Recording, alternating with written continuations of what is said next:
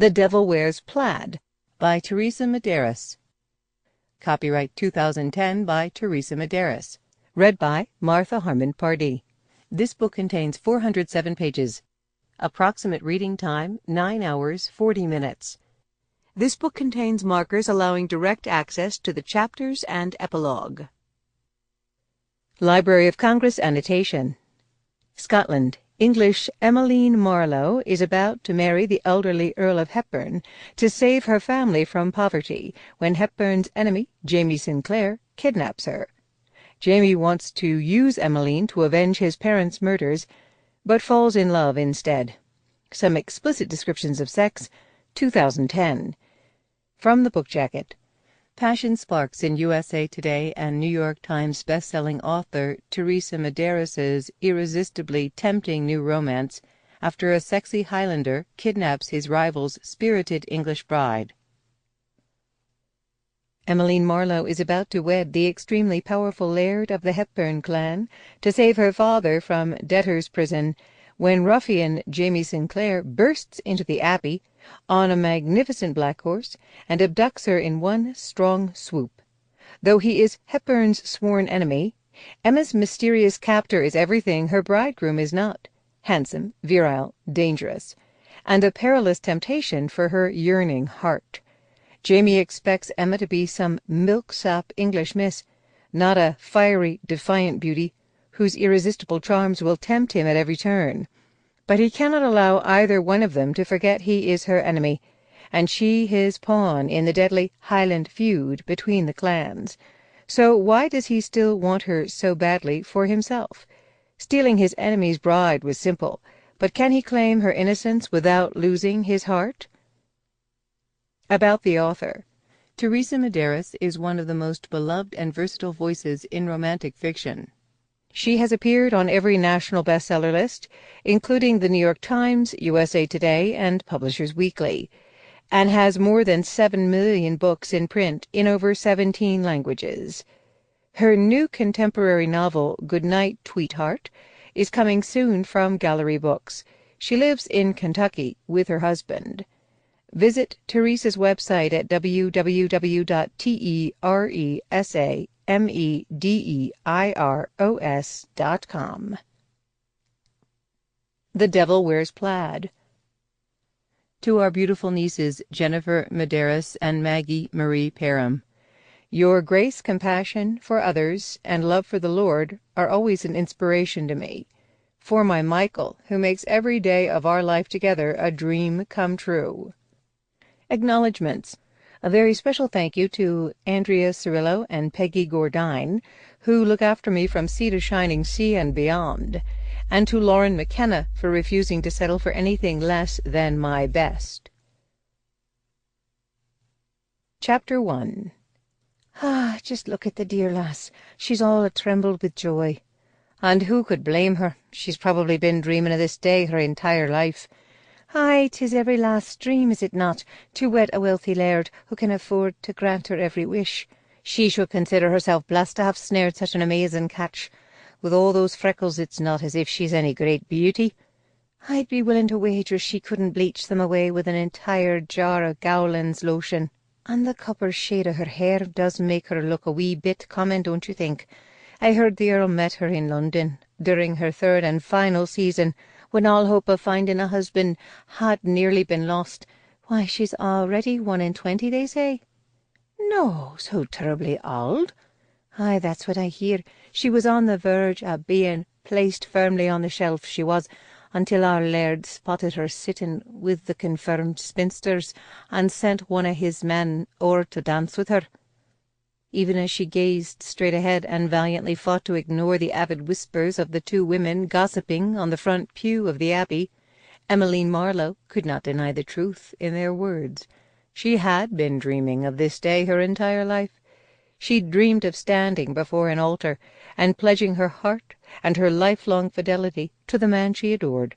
She'd never caught a clear glimpse of his face in those misty dreams, but there could be no denying the passion smouldering in his eyes as he vowed to love, honor, and cherish her for the rest of his days.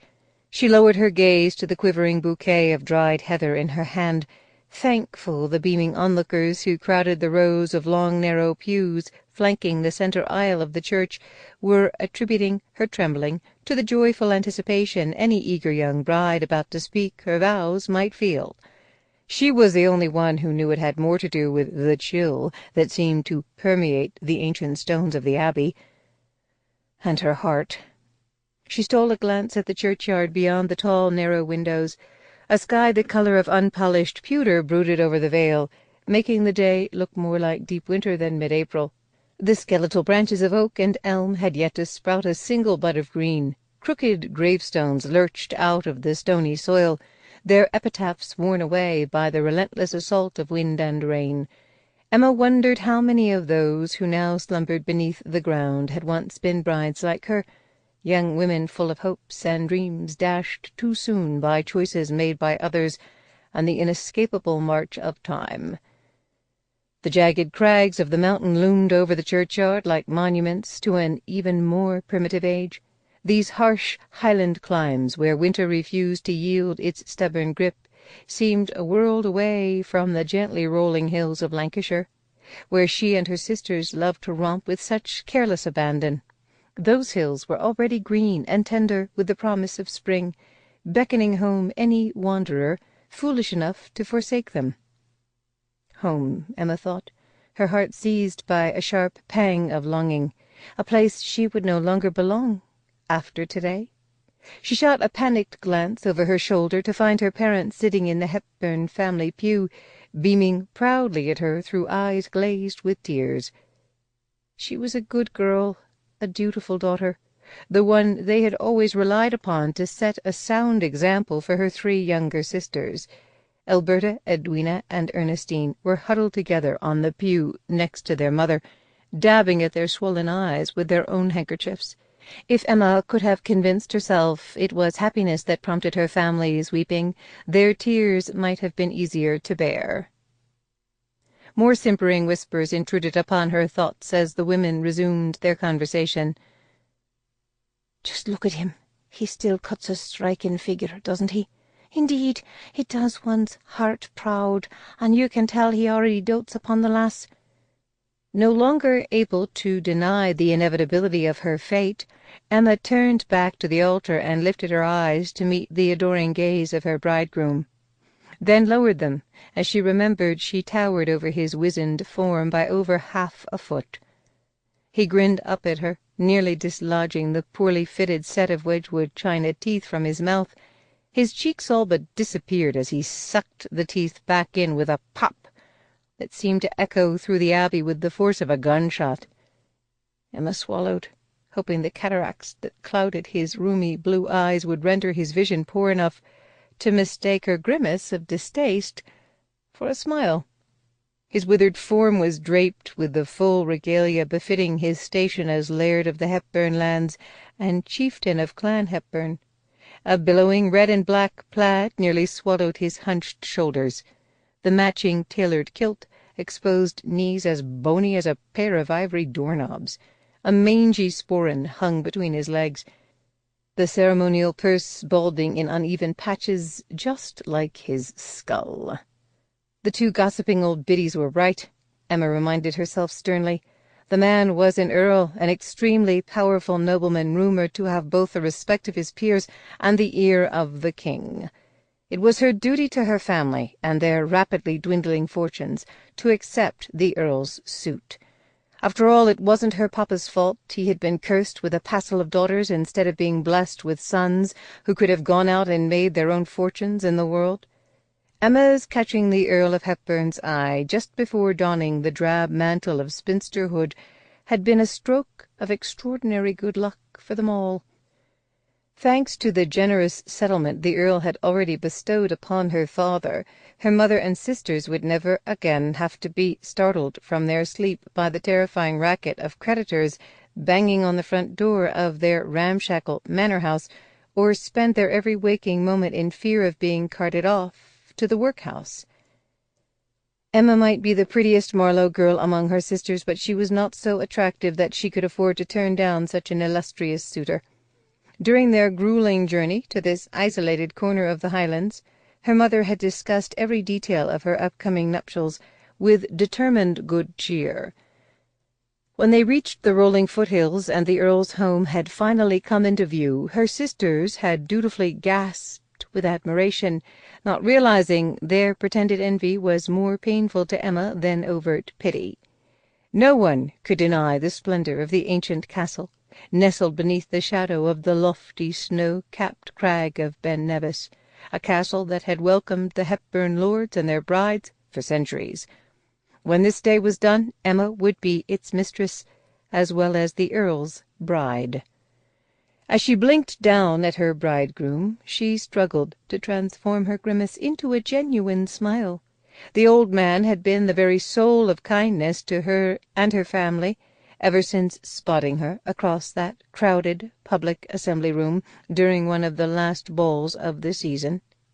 Instead of sending an emissary on his behalf, he had travelled all the way to Lancashire himself to court her and seek her papa's blessing.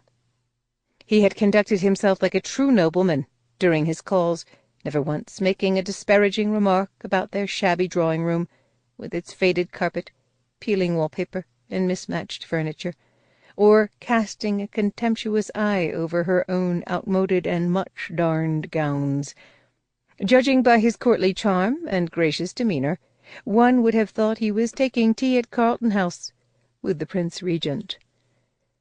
He had treated Emma as if she were already a countess, not the eldest daughter of an impoverished baronet, one ill-considered wager away from the poorhouse, and he had never once arrived empty-handed.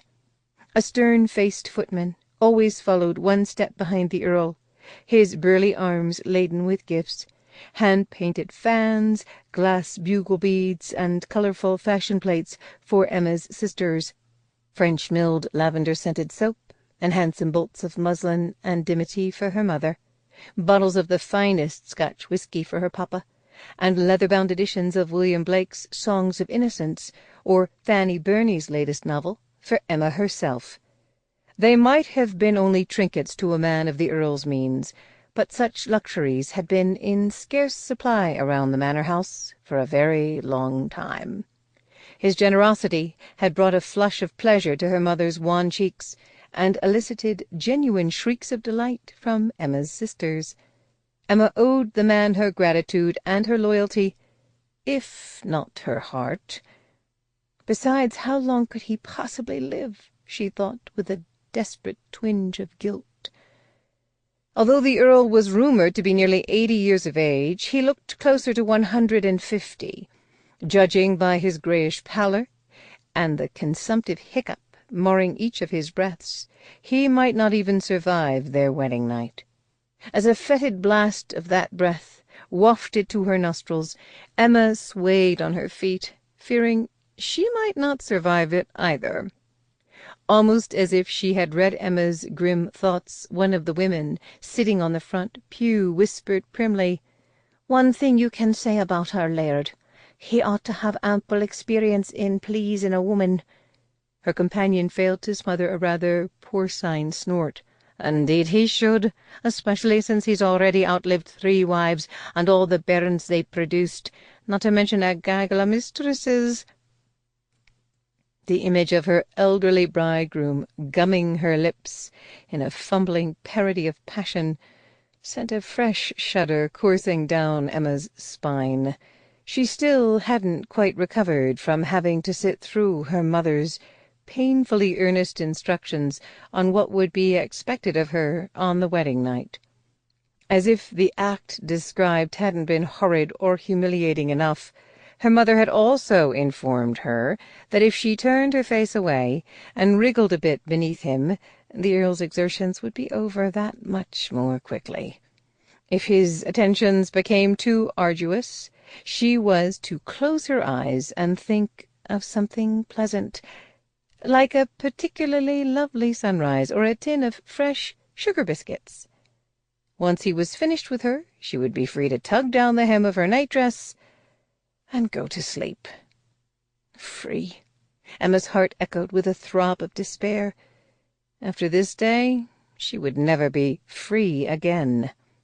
She averted her eyes from her groom's hopeful face to find the Earl's great-nephew glowering at her. Ian Hepburn was the only person in the Abbey who looked as unhappy as she felt. With his high Roman brow, dimpled chin, and sleek dark hair gathered at the nape in a satin queue, he should have been a handsome man.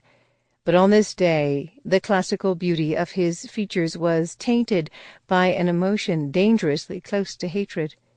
He did not approve of this match, no doubt fearing her nubile young body would produce a new Hepburn heir and deprive him of his inheritance.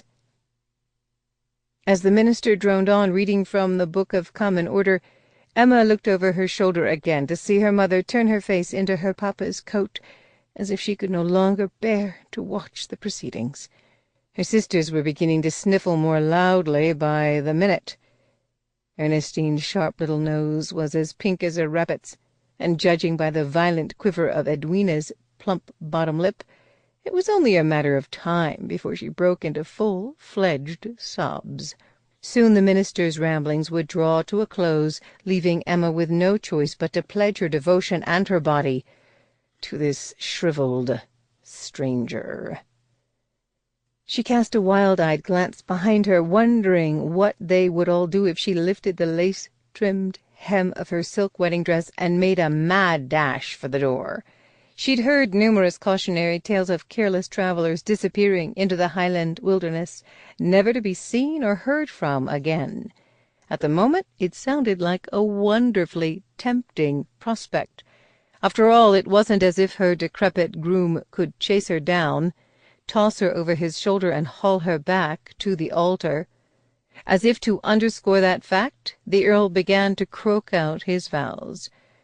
Too soon he was done, and the minister was looking expectantly at her, as was everyone else in the Abbey. As her silence dragged on, one of the women murmured, "Ah, the poor lass is overcome with emotion. If she swoons, he'll not be able to catch her without breaking his back," her companion whispered. Emma opened her mouth, then closed it again.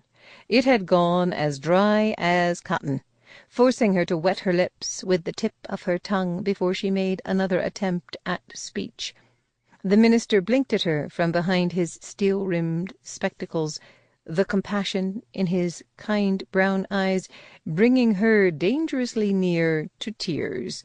Emma glanced over her shoulder again, but this time it wasn't her mother or her sisters who captured her gaze, but her papa. There was no mistaking the pleading look in his eyes the exact same dusky blue shade as hers, eyes that had for too long looked both haunted and hunted. She would almost swear the tremor in his hands had decreased since the Earl had signed over the settlement. She hadn't seen him reach for the flask he always kept tucked in his waistcoat pocket, even once since she'd accepted the Earl's proposal. In his encouraging smile she caught a glimpse of another man, a younger man, with clear eyes and steady hands, whose breath smelled of peppermint instead of spirits. He would swoop down and whisk her up to his shoulders for a dizzying ride, making her feel as if she was queen of all she surveyed, instead of just a grubby toddler with skinned knees and a snaggle-toothed smile. She also saw something in her father's eyes that she hadn't seen for a very long time. Hope. Emma turned back to her bridegroom, squaring her shoulders. Despite what the onlookers might believe, she had no intention of weeping or swooning. She had always prided herself on being made of sterner stuff than that. If she must marry this Earl to secure the future and fortunes of her family, then marry him she would. And she would strive to be the best wife and countess his wealth and title could buy. She was opening her mouth, fully prepared to promise to love, cherish, and obey him, for better or worse, in sickness and in health, till death did them part, when the double doors of iron-banded oak at the rear of the Abbey came crashing open, letting in a blast of wintry air and a dozen armed men. The Abbey erupted in a chorus of startled shrieks and gasps. The men fanned out among the pews, their unshaven faces grim with determination, their pistols held at the ready to quell any sign of resistance. Instead of fear, Emma felt a ridiculous flare of hope ignite in her heart. As the initial outcry subsided, Ian Hepburn boldly stepped into the centre aisle of the Abbey, placing himself between the forbidding mouths of the intruders' weapons and his great-uncle. "What is the meaning of this?" he shouted, his clipped tones ringing from the vaulted ceiling. "Have you savages no respect for the house of the Lord?" "And which Lord would that be?" a man responded, in a Scots burst so deep and rich it sent an involuntary shiver down Emma's spine. "The one who formed these mountains with his own hands, or the one who believes he was born with the right to rule them?" She gasped along with everyone else as the owner of that voice rode a towering black horse right through the doorway of the Abbey. A shocked murmur went up as the wedding guests shrank back into their pews, their avid gazes reflecting equal parts fear and fascination.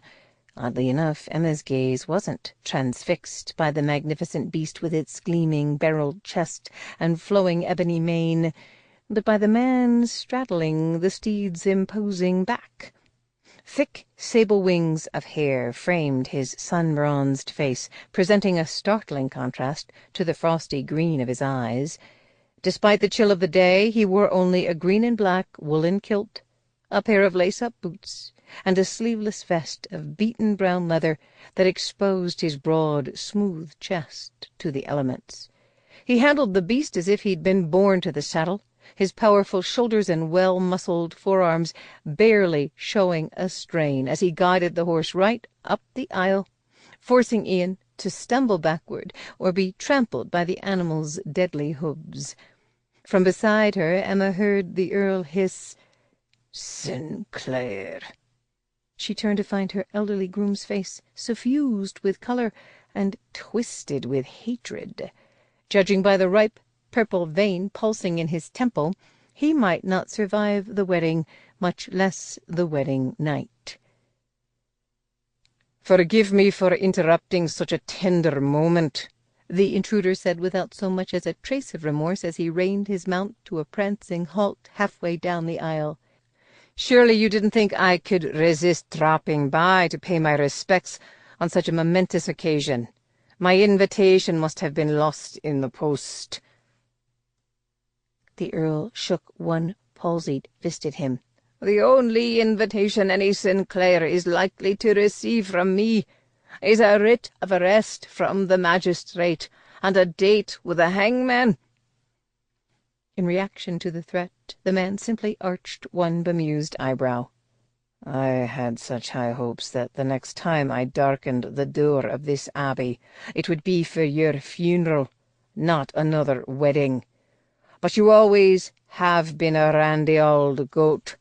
I should have known you couldn't resist buying another bride to warm your bed." For the first time since he'd muscled his way into the Abbey, the stranger's mocking gaze flicked toward her. Even that brief glance was enough to bring a stinging flush to Emma's fair cheeks, especially since his words held the undeniable and damning ring of truth. This time it was almost a relief when Ian Hepburn once again sought to impose himself between them. "You may mock us and pretend to be avenging your ancestors as you always do," he said, a sneer curling his upper lip, "but everyone on this mountain knows that the Sinclairs have never been anything more than common cutthroats and thieves. If you and your ruffians have come to divest my uncle's guests of their jewels and purses, then why don't you bloody well get on with it, and stop wasting your breath and our time?" With surprising strength, Emma's groom shoved his way past her, nearly sending her sprawling. "I don't need my nephew to fight my battles. I'm not afraid of an insolent whelp like you, Jamie Sinclair," he snarled, marching right past his nephew with one bony fist still upraised. "Do your worst. Oh, I haven't come for you, old mon." A lazy smile curved the intruder's lips as he drew a gleaming black pistol from the waistband of his kilt and pointed it at the snowy white bodice of Emma's gown. "I've come for your bride." Chapter 2. As Emma gazed into the stranger's glacial green eyes over the mouth of his pistol, it suddenly occurred to her that there might be worse fates than agreeing to wed a doddering old man. The thick, sooty lashes framing those eyes did nothing to veil the unspoken threat glittering in their depths. At the sight of the pistol pointed at Emma's breast, her mother clapped a hand over her mouth to muffle a broken cry. Alberta and Edwina clutched at each other, the clusters of silk violets on their matching bonnets trembling and their blue eyes wide with shock, while Ernestine began to paw through her reticule for her smelling salts.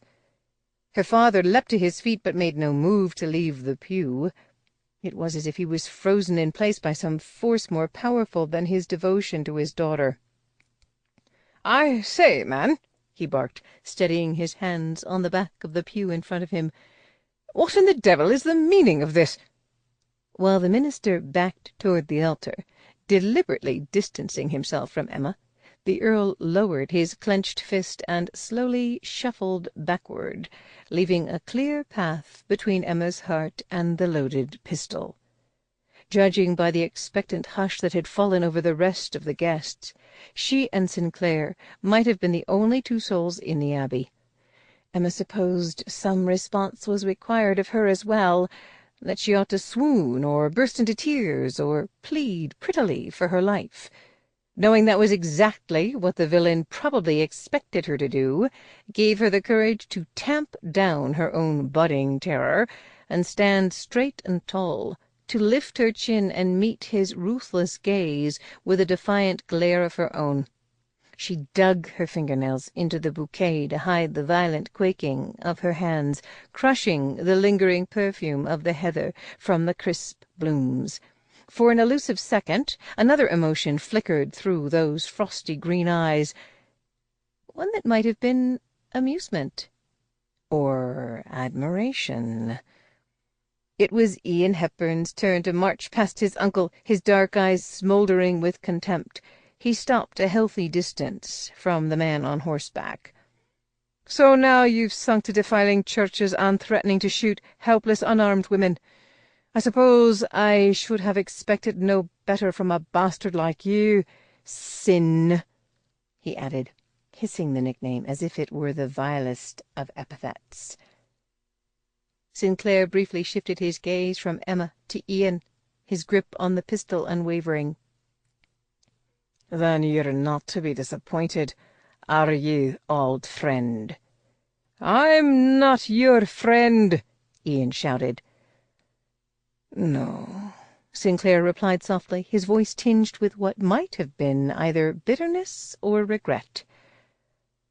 "I suppose you never were." Even in retreat the Earl remained defiant. "You're living proof that it takes more than studying at St. Andrews to turn a mountain rat into a gentleman.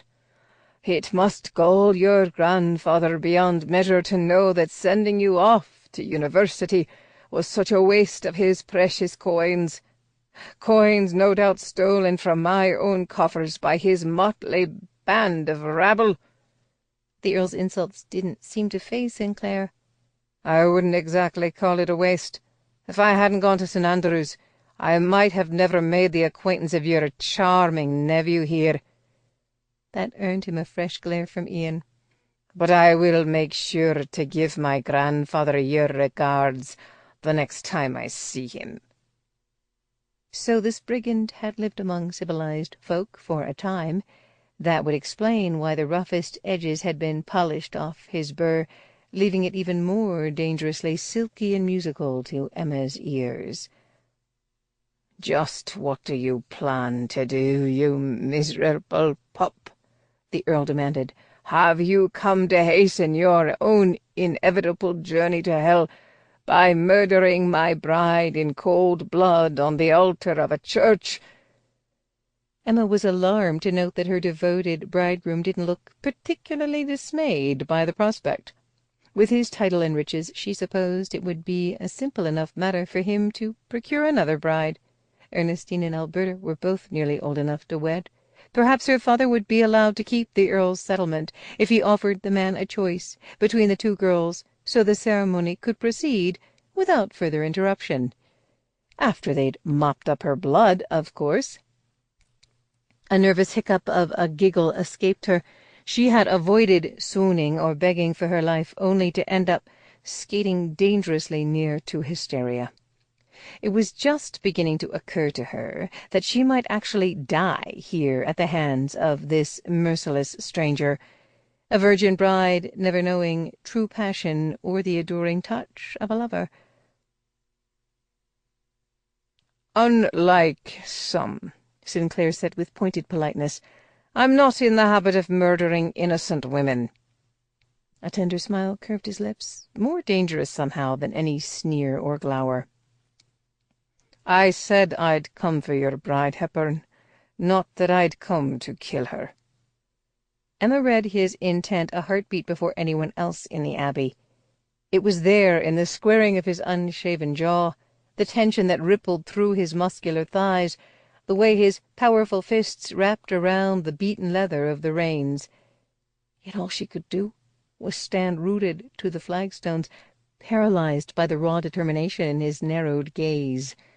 Everything seemed to happen at once. Sinclair dug his heels into the horse's flanks. The beast lurched forward, eyes rolling wildly, nostrils flaring. It came charging down the aisle of the Abbey, heading straight for Emma. Her mother let out a blood-curdling scream, then slumped into a dead faint. The minister dove behind the altar, his black robes flapping behind him like the wings of a crow. Emma flung her arms up over her face, bracing herself to be trampled beneath those flashing hooves.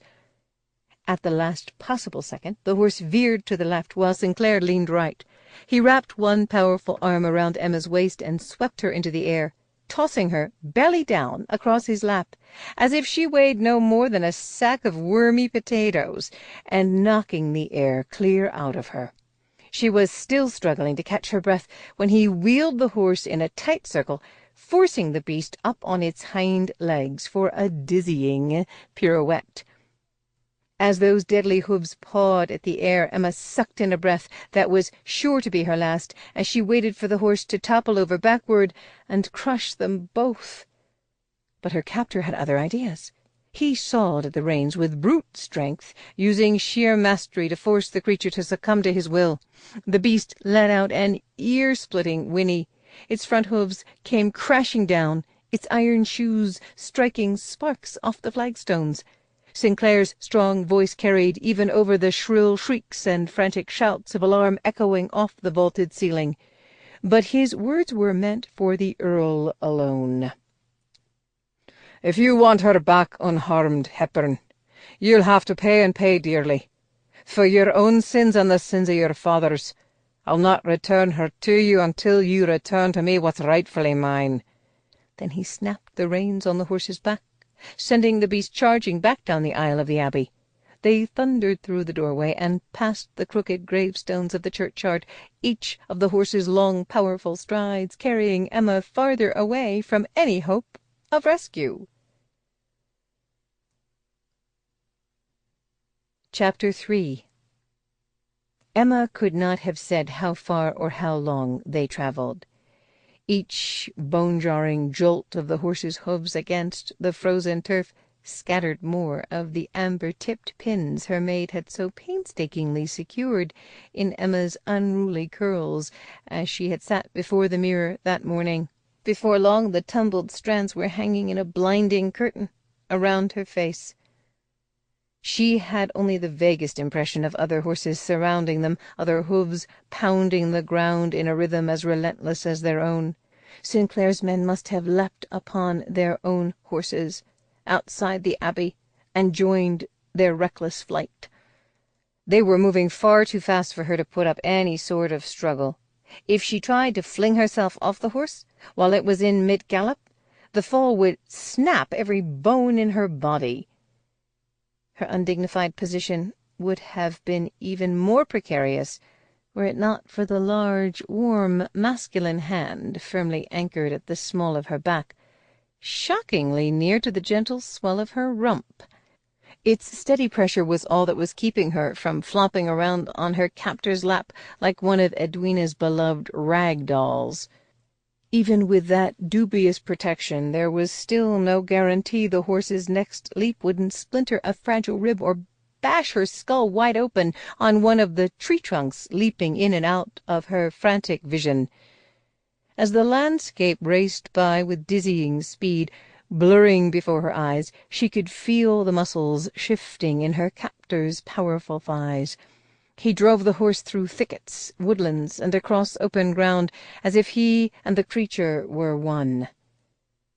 As the beast's hooves left the mossy turf and launched them into flight, sending them sailing across a deep ravine, Emma choked out a strangled scream and squeezed her eyes shut. When she dared to open them again, they were skirting the outermost edge of a steep bluff.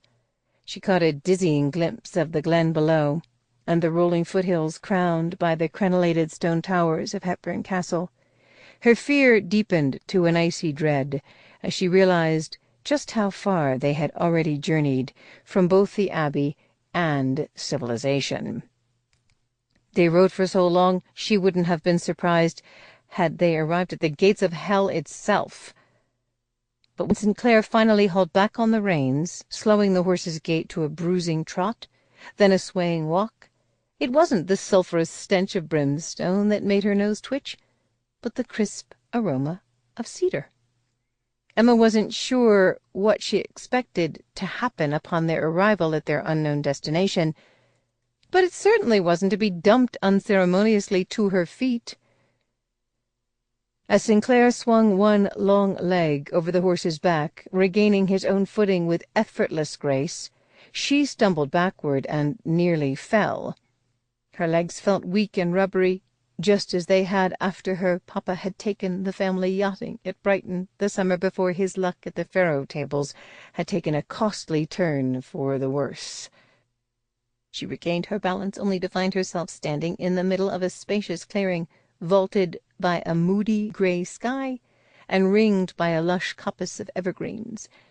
Their feathery branches softened the sharp edge of the wind, making it sigh instead of roar.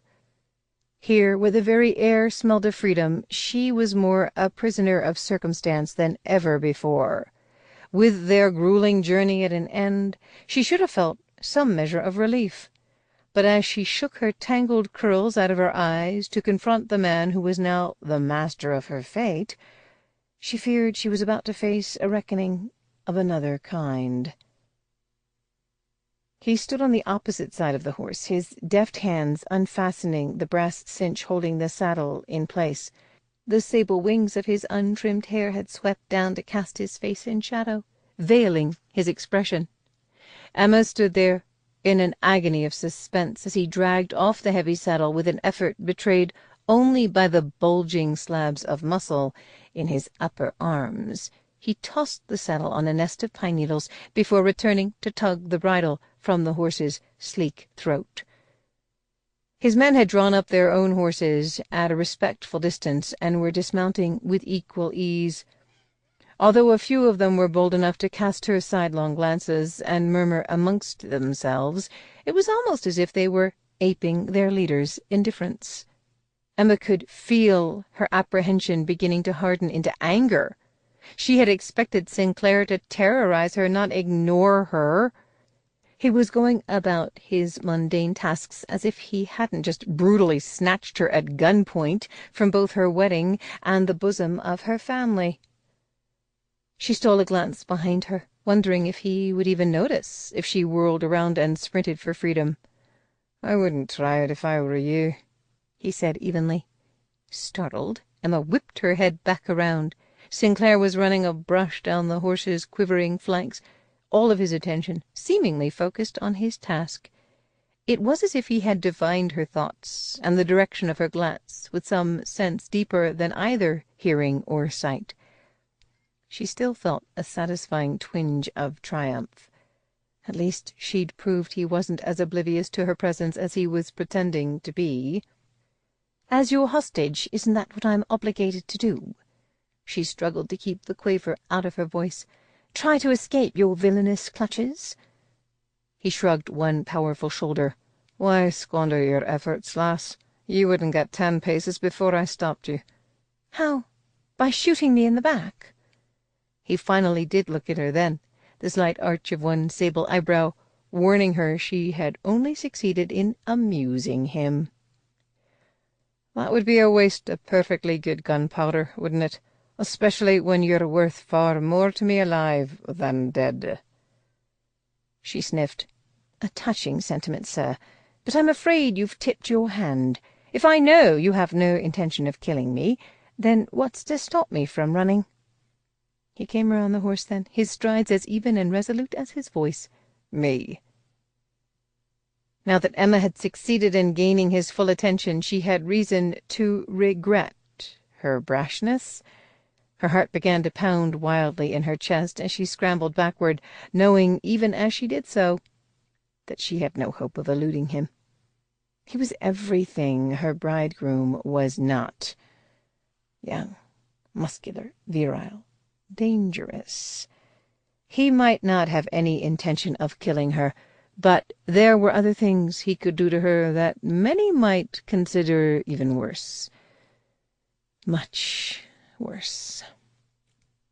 Her back came up against the knotty trunk of a pine, leaving her with no choice but to stand her ground before his relentless approach. The air must be even thinner up here on the bluff. The nearer he drew, the more breathless she became. By the time his shadow fell over her, blocking out the milky daylight, she was positively light-headed. She had believed those light green eyes with their thick fringe of sable lashes to be his most striking feature, but at this proximity she could no longer be sure. He might be nothing more than a common brigand, but he had the high, broad cheekbones of a king. His nose was as straight as a blade, with nostrils that flared slightly over a pair of full, almost sinfully sensual lips. The faintest hint of a cleft shadowed his chin. He planted both hands on the tree trunk above her head, leaning so close to her she could feel the heat radiating from every muscled inch of him. Both her fear and her lightheadedness deepened a dangerous degree as she breathed in the warm masculine musk of his scent. Despite its rough edge, his voice was as soft as crushed velvet against the delicate cup of her ear. Its message was not intended for his men's ears, but for her and her alone. "If you run, I'll have to put my hands on you. So unless you think you'd enjoy that, and you just might, you'll want to think twice about trying to escape." Then the sheltering heat of his body was gone, and she was once again exposed to the icy bite of the air. As the uncontrollable shiver racked her, one that had more to do with his tender threat than with the chill hanging in the air, Sinclair went strolling back to his accursed horse as if he hadn't a care in the world. She glanced over at the other men to discover their brief exchange had garnered an audience. A sallow fellow with a dark arrow of beard on his chin even dared to elbow his companion and chuckle aloud. "You needn't be so smug, sir," she called after Sinclair, her stinging pride shouldering aside her fear. "I suspect your triumph will be short-lived. The Earl is probably notifying the authorities and dispatching his own men to retrieve me even as we speak." "Once we climb high enough on this mountain, he'll never find us, and he knows it." Sinclair tossed back over his shoulder. "No one ever finds a Sinclair if they don't want to be found. Not even a Hepburn. But don't fret, lass," he added in a gently mocking tone. "If everything goes as planned, you'll be back in the arms of your adoring bridegroom before his bed grows cold. Or at least any colder than it already is."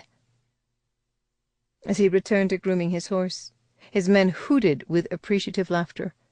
Emma hugged back a fresh shiver, chilled to the bone by the discovery that her captor's contempt was not for the Earl alone. Stealing brides was a time-honored Highland tradition, but James Alistair Sinclair had never dreamed he'd be driven to steal another man's bride. It had long been whispered his own great-great-grandfather, McTavish Sinclair, had swiped his 15-year-old bride from her irate papa while on a cattle raid when he was only 17. She had refused to speak to him until after their first child was born, then spent the next 46 years of their marriage chattering incessantly to make up for it. When he expired in his sleep at the ripe old age of 63, she wept inconsolably, and died a few short days later, some said of a broken heart. Jamie could only be thankful his own heart had never been in such dire peril. As the clouds cleared and the stars began to wink to life in the night sky, his men polished off the earthenware jug of Scotch whisky they'd been passing from hand to hand, and settled down in their bedrolls. Jamie squatted next to the fire and ladled a steaming dollop of rabbit stew into a bowl, shooting his captive a wary look. She sat on a rock at the very edge of the trees, shunning both the fire's seductive warmth and his company. The shadows from the overhanging branches dappled her pale face like bruises. The last of the pins had tumbled from her hair, leaving it to hang around her face in an untidy mop of copper-tinted curls. She sat with her slender arms wrapped around herself, the dirt-smudged tatters of her once elegant gown a poor protection against the brisk mountain wind. Despite her forlorn posture, her soft mouth and sharp little chin were still set at a mutinous angle. She gazed right past him and into the crackling flames of the campfire, as if she could somehow make him and his men disappear simply by ignoring their existence. Jamie scowled. He had expected the Earl's young bride to be some wilting milksop of an English miss, none too bright and easily cowed. Knowing what he did of the Hepburn, he had assumed the old wretch would have deliberately chosen the chit most likely to die in childbirth, minutes after she'd handed his squirming spawn over to the wet nurse who would raise it. Her stubborn show of spirit, despite her fear, both in the Abbey and here in this clearing, had unsettled him, and stirred a twinge of admiration he could ill afford. After all, the lass was naught to him but a means to an end, a brief inconvenience he could be rid of just as soon as the Hepburn conceded to the demand that would be delivered to him a few days hence. Jamie felt as if he had already waited a lifetime for this moment, and now his time was running out. But he was still determined to give the Hepburn a day or two to consider all of the grim fates that might befall his innocent bride at the hands of his sworn enemy should he fail to comply. A bone-chilling gust of wind breached the boughs of the pines and whipped through the clearing. Although it felt like no more than a gentle breeze against Jamie's tough hide, the lass shivered, hugging herself so tightly her knuckles went white. Jamie suspected her delicate teeth were no longer clenched in impotent fury, but to keep from chattering. Swearing softly in Gaelic, he straightened and strode over to her. He stopped right in front of her, holding out the bowl of stew.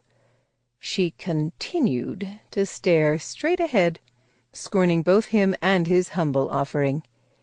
His hand did not waver. "If you intend to starve yourself to death, just to shame me, lass, it won't work. Your precious bridegroom would warn you that neither I nor any of my kin have any shame." He waved the bowl beneath her haughty little nose, deliberately tempting her with the succulent aroma. Her stomach betrayed her with a lusty growl. Shooting him a resentful glance, she snatched the bowl from his hand. He watched, torn between triumph and amusement, as she used the crudely carved wooden spoon to down several greedy mouthfuls of the stuff. It was an unexpected pleasure to watch the color seep back into her cheeks as the stew warmed her belly. He had heard whispers that the Hepburn's bride was no great beauty, but her freckled cheeks and finely chiseled features possessed a winsome charm few men could deny. Against his will he found his gaze drawn to the softness of her lips as they closed around the bowl of the spoon, to the supple grace of her little pink tongue as it darted out to lick the utensil clean. The innocent sight stirred a surprising hunger low in his own belly. Afraid he might just start growling back at her, he started to turn away. "Just how long am I to be your prisoner, sir?" she demanded. Sighing, he pivoted to face her. "That depends on just how much your bridegroom values you, now doesn't it? Perhaps you'd find your lot in life more bearable if you tried thinking of yourself as my guest." She wrinkled her nose, drawing his attention to the dash of cinnamon freckles across its bridge. "Then I'd have to say your hospitality leaves much to be desired. Most hosts, no matter how miserly, will at least provide a roof over their guest's head, as well as 4 walls to keep them from freezing to death." Propping one foot on a fallen log, Jamie tipped back his head to survey the majestic indigo sweep of the night sky. "Our walls are the sheltering branches of the pines, and our roof a vaulted dome dusted with gems sprinkled by the hand of the Almighty himself. I challenge you to find a grander sight in any London ballroom." When silence greeted his words, he slanted her a sidelong glance, only to catch her quizzically studying his profile instead of the sky. She quickly lowered her eyes, hiding them beneath the wary russet sweep of her lashes. "I was expecting little more than an unintelligible grunt. It seems the Earl was wrong, sir.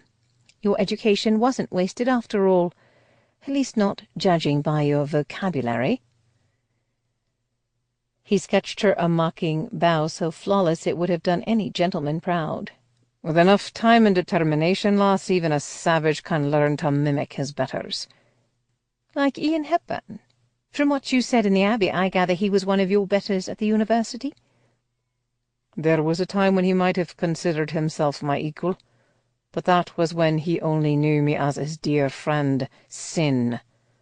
Once his uncle informed him I was nothing but a filthy, stinking Sinclair, with dirt under his fingernails and blood on his hands. He wanted nothing more to do with me." "After having known you for only a few hours myself, I can't say that I blame him." "Och, lass!" he exclaimed, clapping a hand to his chest and giving her a reproachful look. "You cut me to the heart with that wee sharp tongue of yours.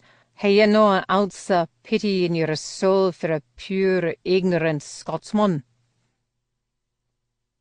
Hoping to hide the melting effect his velvet-edged burr had on her, Emma surged to her feet to face him. "My name isn't Lass. It's Emmeline, or Miss Marlowe, if you're civilized enough to observe the social niceties. My father is a baronet, one of the gentry." Folding his arms over his chest, Jamie snorted. "Genteel enough to auction his daughter off to the highest bidder?" She lifted her chin again, refusing to quail before his scorn, and said softly, "The only bidder." Her confession caught Jamie off guard. The lass might be willowy and small-breasted, but there was still no denying her feminine charms. If she had been born and raised on this mountain, besotted suitors would have been lining up to cast themselves at her feet. "And you needn't make my father out to be some sort of grasping villain from a Gothic melodrama," she added. "For all you know, I could be madly in love with the Earl." Jamie barked out a laugh. "And I could be the King of Scotland." Ignoring his better judgment, he allowed his gaze a bold foray over her. "There's only one reason a woman like you would wed a mouldering old bag of bones like the Hepburn." She rested her hands on her slender hips. "You just abducted me a few hours ago. How can you possibly presume to know what manner of woman I am?" Before he even realized what he was going to do, he had stepped closer to her, close enough to stroke his roughened knuckles down the irresistible softness of her cheek. He'd never been a man given to bullying women, but there was something about this tart-tongued girl that made him want to put his hands on her, to coax some sort of reaction out of her, even if it was to his own detriment. He put his mouth against her ear, deliberately lowering his voice to a husky whisper. "I know that you're still young enough and comely enough to need a real man in your bed." A shiver, having naught to do with fear or the brisk wind, raked her tender flesh. When Jamie drew back to survey her face, she was gazing up at him, her parted lips trembling ever so slightly, and her dusky blue eyes large enough to reflect the rising moon. Before he could succumb to her unwitting invitation, Jamie turned away from her, determined to fetch her a bedroll and be done with her for the night. Her next words froze him in his tracks. "You're wrong about my father, sir. He's not the greedy one. I am." Jamie slowly turned, his eyes narrowing as a prickle of weariness eased up his spine. He'd felt that unsettling sensation numerous times before, usually just seconds before he was about to be ambushed by a roving gang of Hepburn's hired guns. His captive's posture was no longer forlorn or fearful, but openly defiant. Her voice was steady, her eyes as cool as the silvery moonlight playing over her high, freckled cheekbones. "Surely even a common ruffian such as yourself must know that most women would barter not only their bodies but their souls to wed a man as wealthy and powerful as the Earl. Once I'm his countess, I'll have every treasure a woman could desire. Jewels, furs, land, and more gold than I could spend or count in a lifetime. And I can promise you I'll not lack for a man in my bed," she added with a scornful toss of her head. "After I've provided him with an heir, I'm sure the Earl won't begrudge me a season in London and a strapping young lover. Or two." Jamie simply gazed at her for a long, thoughtful moment before saying, "My name isn't Sir, Miss Marlowe. It's Jamie." With that, he turned on his heel and left her standing there, her slender frame buffeted by the wind. Chapter 4. Jamie, Emma thought, such an innocuous name for such a dangerous man. As the moon crested and slowly began its descent, she huddled deeper in the nest of scratchy woolen blankets her captor had provided. They smelled of him, a realization that only sharpened the jagged edge of her misery. The rich, masculine musk with its earthy undertones of leather, wood smoke, and horse should have been offensive to her delicate nose. Most men of her acquaintance, including her father and every gentleman she had encountered during her 3 seasons in London, smothered their natural scents beneath a choking layer of shaving soaps and floral colognes. One could hardly draw breath when walking into an assembly room crowded with dandies, drenched in the most popular of that season's sweet waters, whether it be honey or rose. Instead of being repelled by Sinclair's exotic scent, she caught herself breathing deep to draw it into her lungs, almost as if it had the power to warm her chilled blood. She rolled over. The cold, hard ground was as unwelcoming as a slab of rock. Every time she stirred, a new stone or twig seemed to rear up to jab her tender flesh. Not that she was likely to sleep anyway while lying a few scant feet away from a pack of dangerous outlaws in the middle of the Scottish wilderness. Not even their drunken snores could completely drown out the echo of her own mocking voice. "I'm sure the Earl won't begrudge me a season in London and a strapping young lover. Or two." Emma moaned aloud and buried her head beneath the blankets, wondering what had possessed her to make such a preposterous boast. She had managed to survive her pretended envy over her nuptials to the Earl, so why had a stranger's opinion of her proved so galling to her pride? Somehow, as she had stood there in the moonlight, being judged and found wanting beneath the cool appraisal of Jamie Sinclair's eyes, it had seemed better for him to think her a grasping shrew than some sacrificial lamb marching meekly to her doom. Better to have him loathe her than to pity her.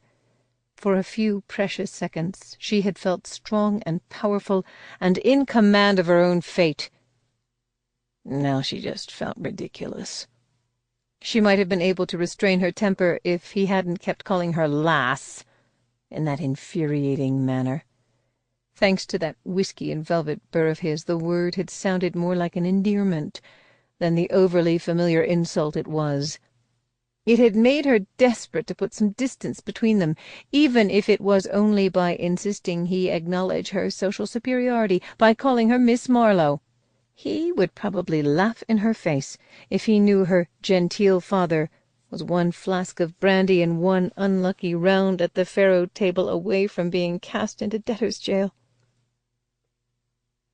"I know you're still young enough and comely enough to need a real man in your bed."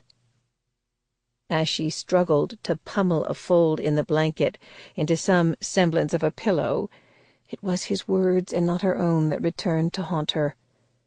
A fresh shiver raked her as she remembered how his knuckles had grazed her cheek with such disarming tenderness. His husky whisper had summoned up mysterious and provocative images of the things a man might do to her in that bed. These images had little to do with the disagreeable duty her mother had described. Even now, they held the power to send a rush of heat sizzling through her veins, to burn the chill from her aching bones. She squeezed her eyes shut. Was Sinclair bold enough to imply she needed a man like him in her bed? A man who wouldn't simply climb atop her and wiggle and grunt as her mother had told her the Earl was likely to do? A man who would woo her with tender, breath-stealing kisses and skillful caresses until she was begging to surrender herself to him? Her eyes flew open. Being bounced around on the horse's back must have scrambled her wits.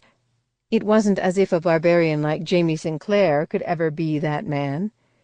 From what she'd heard of the wild Highlanders who still roamed these hills, he was more likely to bend a woman over a table, toss her skirts up over her head, and take his pleasure roughly and swiftly without a care for her own. Emma poked her head out of the blankets, hoping the icy air would cool the sudden fever raging in her cheeks. She was accustomed to hearing her sisters whisper and giggle in bed each night after their mother extinguished the lamp. It gave her an unsettling start to hear instead the low rumble of two men talking between themselves. "She's a bonny enough lass, I suppose," one of them was saying, "though a bit scrawny for my tastes. Judging by the girth of that barmaid in Invergary, any lass under 15 stone would be a bit scrawny for your tastes, Bon." Emma stiffened as she recognized the unmistakable cadences of Sinclair's murmur. Although she had her back to the fire, she instinctively closed her eyes so no one would guess she was eavesdropping instead of sleeping. Sinclair's observation was met with a fond sigh from the man he'd called Bon. "Aye, me Rosie was a bit of a handful, wasn't she? 2 handfuls and a mouthful, if you must know. I mustn't, but I'm sure the image will haunt my dreams for nights to come," Sinclair said dryly. "Don't try to play the monk with me, lad. I'm sure you'd like nothing more than to warm yourself between a certain pair of soft white thighs on this cold spring night." "You heard me in the Abbey," Sinclair replied, his tones clipped. "I told Hepburn if he met my demands no harm would come to her." "Ah, but you promised to return her unharmed, not unfucked." Emma was still puzzling over the unfamiliar term when Sinclair's companion chuckled. "'Twould be the ultimate revenge, wouldn't it? Sending her back to the old buzzard with a Sinclair bastard in her belly?" Emma's blood froze in her veins as the full import of the man's words sank in. She might still be an innocent, but she was no fool. If Sinclair decided to use her tender young body to slake his appetite for revenge, there would be little she could do to stop him. No one would heed her desperate struggles or her pleas for mercy. Judging by what his companion had just said, his men were more likely to gather around and cheer him on than rush to her rescue. Emma shuddered, remembering anew the dreadful things she had said to him. Since she was the one who had boldly professed her eagerness to take a strapping young lover as soon as the Earl would allow it, he might even be able to convince himself that she would welcome his advances. She held her breath, waiting for Sinclair to deny his man's words, to rebuke his companion for suggesting something so abominable. But the taut silence remained unbroken, except for the cheery crackle and snap of the fire. Though her eyes were still squeezed tightly shut, she could almost see him sitting there before the fire, his regal cheekbones shadowed by its sleeping flames, as he weighed the wisdom of his man's counsel. No longer able to bear the suspense, she dared a furtive glance over her shoulder. Sinclair was sitting with his back to her, facing the fire and blocking her view of the other man. His broad shoulders and back looked even more imposing from this angle. She had no intention of just lying there and waiting for his shadow to fall over her, blocking out the moonlight and covering her in darkness. As she eased back a corner of the blanket, his velvet-edged warning echoed through her mind. "If you run, I'll have to put my hands on you." She rolled soundlessly out of the bedroll. If Jamie Sinclair wanted to put his hands on her, he would have to catch her first. Jamie glared at his cousin over the leaping flames of the campfire. Their hellish glow only emphasized the devilish sparkle of Bond's black eyes and the impish arch of his thin, dark brows. Bond was one of the few men who could bear up under Jamie's most fierce glower. He'd had ample practice, both when they were lads running wild over the grounds of the Sinclair stronghold together, and during the half-dozen or so years that they'd been riding against the Hepburn and his men. The only time they'd been separated was during those long, bleak terms Jamie had spent at St. Andrews. If Jamie hadn't known that Bond was deliberately needling him, he would have lunged across the fire and boxed his pointy ears, just as he had so many times as a boy. More often than not, the two of them would end up rolling in the dirt, pummeling each other bloody, until someone, usually Bond's mother, God rest her long-suffering soul, or Jamie's grandfather, dragged them apart by their collars and gave them each a sound shaking. Their brawling had tapered off when Jamie had turned 14 and rapidly gained 8 inches in height and 2 stone in weight on Bond. Since then, Bond had been forced to do battle with his canny wits instead of his fists, wits that were on full display now as he returned Jamie's glower with an innocent blink of his own. Jamie should have disputed his cousin's words outright, but he couldn't deny the truth in them. There were few on this mountain who would condemn him for sampling the Auld Man's bride. After everything the Hepburn had done to his family, including trying to wipe the Sinclair name from the face of the earth, it would be a fitting revenge for Jamie's seed to live on in the womb of the woman the Hepburn had chosen to bear his own son. Jamie felt a surprising surge of lust in his loins. For the first time since he and Bond had instituted their little game of wits and wills, Jamie was the first to look away. Ignoring Bond's triumphant grin, he picked up a stick and gave the fire a fierce poke, sending a shower of sparks shooting up into the velvety blackness of the night sky. "There's no need to play these games. I'm well aware you don't approve of me snatching the Hepburn's bride." "And why would I, when the only likely outcome is for us to end up dangling by our necks from some hangman's gibbet? Now that you've gone and made off with an Englishwoman, what's to stop the Hepburn from calling the full wrath of the British army down on our heads?"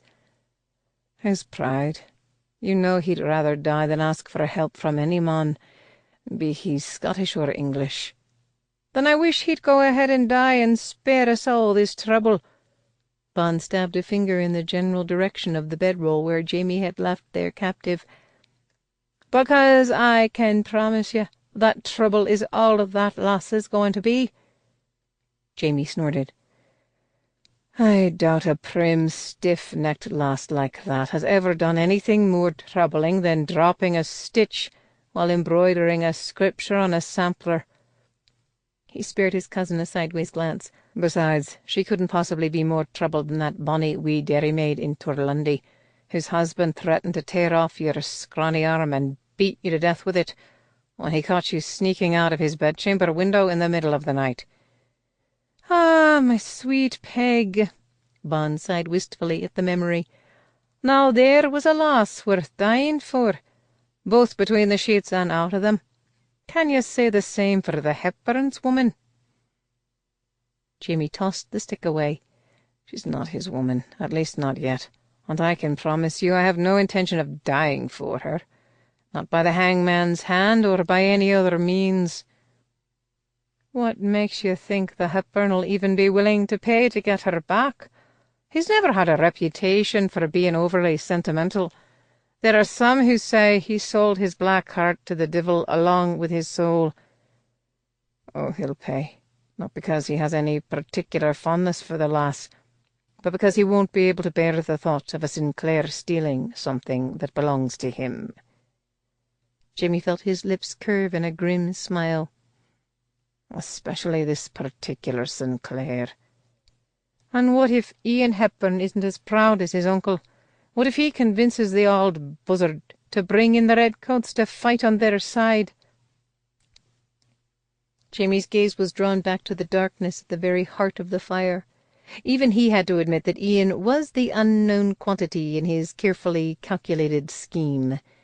It was difficult to pretend he hadn't been shaken by the depth of the loathing he had glimpsed in his former friend's eyes as they had faced each other in that abbey. He gave his head a brisk shake. "If anything, Ian hates me more than his uncle does.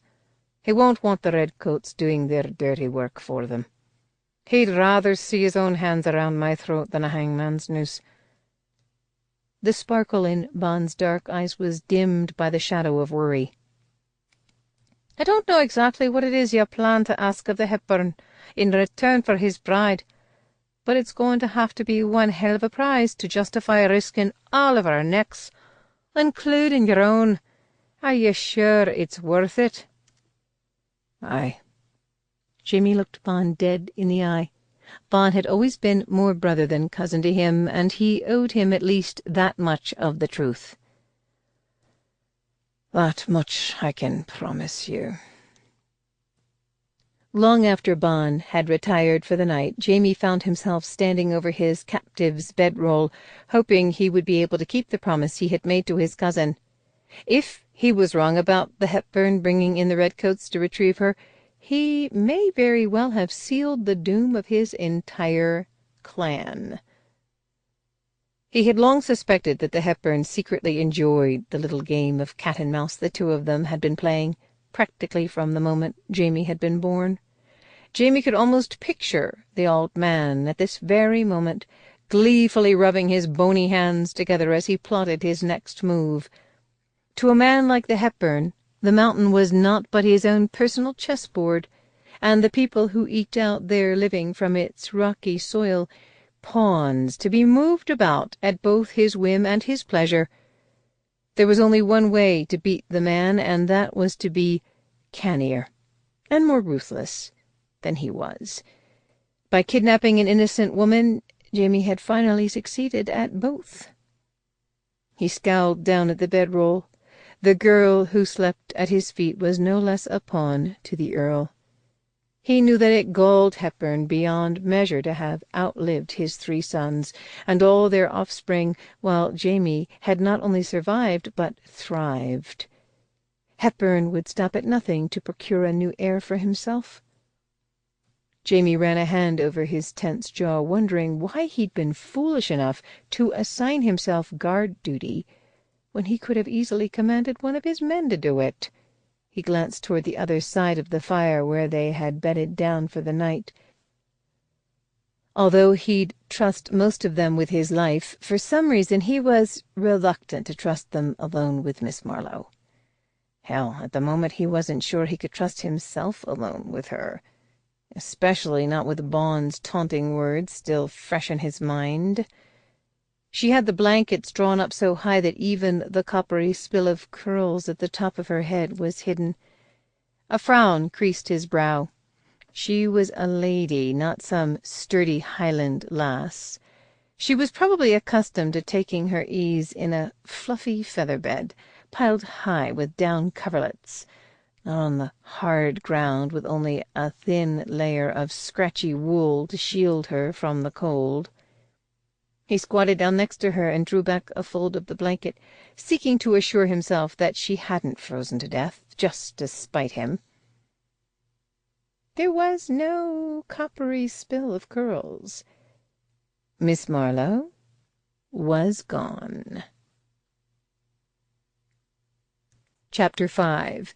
For a disbelieving moment, Jamie could only stare stupidly at the empty spot where Emma should have been. Not only had she managed to slip out of the camp with him sitting only a few feet away, she had been clever enough to mold the blankets into a rounded heap, so that anyone giving them a casual glance would assume she was still safely tucked beneath them. "Bloody hell," Jamie breathed, raking a hand through his hair. He should have known that anyone who would consort with the Hepburn wasn't to be trusted. He was a bloody fool not to have tied her to the nearest tree when he had the chance. That would teach him to try to play the gentleman. He straightened, his grim gaze searching the murky shadows beneath the nearest stand of cedars.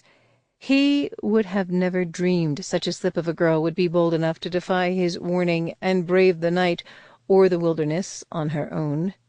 He knew only too well just how unforgiving that wilderness could be.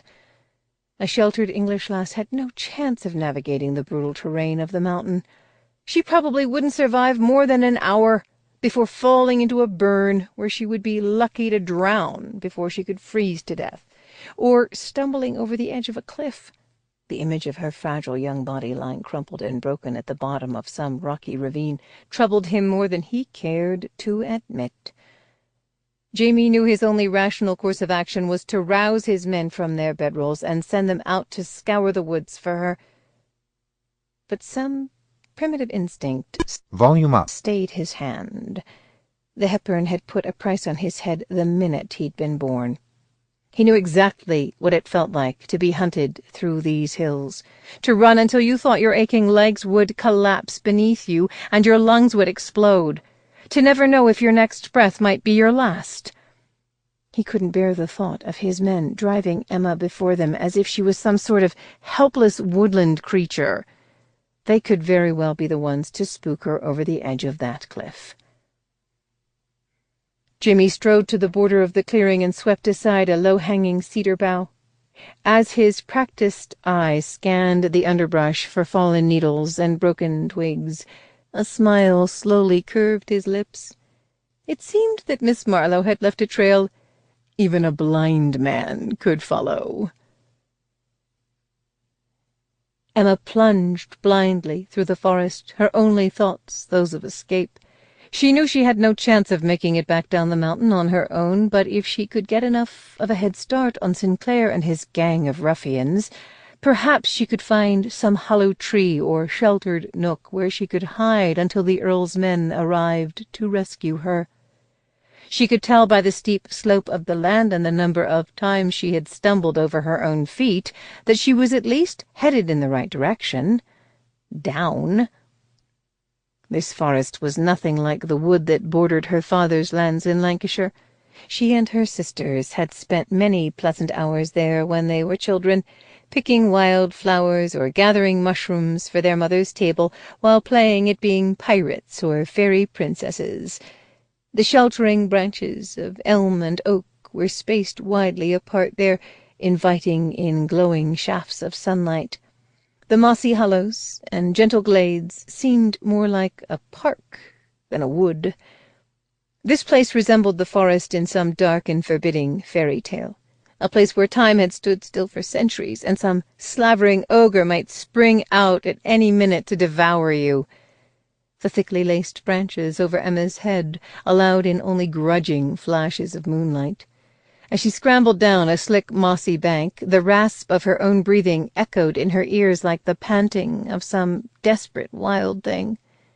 She'd yet to stumble across anything even remotely resembling a road or a path, which was probably for the best. The last thing she wanted to do was make it easy for Sinclair and his men to track her. Branches lashed at her as she ran, their bony fingers stinging her cheeks and tearing at the fragile silk of her gown. A sob of pain escaped her as her left foot came down squarely on a jagged stone. The thin soles of her kid slippers provided little protection for her tender feet. She might as well have been barefoot. She winced as she splashed through the icy water of a shallow creek, knowing it was only a matter of time before the slippers gave way altogether, leaving her completely exposed to the elements. What she wouldn't have given for the pair of sturdy old half-boots she'd left tucked beneath her bed at home. Her mother had refused to let her pack them, insisting that the Earl would buy her all the elegant slippers she would need once they were wed. She glanced behind her. It was impossible to tell if she was being pursued or if the sounds she could hear over the rapid throb of her heart in her ears were simply the echoes of her own clumsy thrashing through the underbrush. She wasn't about to stop long enough to find out. She had no desire to find out just exactly how Jamie Sinclair might punish her for refusing to heed his warning. Judging from the icy composure he had demonstrated in the Abbey and the authority he exerted over his own men, he wouldn't take kindly to being defied. Doubling her pace, she dared another desperate look over her shoulder. The moon was sinking in the sky, and the shadows themselves seemed to be chasing her, the billowing clouds of darkness threatening to swallow her whole, leaving no trace behind. She jerked her gaze back to the path ahead of her, only to find herself heading straight for the edge of a steep bluff. It was too late to slow her forward momentum, too late to do anything but make a frantic grab for the slender trunk of the birch tree overhanging the rocky gorge far below. The smooth bark slid right through her hands, offering her no purchase and no hope.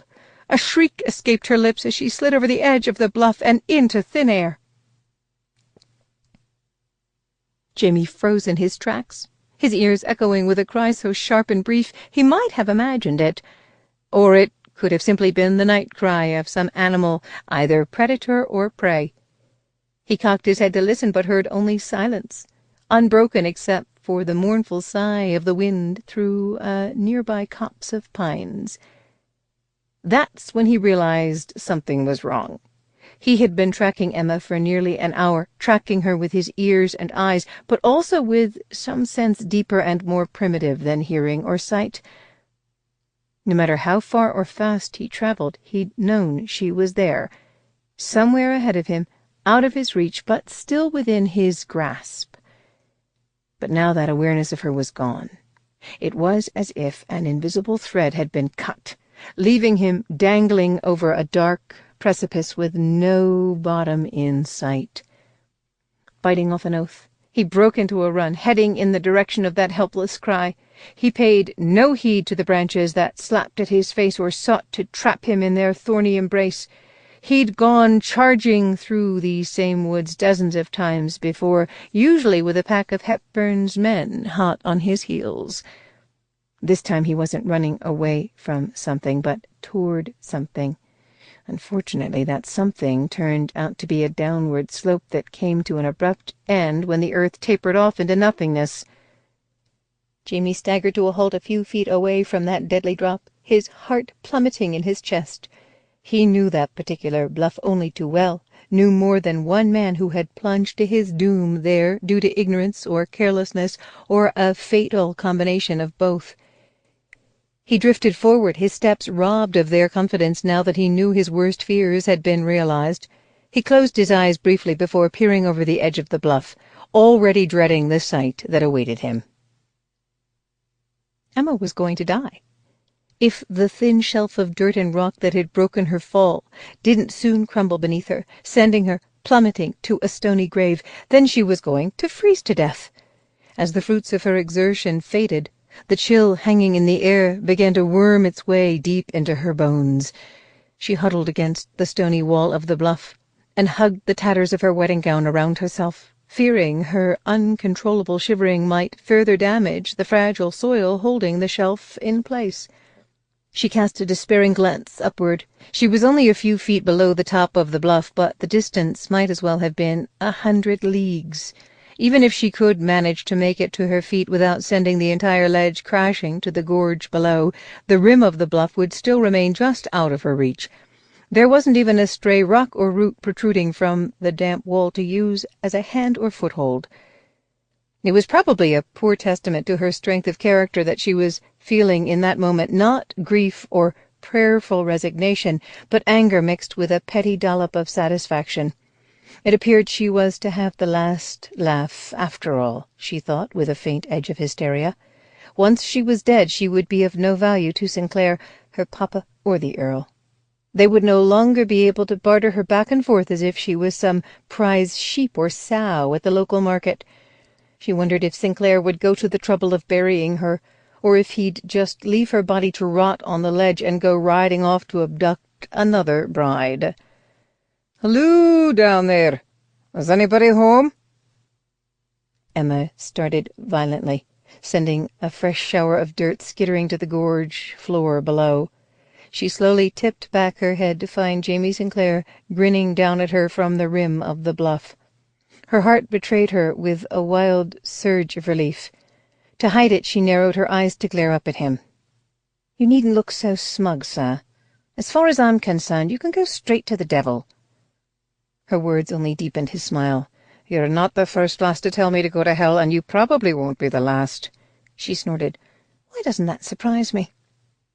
He dropped to one knee and peered over the edge of the bluff, his sharp gaze quickly assessing the urgency of her situation.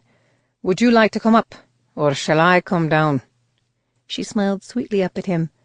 "Oh, do feel free to come down. I'll make sure and wave as you go by."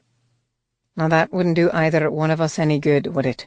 Especially since you'd be destined to join me shortly thereafter, and then we'd have to spend eternity in each other's company." She watched wearily as he stretched out full length on his belly and extended one arm over the side of the bluff, offering her his hand.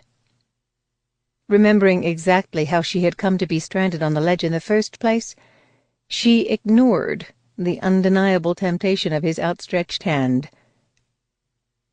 "I heard what your man said," she reluctantly confessed, "while the two of you were sitting around the fire."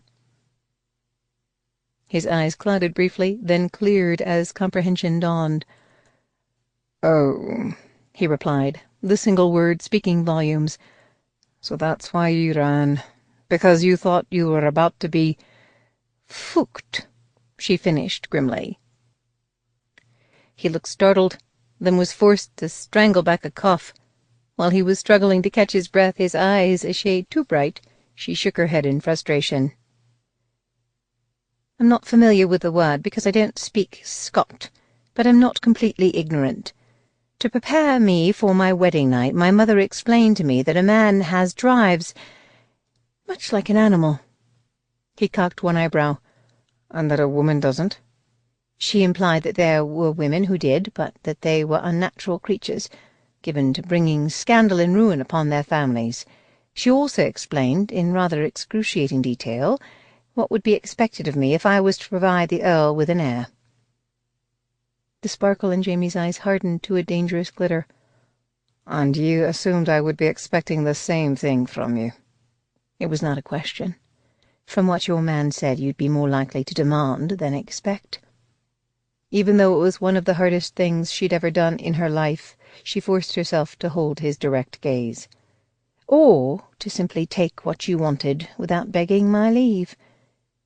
His rugged jaw tightened, that subtle motion only hinting at the dark things that could pass between a man and a woman when she was forced to rely upon his mercy. "As long as Hepburn gives me what I want, you've not to fear. I won't let anyone hurt you." He paused for the space of a heartbeat. "Including me." She gazed at his outstretched hand, still torn. All she had to do was stand and stretch out her own arm to seize his offer of salvation. She had no reason to trust him. He was a scoundrel and a thief. He could be lying through his teeth. Her gaze darted to the dizzying drop below. If she were a true lady, she would fling herself upon the rocks rather than risk being defiled by his hands. Almost as if reading her mind, he said, "You're forgetting one thing, lass. Your virtue is of nearly as much value to me as your life. The Hepburn isn't going to pay me so much as one halfpenny for damaged goods." "What makes you think he'll still want me? How can he not consider me damaged after you and your band of not-so-merry men have dragged me halfway to Hades without the benefit of any sort of chaperone?" "Oh, he'll still want you," Jamie said grimly, "if only to prove a Sinclair didn't get the best of him. Knowing the Hepburn, he'll probably insist his own personal physician examine you to prove you're still worthy to be his bride." As the full import of his words sank in, a scorching blush drove the chill from Emma's cheeks. "Why, I wouldn't put it past the old buzzard to invite the wedding guests into his bedchamber to witness your deflowering, or to hang a bloody sheet out the window the next morning, just as the Hepburn lairds of Auld used to do." "Stop it!" Emma shouted. "Stop trying to make a kindly old man out to be a monster when you're the true villain. For all I know, you're lying about everything, including what you plan to do to me if I trust you enough to give you my hand." "What if I am?" The deadly calm of his tone cut right through her agitation. A taunting sneer curled his lips. "What if I am lying to you? Have you so little spirit that you're willing to die to preserve your precious virtue?" Even though Emma suspected he was deliberately trying to goad her into action, she was still mesmerized by the cruel cant of those sensual lips. "You set a very high price on yourself, don't you, lass? Why don't you come up here and show me whether or not you're worth it?" Keeping her furious gaze locked on his face, Emma began to inch her way to her feet, her back still pressed to the stony wall behind her. As the subtle shift of her weight sent a fresh shower of rubble dancing its way down the side of the cliff, she squeezed her eyes shut against a rush of paralyzing vertigo. "Damn it to bloody hell, woman, take my hand." Jamie's voice deepened on a beseeching note. "Please." It wasn't his roared command, but that raw plea that finally swayed her. She swung her arm upward and slapped her hand into his broad palm, choosing life, choosing him. His fingers closed around her slender wrist with the force of a vice. As the narrow ledge beneath her feet broke away from its stony mooring and went tumbling into the gorge below, Jamie hauled her up and into his waiting arms. Chapter 6. Jamie rose and staggered backward, dragging them both away from the edge of the bluff. As the last echo of the shelf tumbling into the gorge died, reminding her anew that it could have been her fragile bones shattering on those rocks, Emma clung helplessly to him, conscious only of the warmth and solidity of his bare chest beneath her cheek.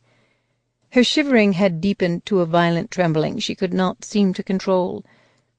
He hesitated for a moment, but then his arms went around her, drawing her even deeper into his embrace.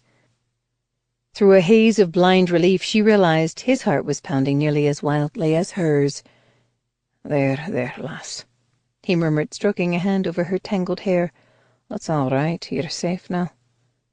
Although there was some treacherous part of her that wanted to believe she was safe in the solid warmth of his arms, she knew better. Flattening her palms against his chest, she pushed herself away from him, determined to stand on her own 2 feet.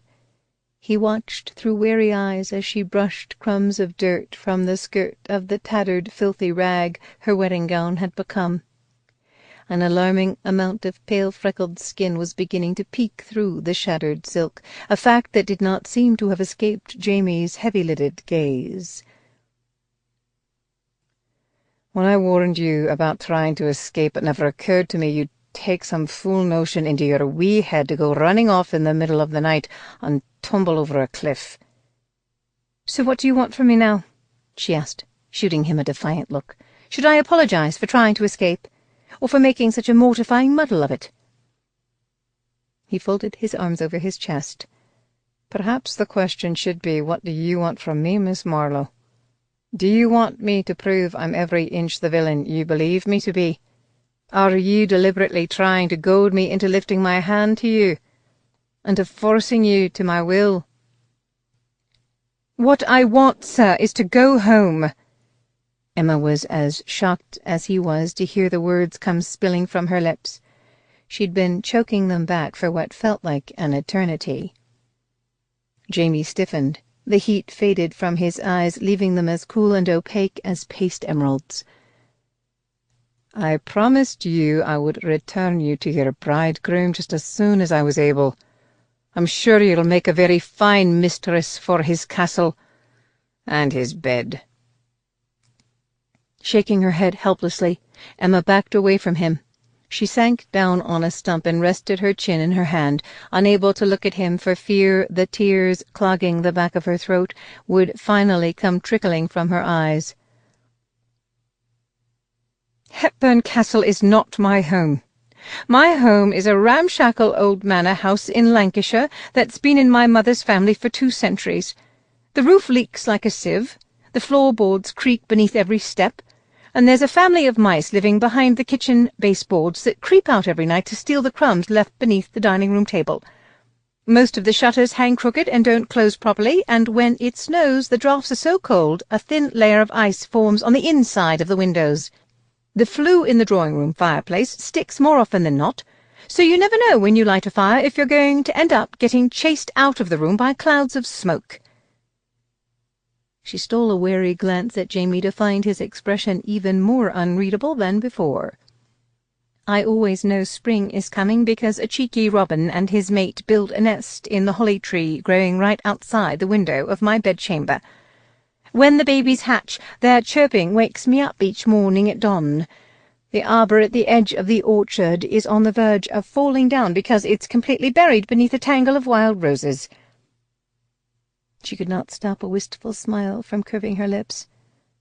"And in autumn, when the apples start falling from the trees in the orchard, the whole world smells so tart and sweet you'd swear the very air could make you drunk." "You speak of this place as if it's heaven on earth. But what about all of those treasures the Hepburn can give you? The jewels, the furs, the land, the gold?" She cast him a despairing glance. "I'd trade them all for a chance to go out foraging for blackberries in the hedgerows on a fine summer morn." "If you love this home of yours so well, then why did you agree to marry the Earl?" Emma went back to gazing into the shadows. "Before Papa sent me to London for the season, we received a notice informing us the house was being seized by his creditors, and we had 3 months to vacate the premises. The Earl's offer was a godsend. Instead of demanding a dowry, he paid my father a generous settlement in exchange for my hand. It's too much for even Papa to gamble or drink away. My mother will be guaranteed a roof over her head for as long as she should live, and as the Earl's new countess, I'll possess both the means and the influence to sponsor my sister's London debuts. I'll be able to find them decent husbands and homes." "While you give up your home and any hope of happiness?" Jamie shook his head, a flush of anger touching his high cheekbones. "If your father was the one who drank and gambled away his family's last shilling, why should you be the one to suffer for it?" She rose from the rock to face him. "Because I'm the one who drove him to it." Chapter 7. For 3 long years no one in her family had dared to utter those words. Yet here she stood confessing them to a man who was little more than a stranger to her, and a dangerous stranger at that. It was such a relief to finally say them aloud that it took Emma a moment to register Jamie's incredulous smile. It was the sort of smile one might give a gibbering escapee from Bedlam who claimed to be Richard the Lion-Hearted or a vanilla blancmange. You are the one who drove your father to the bottle and the gaming tables." His smile escalated into a snort of disbelieving laughter. "Just what terrible transgression did you commit, you wee wicked hoyden? Did you forget to let the cat in, or break your mother's favourite china saucer?" She lifted her chin a defiant notch. "I broke a man's heart." She half expected him to dissolve into fresh gales of laughter at the thought of her as some sort of temptress, but as she continued his smile slowly faded. "When I was 17 I went to London to stay with my Aunt Birdie and my cousin Clara for my debut. Everything went exactly as my parents had planned, and I was able to secure a proposal from a perfectly nice young curate with excellent prospects for a decent living in Shropshire. After he had obtained my father's hearty blessing, all of the betrothal documents were drawn up. But less than a month before we were to be wed, I decided I had no choice but to beg off the engagement." "Why?" Emma turned away from him then, biting her bottom lip as an old shame warmed her cheeks. "I realized I was in love with another man. Lysander was the second son of a marquis who flattered me with his attentions each time we met at a ball or while riding in the park. He would deliberately seek out my company and tease me so tenderly I soon found myself thinking of him every moment we were apart. After I went to my fiancé and broke off our engagement, I sought him out to tell him what I'd done. I thought he'd be overjoyed." Jamie winced as if already anticipating the inevitable outcome of her tawdry little tale. Emma's wry smile mocked no one but herself. He was horrified. It seemed he was on the verge of announcing his own engagement to a young American heiress. A very beautiful, very wealthy American heiress. He made it quite clear a passably pretty baronet's daughter from Lancashire could never be anything more to him than a flirtation. And a mild one at that. She shrugged away the remembered anguish and humiliation of having her fragile young heart ripped right out of her breast. He was generous enough to suggest I might consider becoming his mistress after he'd been married for a respectable amount of time.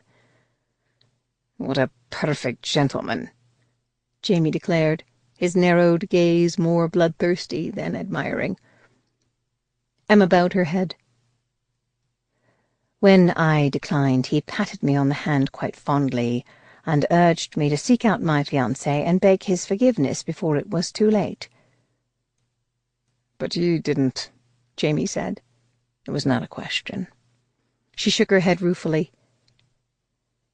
"Perhaps it's just as well, because, as it turned out, it was already too late. Little did I know that my fiancé's pious facade hid a vindictive nature. He engaged a solicitor and sued my father for breach of promise.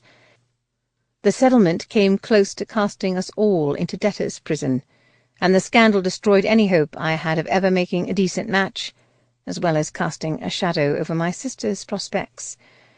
No man wanted to risk being publicly humiliated, as I had humiliated poor George. Unfortunately, George's tongue turned out to be nearly as virulent as his temper. He wasn't content with the monetary settlement, so he spread rumours that my friendship with Lysander was more intimate than it had been. He didn't precisely ruin my reputation, but he certainly succeeded in casting a shadow of doubt over it.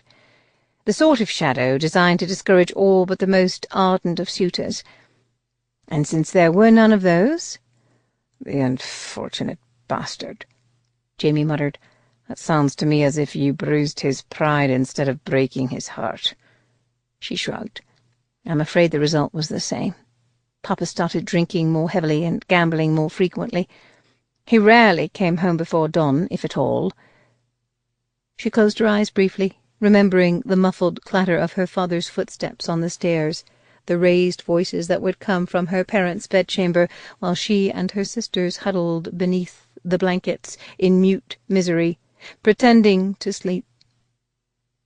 Papa has always had a fondness for cards, but I think he deluded himself into believing he could restore the family's fortunes at the gaming tables. Of course, the exact opposite was true. He ended up squandering what remained of our meagre resources, leaving us at the mercy of his creditors. Jamie's brow darkened further.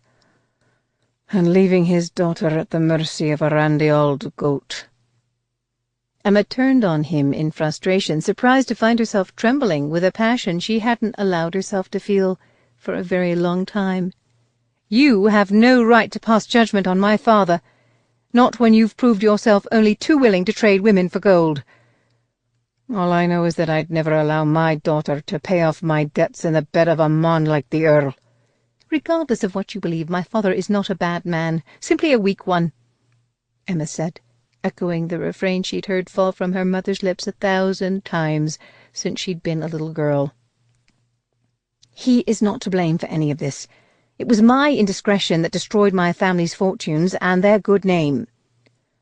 "Indiscretion? Is that what an English lass calls it when a man winks at her from across a crowded ballroom? Or when he dares to touch her gloved hand while helping her into a carriage? Everyone knows Englishmen have lukewarm tea running through their veins, not hot, passionate blood. Why, I'd be willing to wager this silver-tongued young suitor of yours wasn't even bold enough to lure you into some moonlit garden so he could steal a kiss." Jamie's gaze dropped to her lips, lingering there just long enough to make them feel warm and overripe. "He most certainly did steal a kiss," Emma informed him, resisting the urge to cool her lips with the tip of her tongue.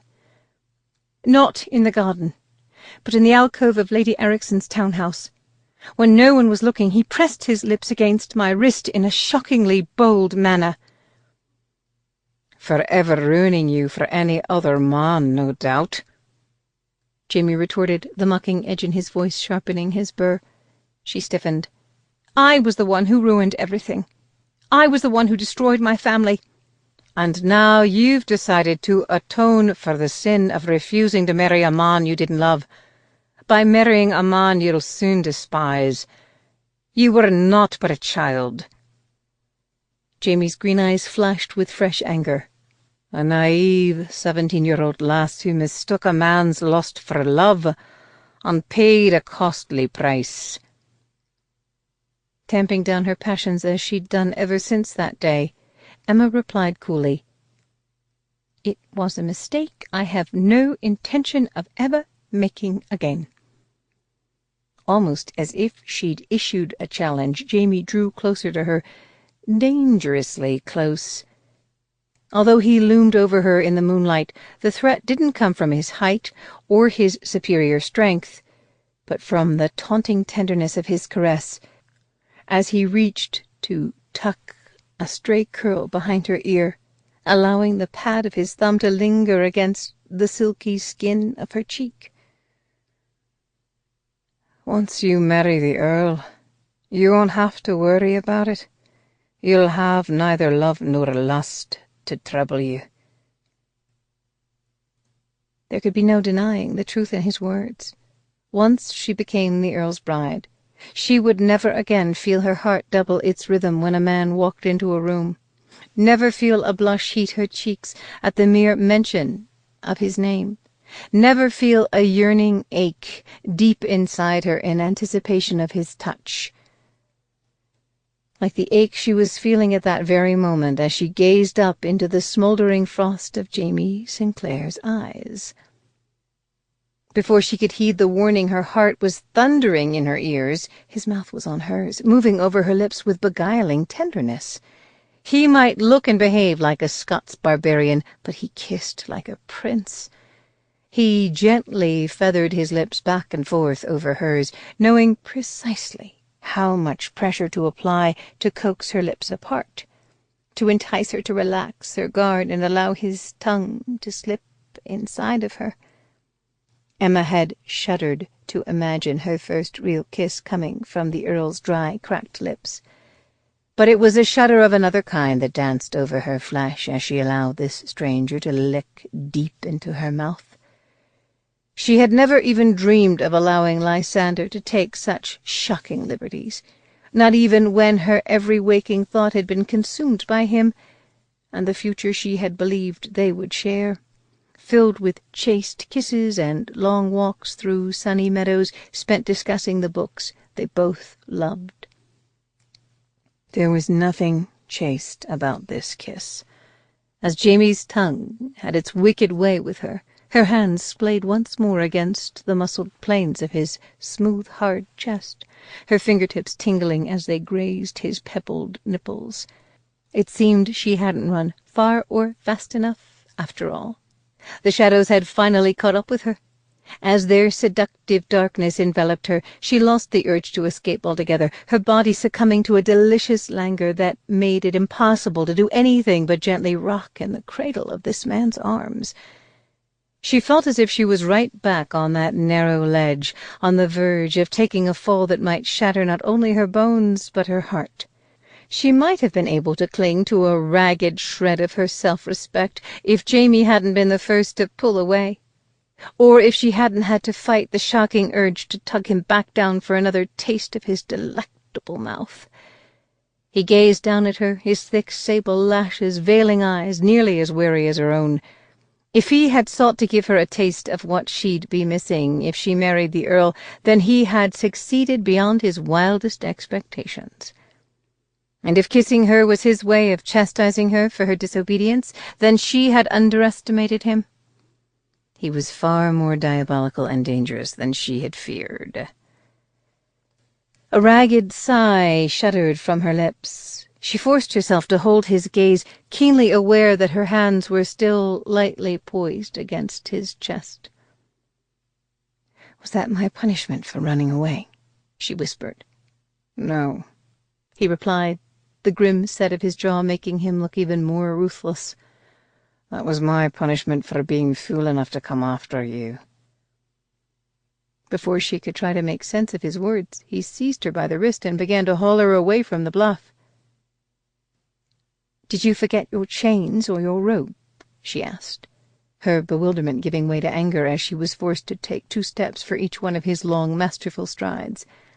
"I'm sure you've pilfered your share of livestock in your day. I'm surprised you don't try to slap the Sinclair brand on me like some heifer or ewe that's strayed too far from its pasture." "Don't tempt me," he growled. "Have you even thought about the anguish you must be causing my family? Why, my mother and my sisters are probably sick with worry. And what about my father? What if this drives him straight back to the bottle?" "Your devoted family didn't mind selling you to the Earl. I'm sure they won't mind if I borrow you for a few days." Emma could feel her frustration and her temper mounting. "If you don't let me go, I'll just run again. I'm not going to let some silly Highland feud destroy my family." Jamie stopped so abruptly that she nearly crashed into his back. He swung around to face her, his expression fierce. For a breathless moment she thought he was going to kiss her again, or do something even worse. But he simply leaned down until his nose nearly touched hers. "You know nothing of Highlanders or their feuds, lass. You may consider it your duty to your family to run, but I consider it my duty to my clan to stop you. You might want to think long and hard before you go charging off into the wilderness again." He raked his gaze down her with a bold familiarity that made her shiver anew. "Because if you do try to run again, I just might decide your virtue is of more value to me than to the Earl." Still holding her wrist fast, he resumed his unrelenting pace, leaving her with no choice but to stumble along after him or be dragged. He couldn't have made his intentions any clearer. The battle lines had been drawn. If Emma decided to cross them, she would do so only at her own peril. Jamie marched on, fighting to ignore the prick of his conscience. Emma had left him with little choice but to threaten her with the worst. It was a miracle he'd been able to pluck her off that ledge before it went tumbling into the gorge. If she tried to run again, he might not arrive in time to rescue her from some clumsy tumble down a ravine or hungry mountain cat. It made his blood run cold to imagine the sight that would have awaited him had he arrived at the bluff a few scant minutes later. He gave her hand an impatient tug. If she didn't step up her pace, he'd soon be hauling her dead weight up the mountain, and all of his hopes for making it back to camp and stealing a few precious hours of sleep before the sun rose would be dashed.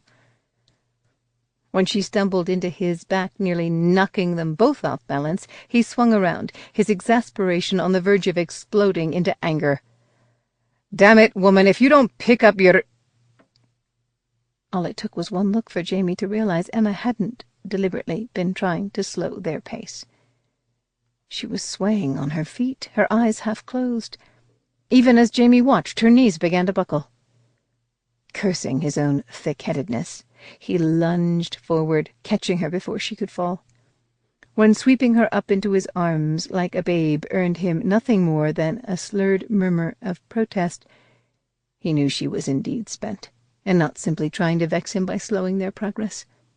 Her eyes had drifted shut, and her freckles were standing out in stark relief against her pallid cheeks. It was clear she couldn't continue, either on foot or in his arms. He had no choice but to make camp for the night. He propped her limp form against a fallen log with painstaking care, then set about collecting enough wood to build a fire. Aside from the dense thickets of aspen and evergreen, there was no shelter on these lower slopes of the mountain, not even an abandoned barn or crofter's hut. He used the steel tinder he always carried with him to coax a tangle of brush into reluctant flame, then turned to find Emma still huddled there against the log with her eyes closed, plainly too cold, miserable, and exhausted to do anything else. Her bonny gown was starting to look like the tatters of a cobweb. The soles of her slippers were worn bare in spots, exposing slender feet that were bloody and bruised. This was hardly the wedding day, or the wedding night, any woman deserved. The lass had gone utterly still except for the gentle rise and fall of her chest, a fact that troubled Jamie even more than if she had still been shivering uncontrollably.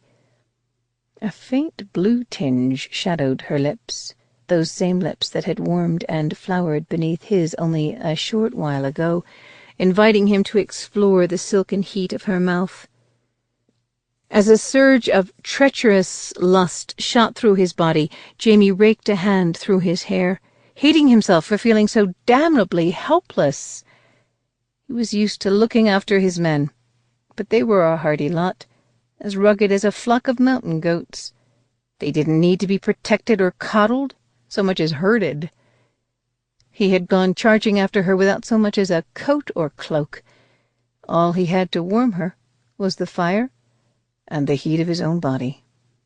But after being foolish enough to steal a taste of her lips, the last thing he wanted, or needed, to do was bed down with the Hepburn's bride for the night. Chapter 8. Emma drifted out of slumber to find herself enveloped in a delicious cocoon of warmth. She was accustomed to waking up with Ernestine's cold feet pressed to her calf, or Edwina's pointy little elbow digging into her ribs. This felt more like being bundled up in her favorite quilt, next to a cozy fire, on a snowy winter day. If this was a dream, she had no desire to wake. She yawned and wiggled her backside, snuggling even closer to the source of that seductive warmth. She heard a pained grunt, dangerously close to her ear. Something hard and obstinately unyielding pressed against the softness of her rump, nudging her out of her drowsy stupor.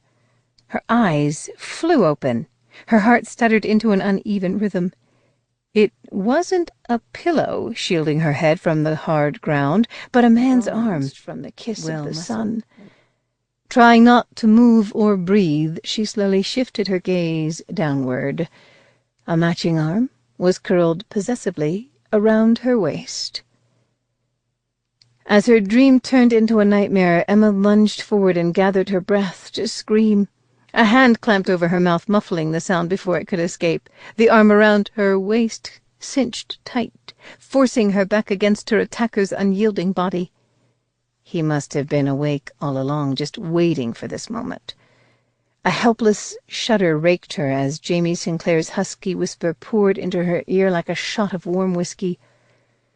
"Hush, lass, I'm not going to hurt you." She remained as rigid as a board. "Or rape you," he added, his voice deepening to an impossible octave. Emma squeezed her eyes shut, heat rushing to her cheeks. She'd never heard such a shocking word on any man's lips. Where she came from, women weren't raped. They were compromised or ruined, or were foolish enough to allow a gentleman too many liberties, or careless enough to take a wrong turn down a shadowy alley. Whatever grim fate befell them, it was always somehow implied that they'd had a hand in their own destruction. When she remained frozen in his arms, Jamie must have realized his promise sounded less than credible, with his rock-hard arousal still nudging her bottom. His beleaguered sigh tickled the tiny hairs behind her ear. "I know you don't know much of men and their ways, but this is a state they often find themselves in when they first awaken. It has not to do with you." Even he didn't sound completely convinced. Oddly enough, it was the strained note in his voice that gave her the confidence to trust him. As she slowly relaxed into the warm cup of his body, he slid his hand away from her mouth. He was right. She'd grown up with a mother, 3 sisters, and a father who had been absent more often than not in the past few years. She knew very little of men and their ways, and what she did know was becoming increasingly perplexing. After an awkward moment of silence, her curiosity overcame her fear, and she whispered, "Is it painful?" He pondered her question before quietly saying, "At the moment, I believe I'd prefer a pistol ball between the eyes." "If you'll hand me your pistol, that could be arranged." She would have almost sworn she heard a rueful chuckle. As she wiggled cautiously around to face him, his hand drifted down from her waist, coming to rest lightly against her hip as if it belonged there. She gazed up at him in the murky half-light of dawn. The beard shadow on his jaw had darkened during the night, giving him the lean, hard look of a pirate. He really was an uncommonly beautiful man, for a common ruffian. Before she could stop the wayward turn of her thoughts, she caught herself wondering what it might be like to wake up in the arms of such a man every morning, and to sleep in his arms every night. His next words jerked her back to the reality of the cold, damp dawn. "You were half froze and damn near to falling down from exhaustion last night. I had no choice but to build a fire and make camp for the night." "How very considerate of you," she said stiffly, her tone implying the opposite. "I suppose you had no choice but to cuddle me as well." His eyes darkened. "I thought I made it clear last night that you have not to fear from me on that account as long as you don't try to run away again." If that was true, then why did his touch leave her feeling as if she had everything to fear and everything to lose? "You promised not to hurt me as long as the Earl gives you what you want. But what if he refuses?" she asked against her better judgment. Jamie's only answer was a tightening of his rugged jaw and a flash of something in his eyes that might have been regret. By the time they reached camp, Jamie's men were just beginning to roll out of their bedrolls and mill about. Some scratched at their bellies or their heads, while others stumbled off toward the shelter of the trees to relieve themselves. Emma hung back at the edge of the trees, watching their dishevelled and bumbling pantomime with a wide-eyed mixture of amusement and horror. She was torn between giggling and clapping a hand over her eyes. Even at his most dissolute, her papa had always appeared at the breakfast table with nary a hair out of place. His purse might be empty and his eyes bloodshot from the ravages of swilling too much gin the night before, but his waistcoat was always pressed and his cravat neatly tied. Given the amount of whiskey she'd witnessed these men imbibing the previous night, she was amazed that any of them were stirring before noon. A gangly lad with an untidy shock of saffron-coloured hair paused in mid-yawn to send a curious glance their way. Emma clutched at Jamie's elbow, seized by a sudden wave of mortification. "What about my reputation? If your men see us returning from the woods together, won't they imagine the worst?" "They might," Jamie admitted, a thoughtful look dawning in his eyes. "But only if we let them." "I don't understand. How do we stop them?" He shrugged. "What better way to protect your reputation than to give you a chance to defend it?" "Against what?" "This," he said, flashing his white teeth in a lazy grin that set her pulse to wildly pounding. Before she could heed its warning, Jamie wrapped one arm around her waist and bent her back over his other arm, his lips laying claim to hers with a lusty hunger that took her breath away. Even through her haze of shock and yearning, Emma had to give him credit. It was exactly the sort of kiss a bandit might steal from the lady he had abducted, the sort of kiss a pirate might press upon a damsel's lips before forcing her to walk his plank, the sort of kiss the lord of the underworld might have thrust upon Persephone before carrying her off to his lair to introduce her to darker and even more irresistible delights. By the time he allowed her a shuddering breath, she was dangerously near to forgetting all about the presence of his men, as well as her own name. "Hit me," he muttered against her lips. "Pardon?" she gasped. "Hit me," he repeated, "and make it convincing."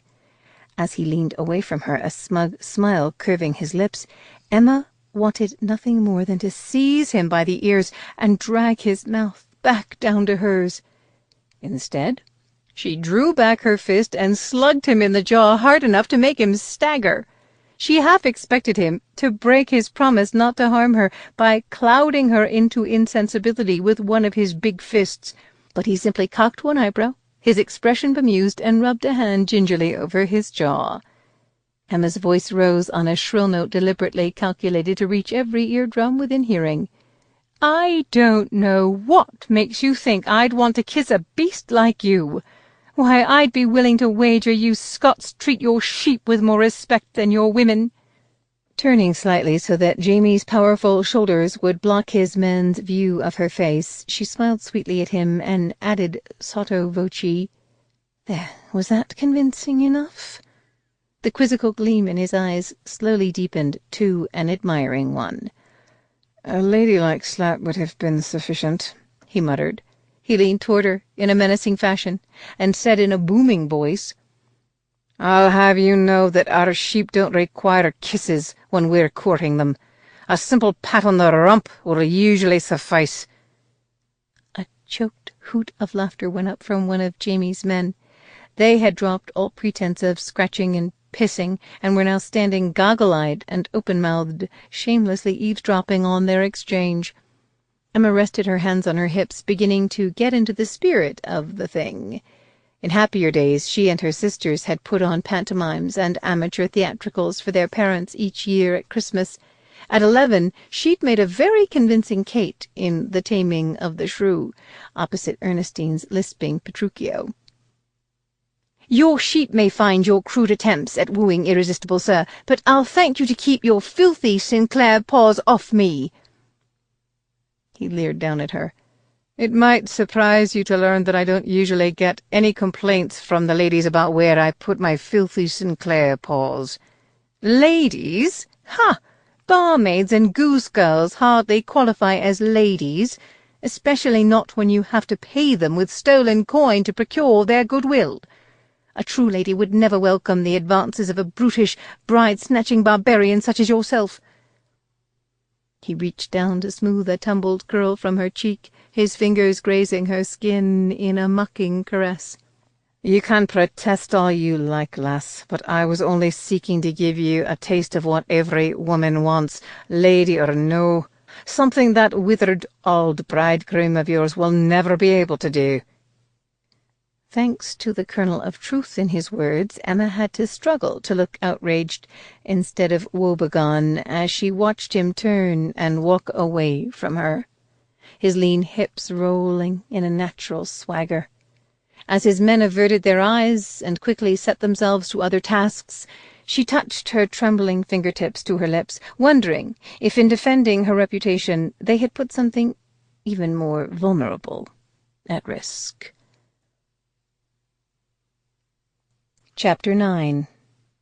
To Emma's keen relief, Jamie allowed the lanky lad with the saffron-coloured shock of hair to stand guard while she performed her morning ablutions on the bank of a nearby brook. After finding herself so deeply shaken by what was only intended to be a mock kiss, she doubted she could have found the courage to disrobe if Jamie were anywhere in the vicinity. The last of the clouds had scattered during the night, leaving the sky a dazzling shade of azure. Although a chill still hung in the air, glowing shafts of sunlight pierced the boughs of the slender birches growing along the banks of the brook, their warming rays releasing the smell of the quickening earth. Emma could not resist drawing a bracing breath of the crisp air into her lungs. It was almost possible to believe spring might yet come, even to these harsh and wintry climes.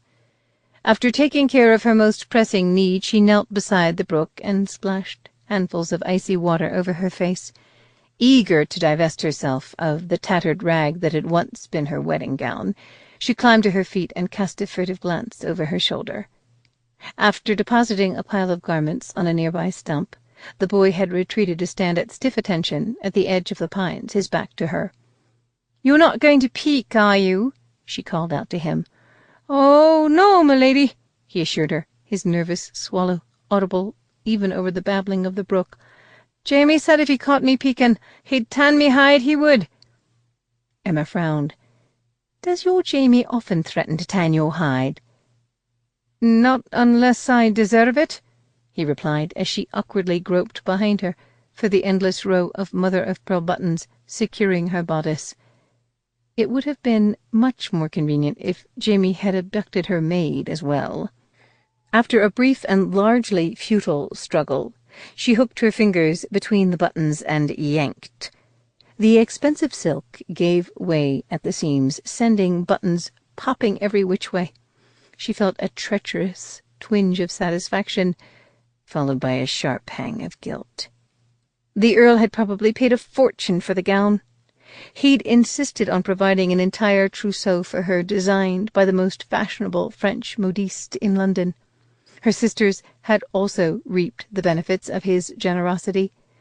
A trunk overflowing with new gowns, slippers, and bonnets had arrived at the manor house just in time for their journey to the Highlands. The house rang with their joyful squeals as they pirouetted in front of the dusty cheval-glass in their mother's bedchamber, and sent bonnets sailing back and forth through the air as each determined which style was the most flattering to her colouring. Emma knew she ought to be doubly shamed by how seldom her thoughts had turned to her bridegroom since being snatched from his arms. She doubted his frail heart could take too many shocks before giving away entirely. Jamie Sinclair might try to turn her against the Earl with his half-truths and unreasoning hatred, but she would do well to remember where her loyalties belonged. She peeled away the bodice's built-in stays as if she were escaping from a cage, massaging the red welts the stiff whalebone had left on her tender skin. "You seem rather young to be riding with a band of outlaws," she observed to her companion, as she moved to investigate the pile of garments on the stump. Jamie had provided her with a long-sleeved tunic and a pair of trousers that would doubtless make a fine pair of pantaloons to be worn under her skirts, if she had any skirts. "Oh, I'm full-grown, m'lady. I'll be 14 come summer." "The same age as Edwina," who still slept with her battered and much-beloved rag doll tucked beneath her chin. Scowling, Emma slipped the tunic over her head. The beaten buckskin covered her to mid-thigh. The fabric felt as soft as velvet against her skin, yet was sturdy enough to shield her from the sharp bite of the wind. "Just how did you come to ride with such a motley crew? Did Sinclair abduct you too?" "Aye, my lady. He abducted me from the Hepburn's gamekeeper just before the man's axe could come down and chop off me right hand." Emma spun around, clutching the trousers to her chest. True to his word, the boy was still standing at rigid attention and facing the opposite way, as stalwart as any soldier beneath orders from his commanding officer. He must have heard her gasp, though, because he continued, his tone matter-of-fact, even apologetic. "I'd been caught poaching a string of hares on the Earl's lands, you see. It had been a long winter, and the scarlet fever had taken me mum and me da. Me belly was terribly empty, but 'twas still me own fault. Every one knows the punishment for thievery, and I was almost 9 then, old enough to know what I was about." Suffused with horror, Emma clapped one hand over her mouth. What sort of monster would order his servant to cut off a hungry child's hand for poaching a rabbit? Surely a civilized nobleman wouldn't sanction such an atrocity. Perhaps the Earl had been wintering at his London townhouse at the time, and the gamekeeper had simply taken it upon himself to mete out such harsh and terrible justice without the Earl's knowledge. "What happened to the gamekeeper?" she asked, regretting the question the moment it left her lips. She didn't have to see the boy's face. She could hear the smile in his voice. "The Earl had to hire a new one." Emma slowly turned back around, her fingers digging into the supple fabric of the trousers. She wanted to feel nothing but disgust and contempt for Jamie Sinclair. But all she could see in her mind's eye was an upraised axe glinting in the sunlight, a little boy's thin, dirty face blanched with terror. Shaking off the disturbing spell the lad's story had cast over her, she slipped into the trousers. Once she had rolled up the cuffs to keep them from dragging the ground, they were a near-perfect fit. Jamie must have confiscated the garb from one of his smaller men. His own garments would have swallowed her whole. Emma stole a peek over her shoulder at her own backside, marveling at the decadent way the buckskin molded itself to her curves. A grin curved her lips as she imagined her mother fainting dead away if she saw her in this get-up. Back in Lancashire, a mere glimpse of feminine ankle was enough to ignite a scandal that could persist for generations. Why Dolly Struthers and Meriwether Dillingham had been forced to wed, after Dolly had tripped while exiting a carriage, and inadvertently exposed the garter above her knee to the blushing young curate. Her mother had preferred to turn a blind eye to the fact that Emma had slipped out of the house on more than one cold winter's morning, garbed in her papa's hunting coat and a pair of his oversized trousers, when a freshly roasted grouse or hare would turn up on their supper table after a week with no meat. Her mother would simply bow her head and thank the good Lord for his benevolent care, ignoring the fact that her eldest daughter had risen before dawn to assist him with his handiwork. Emma was most relieved to find a pair of sturdy leather boots to replace her flimsy kid slippers. They would have been 3 sizes too large were it not for the pair of thick woolen stockings that accompanied them. She was about to tell the boy he could turn around without risking his hide, when she realized one of Jamie's offerings was still draped over the stump. It was a narrow strip of tanned leather, the perfect length to bind back her hair and keep it from blowing wild in the wind. Bemused by the small kindness, Emma attempted to rake most of the tangles from her hair with her fingers before using the length of leather to gather the heavy fall of curls at her nape. It wasn't exactly a satin ribbon plucked from the window of some Bond Street linen draper's shop, but at the moment she would be hard-pressed to find a gift more practical or dear. Without dozens of hairpins poking her tender scalp, She felt positively light-headed and ridiculously light-hearted, almost as young and carefree as she'd felt as a girl when she and her sisters had tumbled about in the garden of their country house from dawn to dusk like a quartet of sturdy puppies. But when she turned around, her young guard was waiting for her, a stark reminder that she wasn't free at all, but the captive of a dangerous man willing to resort to thievery, kidnapping, and even murder to get what he wanted.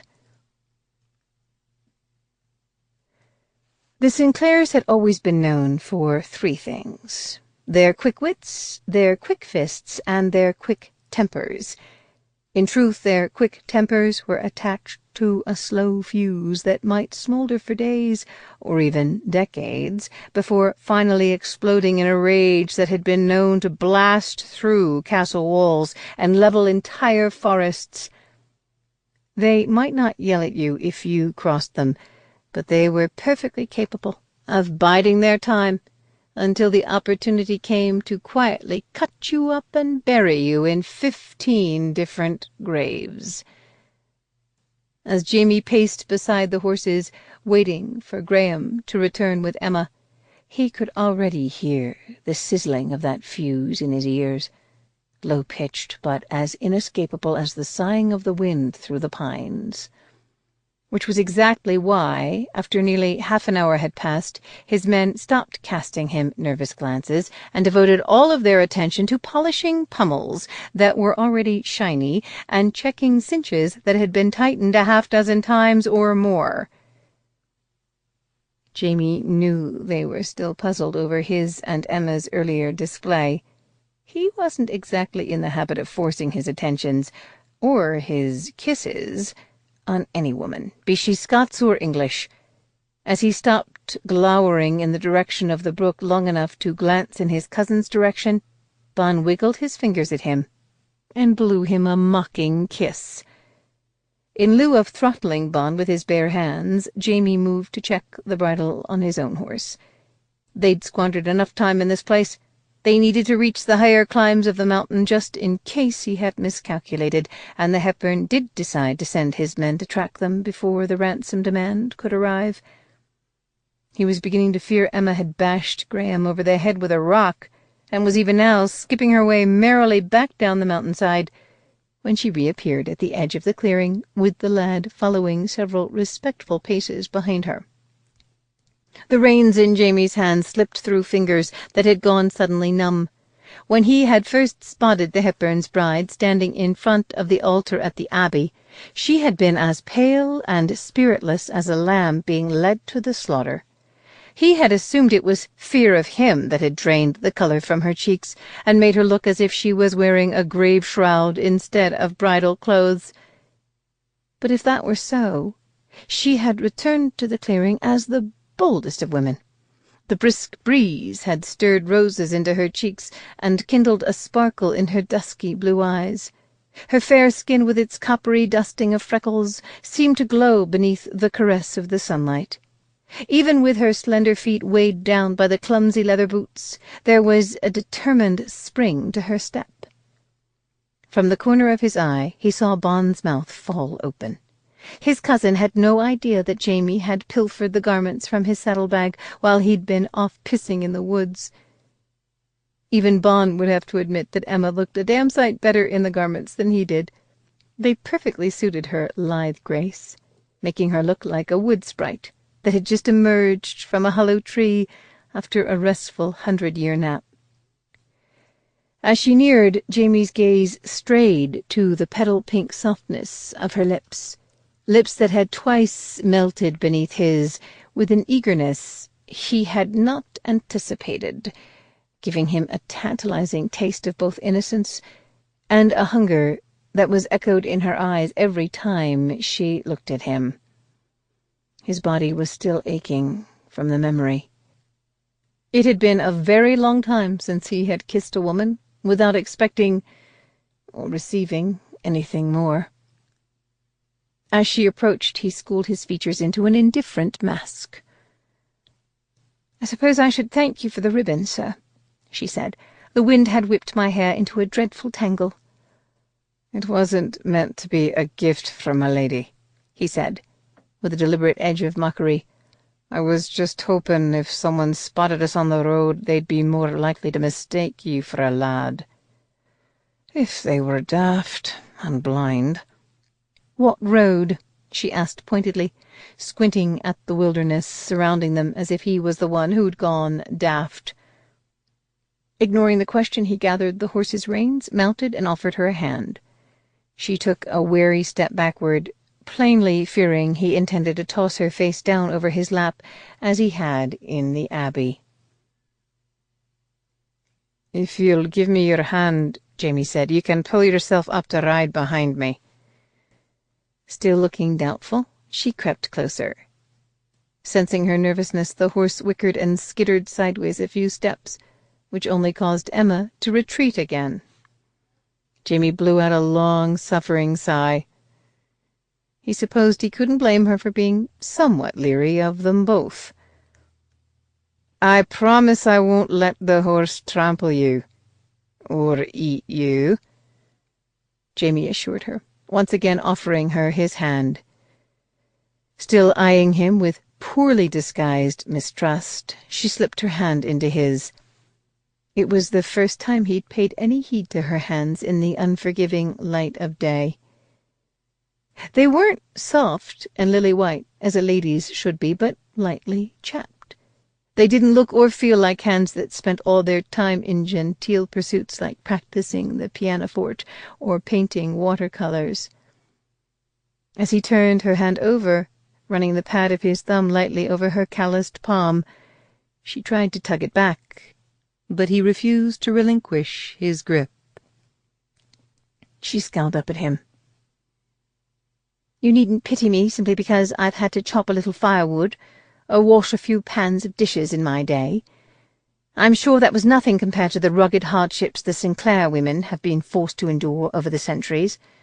Felling trees, tossing cabers, birthing entire flocks of sheep with their bare hands." A reluctant laugh escaped him. "From what my auld nurse Mags has told me about my mother, she wouldn't have known one end of the sheep from the other. My grandfather doted upon her. She was more than a wee bit pampered." Emma's scowl softened. "She died young?" "Aye," he said, his own smile fading. "Too young." Before she could question him further, he gave her hand a tug, urging her off the ground and into the saddle behind him. As he spurred the horse into motion, she was forced to throw her arms around his waist and hang on for dear life. With no corset to bind them, the small breasts beneath the clinging buckskin were pressed full against his back. He gritted his teeth and shifted in the saddle as his body responded in a way that was going to make riding for more than 10 paces a hellish ordeal. Emma slowly relaxed her death grip on Jamie as they began to follow a winding path through a forest, accompanied by an airy arpeggio of birdsong. The wind's perpetual roar had been soothed to a gentle whisper that carried on its fragrant breath a teasing promise of spring. Sunlight slanted through the silvery boughs of the birches, making the motes of pollen dancing lazily through the air glow like flecks of ground gold dust. Although she wasn't any happier about being dragged around the Scottish wilderness by a band of surly outlaws than she'd been the day before, Emma found it nearly impossible to keep her own spirits from soaring with the sun. The beauty of the day made it easier to pretend she had simply embarked upon some grand adventure, perhaps her last before settling down to be a dutiful wife to the Earl and bear his children. A chill touched her spine, as if a stray cloud had passed over the sun. As scandalous as her attire might be, she had to admit there was something oddly exhilarating about riding like a man.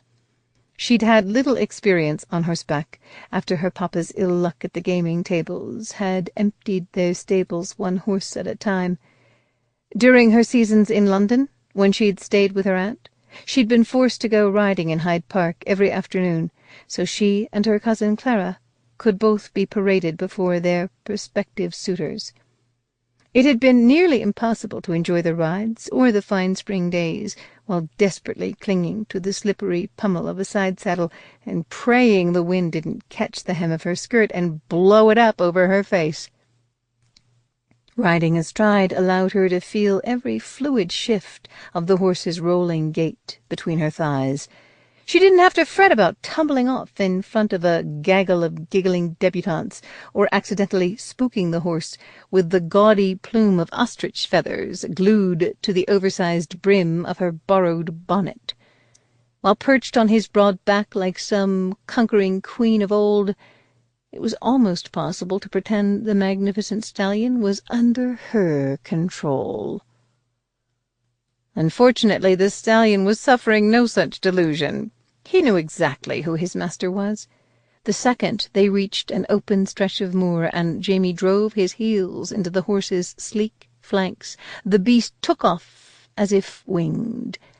Emma tightened her grip on Jamie's waist and buried her face against his broad back, silently praying she wouldn't go sailing off and be trampled into dust beneath the hooves of his men's horses. At least Jamie was wearing a shirt beneath his leather vest today. If not, she would have been forced to lace her hands over the smooth, warm contours of his naked abdomen. As it was, she could still feel the tantalizing shift of finely honed muscle beneath the worn cambric of the garment. Only when their mount slowed to a walk did she dare to lift her head and open her eyes. She sucked in a panicked wheeze, almost wishing she'd kept them shut.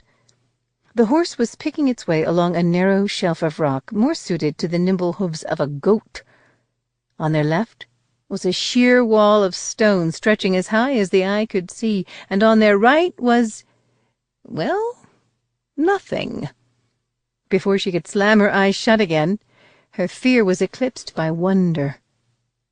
Although the snow-capped crags of Ben Nevis still towered over them in majestic splendor, they had climbed to a dizzying height, which gave them a breathtaking view of the rambling foothills and rolling moors below. The highest towers of the Earl's stronghold were still visible at the base of the foothills, like the spires from some ancient fairy-tale castle. A single kestrel wheeled against a sky so bright and blue it hurt Emma's eyes to look upon it, but it would have pained her even more to look away. "What a glorious view!" she breathed, unable to contain her awe. "Why, it's like stealing a peek at heaven itself." Jamie's only response was a surly grunt. "And just where are we headed on this fine spring day?" "Up." She glared daggers at his back. "You know, I've always heard the Scots were a contentious lot, eager for any excuse to start a brawl or a war." Jamie grunted again, doing little to disabuse her of that notion. "So just what did the Hepburns do to prompt this ridiculous feud of yours?" she asked. "Steal one of your sheep?" "No," he replied curtly. "Our castle." Chapter 10. Emma's mouth fell open in astonishment.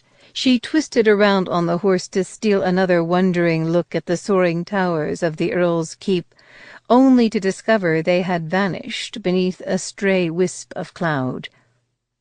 "Do you mean to say Hepburn Castle was once Sinclair Castle," Jamie finished for her. As the narrow path widened, and they left the edge of the cliff behind for a rock-strewn meadow, his words stirred her imagination in a manner she hadn't expected.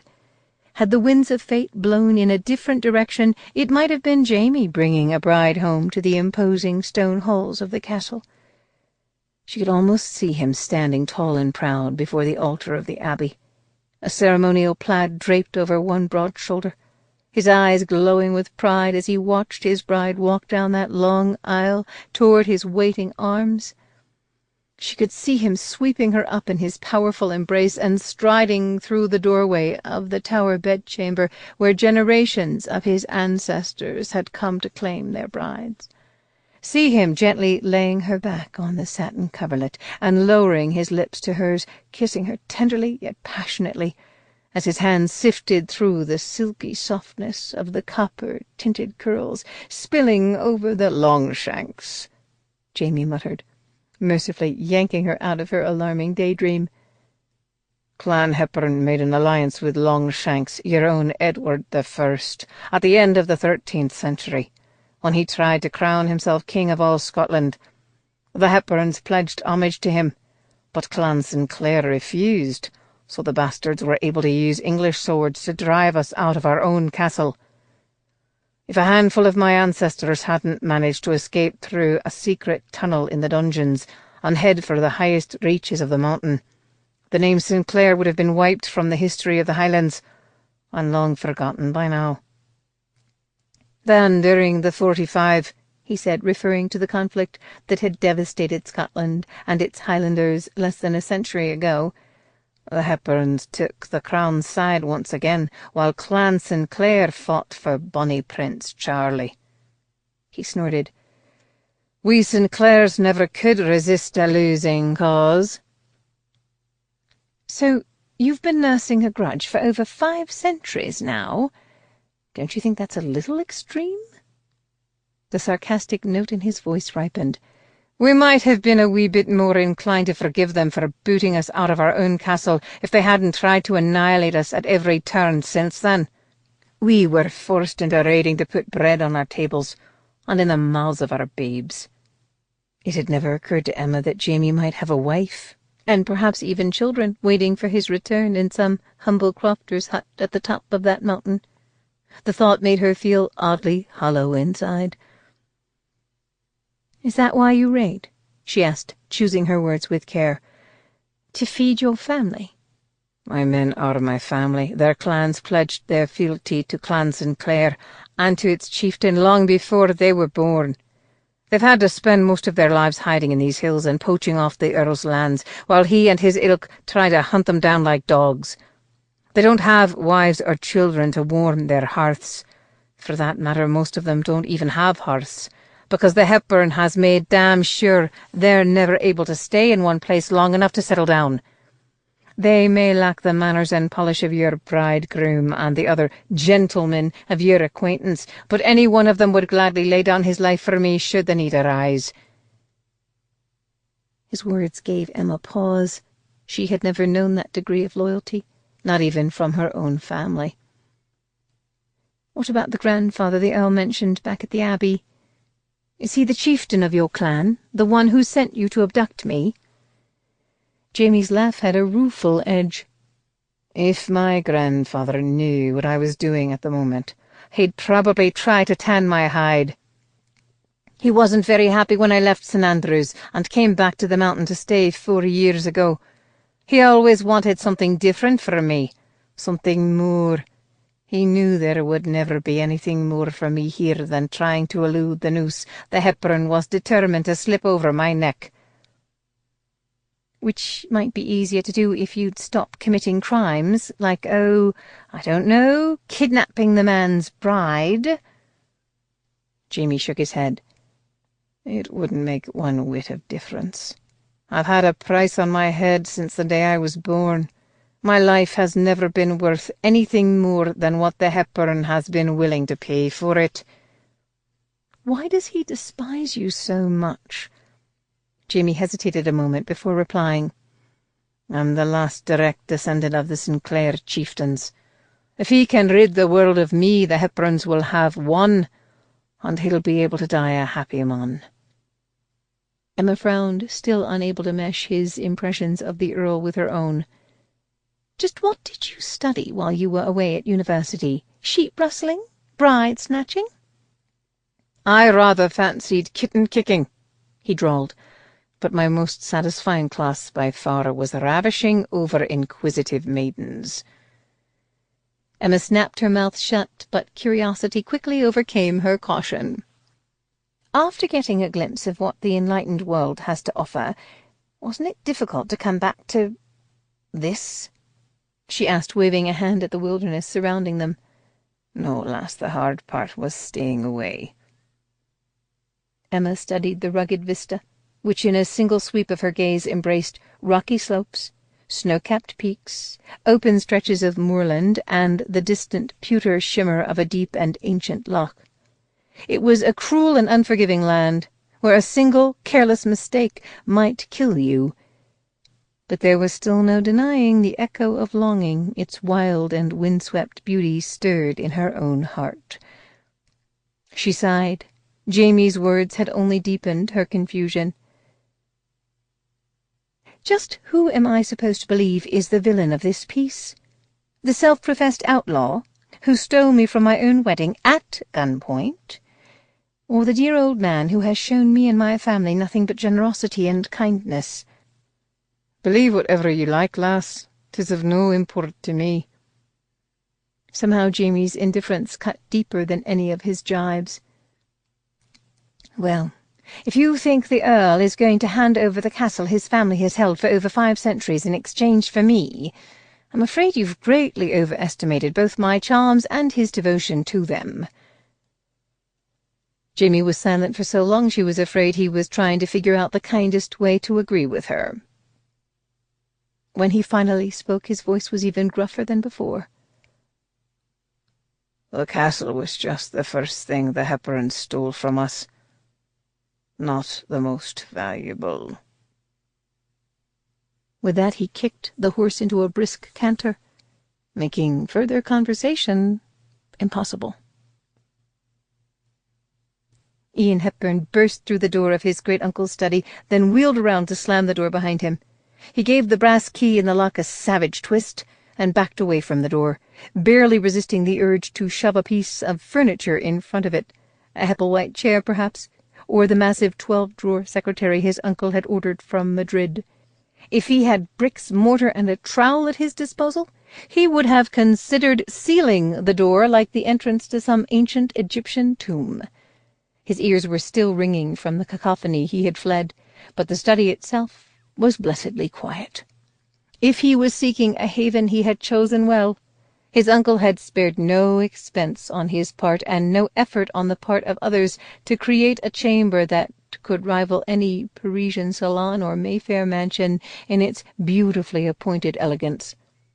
The Earl might seek to impress the local populace by wearing a traditional kilt and plaid to his wedding, but all traces of their unfashionable Scots heritage had been abolished from this room. There were no crossed claymores with tarnished blades hanging on the wall, no moth-eaten tartans draping the chairs, no ancient shields embellished with the Hepburn coat of arms on proud display. From the plush Aubusson carpet beneath Ian's feet, to the cream-painted panels of the wainscoting, to the modern arched windows that had replaced the mullioned ones, the room reflected the tastes of a man who valued the display of his own wealth and power above any sentimental attachment to heritage or history. The 3-tiered chandelier hanging from the centre of the domed ceiling had only recently adorned the palatial ballroom of a French aristocrat who had followed his entire family to the guillotine. His uncle had chuckled when the enormous crate containing it had arrived, saying any fool not clever enough to outwit the peasants of Paris deserved to lose both his head and his chandelier. His uncle had always treated the chamber more like a throne-room than a study, a place where he could summon those beneath him, and that included just about everyone of his acquaintance, including Ian, into his exalted presence. Since Ian hadn't been summoned, he shouldn't have been surprised his uncle chose to ignore his rather unconventional arrival.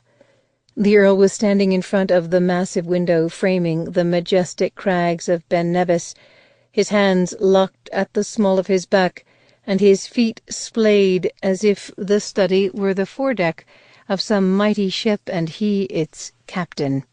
He might play the role of kindly, doddering old man when it suited his purposes, such as when courting a new bride, but here in this sanctuary he still ruled with an iron fist. Ian had seen him in that exact posture innumerable times before, standing in front of that very window and gazing up at the mountain as if trying to understand why he could not bring it under his dominion when he had so easily conquered the rest of the world. Ian had long suspected his uncle would trade all of his influence and every priceless treasure he had accumulated over the years for one chance to rule those peaks and the men wild and arrogant enough to call them home. One man in particular. Ian cleared his throat. His uncle did not budge. Ian could feel resentment rising like bile at the back of his throat, its taste both bitter and familiar. Despite the man's advanced age, Ian knew his uncle could still hear a footman drop a fork on the carpet from 2 rooms away. He approached the window, barely managing to restrain his irritation at being treated like the lowliest of servants. Word, my lord, if you please." "And what would that word be?" his uncle replied mildly, his gaze still fixed on the snow-capped peak of the mountain. "Disaster, catastrophe, calamity." "Marlowe." Ian spat the name, as if it were a mouthful of poison. "If I were you, I'd insist that Sinclair get back here immediately and take the entire family off your hands." "Surely you're not talking about my bride's charming relations?" "Charming? Not at the moment, I fear. Her mother and sisters have been weeping and wailing at the top of their lungs ever since Miss Marlowe was taken. Of course young Ernestine did manage to stop snivelling and sobbing just long enough to corner me in the drawing-room and suggest that you might not be the only Hepburn in need of a bride." He shuddered. "In the meantime, her father has taken it upon himself to polish off nearly every decanter of brandy and port in the castle. It seems he believes it was somehow his fault his beloved daughter was abducted by some savage Scotsman. If he finds the casks of whisky in the dungeons," Ian warned darkly, "I fear he'll drown himself in the bottom of one." His uncle continued to contemplate the mountain, as if pondering some scheme to wrest it from the hands of the Almighty himself. "You've always possessed the charm and cunning of a diplomat," he said, without bothering to hide the note of scorn in his voice. "I'm sure I can trust you to soothe their ruffled feathers." Ian drew close enough to study his uncle's implacable profile, his frustration growing. "I can't very well reproach them for their concern. It's not as if they've misplaced their favourite tea-kettle. Sinclair has had Miss Marlowe in his clutches for over 24 hours now, and I don't have to remind you how utterly ruthless the man can be. I pray you'll forgive my impertinence, my lord, but her family doesn't understand why you haven't summoned the law. And if you must know, neither do I." "Because I am the law," his uncle thundered, turning on Ian with the ferocity of a man half his age. His eyes, in their drooping pockets of flesh, were no longer bleary but glittering with fury. "And every one between here and Edinburgh knows it, including that impudent bastard Sinclair.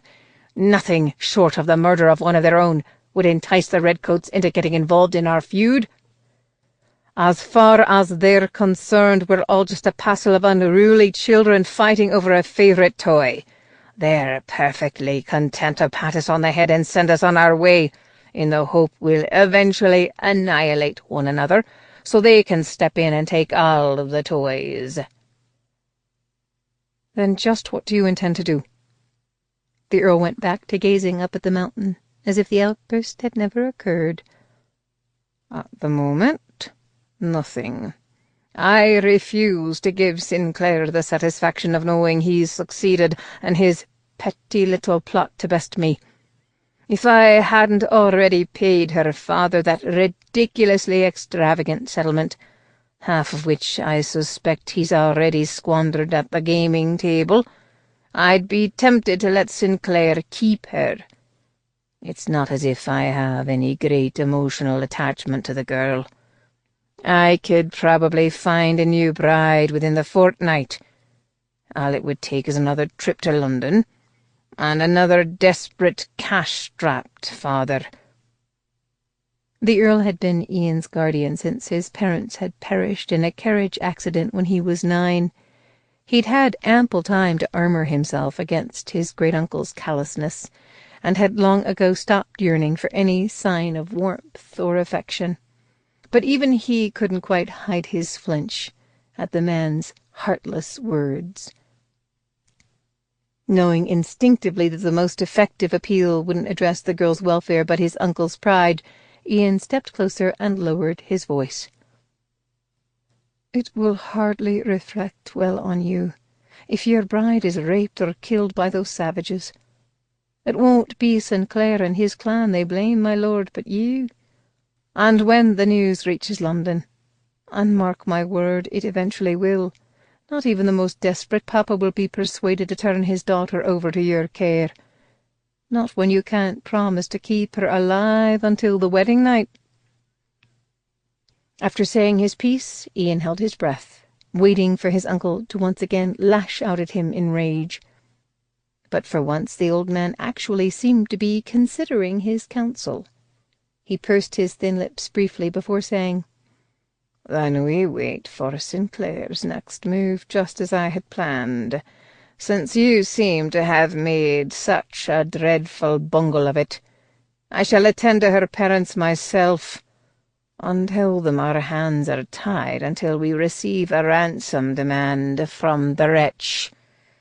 Only then can we determine how to proceed." Galvanized by a fresh sense of purpose, his uncle retrieved his walking stick from the brass can in the corner and marched from the room. Ian started to follow, but before he could turn away from the window, his own gaze was caught and held by the magnificence of the view. Twilight was just beginning to descend from the heavens. The gathering shadows cast a gauzy lavender veil over the topmost peak of the mountain. Unlike his uncle, Ian sought to avoid that view whenever possible. When he had first come to live at Hepburn Castle, he had been a pale, thin, bookish boy of 10, who secretly dreamed of roaming the mountain's crags and hollows, as wild and free as one of the eagles soaring over its majestic crest. But his uncle had quickly wearied of having a child underfoot and packed him off to school. Most of Ian's holidays and summers had been spent at the Earl's townhouse in London, in the indifferent care of one butler or another. When his uncle had summoned him back to Scotland to attend St. Andrews at the age of 17, his shoulders had filled out considerably, but he was no less pale and bookish, a fact that made him a tempting target for his more muscular, less cerebral classmates. A trio of them had been taking turns shoving him around the grassy expanse of St. Salvator's Quad one chilly autumn afternoon when a voice had called out, "Leave the lad be." They had ceased pummeling Ian and turned as one to cast their disbelieving gazes on the young man standing in the shadow of the stone arch just below the clock tower. He was tall and broad-shouldered, but his robes were shabby and far too short for his long legs. His rich brown hair was poorly trimmed and falling half in his eyes. Light green eyes narrowed in unmistakable warning. The leader of Ian's tormentors, a hulking boy named Bartimus, with tree trunks for calves and no discernible neck, snorted, plainly delighted to have found a new target for their bullying. "Or you'll what, Highlander? Force us to eat some haggis? Blow us to death with your bagpipes?" As Bartimus and his cronies came swaggering toward him, a lazy smile curved the stranger's lips. Oddly enough, it made him look more ferocious instead of less. "I don't think there'll be any need for the bagpipes, laddies. From what I've seen, the three of you are quite capable of blowing each other without my help." Their disbelief turning to outrage, the boys exchanged a glance, then charged the newcomer as one. Ian started after them, not sure what he was going to do, but refusing to let a stranger take a beating on his behalf.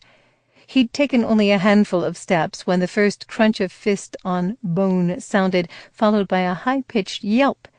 He stumbled to a halt, his mouth falling open. It wasn't the stranger taking the beating, but his attackers.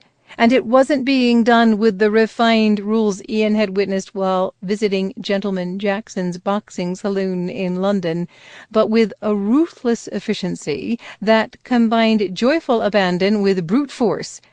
By the time he was through with them, they were no longer swaggering, but staggering. Moaning and clutching their dislocated appendages and bloodied noses, they went stumbling away, no doubt seeking some secluded corner where they could nurse their injuries away from the crowd of gawking onlookers that had materialized when the first punch was thrown. Aside from scraping his knuckles on their faces, their opponent looked none the worse for wear.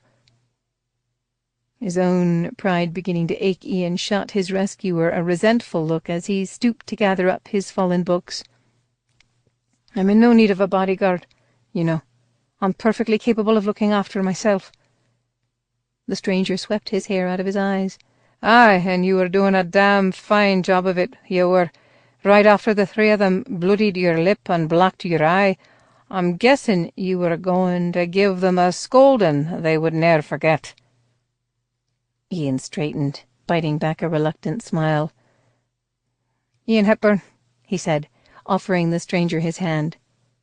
The young man hesitated, the ghost of a frown passing over his face, before accepting Ian's hand and giving it a brusque shake. "Most of my friends just call me Sin." He cast the ancient stone walls brooding over the quad a rueful look, muttering beneath his breath, "Or at least they might if I had any friends in this god-forsaken prison." Heartened to have found a kindred spirit who hated St. Andrews as much as he did, Ian stopped trying to restrain his smile. "I'm afraid you won't make many if you try to solve every problem with those ham-handed fists of yours." Ian shook his head, marveling at the prowess of those fists in spite of himself. "Just how did you learn to do that?" "What, fight?" Sin shrugged his broad shoulders, as if dispatching 3 opponents without so much as breaking a sweat was an everyday occurrence for him. "Where I come from, if a man can't fight, he won't survive." Ian frowned thoughtfully. He had always been forced to rely on his wits to survive. Perhaps it was time to consider some other options. "Can you teach me?" "How to scrap?" Ian nodded. "Aye, I suppose so." Sin studied him with a critical eye.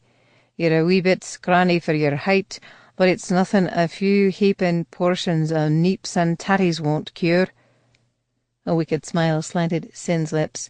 "Until we get some meat on your bones, I can teach you a few dirty tricks that'll make those witless oafs think twice about smacking you around." Eyeing the frayed hem of Sin's robe, Ian said, "I can pay you." Sin stiffened, his smile fading. "You can keep your precious coin, Ian Hepburn. I'm not a bloody beggar, and I've no need of your charity." With that he turned on his heel and went striding away. Ian could feel his own temper rising. "If you're too damn proud to take my coin, Highlander," he called after Sin, "then maybe I could teach you something useful in return, like how to talk."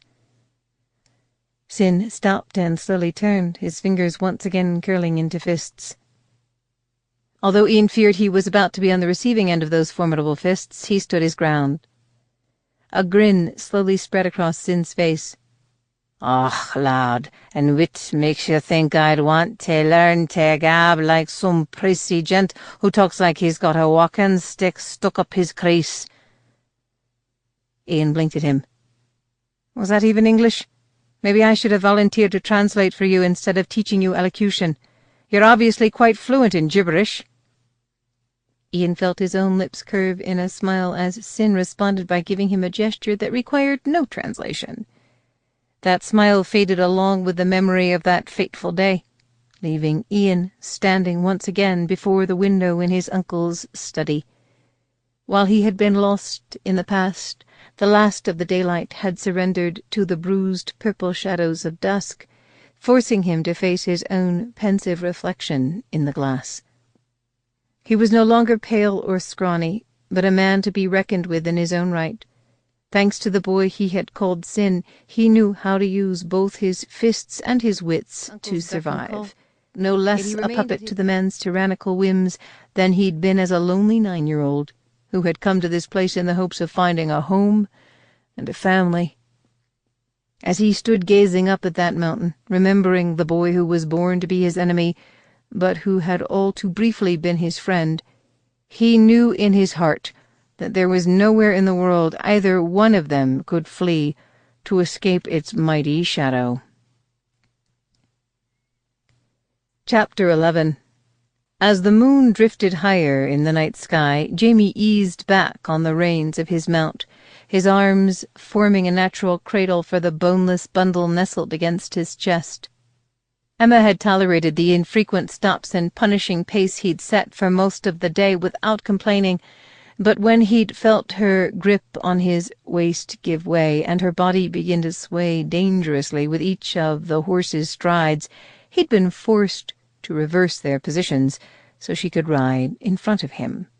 She'd protested the switch with little more than a disgruntled moan and a cross-flutter of her eyelashes before curling herself against his chest like a drowsy little cat. No matter how rigid Jamie held himself in the saddle, the rioting curls that had escaped the leather thong still managed to tickle his nose.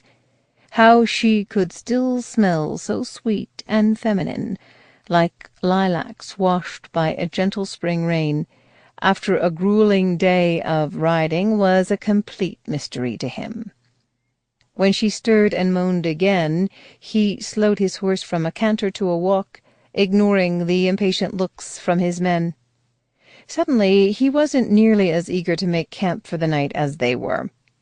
Emma might have survived their grueling day in the saddle, but he wasn't sure he would survive another night with her sleeping anywhere near him. He had hoped his forbidding glower would deter conversation, but it didn't stop Bon from drawing his sorrel alongside him and casting a cagey look toward the sleeping girl in his arms. "I suppose it's good the lass has taken her ease now, isn't it?" "And just why would that be?" Bon shrugged. "Well, after witnessing that kiss you tried to steal this morn, I have a sneaking suspicion she'll be needing all of her strength for the night to come." Not in any mood for his cousin's teasing, or the deliciously depraved images it brought to mind, Jamie continued to gaze straight ahead. Undeterred by his stony profile, Bon cheerfully continued. "She might buck a bit at first, but once you break her to the saddle, you'll be able to ride her long and hard. If you find yourself growing weak in the legs and in need of any help, I just want you to know I'm your man. Just give a whistle and I'll be more than happy to—" Jamie's hand shot out and closed around Bon's throat, choking off his words in mid-sentence.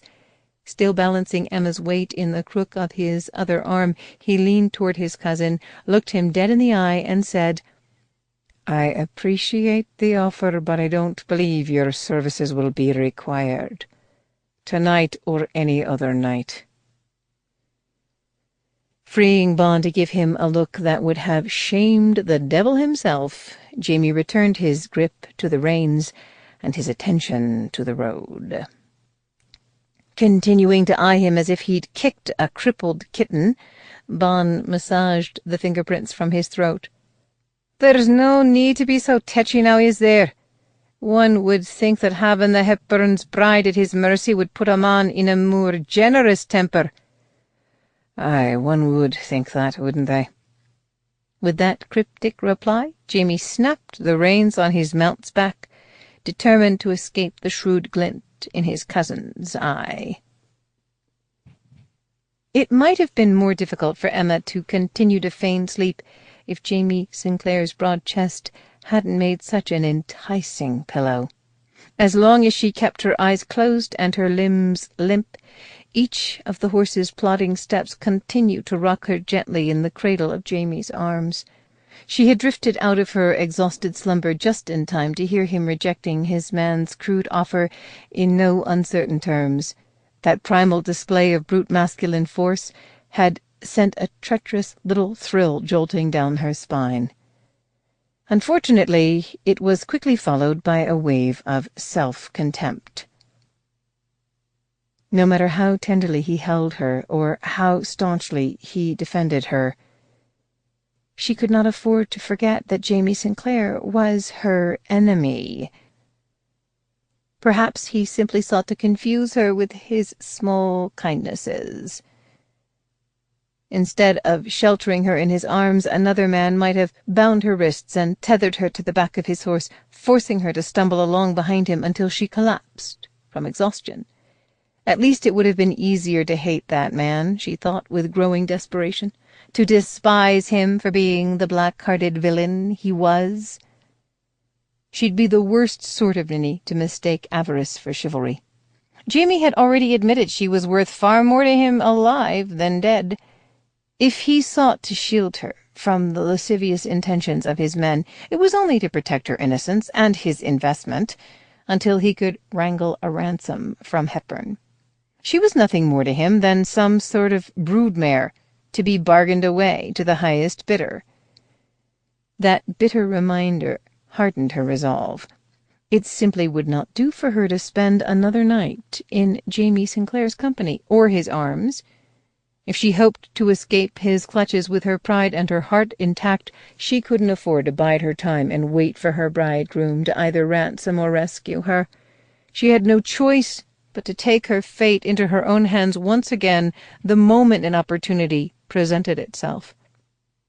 And this time there would be no room for failure. "If you do try to run again, I just might decide your virtue is of more value to me than to the Earl." Emma shivered as Jamie's warning echoed through her mind. It was not an idle threat. He possessed the power to ruin her, not just for her bridegroom, but for any other man as well.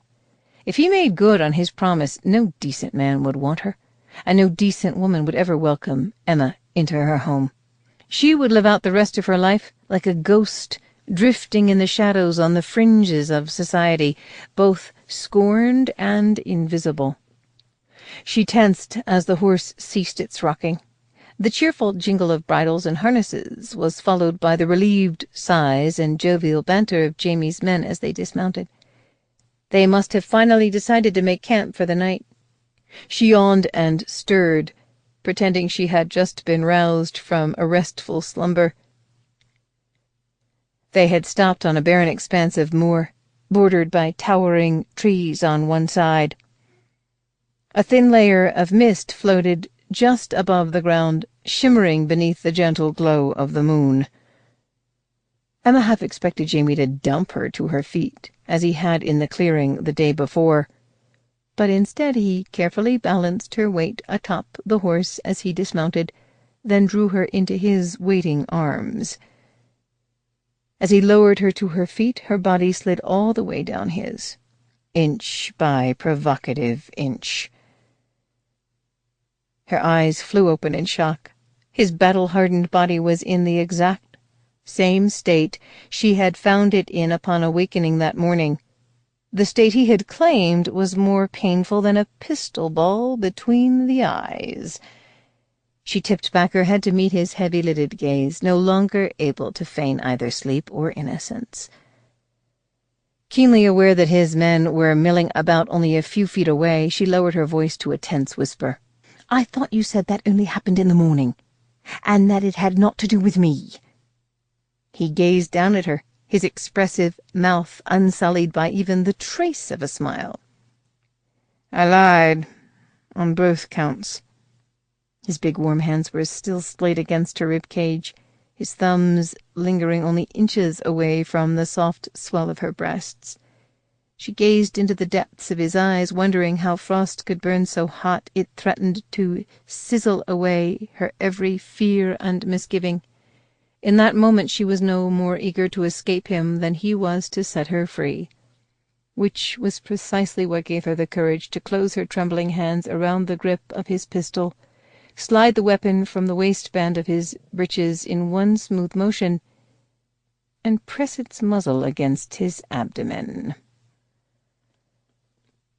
Chapter 12. It didn't take Jamie and Emma's unnatural stillness long to attract the attention of Jamie's men. The good-natured banter abruptly ceased.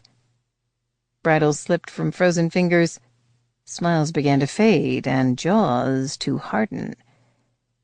As Emma slowly backed away from Jamie, keeping the mouth of his weapon carefully trained on his heart, a dozen pistols magically appeared in the hands of his men, each one trained on her with equal precision. Jamie had warned her they would be willing to die for him. She should have known they would be willing to kill for him as well. She could see them from the corner of her eye, but she refused to take her gaze off Jamie. With the horse still at his back, there was nowhere for him to flee. "Lower your weapons," he commanded. Although his gaze was still fixed on her, they all knew his words were meant for his men. "But, Jamie," a great hulking brute with a jagged scar carved into his cheek said softly, "what do you expect us to do? Just stand by and whistle through our arses while the last blasts yet a kingdom come?" "Lower your weapons," Jamie barked. "It was not a suggestion." Exchanging a flurry of doubtful glances, his men grudgingly obeyed the order. They lowered their pistols, but kept them at the ready by their sides. Emma didn't stop backing away from Jamie until there was a good 10 paces between them. She had hoped she might be able to think more clearly if she was out of his reach. But the invisible chain of his gaze still bound them together, making it nearly impossible for her to hear her own thoughts over the frantic tempo of her heart. She needed a horse. She'd already proved she had little to no chance of making it back down the mountain on foot. But with a horse and a head start, before she could fully formulate her plan, Jamie opened his arms as if to make himself an even more tempting target. "So what do you intend to do now, lass?" The coaxing note in his voice only served to deepen its husky appeal. "Take me into custody and turn me over to the authorities? Shoot me?" Emma tightened her grip on the pistol. To her dismay, instead of easing the tremor in her hands, the effort only succeeded in worsening it. "Perhaps I just wanted you to know what it feels like to have a pistol pointed at your heart." "The Hepburn has had a pistol pointed at my heart for 27 years. I know exactly how it feels." From the corner of her eye she saw one of Jamie's men slyly ease a step closer to them. She swung the mouth of the pistol toward the cluster of men, freezing them anew. "I wouldn't test me if I were you. It might surprise you to learn that I know how to use a pistol. If I can bring down a pheasant at 50 paces, I most certainly won't miss you." As she watched the nervous dart of their eyes, a new thought occurred to her. "Which one of you is Bon?"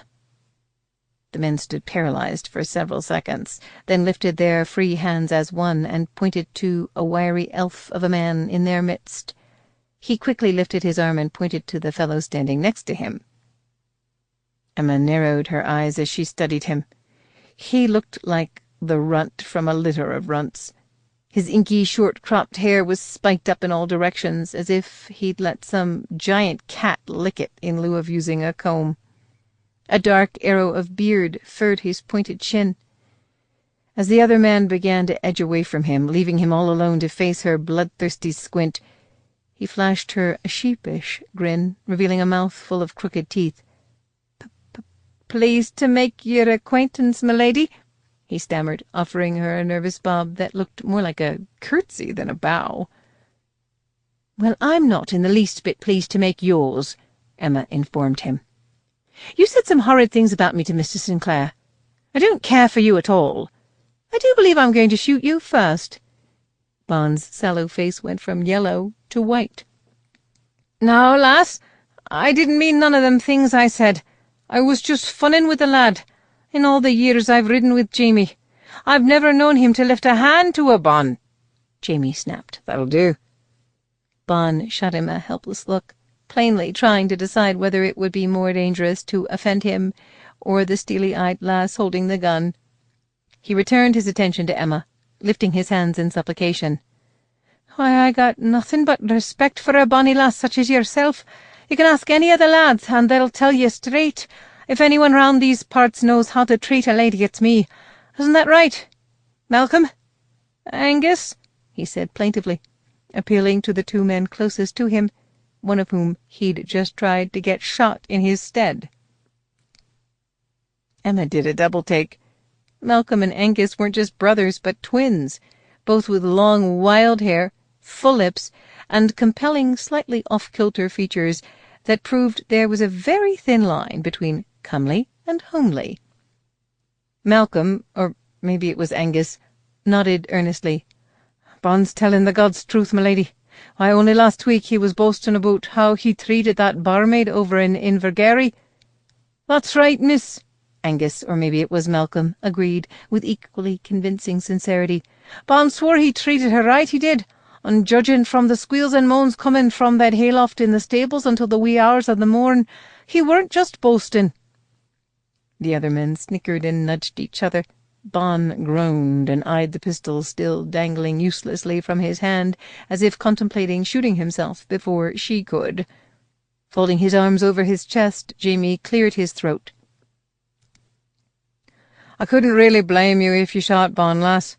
Hell, I'd have shot him myself a long time ago if he wasn't my cousin." Bon protested, giving him an aggrieved look. Jamie continued as if there had been no interruption. "However, I feel it's my Christian duty to warn you that my pistol only holds one shot. I can't shoot the both of us. I'm afraid you're going to have to choose, sweetheart." More infuriated by the tender note in his voice than by any crude jibe from one of his men, Emma swung the pistol back around and levelled it at his heart. "I'm not your lass, and I'm not your sweetheart." As she faced him with her shoulders thrown back and her chin held high, she was surprised to realize her hand was no longer trembling. For the first time in a very long while, she felt completely in control of her destiny. "I don't belong to any man. At least not yet."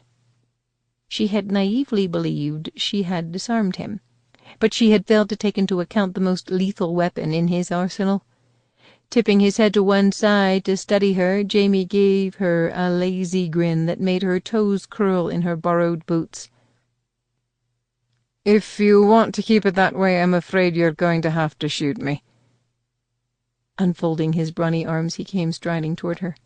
Although his men's expressions veered wildly between disbelief and alarm, Jamie only had eyes for her. Emma's panic swelled as the distance between his imposing chest and the mouth of the weapon shrank. Recognizing in that moment that he was a gambling man just like her papa, she took 2 stumbling steps backward, raking back the pistol's hammer with her thumb. Yet still he came, as resolute and fearless as some great mountain cat stalking a field mouse. Emma's field of vision narrowed until she could count each dark lash ringing those vibrant green eyes of his, eyes that would be forever closed in death if she called his bluff. She squeezed her own eyes shut to block out the sight of his face, but she could still see him lying in a pool of his own blood on the cold, hard ground, could see the sun-bronzed glow fade from his face, leaving it as pale and waxen as the effigy on a tomb. Her finger tensed on the trigger, but at the exact second she squeezed it, she felt her arm jerk to the side, as if of its own volition. She opened her eyes to find Jamie still on his feet, and an acrid cloud of smoke hanging in the air between them. Through ears still ringing from the blast, she heard him let out an admiring whistle as he eyed the jagged chunk of bark the pistol ball had torn from the trunk of a nearby birch. "Not bad for an amateur marksman, or woman. At least you didn't shoot my horse." Emma's arm fell limply to her side. Her shoulders slumped in defeat. She didn't even protest when Jamie reached down and gently removed the smoking pistol from her hand. He tossed it to one of his men, leaving him free to deal with her. She braced herself for the blow to come, knowing her open defiance had left him with little choice but to mete out her punishment in front of his men. His temper, as well as his pride, would demand it. She would not cry. She swore silently, even as she felt a treacherous sting at the backs of her eyes, nor would she give him the satisfaction of begging for mercy. Whatever he did to her, it would be no more than she deserved for letting her own temper get the best of her and squandering her best opportunity to escape. Despite all of her courageous intentions, she still flinched when he lifted his hand. He froze, and she glimpsed a flash of genuine anger in his eyes. But instead of backhanding her, as she'd anticipated, He simply captured her wrist and tugged her into motion, forcing her to follow him. As he hauled her through the ranks of his men, they looked as if they'd like nothing more than to erupt in a triumphant cheer, but didn't dare. Only Bon looked subdued, the mischievous spark in his black button eyes dimmed to an ember. Given how long Jamie's strides were, it took them less than a minute to reach the edge of the wood bordering the moonlit stretch of moor. Emma faltered, but Jamie just kept walking, giving her no choice but to stumble along behind him or be dragged. As the forbidding shadows engulfed them, she realized she had sorely misjudged him. There would be no one to witness the punishment Jamie Sinclair had planned for her. Chapter 13. Emma stumbled after Jamie, forced to match his relentless pace. The thick canopy of boughs swaying over their heads diffused the moonlight, dappling their path with a sinister web of shadows that turned every rock and fallen branch into a trap to snag her clumsy feet. She might be in danger of stumbling to her knees with every step, but Jamie navigated the treacherous terrain with rugged indifference, his stride as sure as his horse's had been on the edge of the cliff overlooking the vale. Emma wanted to drag her feet to postpone the inevitable moment of reckoning when Jamie would finally prove himself to be every inch the monster the Earl would have her believe he was. His kindnesses had already sent a tiny web of cracks shuddering through her heart. She feared his cruelty would shatter it into 1,000 pieces. Her breath was growing shorter, her lungs starting to burn. Her ill-fitting boots chafed her toes and heels through the thick stockings, making each step a fresh misery. "Pardon me," she finally gasped out, her discomfort beginning to outweigh her fear. His pace did not falter. "Pardon me, sir," she repeated, louder and more forcefully this time. Jamie just kept walking, as if her words were of no more import to him than the distant call of a nightjar or the pesky chirping of a cricket. Emboldened by a surge of anger, Emma jerked to a dead halt and wrenched her wrist out of his grip. Jamie stopped and slowly turned to face her. The look on his face tempted her to go sprinting off in the opposite direction, but Emma forced herself to stand her ground. "We've travelled far enough, don't you think? Your men shouldn't be able to hear my screams from here." Jamie gazed down at her, his expression inscrutable. "I'm more concerned about them hearing my screams. Although after that idiotic stunt you just pulled, I'm convinced no appeal to reason, however ear-splitting, would penetrate that thick little skull of yours." He leaned closer, close enough to count every freckle on her nose. "If you ever pull a pistol on me again, lass, you'd best be prepared to pull the trigger." "I did pull the trigger," she reminded him with icy calm. "Only after you made sure your shot would go astray." She continued to glare at him. Perhaps the weapon simply recoiled. He cocked a skeptical eyebrow. "Before you fired." Emma swallowed her protest. She might be able to deny that moment to him, but she couldn't very well deny it to herself, not even if she couldn't begin to understand it. "There's a chance my men wouldn't have taken kindly to seeing me shot down in cold blood. What if one of them had been willing to shoot you to save me?" "Then I guess you'd be robbed of your precious ransom, and the Earl would be forced to woo himself a new bride." Jamie turned and paced a few steps away from her, running a hand through his thick mane of sable hair. His big body was fraught with tension, as if there was some invisible battle being waged within. Emma could not have said what drove her forward, what possessed her to touch the back of his arm through the faded cambric of his shirt with trembling fingertips.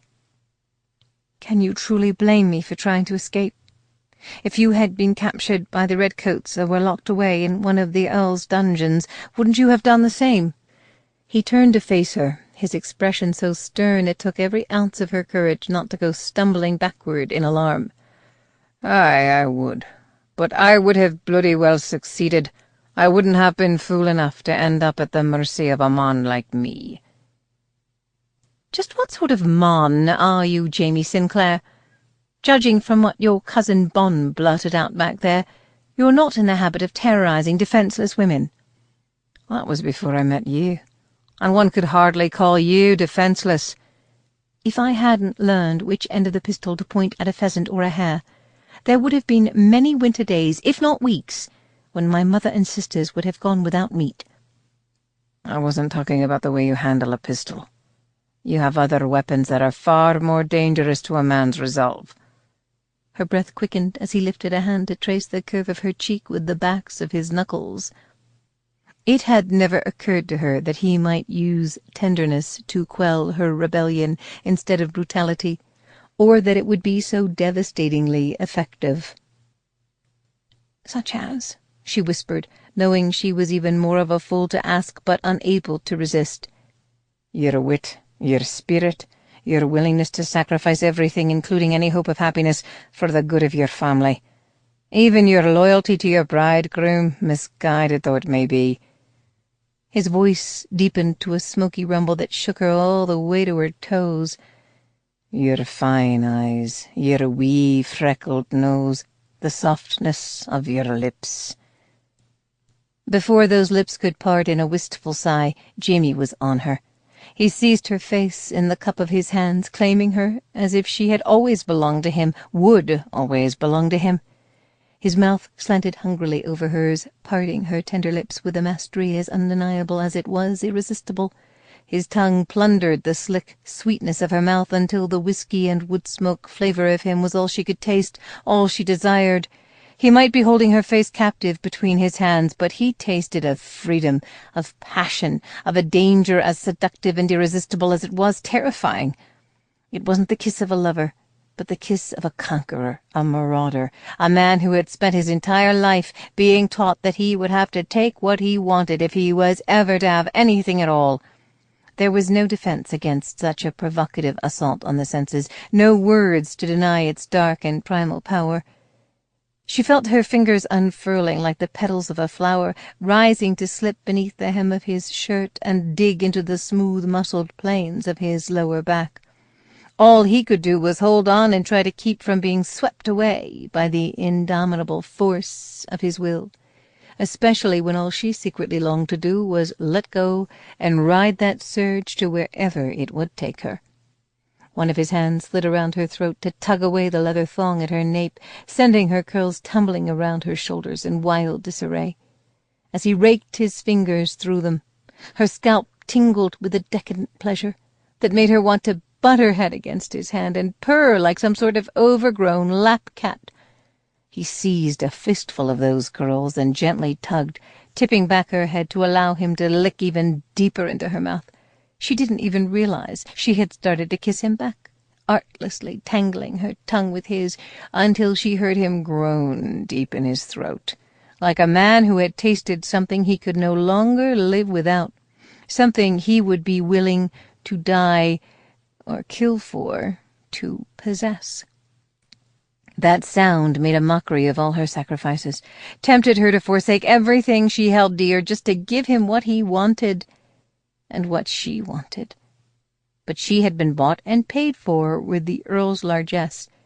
It was no longer hers to give. Seized by panic, she shoved at his chest. He broke off the kiss abruptly, setting her away from him with hands as unsteady as her own. Even though she was the one who had pushed him away, all she could do was stand there, trembling and bewildered, like a child who had been abandoned in some dark and fearsome forest with no hope of ever finding her way home. Jamie's inky pupils had nearly swallowed the green in his heavy-lidded eyes, leaving them dusky and unreadable. As he gazed down at her, she could see herself through his eyes, the wild tumble of her curls, her dazed expression, the tell-tale flush where his beard stubble had abraded the delicate skin of her jaw. She ran the tip of her tongue over lips that still felt tender and ripe from the ravenous force of his kiss. Desperate to put some distance between them, she stooped to retrieve the leather thong from the ground. Gathering her curls at her nape, she began to twist them into a tight knot. "You've won, Mr. Sinclair," she said, fighting to keep her voice steadier than her hands. "I promise I'll be an obedient little captive until you deliver me safely into the hands of my bridegroom a few days hence. I won't try to run again, so you'll be spared the onerous duty of chastising me with your kisses." She smoothed the rumpled front of her borrowed tunic as if it were the most expensive of ball gowns. "As far as your men are concerned, I shall endeavour to behave as if you simply gave me a stern scolding, forcing me to recognize the error of my ways." With that pronouncement she turned and marched away from him as fast as her legs would carry her, her shoulders squared and her head held high. "Miss Marlowe?" "Yes?" She turned to find him still standing in the exact same spot, his expression inscrutable. For an elusive instant he looked as if he wanted to say something else altogether, but then he pointed in the opposite direction. "Our camp is that way." When Emma woke that night, there were no warm masculine arms to shelter her from the cold, hard ground. Her toes were numb, and a thin layer of goose flesh pebbled her arms. She sat up, blinking away the fog of confusion that came from waking up in a strange place surrounded by strangers. On the opposite side of the dying campfire, Jamie's men lay in blanket-draped humps. If not for the occasional drunken snort or rumbling snore, they might have been mistaken for boulders.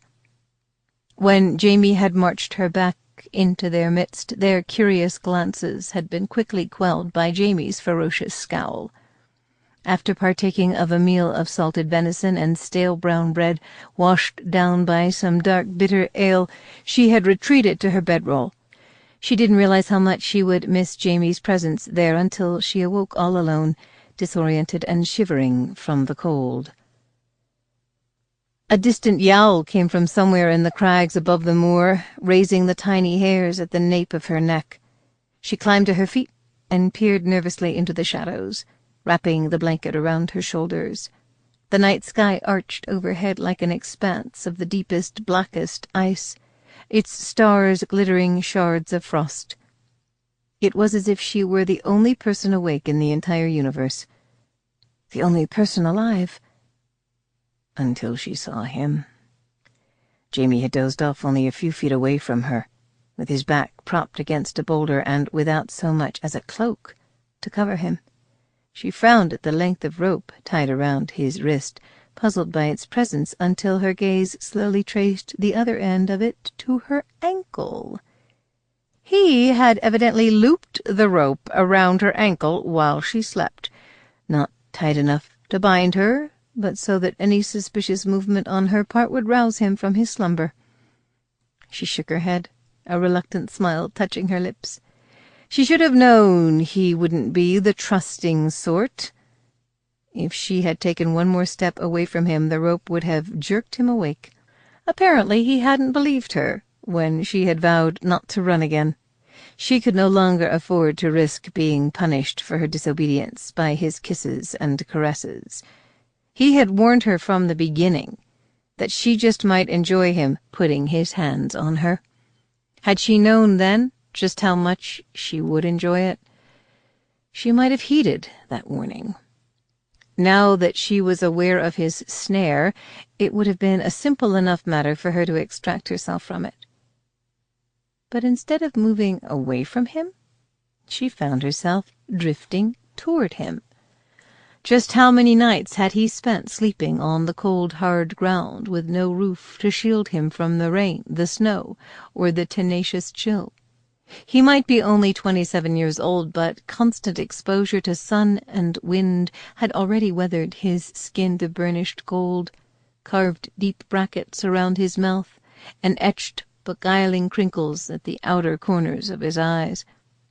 Even in sleep there wasn't a hint of softness in the man, no revealing glimpse of the boy he had once been. He didn't even sleep with his mouth hanging open, but compressed to a firm line, his only concession to vulnerability the smudges of exhaustion beneath his eyes. Almost as if sensing her avid scrutiny, he stirred and turned his face toward the shadows, shielding it from her gaze. Emma sighed. He had given her his blanket, yet she was still chilled to the bone. She couldn't help but remember how cozy it had felt to be curled up against him the previous night, how his lean, hard frame had wrapped itself around her, radiating heat like a coal stove on a snowy winter's eve. That piercing yowl came again. She shuddered and edged even closer to Jamie. She had no way of knowing what sort of bloodthirsty creatures prowled this wilderness. Wildcats? Wolves? Bears? For all she knew, there could be a dragon stomping around in the crags above them, just looking for some tasty virgin to devour. She stole one last longing look at Jamie before bending down and slipping the rope from her ankle. Jamie opened his eyes, going from deep sleep to sharp alertness with the peculiar ease that came from years of vigilance. He was assailed by two immediate impressions. There was a blanket draped over him that hadn't been there when he went to sleep. And there was a woman beneath that blanket who hadn't been there when he went to sleep. He blinked warily. Emma was curled up on her side facing him. Only a scant handspan separated their bodies, almost as if she had sought to get as close to him as she dared without actually touching him, which touched him more deeply than he cared to admit, even to himself. He was becoming accustomed to the dull ache that had plagued his groin ever since he'd been fool enough to abduct her, but this was a sharper and even more insistent pain, perilously near to his heart.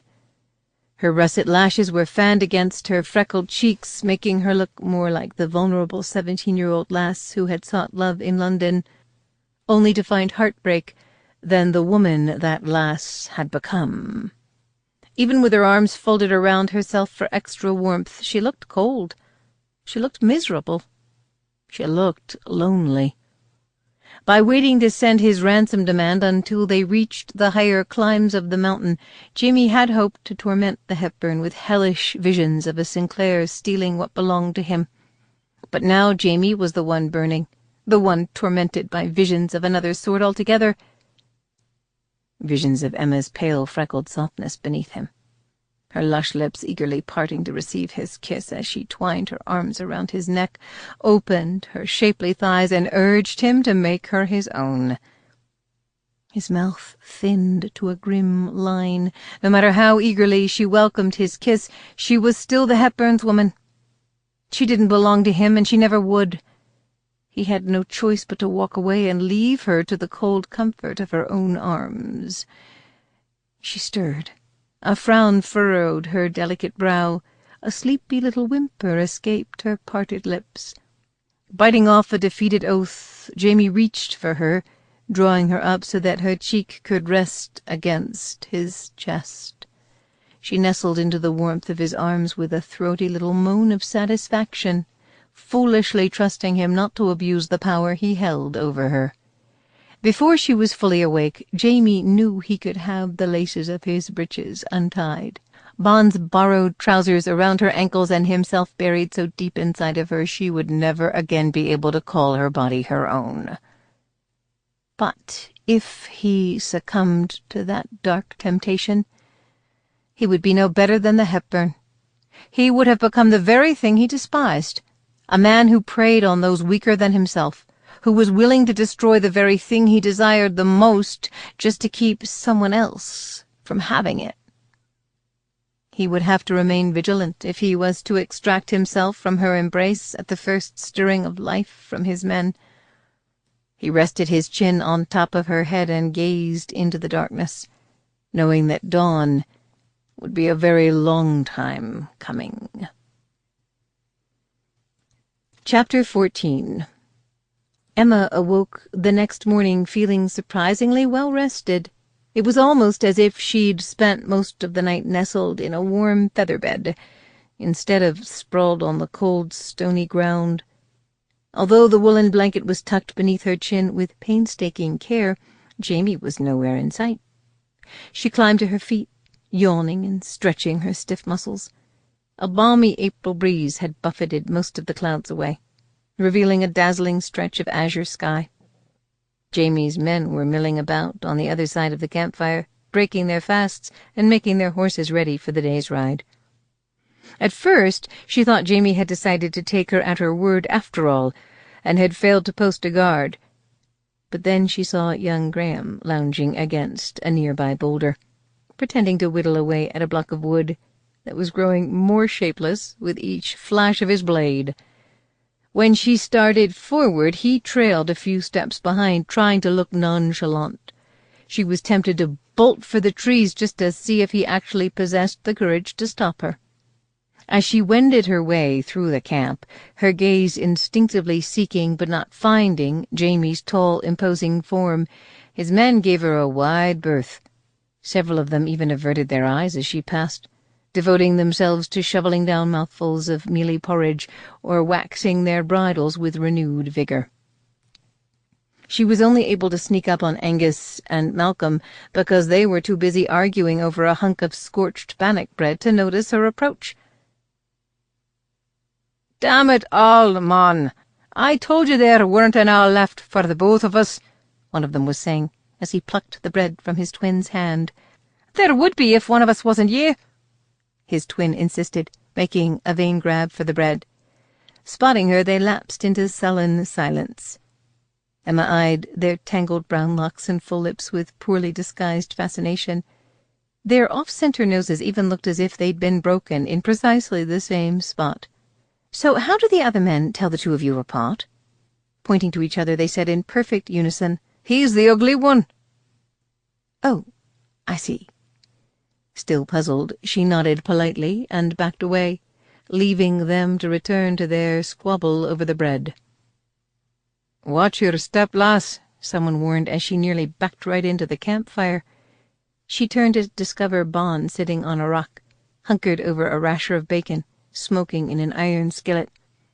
Although the meat was already scorched to a blackened crisp, he didn't appear to be in any hurry to remove it from the pan. Following the direction of her glance, Bon glared up at her. "Now that you've stolen me breeches and boots, I suppose you'll be wanting me bacon too." Emma glared right back at him, with all the affronted dignity she could muster. "I didn't steal your breeches and boots. Your cousin stole your breeches and boots and gave them to me. And I wouldn't dream of depriving you of your breakfast, sir." Snorting, Bon stabbed the blackened strip of meat with the point of his knife and slapped it on a battered tin plate. He held the plate out to her, his impish face scrunched into a fierce scowl. "You might as well go ahead and take it. I wouldn't want you to shoot me." Emma hesitated, suspicious of any kindness on his part.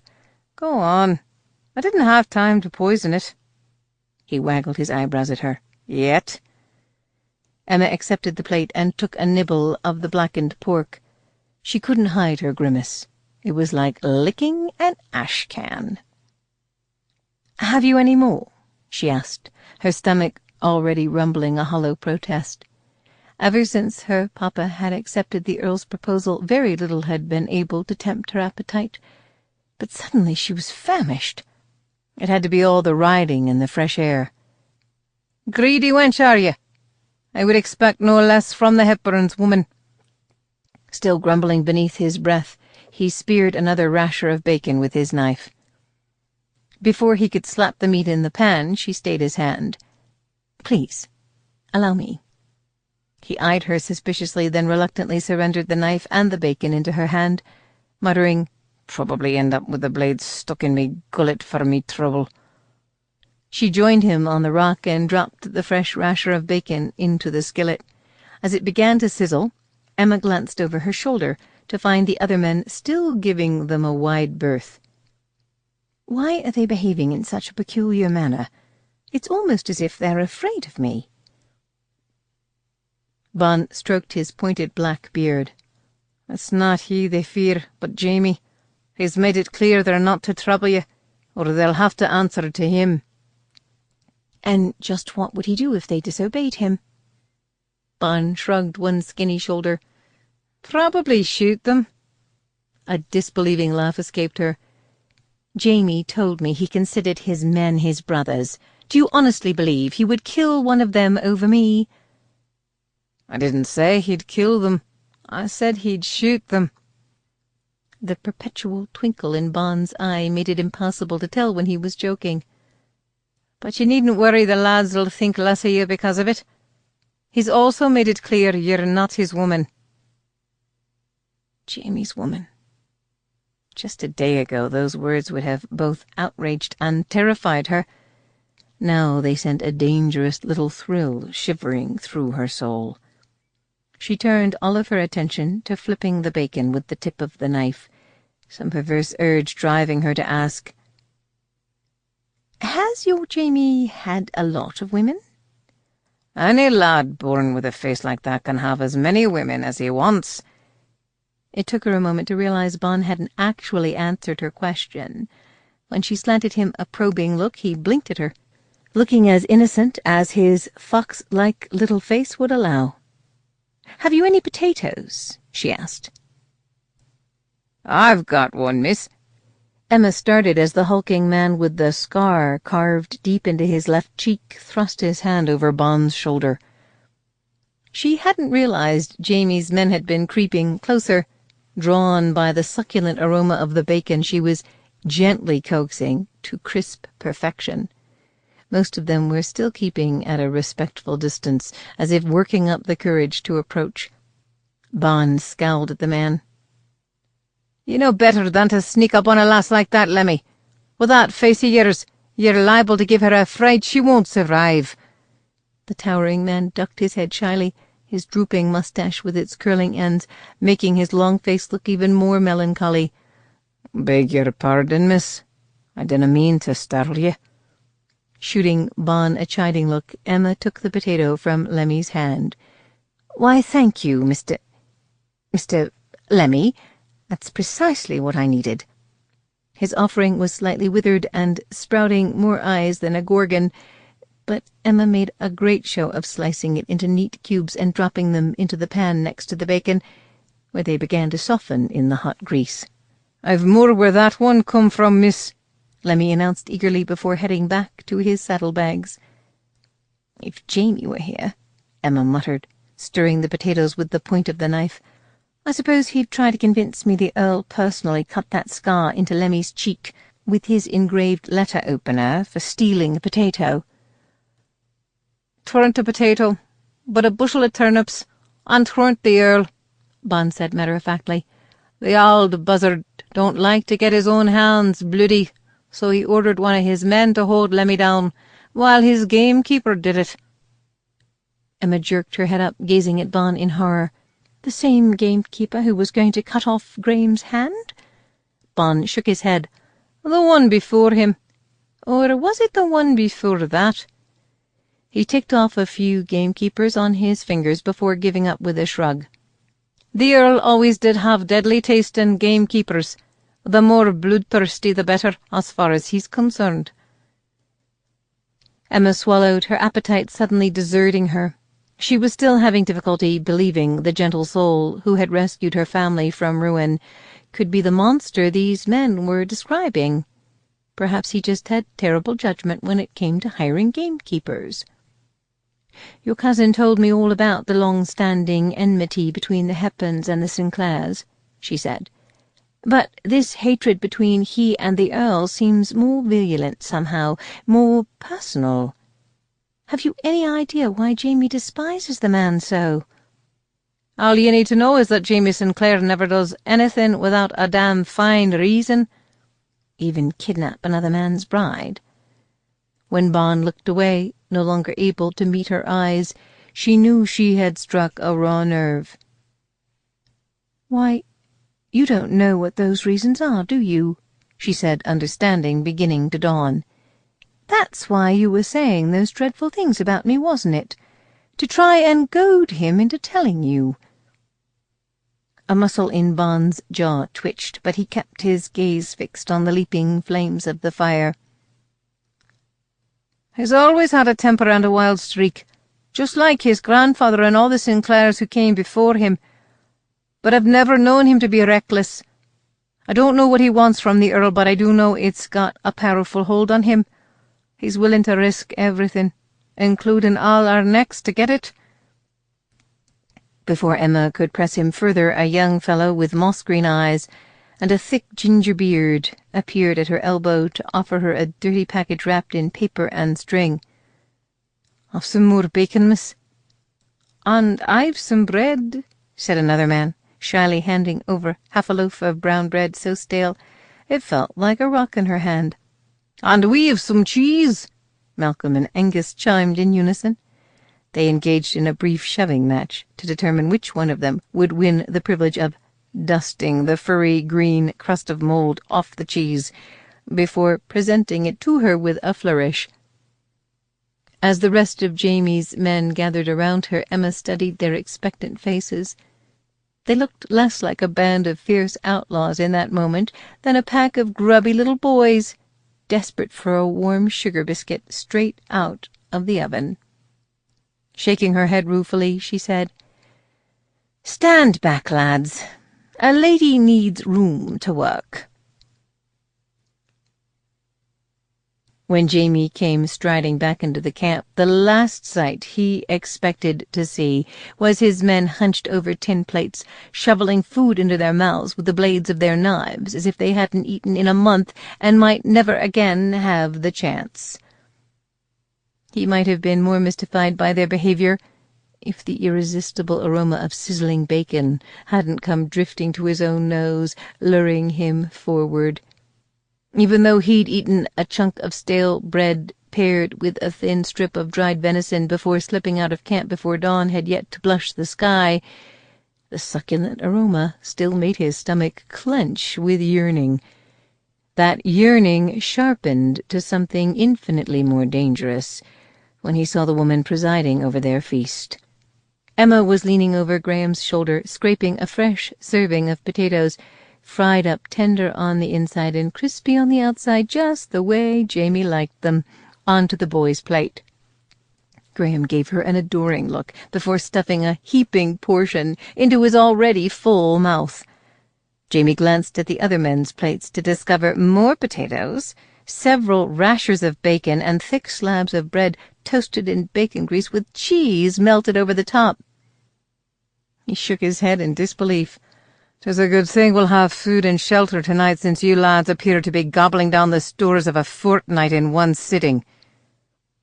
The men still had enough of their wits about them to look abashed, but they didn't stop eating. "Could I interest you in some breakfast, Mr. Sinclair?" Emma asked, the crisp formality of her tone only serving to remind him of the helpless little sounds she had made at the back of her throat while he was kissing her last night.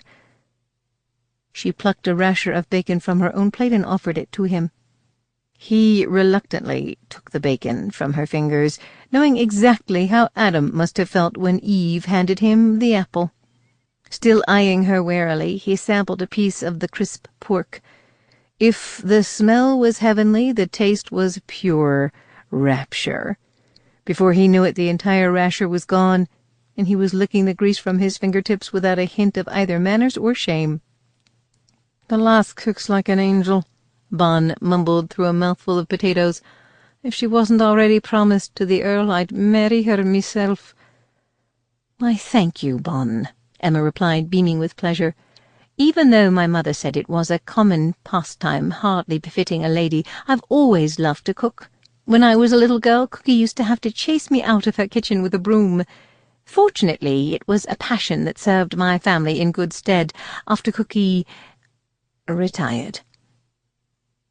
She lowered her eyes to avoid Jamie's sharp gaze.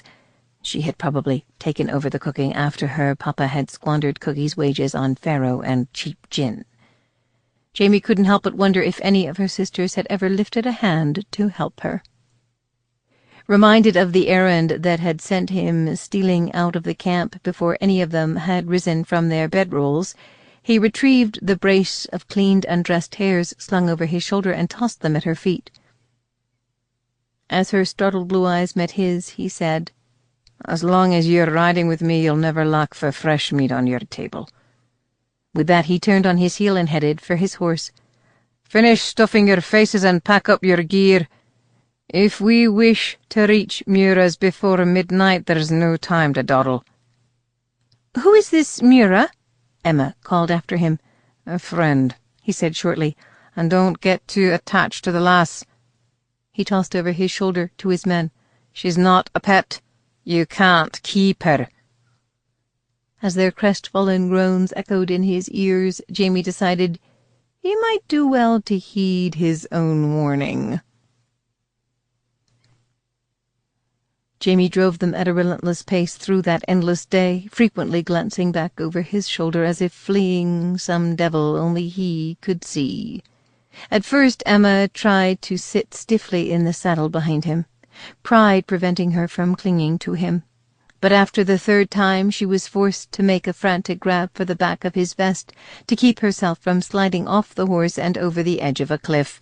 Jamie bit off an exasperated oath, dismounted, and swung himself back up behind her.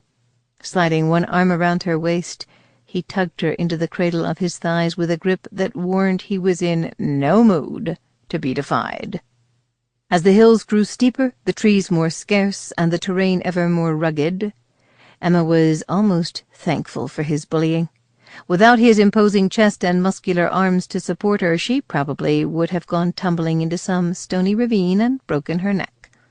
They all had cause to be thankful they'd started their journey with full bellies, since Jamie only allowed them a handful of breaks to meet the most basic of their needs for food, water, and respite. Judging by the gruff impatience with which he urged them to hurry up and remount, the breaks were more for the horses' benefit than their own. With each league they traveled, the air grew thinner, making the wind feel like the stinging snap of a whip against Emma's tender skin. Patches of dingy snow began to appear beneath the sparse clusters of birch and cedar, as they left even the most elusive hint of spring far behind them. Emma's world soon narrowed to the well-muscled cradle of Jamie's body and the steady sway of the horse between her thighs. Her memories of England, of sunlight dancing over the tender spring grass, and larks singing in the budding hedgerows, seemed nothing more than the distant echoes of a dream. Just when she thought she couldn't possibly grow any more wretched, a chill drizzle began to fall from the leaden sky. Jamie retrieved an oilcloth from his pack and used it to fashion a makeshift tent over both their heads. His efforts were wasted when the capricious wind shifted and began to drive the icy needles of rain into their faces. It was soon dripping off Emma's eyelashes and running down her cheeks like tears. Forsaking her battered pride, she huddled against Jamie, shivering and soaked to the skin. Before long they were forced to slow their pace so the horses could pick their way over the slippery rocks. Emma's head began to droop. She could not have said if she drifted into sleep or stupor, but when she opened her eyes it was to a world both achingly familiar and utterly alien. She must be dreaming, she thought, her exhaustion melting to a haze of wide-eyed wonder. How else was she to explain the enchanted tableau before her eyes? She blinked, but still the vision remained cozy and substantial enough to put a lump of longing in her throat. The rain had shifted to snow while she drowsed, fluffy white flakes that waltzed through the clearing before them in the arms of the wind. In the middle of the clearing sat a cottage. This was no tumble-down crofter's hut, but a sturdy structure, fashioned from weathered grey stone and crowned by a thatched roof. The cheery glow of lamplight spilled from its deep-set windows like a beacon to welcome the weary traveller. To Emma's eyes the cottage looked as if it should have been spun from gingerbread and marzipan instead of stone and mortar. She half expected to see a bony, white-haired crone beckoning from the doorway, plums and sweetmeats before stuffing her into a waiting oven. It was a fate she might actually welcome at the moment, she thought, racked by a fresh round of shivers.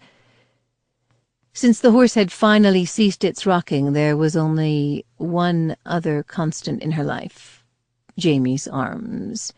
He dismounted, pulling her off the beast with him in one fluid motion. Instead of setting her on her feet, he gathered her to his chest and went striding toward the cottage, carrying her like a child. Emma stole a furtive glance at him. Fresh snowflakes dusted the rich sable of his hair and caught like diamond dust in his lashes. She knew she should have protested his high-handed treatment of her, should have insisted he put her down that very instant. But she wasn't entirely sure her trembling legs would support her.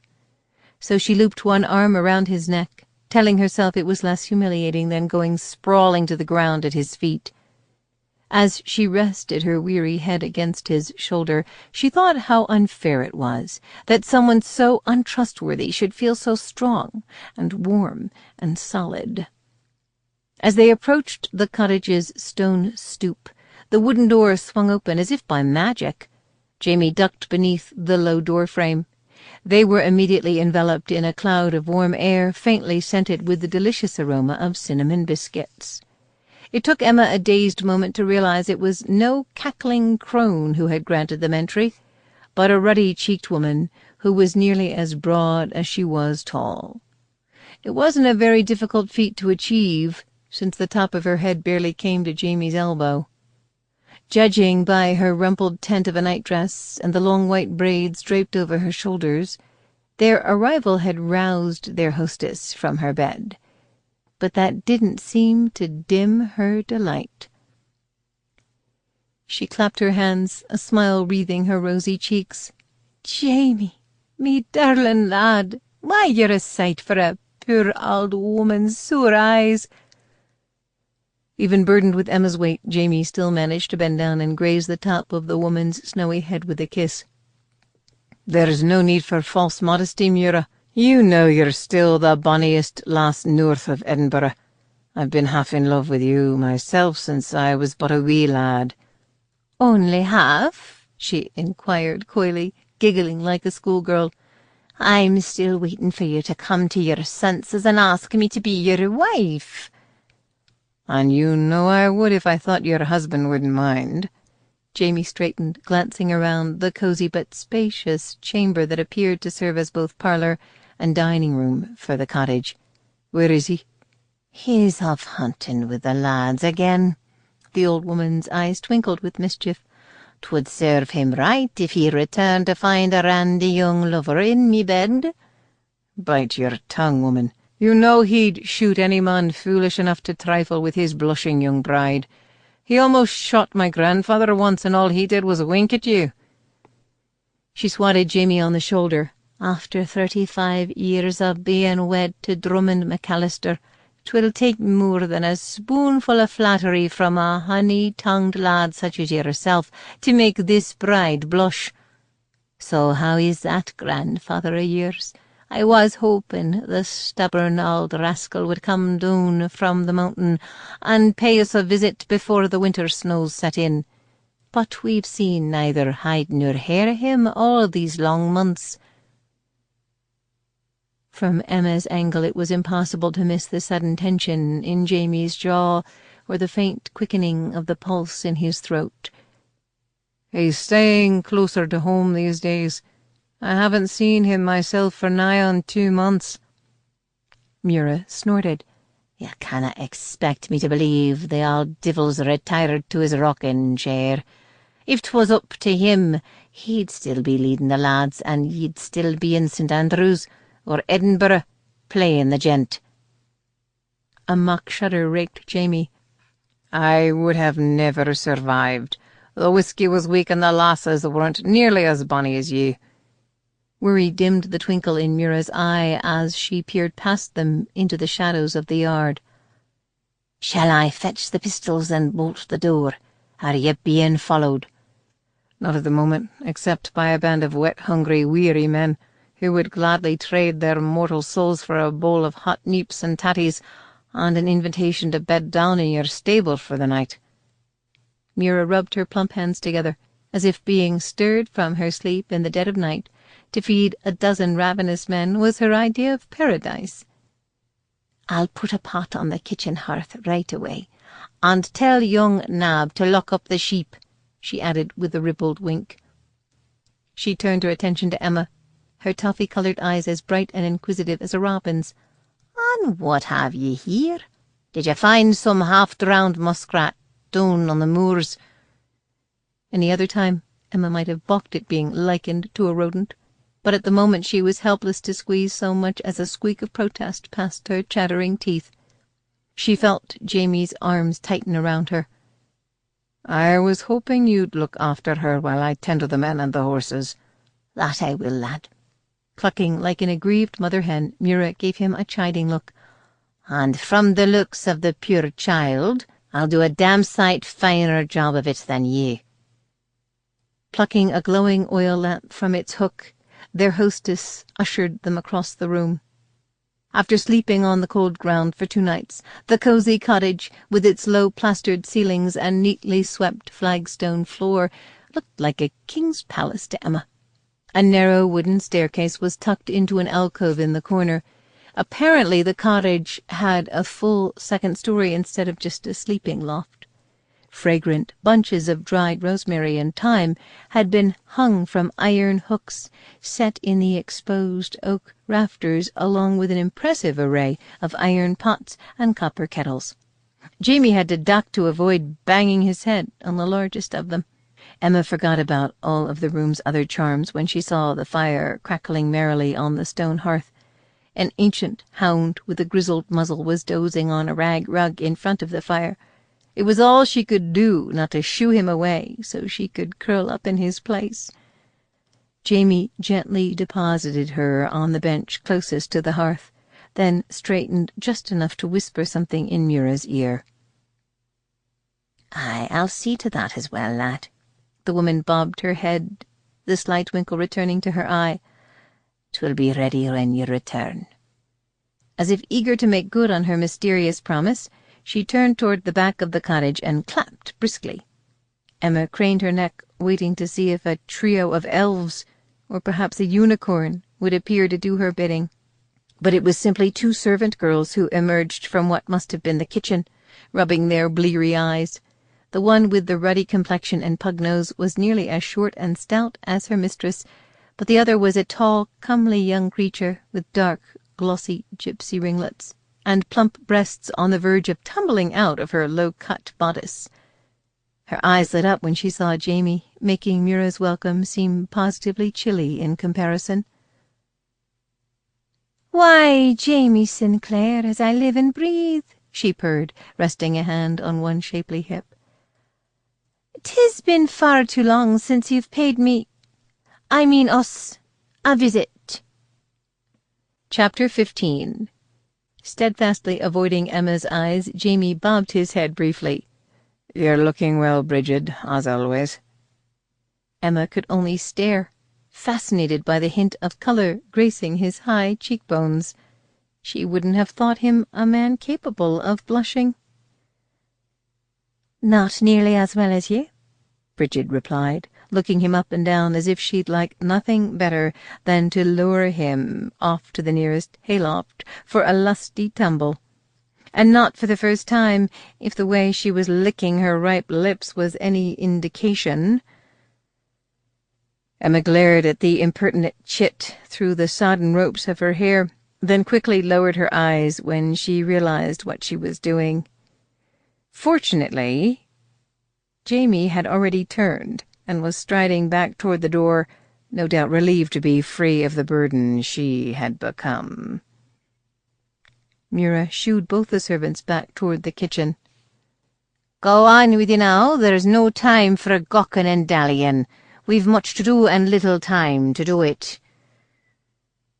Bridget spared Emma a disdainful glance before flouncing back into the kitchen, with Mura and the other maidservant following at her heels.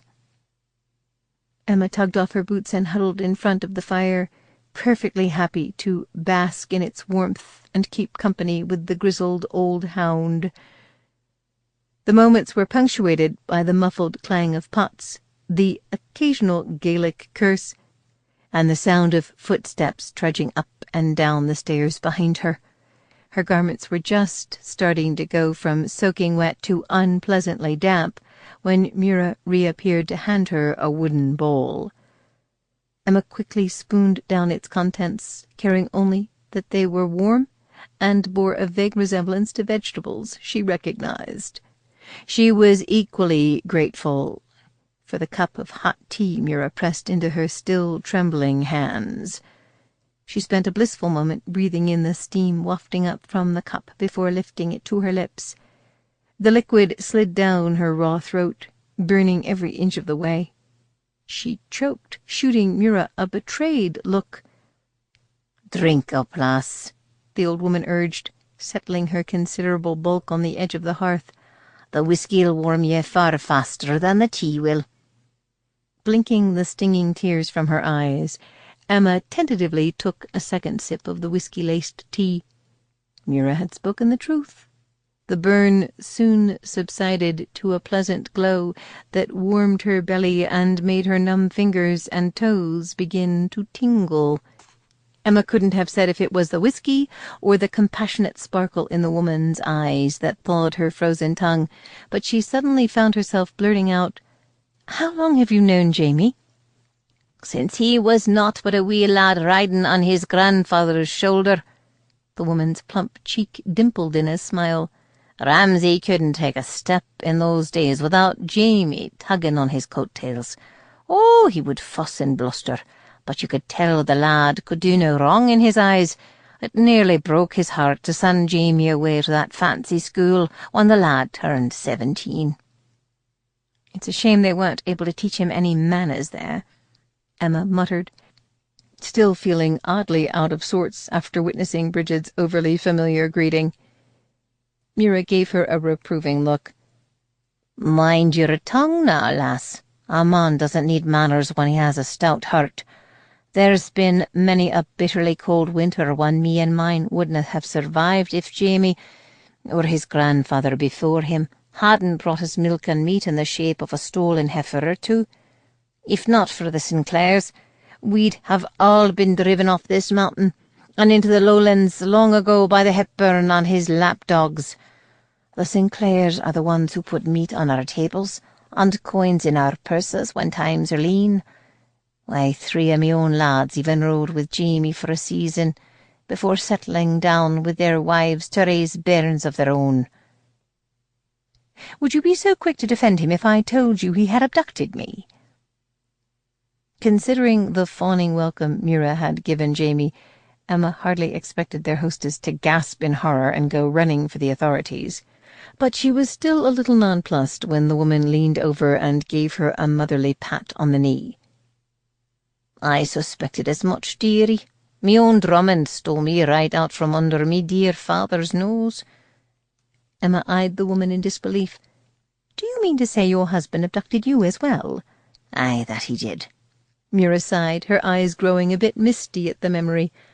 "Tossed me o'er the back of his horse and made off with me in front of half the village. I had 6 younger sisters, and they were all pea-green with envy." Perhaps the woman was mad, Emma thought, as she blinked at Mira's beaming countenance. Perhaps all Scots were mad. "But this isn't the Dark Ages." She took another sip of the tea and whisky concoction, feeling her indignation begin to mount along with her body temperature. "Where I come from, a man courts the woman he fancies. He woos her. He writes poetry to praise the fairness of her face, the grace of her steps, the gentleness of her temperament. He doesn't toss her over his shoulder and carry her off to his cave, or his cottage," she added, stealing a glance at their homey surroundings. The cottage, with its worn rag rugs and scarred but sturdy furniture, looked like a place where life was not only lived, but celebrated. "Where I come from, men behave in a civilized manner. Like gentlemen," she finished stiffly.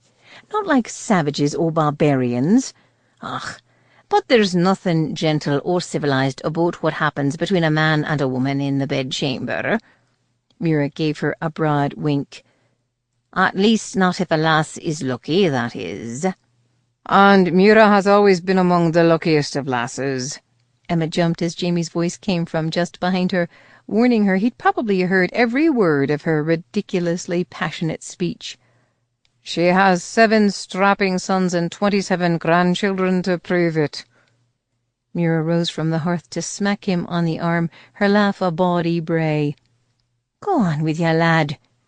'Twould be 28 grandchildren now. Callum's wife had her 7th bairn while you were off tweaking the Hepburn's forked tail." Reminded anew that her fiancé didn't have many admirers on this mountain, Emma drained the dregs of her tea in a single bitter swallow and waited for Jamie to inform Mira that he hadn't stolen her so he could make her his wife, but to sell her back to his enemy for a profit. But he simply plucked the empty teacup from her hand and handed it to Mira before scooping Emma back into his arms. She stiffened, no longer willing to submit to being treated like some slow-witted child.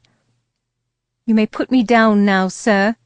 I'll have you know I'm perfectly capable of holding your tongue for another 5 minutes," he finished smoothly, striding toward the stairs.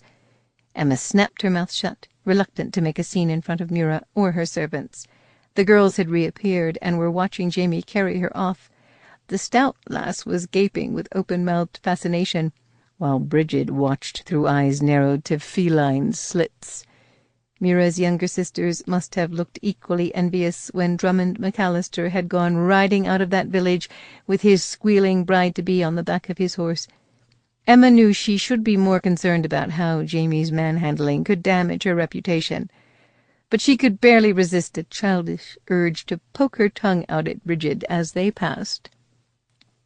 Jamie turned left at the top of the stairs, carrying her to a chamber at the far end of the narrow corridor that was little more than a dormer tucked beneath the eaves. The only furniture in the room was a ladder-backed chair, a small table with a lamp on it, and a round wooden tub banded in iron. A round wooden tub with curlicues of steam rising from the heated water within. "I'm afraid it was the best I could do, since I didn't have time to compose an ode to the fairness of your face and the grace of your step, or the gentleness of your temperament," Jamie added wryly. Emma slid to her feet and drifted forward, forgetting all about her annoyance with him. In that moment, she would have forgiven him anything, even murder. She'd heard the maidservants trudging up and down the stairs while she languished in front of the fire, but her mind had been too numbed by cold and exhaustion to realize they'd been hauling buckets of heated water. Now she knew exactly what Jamie had whispered to Mira before ducking back out into the snow to tend to his horses and his men. "Oh, Jamie," she breathed, trailing her fingertips through the warm, silky water. "It's beautiful." She lifted her head to find him surveying her with an odd light in his eyes. Her smile faded. "What is it? Why are you staring at me?" "That's the first time I've heard my Christian name on your lips." His gaze dropped to those lips, its smouldering caress warming her in places even the whiskey had not been able to reach. "I rather fancy the sound of it." Before she could fully absorb the impact of his words, he was gone, leaving her all alone to run a trembling finger over her parted lips. "Oh, Jamie." Jamie went striding from the cottage, trying not to think about just how badly he longed to hear those words on Emma's lips again, this time ending on a breathless sigh of pleasure, or perhaps even a deep-throated moan of surrender as he knelt between her fair, freckled thighs and— He bit back a groan of his own. His restless strides carried him to the very edge of the rocky slope behind Mura's cottage. The snow was still tumbling from the sky, but the brittle flecks of ice did little to cool his fevered flesh. Despite the frigid bite of the wind, all he could see was Emma peeling off her damp garments and sinking into the warm water just as he longed to sink into her. It was far too late to entertain such a foolish notion. He'd already waited a lifetime to wrest what he wanted from the Hepburn, and now his time was running out. If the Hepburn gave him what he wanted, he would have no choice but to honor his word and send Emma back to the front of that abbey, where she would take the Earl to be her husband, her lord and master, and the father of her babes. His hands clenched into fists. He'd managed to convince himself long ago that there was only one thing the Hepburn possessed that he could not live without. He'd scorned the man's greed, his arrogance, his insatiable lust for power. After all, why should he, Jamie Sinclair, envy an ancient pile of stones when he possessed something far more precious? His freedom. He wasn't caged by four walls, but slept beneath the star-spangled expanse of the sky, the entire mountain his kingdom. Why would he require a bevy of servants to be at his beck and call when he had loyal men willing to ride by his side for little more than the promise of companionship and adventure? And yet here he stood coveting the Hepburn's proud and prickly-tempered bride. Why couldn't she have been some spoiled, grasping creature willing to sell her succulent young body to the Earl for a pair of diamond ear-bobs? Or a cloak trimmed in ermine? If she had been, he might not want her so badly for himself. He wouldn't be standing out there in the cold, every inch of his body burning so hot he could almost feel the snow melting beneath his boots.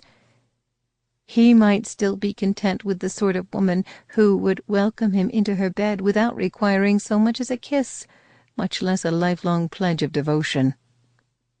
Almost as if his thoughts had conjured them from the swirling snow, a pair of warm female arms materialized to slip around his waist. Jamie closed his eyes, allowing himself to imagine for the space of one heavy, thudding heartbeat. He felt all the way to his groin that they were Emma's arms, that it was Emma who had braved the snow to seek out his company, fresh from her bath, her skin still damp and rosy, the irresistible softness of her breasts pressed against his back. But it wasn't the intoxicating scent of rain-washed lilacs that tickled his nose. It was a hint of wood smoke from the kitchen fire, underlaid with the unmistakable musk of female desire. He turned, his sigh visible in the frigid air. "You should get back in the cottage, Bridget, before you freeze your silly self to death." The buxom servant girl twined her arms around his neck, laughing up at him. "Ah, but there's no danger of that, as long as ye're around, is there? As I recall, you've your own special way of warming a lass." Jamie groaned as one of her greedy little hands ventured between them, rubbing the rigid length of his staff through the soft buckskin of his breeches. "Oh, my," she breathed, shooting him a coy look. "I told Gilda you'd be eager to see me tonight, but I had no idea just how eager." Jamie didn't have the heart to tell her he'd been eager ever since he'd tossed a certain willowy young English miss over the front of his saddle 2 days ago. It seemed she wasn't in the mood for conversation anyway.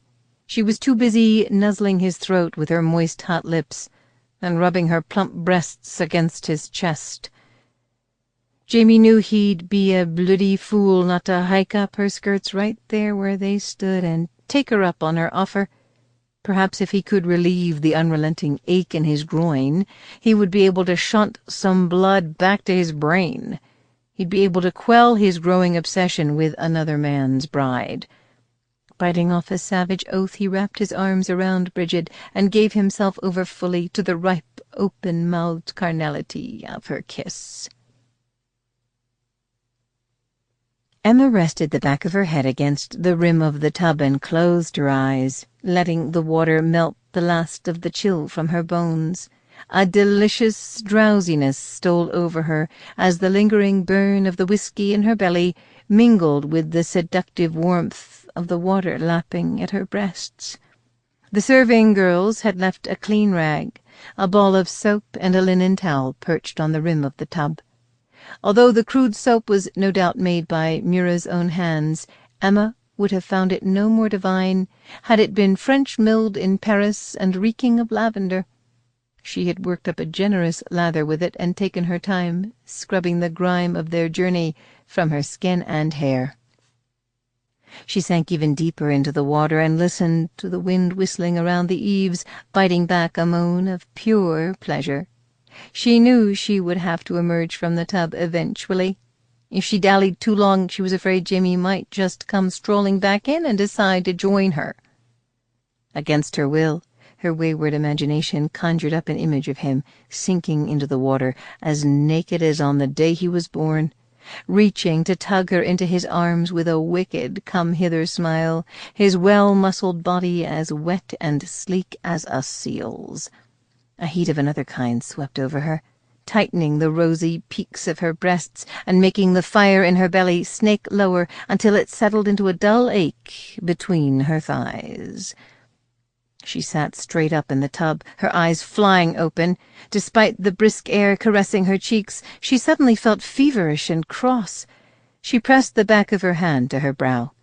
Perhaps the exposure to the elements had been too much for her.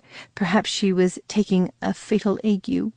She'd spent countless hours mooning over Lysander in the privacy of her bath, the only place she could escape her sister's inquisitive eyes, but she'd never before been troubled by such disturbing visions.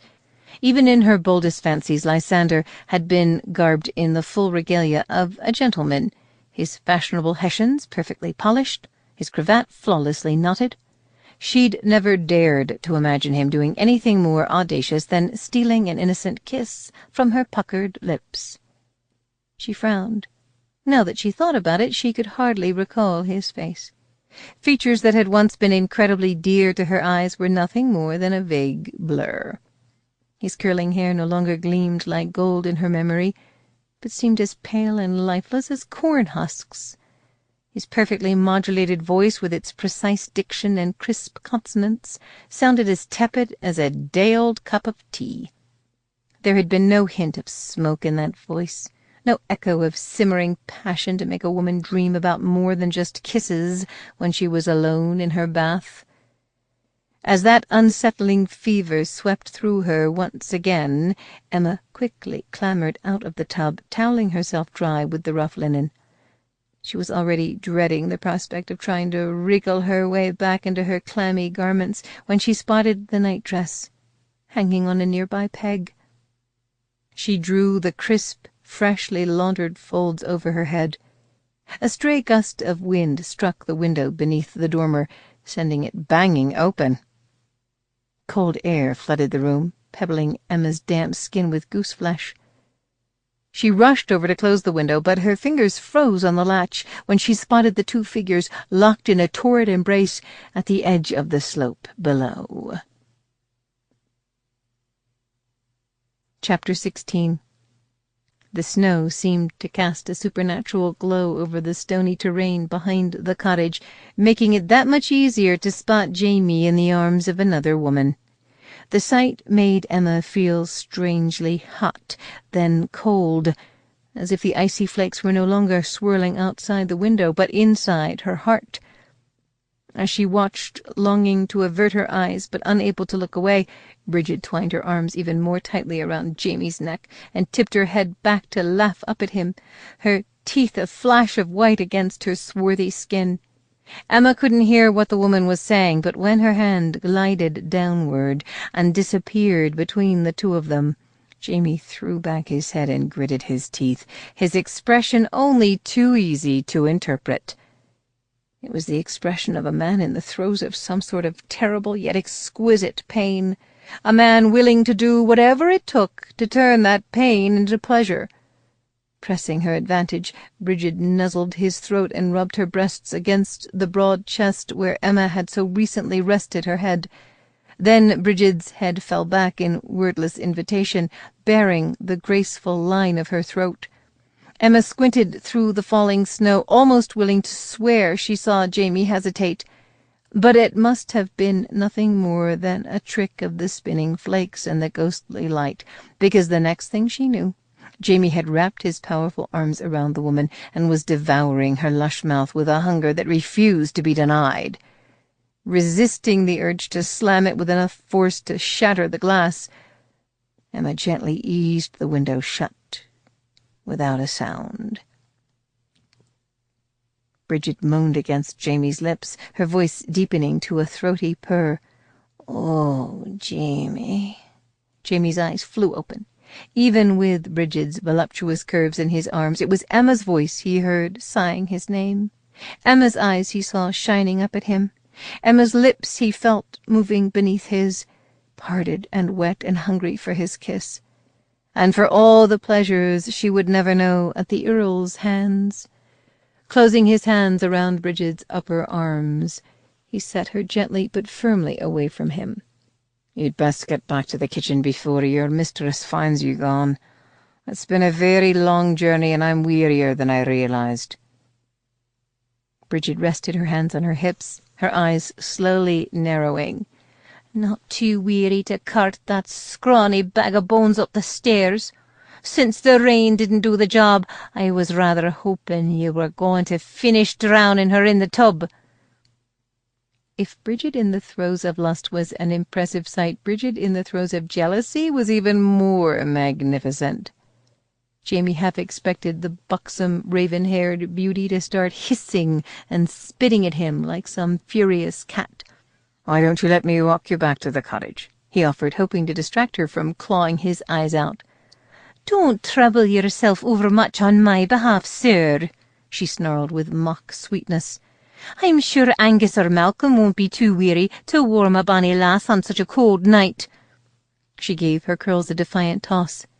"Or Angus and Malcolm." Eyeing the saucy twitch of her rump as she whirled around and went storming off toward the stables, Jamie shook his head and muttered, "God help the lads." Unfortunately, he might be in even greater need of the Almighty's assistance.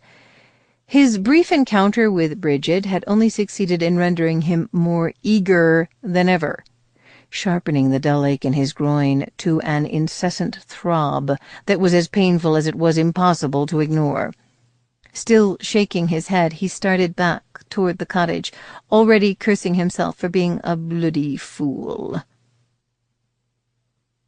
When Jamie's knock failed to garner an answer, he gingerly pushed open the door of the bathing chamber, to find Emma sitting in the ladder-backed chair, her hands folded primly in her lap. Mira's billowing nightdress enveloped her slender curves.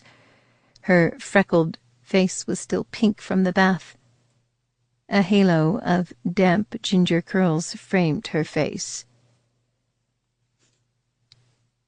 "Well, that certainly didn't take very long," she said, shooting him a vaguely contemptuous glance from beneath her lashes. Studying the sulky bow of her mouth, Jamie frowned. When he'd left her, she'd appeared to be on the verge of throwing her arms around his neck and smothering his face with grateful kisses. Now she looked more inclined to hold his head under the cooling water in the tub until the bubbles stopped rising. It seemed to be his night for infuriating women. At least he knew what he'd done to send Bridget stomping off in such a snit. Emma's sudden bout of ill temper was a complete mystery to him. "I was hoping to leave you enough time to finish your bath," he said cautiously. "How very generous of you to consider my needs before your own," she replied with a scornful sniff. "From what I understand, most men are only concerned with satisfying themselves, by any means necessary, especially the most convenient." Her delicate upper lip curled in a disdainful sneer. "Or the most common." Almost as if responding to her mood, the wind whining around the eaves surged to a howl. The window in the corner rattled in warning, then flew open with a bang, sending a dervish of icy wind and snow whirling through the room. Jamie strode over to secure it, but paused with his hand on the faulty latch when his gaze fell on the stretch of ground below. The thin blanket of snow reflected every available scrap of light, including the gentle glow of the lamplight streaming through the kitchen windows, making the night seem as bright as dawn. He glanced over his shoulder at Emma. She was still staring straight ahead, her delicate jaw squared, her shoulders were rigid, her spine so stiff it wasn't even touching the back of the chair. A knowing smile began to steal over his face. He eased the window shut, then sauntered back into her line of view, hiding his budding grin behind an exaggerated yawn. "I'm so spent I can barely keep my eyes open. I wager I'll sleep like a babe tonight." "I dare say you will." She slanted him a look that made him glad he'd left his pistol below stairs in his pack. Sudden and violent exertion frequently has that effect. He extended his arms in a mighty stretch, deliberately giving her a languid look from beneath his shuttered lids. I don't think I can remember the last time I felt so terribly drained. The temperature in the room dropped another 10 degrees, prompting him to steal a glance at the window to make sure the latch had not failed again. I'm surprised you still have the strength to speak, much less stand. As if in total agreement with her, he leaned against the tub, bracing his weight on its edge, and heaved a lusty sigh of contentment. Aye, my legs are as weak as a newborn lamb's.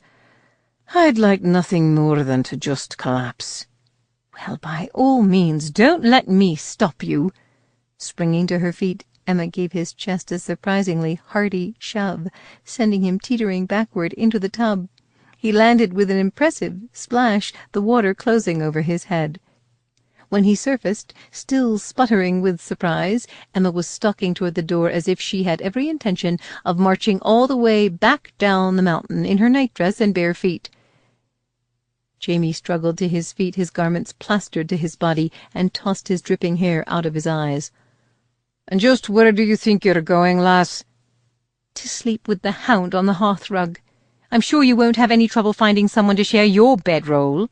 My companion will probably have better manners than yours, though, and fewer fleas." Bracing one hand on its edge, Jamie vaulted out of the tub and caught up with her in 2 long strides. Without slowing his pace, he swept her into his arms and tossed her belly down over his sodden shoulder. "Put me down this instant, you overgrown oaf!" she snapped, beating on his back with her small fists. "I'm tired of being hauled all over this God-forsaken country like a sack of potatoes." Ignoring the furious scissoring of her feet, he carried her out the door, his waterlogged boots squelching with each step. "I really wish I could be there when the Earl discovers he has wed a wee wildcat instead of some mewling English kitten. In case no one has ever told you, lass, you're quite fetching when you're jealous." She sucked in a scandalized gasp. "Jealous? Don't be ridiculous. Why would I be jealous just because I saw you pawing some slattern in the kitchen yard? Why, I'm not the least bit jealous. I'm relieved. Now that you have your very own trollop to satisfy your baser needs, you can stop finding ridiculous excuses to kiss me and put your hands all over me, and you can stop looking at me in that intolerably impertinent manner."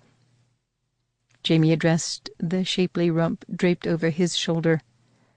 "And just what manner would that be?" "As if I were a fresh strawberries and cream trifle, and you'd had nothing but bread and water for all your miserable life." Jamie stopped in his tracks, his stillness so complete, Emma stopped kicking and pounding and simply hung limp over his shoulder like a side of mutton.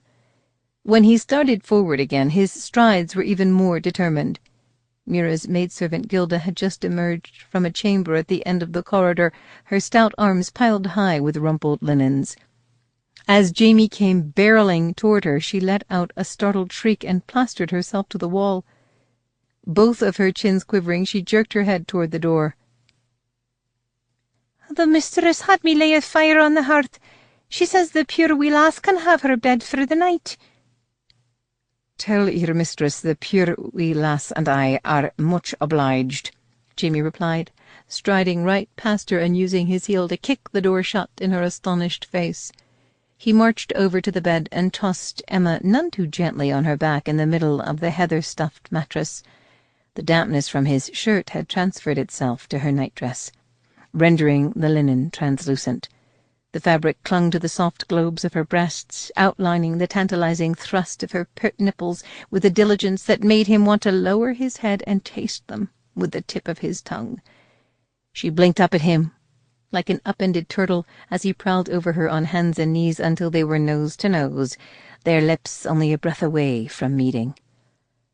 "I can assure you, lass, that Bridget was more than willing to satisfy my baser needs. But I didn't take her up on her offer. If I had, I'd be down there right now doing all the things to her, that I so desperately want to do to you. Chapter 17.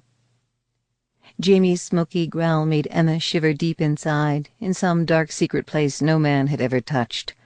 She struggled to catch her breath, imprisoned by the seductive softness of the mattress beneath her and the muscular heat of the man above her. He wanted her. Now that she'd driven him into confessing it, there was nowhere for either of them to hide from the truth. Not behind fruitless denials and petty bickering. Not behind his contempt for the Earl and her loyalty to him. And certainly not within the cozy confines of Mura's bed. Sharing the cold, hard ground with Jamie Sinclair was one thing. Sharing a bed with him was another matter entirely. With his weight poised so precariously above her, it was only too easy to understand just how 7 strapping sons could have been sired in that bed, or how a man and a woman might best spend the bitterly cold Highland nights when the hours between sunset and dawn seemed as dark and endless as the winter. Emma licked lips that had gone suddenly dry. "You're dripping on me." Jamie waited until another drop of bathwater splashed like a tear against her cheek, then leaned back on his heels. With his knees still straddling her hips, he peeled his soaked shirt off over his head and tossed it aside, revealing an alarming expanse of bare skin.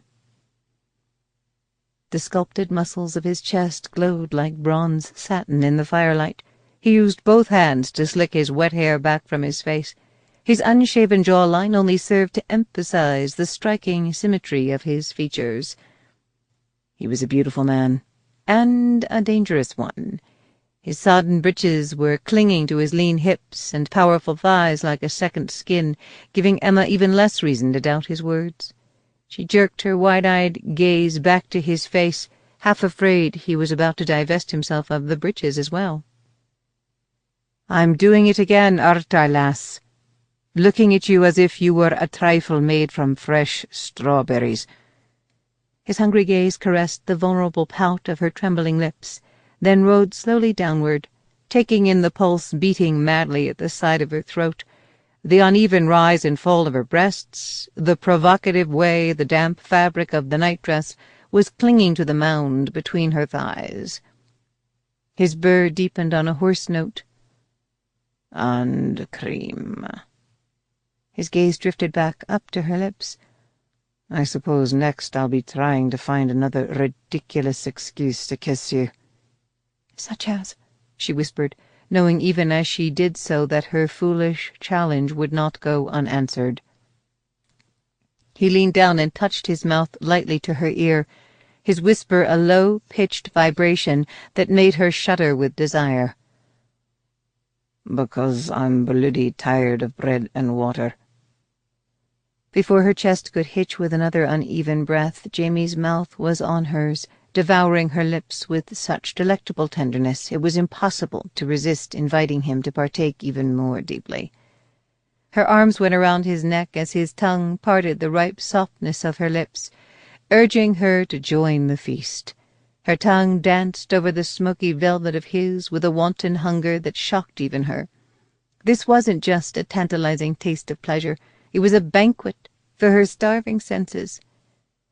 His kiss made her crave delights she could not name. She yearned for something sweeter than honey, and infinitely more filling than ambrosia.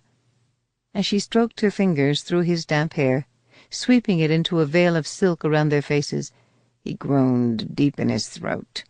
If his mouth on hers had been pure bliss, there were no words to describe the moist heat of it gliding over the sensitive skin of her throat, nibbling at the tender swath of skin behind her ear, giving her earlobe a sharp nip, then turning her startled squeak into a gasp of raw pleasure by gently suckling the place he had nipped.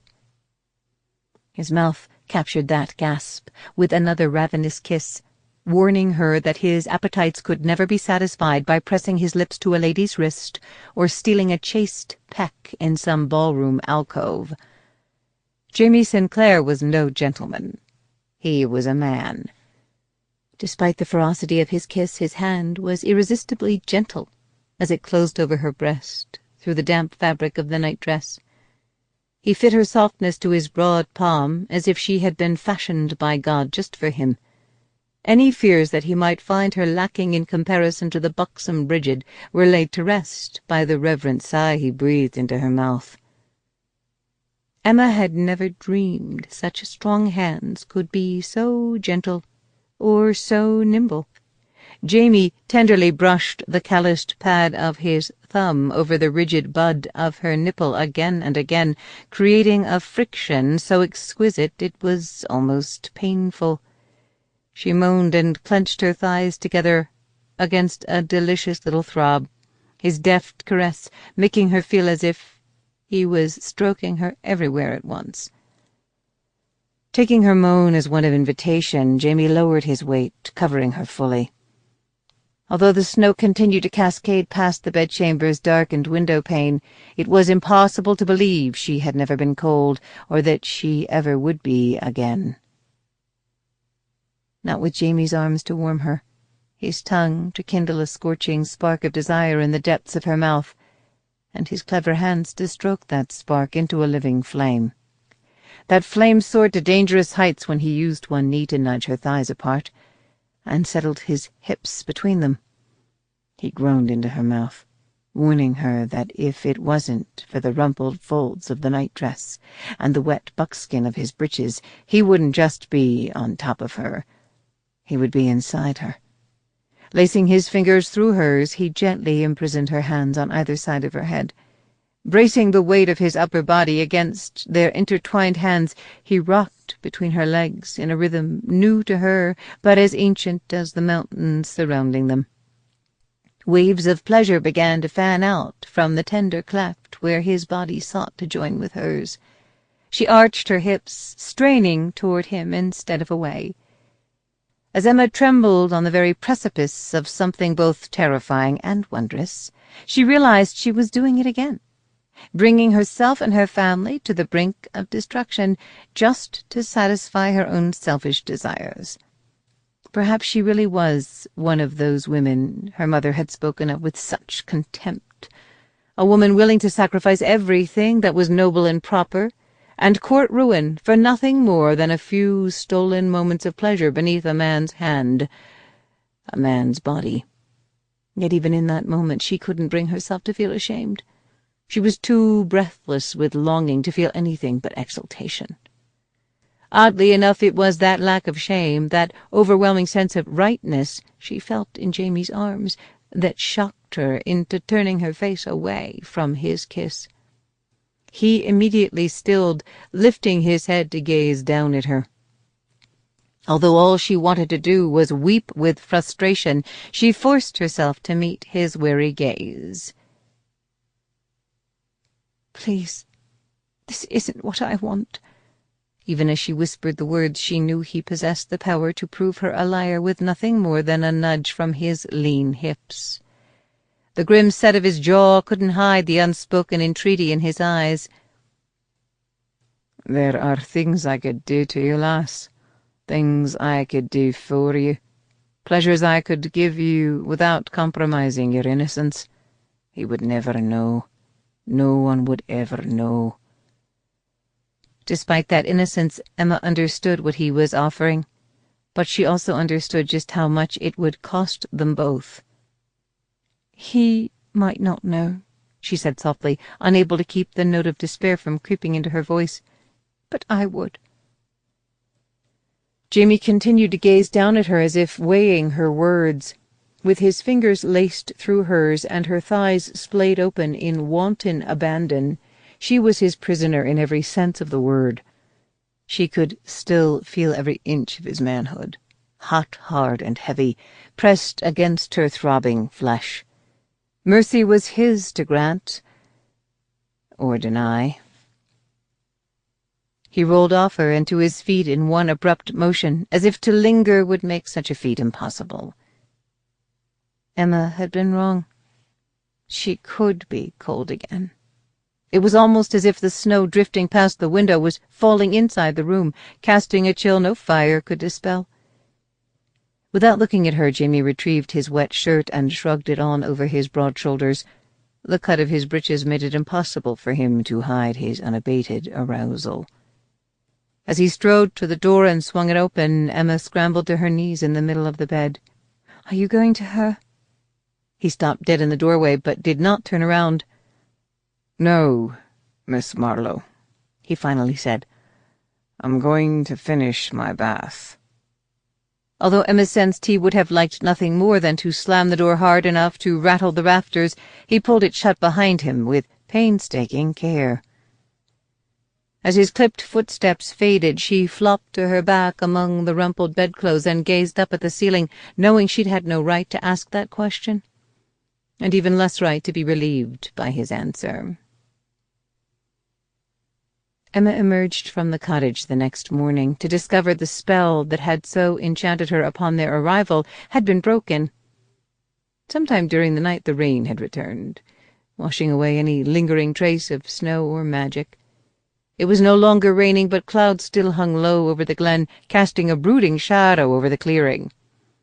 She had expected to spend half the night tossing and turning after sending Jamie away, but she'd been seduced into sleep by exhaustion, the lingering effects of the whiskey, and the irresistible warmth of the patchwork quilts heaped high upon the bed. She had awakened to find a plain but serviceable merino gown and a pair of thick plaid stockings draped over the foot of the bed. Hoping rather spitefully that they didn't belong to Bridget, she had donned the garments and tugged on Bond's boots before making her way downstairs. When she found no one to greet her but the grizzled old hound, she had sliced a warm slab of bread from the freshly baked loaf sitting on the table, slathered it with creamy yellow butter, and wandered outside, nibbling on her pilfered prize. Although several of Jamie's men were already leading their mounts into the muddy yard, readying them for departure, their leader was nowhere in sight. She could not help but wonder if Jamie had come to regret his rash pledge to her, if he was even now still dozing in some cozy hayloft with the naked Bridget curled up in his arms. Or not dozing, she thought, her appetite suddenly deserting her. At that moment Angus, or it might have been Malcolm, came staggering into the yard, with Malcolm, unless it was Angus, nearly trotting on his heels. Neither one of the twins looked as if they'd slept a wink. Angus was yawning, and Malcolm's heavy-lidded eyes were at half-mast. Emma winced as Malcolm stumbled right into the back of another man's horse, earning himself a sound cursing from the man and narrowly avoiding a nervous kick from the horse. The mystery of their lingering exhaustion was solved when Bridget came sashaying into the yard a few seconds later, a feline smile curving her lips and pieces of hay poking out of her tangled nest of curls. Her ample breasts were in even more danger of tumbling out of her half-unlaced bodice than they'd been the night before. Emma wolfed down the rest of the bread, her appetite miraculously restored. The other men looked on in open amusement as Bridget wiggled her fingers at the twins. "Farewell, me sweet lads," she sang out. "I do hope ye can come again." One of the men let out a bawdy hoot, while the others burst into laughter. As she preened before her appreciative audience, Bridget's gloating gaze combed the yard. When she failed to find what or whom she was searching for, her gloating smile turned into a pout. She sauntered over to where Bon was slipping a bridle over the head of his sorrel. "You can give your cousin a message for me," she said, her voice loud enough to carry all the way down the mountain. "Tell him Angus and Malcolm are twice the mon he'll ever be." Giving her curls a saucy toss, she continued on to the cottage, plainly aware that every man's gaze in that clearing was glued to the exaggerated roll of her shapely hips.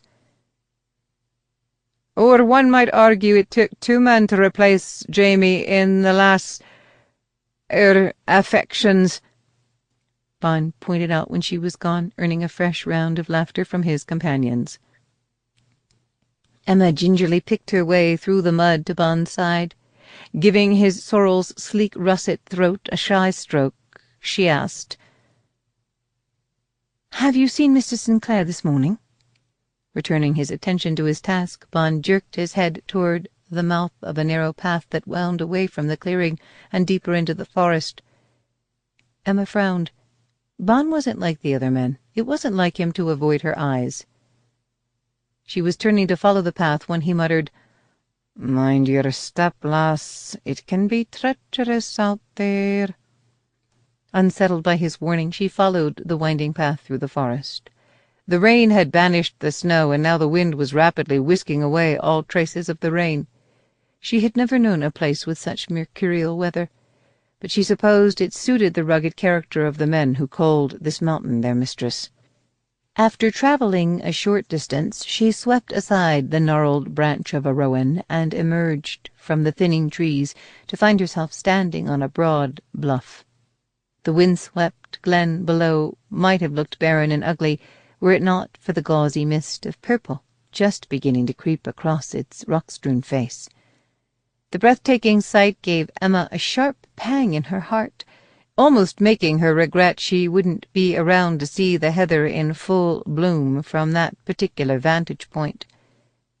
Jamie was perched on the edge of a large rock that bore a fanciful resemblance to the head of a sleeping lion, his sable hair blowing in the wind. His jaw was clean-shaven, making him look both younger and somehow less approachable. He glanced up as she neared, the pen in his hand poised above the scrap of foolscap resting on a smaller rock he appeared to be using as a makeshift desk. Emma's steps faltered. After watching Bridget return from her torrid tryst in the hayloft, she was only too keenly aware that if she hadn't banished Jamie from her bed last night, it could have been her curls in such wild disarray, her lips flushed and swollen from his kisses, her eyes misty with memories of the forbidden delights they had shared. Given how they had parted, she wasn't expecting the warmest of welcomes, but Jamie's expression was even more guarded than Bond's had been. "Who told you where to find me?" "Your cousin." "I should have known," he muttered, dipping the nib of his pen into the bottle of ink resting beside his knee. "He's been meddling in my affairs since he was auld enough to crawl. He used to drop bugs into my cradle just to hear me yell." "Did you decide it wasn't too late to write an ode to the gentleness of my temperament?" she ventured, nodding toward the paper. He scrawled another line on the cheap paper. "You're probably surprised an uncivilized Scot can't write at all, or read." "I assumed you wouldn't have been accepted at St. Andrews without passing some sort of proficiency exam."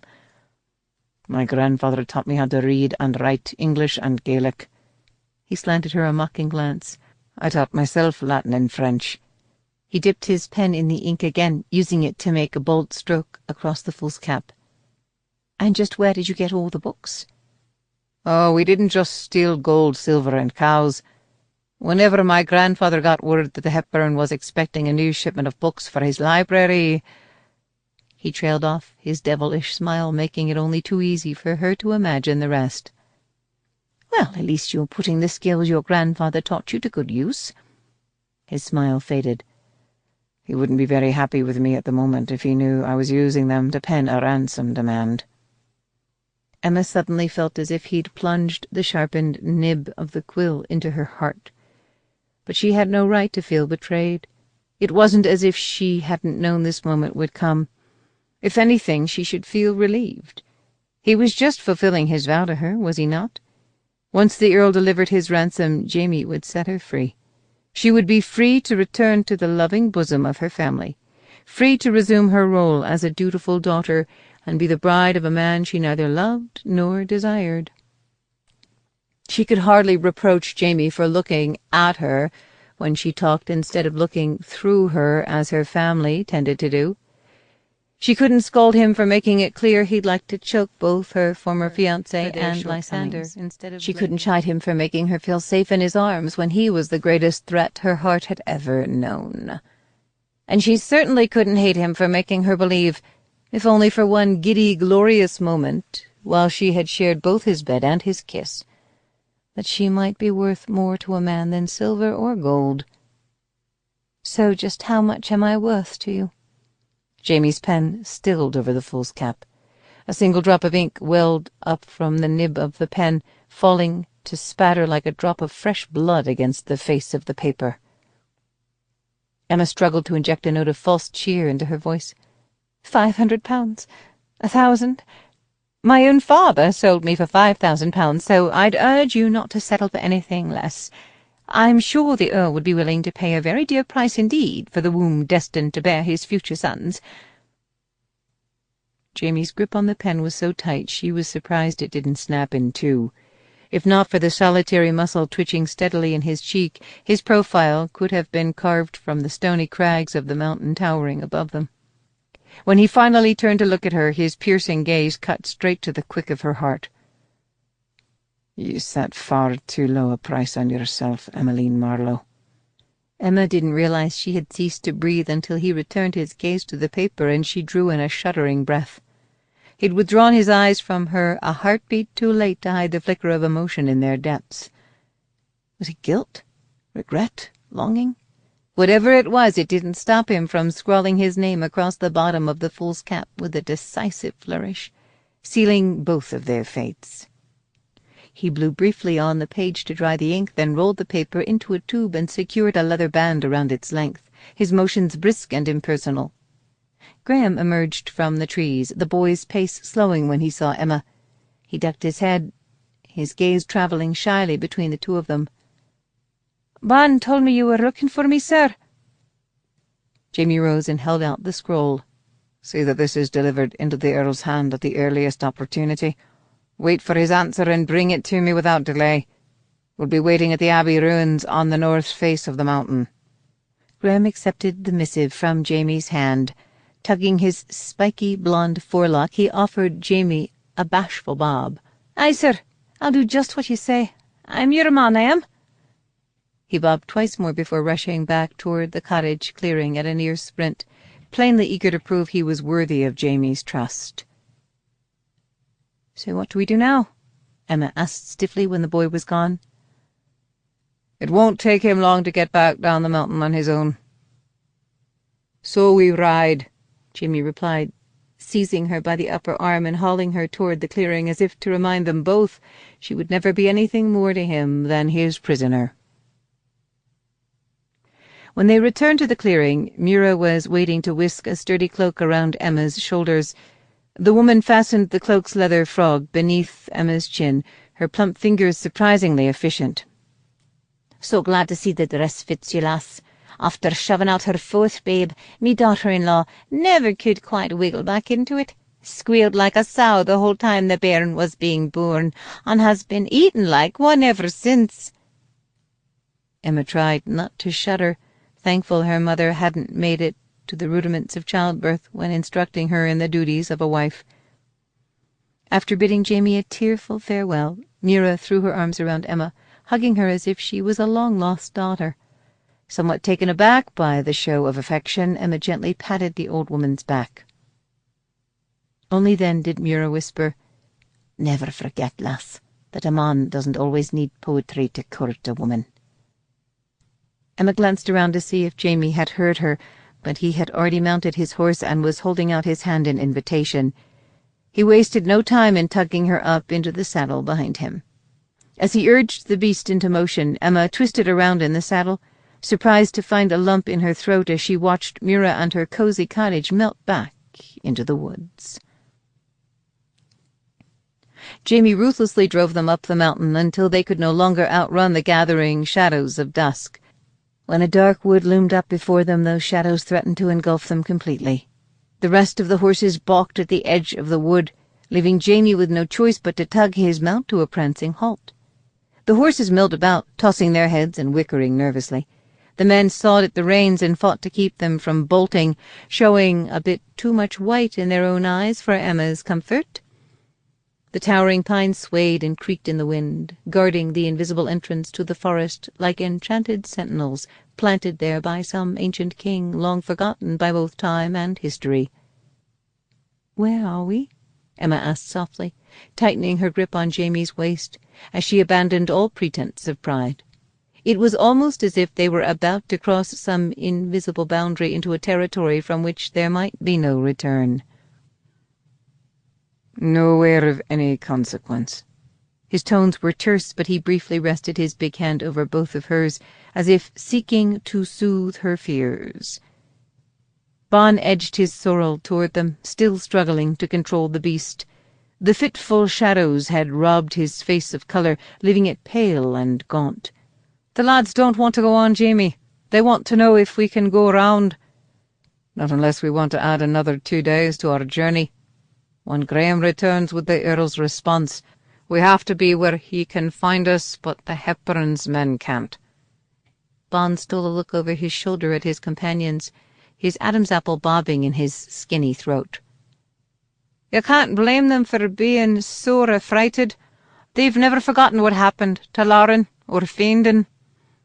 Emma would have never taken Angus and Malcolm to be pious sorts, but at the mere mention of those names, both brothers signed a hasty cross on their breasts.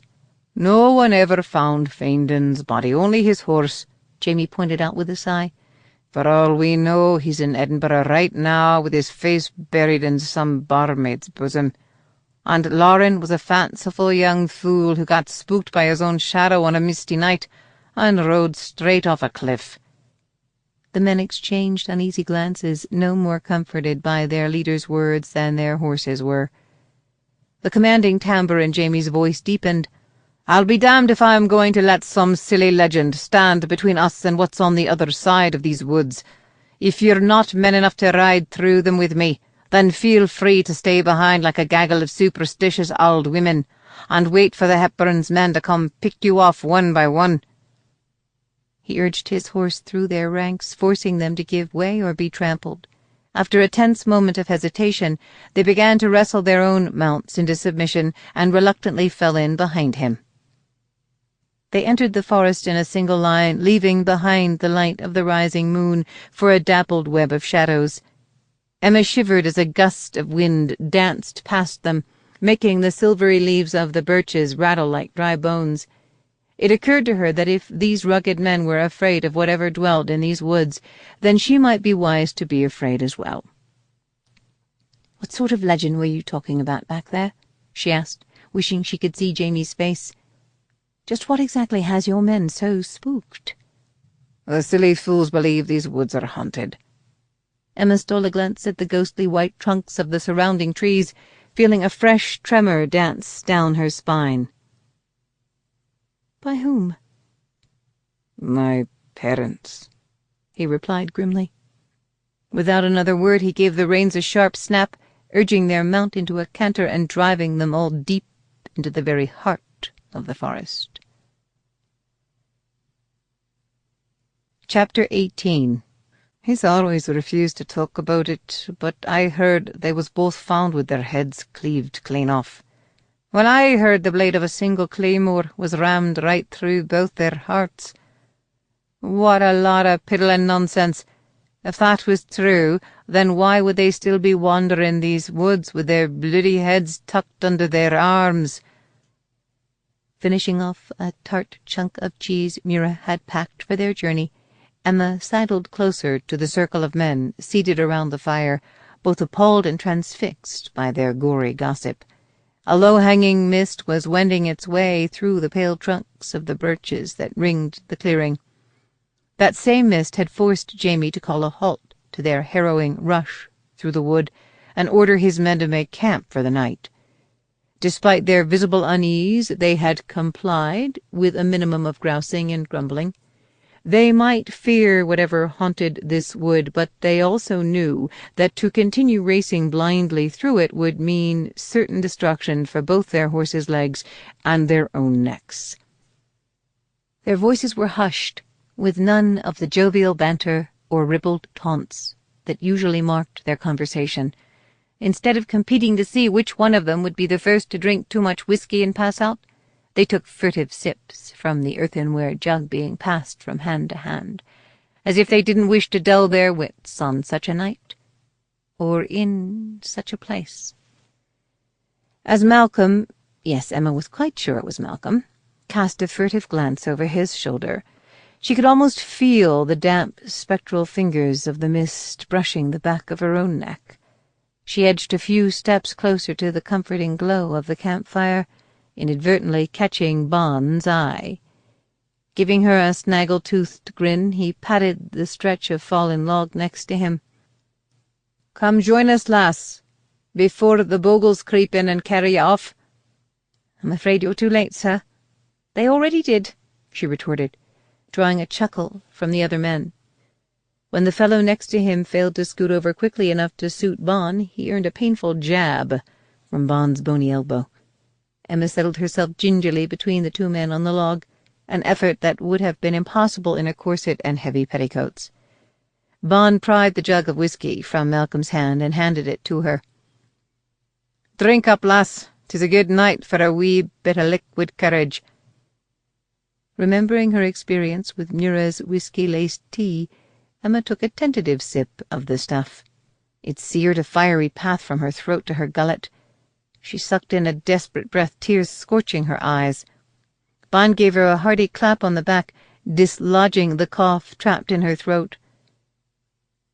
"No need to be ashamed, lass. Scots whisky is fine enough to make even a grown man weep with joy." Emma had no choice but to nod, since she was still incapable of speech. "Our mum told us Jamie's da was the jealous sort," Angus said, taking up their conversation right where they'd left off. "That he took the notion Jamie's ma was dallying with another man, and strangled her with his bare hands, then shot himself with his pistol." Emma winced. When Jamie had strode off into the woods without a word of explanation shortly after they'd made camp, she had felt a ridiculous flare of alarm. Now she was almost relieved he wasn't here to listen to such terrible speculation about his own parents. Angus leaned closer to the fire, sweeping his gaze around the circle of bug-eyed men. "They say some nights, when the mist comes stealing in from the moors, you can still hear her begging him for mercy." "Balderdash." The voice came from just behind Emma, its crisp cadences cracking like a whip. She jumped, barely managing to bite back a startled shriek. Lemmy wasn't so lucky, which earned him a flurry of snickers from his companions. He ducked his big head, hiding his sheepish grin behind his untidy fall of hair. Jamie slanted her a mocking glance as he came sauntering around the fire, making Emma wonder if he had been eavesdropping even longer than she had. The shadows from the firelight flickered over his features, making it impossible to tell if he was annoyed or amused to discover that she had once again been invited to join his men's ranks. "I'm sure our guest appreciates a good yarn as much as the next glass," he told them. "But ye should remember that Miss Marlowe's notions of entertainment are far more sophisticated than ours. She wasn't raised on gruesome tales of kelpies, goblins, baby-stealing bogles, or ghosts. You should take better care not to offend her delicate sensibilities." As he moved to claim a low flat rock on the opposite side of the fire, Emma said, "I can assure you I'm not so quick to take offence as you would have your men believe, Mr. Sinclair. Even Lancashire has its share of headless horsemen and white ladies." Stretching his long, lean legs out before him, Jamie tilted his head to the side to survey her. "So you do believe in ghosts?" "I most certainly do not. We are living in the age of reason, after all. Science has judged most apparitions to be nothing more than the inevitable result of superstition and ignorance." Of course she hadn't believed men like Jamie Sinclair still existed either, until he had come riding into that abbey. It was almost as if he'd materialized from another age, an age where might was prized over manners and passion over property. "As the lass calling us ignorant?" one of the men demanded, looking more wounded than outraged. Bond snorted. "If you weren't so bloody ignorant, you'd know, wouldn't you?" "Perhaps a more apt word might be uneducated," Emma said gently, extending the jug of whiskey to the man as a peace offering. Before he could take it, an eerie cry splintered the night. No amount of fine Scots whiskey could have burned away the chill that shot down Emma's spine in that moment. For a tense eternity there was no other sound except the fitful crackle of the fire and the echo of that unearthly cry. They all held their breath, scanning the shadows that surrounded them. Emma had to fight a treacherous urge to leap over the fire and into Jamie's arms. "There's no need to wet your breeches, lads," he drawled, leaning back on one elbow. "'Twas naught but a bird, or perhaps a wildcat. Now pass that jug over here before our wee Miss Marlowe drains it dry." His men hastened to obey, more than one hand betraying a lingering tremor as the jug travelled their circle. When it arrived at Jamie's hand, he tipped it back and took a long, deep swig. His gaze met Emma's over the leaping flames of the fire, as if to deliberately remind her that his mouth was where hers had just been, and to remind her just how tender and persuasive that mouth could be. He lowered the jug. "You might as well continue with your tales. You heard Miss Marlowe. She's not some nervous Nell afraid of her own shadow. I'm sure she's as eager to hear more of your gruesome gossip as I am."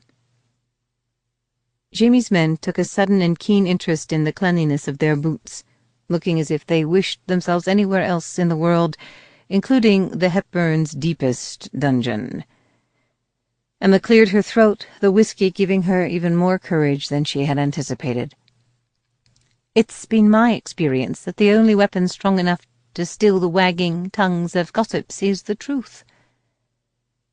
Jamie's eyes narrowed to frosty slits. She had allowed herself to forget, if only for a moment, that he just might be more dangerous than whatever was lurking in those woods. At least to her. "This isn't some Lancashire sewing circle or London drawing-room, Miss Marlowe. Out here the truth can be a dangerous thing. It can even get you killed." "Is that what happened to your mother? Did the truth get her killed?" The hush that had fallen after that eerie cry seemed like a cheerful hubbub compared to the silence that descended over them now. It was as if the night was holding its breath along with Jamie's men. Emma refused to relinquish Jamie's gaze. When he finally spoke, his voice was soft but edged with reluctant admiration. "Apparently ghosts aren't the only things that don't frighten you. If my men were half so bold, we'd have routed the Hepburn long ago." Emma swallowed, thankful he couldn't hear her heart hammering in her throat. "If 'tis the truth you want, lass, then 'tis the truth you'll have." While his men exchanged shocked glances, he took another swig of the whiskey, then wiped his mouth on the back of his hand. "When my mother, Liana, was little more than a girl, she was out collecting mushrooms in a wood very much like this one, when she met a bonny young stranger who had lost his way. Their flirtation was probably harmless enough until they both made the greatest mistake of their lives." "What did they do?"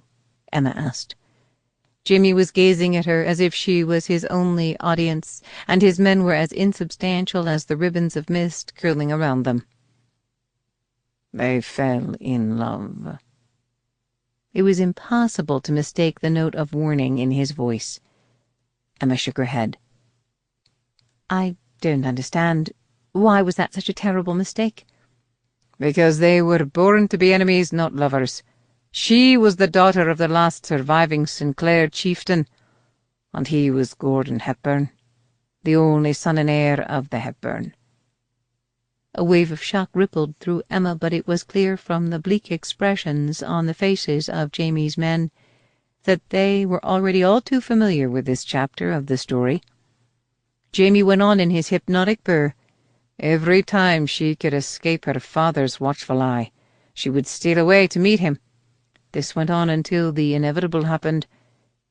She realized she was with child." But, Emma stammered, "wouldn't that make you "A bastard." Jamie's glower warned her to tread with care. "And a Sinclair, just like my mother." Emma snapped her mouth shut, reeling with astonishment.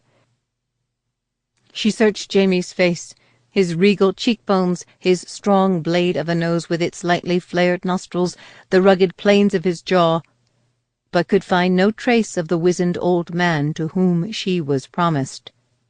A man she now knew to be Jamie's paternal grandfather. For the first time she understood why their enmity was so personal and so bitter.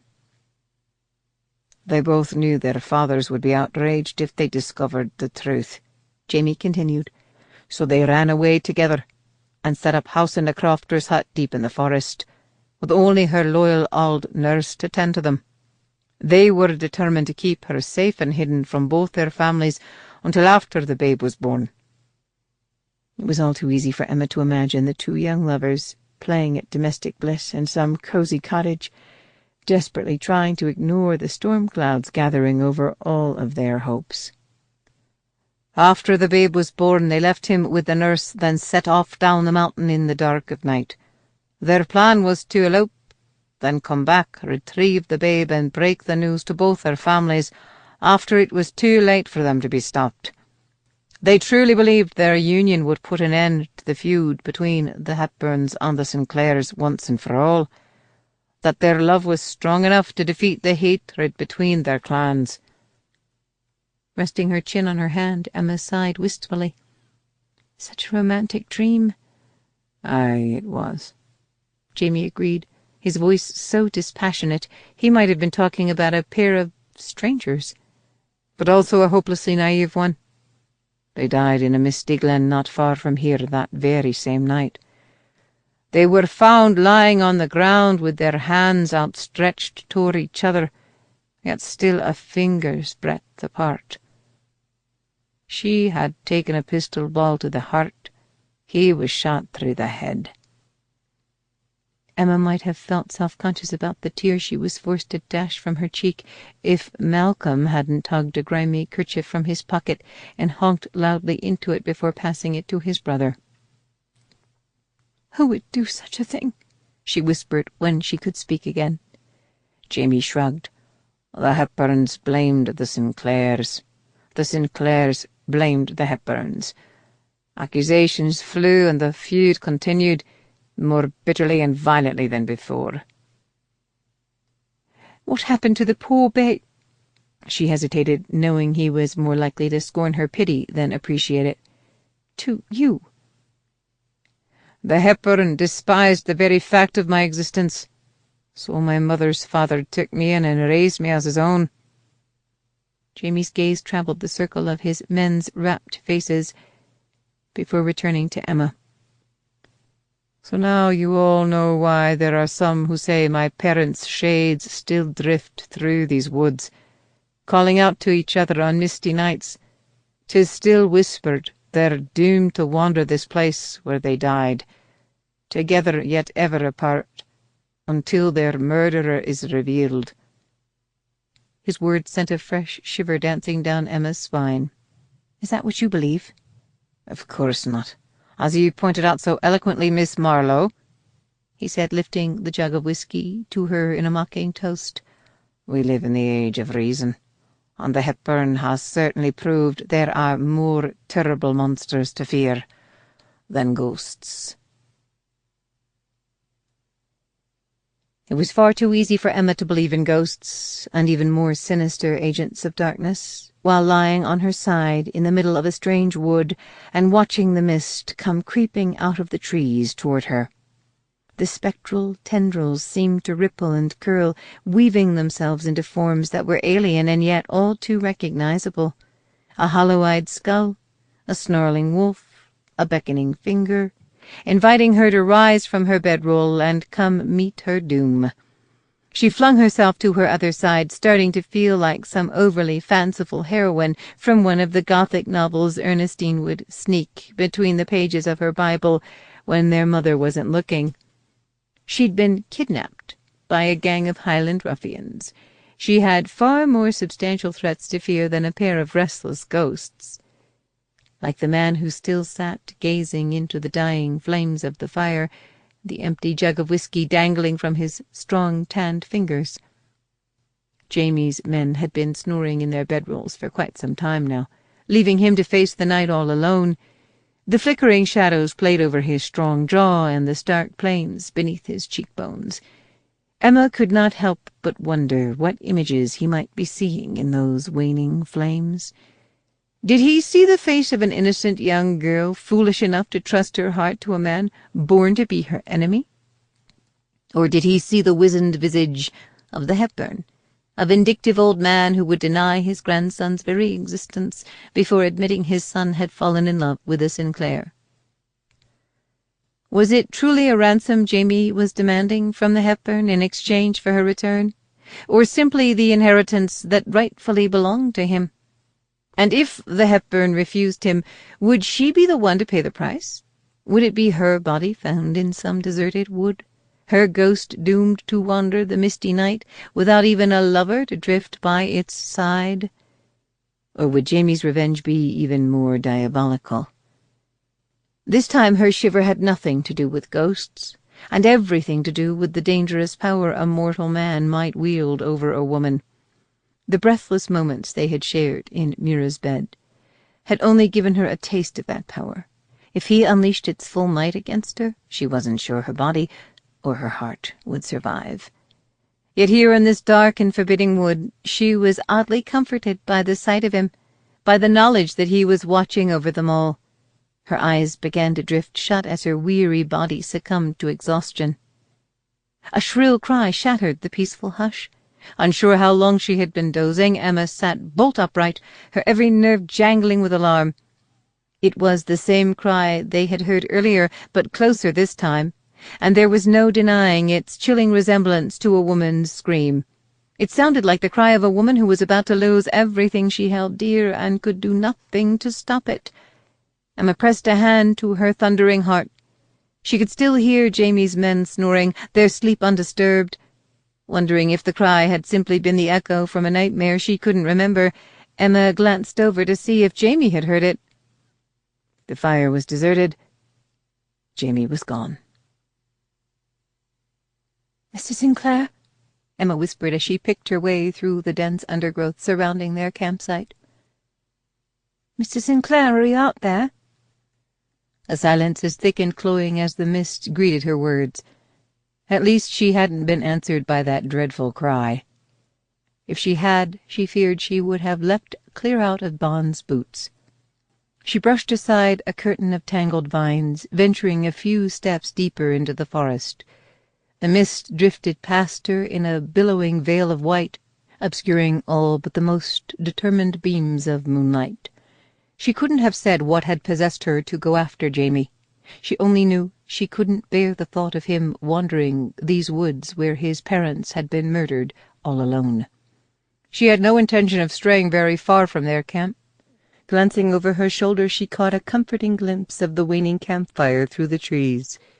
A loud crack, like that of a boot snapping a branch, whipped her head back around. "Mr. Sinclair?" she called out softly, drifting forward with the mist. "Jamie?"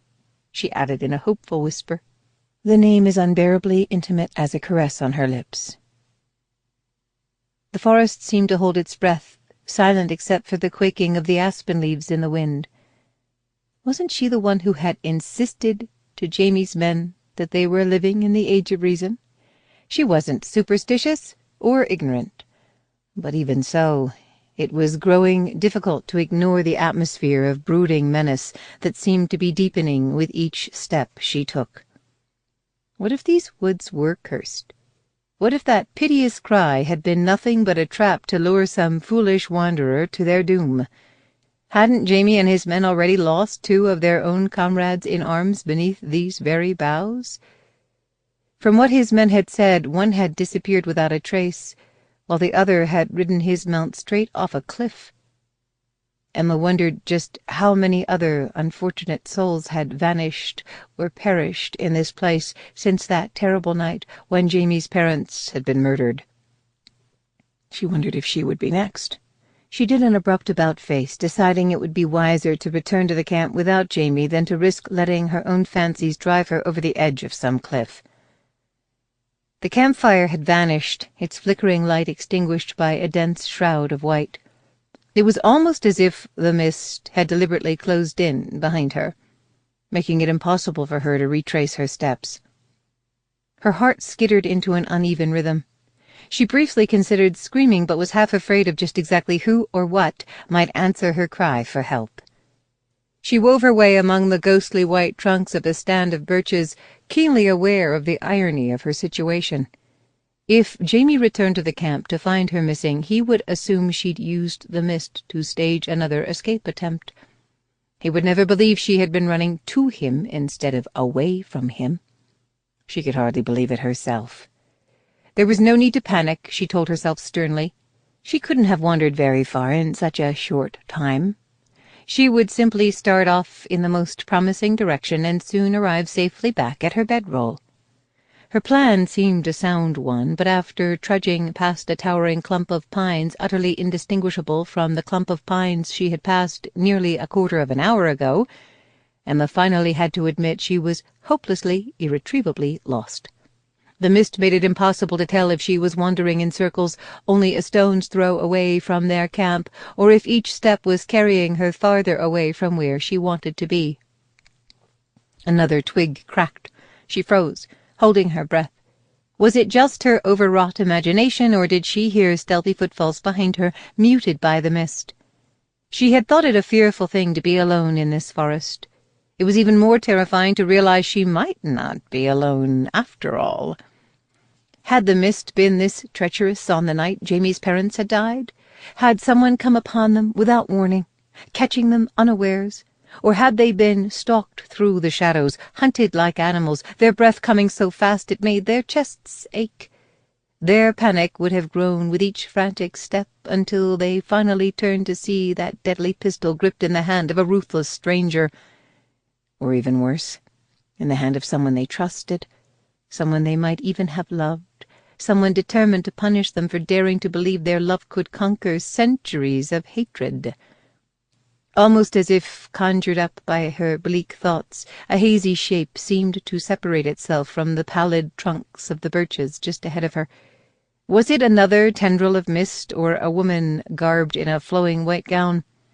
Emma blinked to clear her vision, but the spectral figure continued to drift toward her, its mouth gaping open as if frozen forever in a mournful cry. A piercing yowl that was all too real sounded practically in her ear. She whirled around to find a pair of malevolent yellow eyes glowing down at her out of the darkness. A scream tore from her throat. Spinning sideways, she took off at a dead run, plunging blindly through the mist.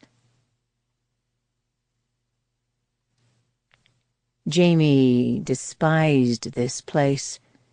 He would have gladly risked his neck and those of his men driving their horses through the wood at a dead gallop just so they wouldn't have to pass the night there. But he wasn't willing to risk Emma's slender neck. It was far too valuable to him. He swept a drooping pine bough out of his way, knowing exactly where his determined steps were leading him. Neither the brooding shadows nor the creeping veil of mist slowed his pace. He could have found his destination on a moonless night while blindfolded. He had been halfway there earlier in the evening before forcing himself to turn around and return to camp. Earlier he hadn't had half a jug of whiskey burning a hole in his belly, and Emma's bold questions echoing through his mind. It wasn't as if sleep would be possible anyway. Not here in this place, and most certainly not with Emma sleeping only a few feet away from him in her bedroll. As sleepy and warm and ripe for the taking as she had been in Mira's bed. His long strides didn't slow until he reached the bottom of a steep slope and emerged from the shelter of the trees. Here the mist hung low to the ground. The moonlight played gently over it, bathing the entire glen in an unearthly glow. It was the perfect place for two lovers to meet. Or to die. Jamie drifted forward. His grandfather had brought him to this place for the first time when he was just a boy. He had knelt down and touched his fingers to the grass, his craggy face lined with pain, as he described the night the bodies of Jamie's parents had been found in such detail Jamie had almost felt as if he had been there. He could almost see them splayed out on their backs in the grass, their eyes open wide yet unseeing, their blood-stained fingers ever reaching but never finding.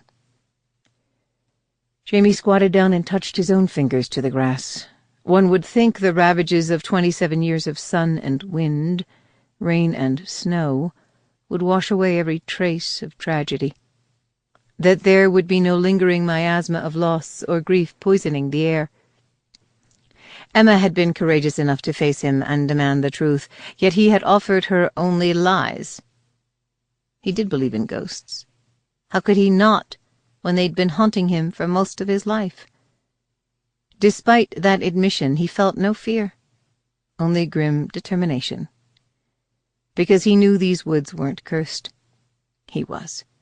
It wasn't his parents who were doomed to wander this mountain until their murderer confessed his guilt. It was him. He had no fear of the mist drifting through the glen, or of the shadows lurking beneath the trees, or of the mysterious cries that pierced the night. His only fear was that he might fail them. A blood-curdling shriek echoed through the glen. Jamie froze, the hair on the back of his neck standing straight up. That hadn't been the cry of a night bird or some woodland creature stalking its prey. It had been a woman's scream, hoarse and ripe with terror. It took Jamie a numb moment to realize the scream hadn't come from the ground beneath his hand, ground that had once been soaked with his mother's blood, but from the line of trees behind him. He rose and turned just in time to see a slender figure come flying out of the forest, heading straight for his arms. Chapter 19. Emma came hurtling out of the woods, desperate to escape whatever was crashing through the underbrush behind her. Her relief at leaving the trees behind rapidly evaporated when she realized it would only be that much easier for her pursuer to run her to ground. Gasping for breath, she threw a wild-eyed glance over her shoulder. Her foot snagged on a hillock, nearly sending her sprawling. She managed to recover her balance just in time to see a dark shape come looming out of the mist in front of her. Between one frantic footfall and the next, she realized it wasn't some terrible spectre with an hourglass in one bony claw and a scythe in the other, but Jamie himself. Without an ounce of conscious thought, she threw herself at him. His arms closed around her, holding her fast. Unable to help herself, Emma buried her face in his chest and clung to him, quaking with a mixture of terror and relief. He smelled like wood smoke and leather and everything that was warm and safe in a cold, scary world. Rubbing her back as if his only purpose in life was to ease her violent trembling, he murmured, There, lass. It's all right now. There's no need to be afraid. I've got you." "Not for long," she mumbled through her chattering teeth. "Once the Earl delivers your precious ransom, you'll have to return me." His chest rumbled beneath her ear in a reluctant laugh. "If this was yet another escape attempt on your part, you really should give it up. You're bloody terrible at it." "I wasn't trying to escape this time. There was a ghost chasing me." His big hand tenderly stroked her hair. "I thought you didn't believe in ghosts." "So did I." She tipped back her head to meet his gaze, still fighting to steady her breathing. "But that was before one had the temerity to chase me." Jamie gazed down at her for a long moment, his heavy-lidded gaze warning her that there were other things he'd much rather be doing with her in his arms than hunting ghosts. But he finally sighed and gently set her away from him, his watchful gaze scanning the line of trees bordering the glen. Emma continued to clutch at his sleeve, fully prepared to leap back into his arms should it prove prudent to do so. "There!" she cried, pointing toward the trees. "Don't you see it?" A fresh shudder raked her. "As long as I live, I shall never forget the sight of those horrible eyes glowing down at me from the shadows." As Jamie stared at the spot she indicated, a smile slowly began to curve his lips. "If it's a ghost, lass, then it's not but the ghost of a wee wildcat." Emma squinted. It took her a moment, but she finally picked out the shadowy outline of a striped creature with phosphorescent eyes and pointed ears, crouching at the very edge of the underbrush. Her mouth fell open. "Why, he's not much bigger than Mr. Winky." Jamie lifted a quizzical eyebrow. "Mr. Winky is Alberta's tomcat," she hastened to explain. He lost one of his eyes in a fight with one of the barn toms, so he looks as if he's always flirting with you." "You must have wandered into the wee lad's territory. They can be very dangerous, but they don't usually trouble humans unless they're crossed. They're notoriously shy." As if to prove his point, the wildcat gave them a haughty look before turning and slinking away without a sound. Emma scowled at the place where he had been. "He certainly didn't seem very shy while he was chasing me. He seemed savage and hungry." She shook her head, her terror melting to chagrin. "I can't believe I let him give me such a fright." "You needn't feel like a fool. You're hardly the first person to mistake a wildcat's mating call for the wail of a banshee." "I might not have been so quick to panic if I hadn't just seen—" She snapped her mouth shut. She wasn't about to tell him she had also seen an apparition melting out of the mist, an apparition that had borne an eerie resemblance to his murdered mother. His smile faded. "Seen what?" She shook her head. "Nothing of any import." He studied her face. "If you weren't trying to escape, then just what were you doing?" She inclined her head, hoping the milky moonlight wouldn't expose the flush she could feel creeping into her cheeks. "If you must know, I was looking for you." "And just what did you intend to do with me once you found me?" he asked, his burr even more silky than usual. He was so close she could feel the whisper of his breath stirring her hair. She took a few steps away from him, afraid he might be on the verge of pulling her back into his arms, and even more afraid that she would go. She peered down the long, narrow glen, taking in their surroundings for the first time. The mist was thinner here, drifting close to the ground like ribbons of tattered lace. "This is the place, isn't it?" she whispered, realization slowly dawning. "The place where your parents died?" He didn't have to answer. His expression, or lack thereof, told her everything she needed to know. While she had been out chasing imaginary ghosts, he had been here in this clearing facing real ones.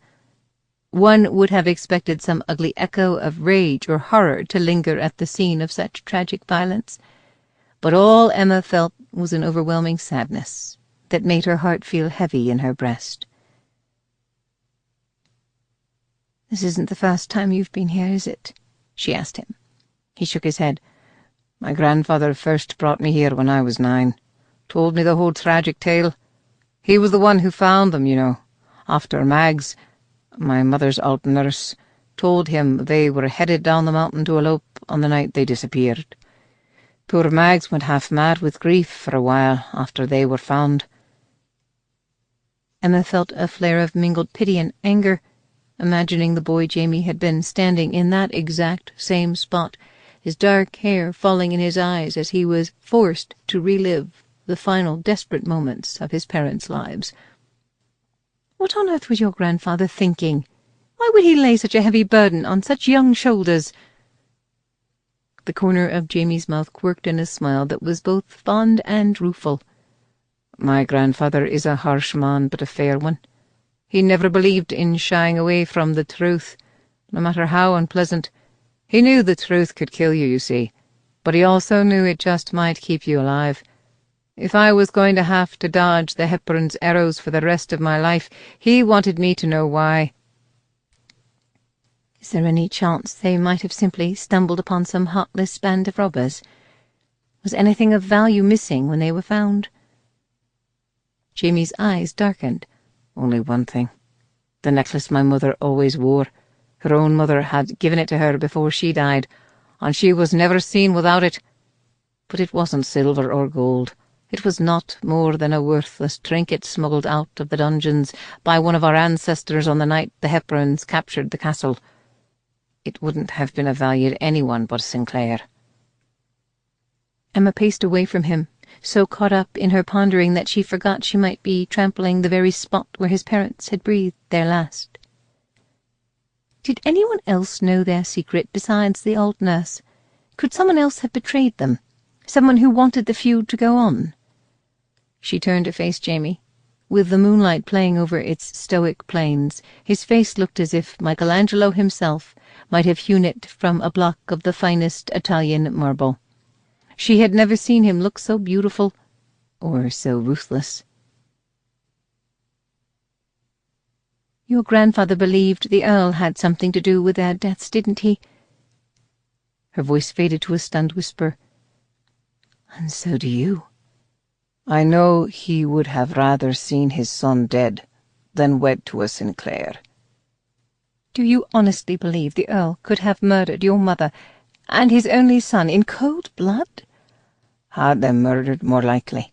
The Hepburn always keeps someone around to do his dirty work for him." A bitter smile played around Jamie's lips. "He's been trying to rid himself of me since the day I was born. Trying to wipe out all evidence that his precious son was ever fool enough to love a filthy, no-good Sinclair." If there had been a stump or even a particularly inviting stretch of grass available, Emma would have sank down on it just to give her unsteady knees some relief. Jamie's vendetta against the Hepburn wasn't just about greed, or even claiming an inheritance he believed he'd been denied. It never had been.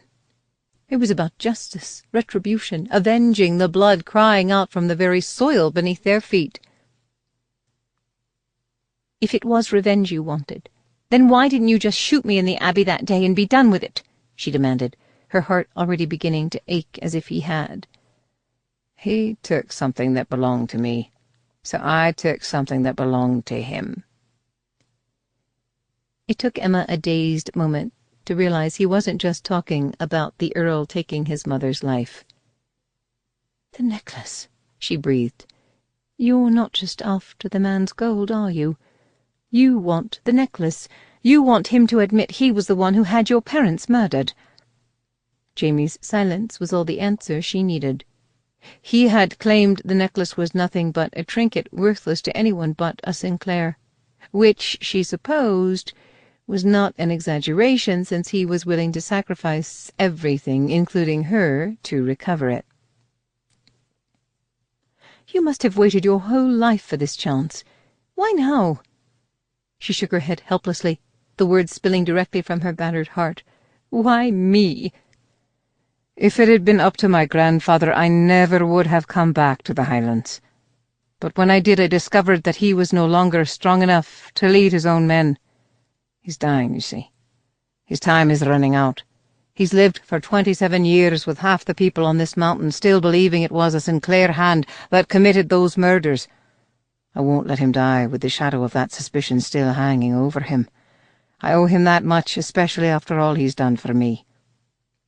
"And if the Earl agrees to give you this necklace in exchange for me, if he all but confesses to the murder of your parents, just what are you planning to do then?" Jamie shrugged.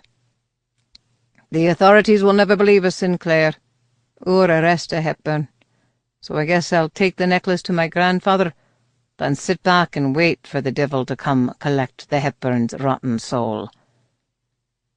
"Without any help from you?" Emma had never known it could hurt so much to laugh. "Do you honestly believe that?" "I don't know." He scowled, still possessing enough grace to look sheepish. She wrapped her arms around herself, her laughter dying on a broken note. She might have had a hope of competing with silver and gold, but she couldn't compete with this. No matter how desperately Jamie wanted her, he would always want the truth more. She would never be anything more to him than a pawn to be moved about the board at his discretion until he could capture the king. For the first time, Jamie's stoic countenance showed signs of cracking. "The Earl won't live forever, either, you know, and I refuse to let that bastard take his secrets to his grave. This may be my last chance to find out what happened in this place on that terrible night. Can't you understand that, lass?" He reached for her, but Emma backed away from him, no longer able to trick herself into believing there was any shelter or solace to be found in his arms. He was a far greater danger to her now than he had been when he stood in that abbey with a gun in his hand. She should have heeded the warning he had tried to give her back at the campfire. The truth really could kill you. or at least break your heart. "You were right all along, sir," she said coolly, squaring her chin to hide its trembling. "Your parents did make the greatest mistake of their lives when they fell in love." Gathering her skirts, she turned and started back across the glen, deciding she would rather brave the ghosts drifting through those woods than the ones still lurking in Jamie's heart. Chapter 20. A furious howl echoed through the high-ceilinged corridors of Hepburn Castle. Doors came flying open with maids and footmen popping out of them like startled jack-in-the-boxes to see who or what was making such a tremendous racket. As the dreadful din swelled, shattering the tense hush that had hung over the castle since the Earl's fiancée had been abducted, the 3 Marlowe sisters came running in from the garden, their freckled faces flushed and their bonnets all askew. Their mother trailed after them, her pale face drawn with a heartbreaking mixture of terror and hope, while their father emerged from the conservatory, his cravat untied and a glass of half-finished port dangling from his unsteady hand. Ian had spent most of the morning closeted in the library, reviewing the estate's account ledgers and avoiding the stricken eyes of Emma's family. When he heard the racket, he came rushing into the corridor without bothering to snatch up his coat, even though he knew his uncle would most likely chide him for appearing in public in his shirt-sleeves, even if the castle was under attack or on fire.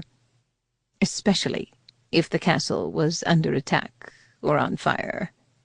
It turned out the only one under attack was the lanky lad being dragged through the cavernous entrance hall by a thick shock of his bright yellow hair. Silas Dockett, his uncle's gamekeeper, was the one doing the dragging.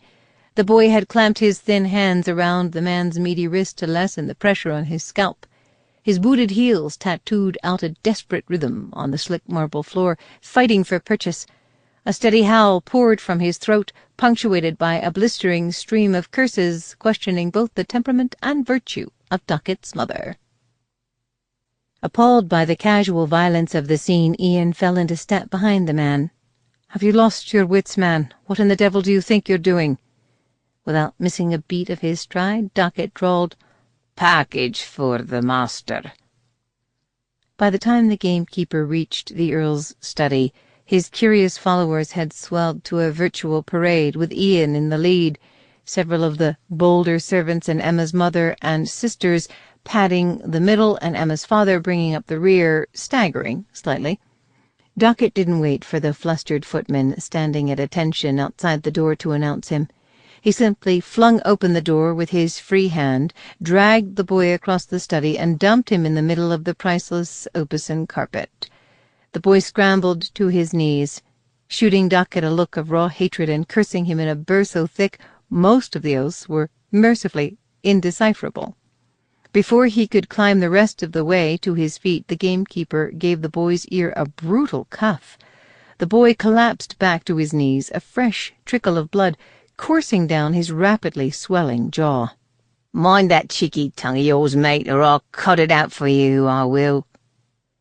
"That will be quite enough," Ian snapped, striding forward to place himself between the gamekeeper and his quarry. Ian had never cared for the man.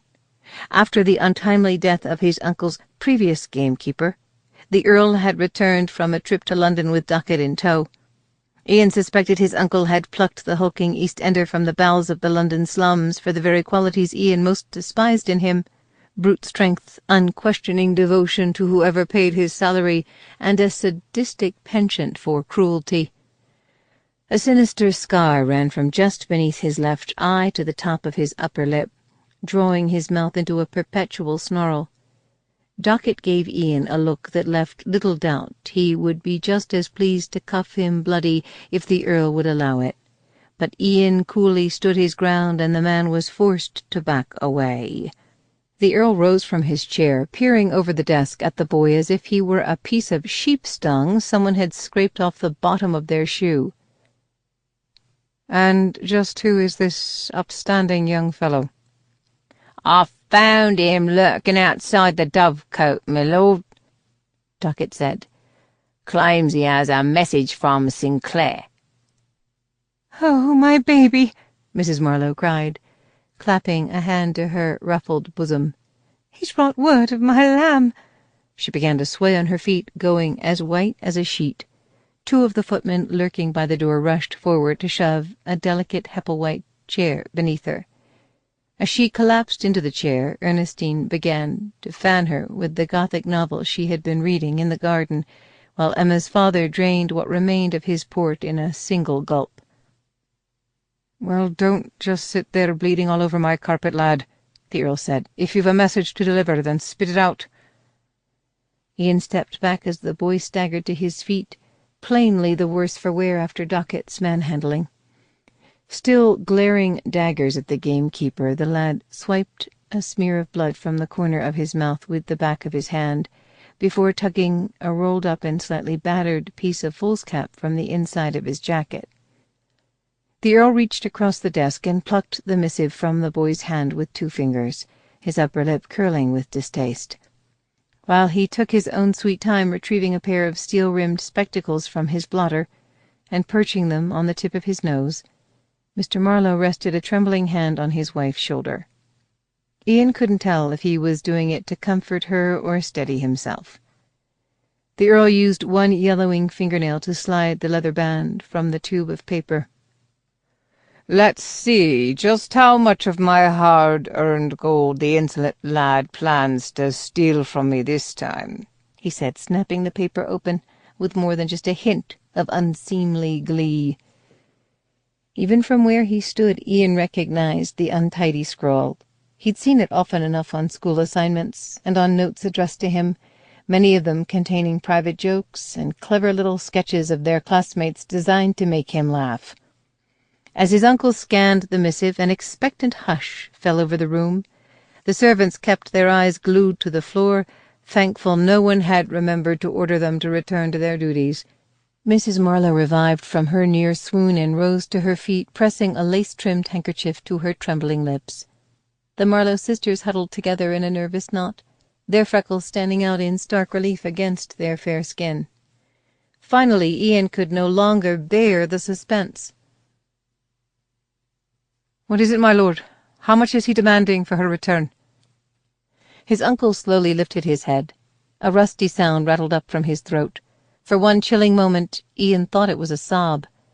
Then it came again, and Ian's blood ran even colder. His uncle was laughing. They all gaped in astonishment as the Earl collapsed into his chair, his papery cheeks growing even more sunken as he gasped for air. Ian took an involuntary step toward the desk. "What is the meaning of this? Are his demands so outrageous?" "I should say not," the Earl replied. "They're perfectly reasonable.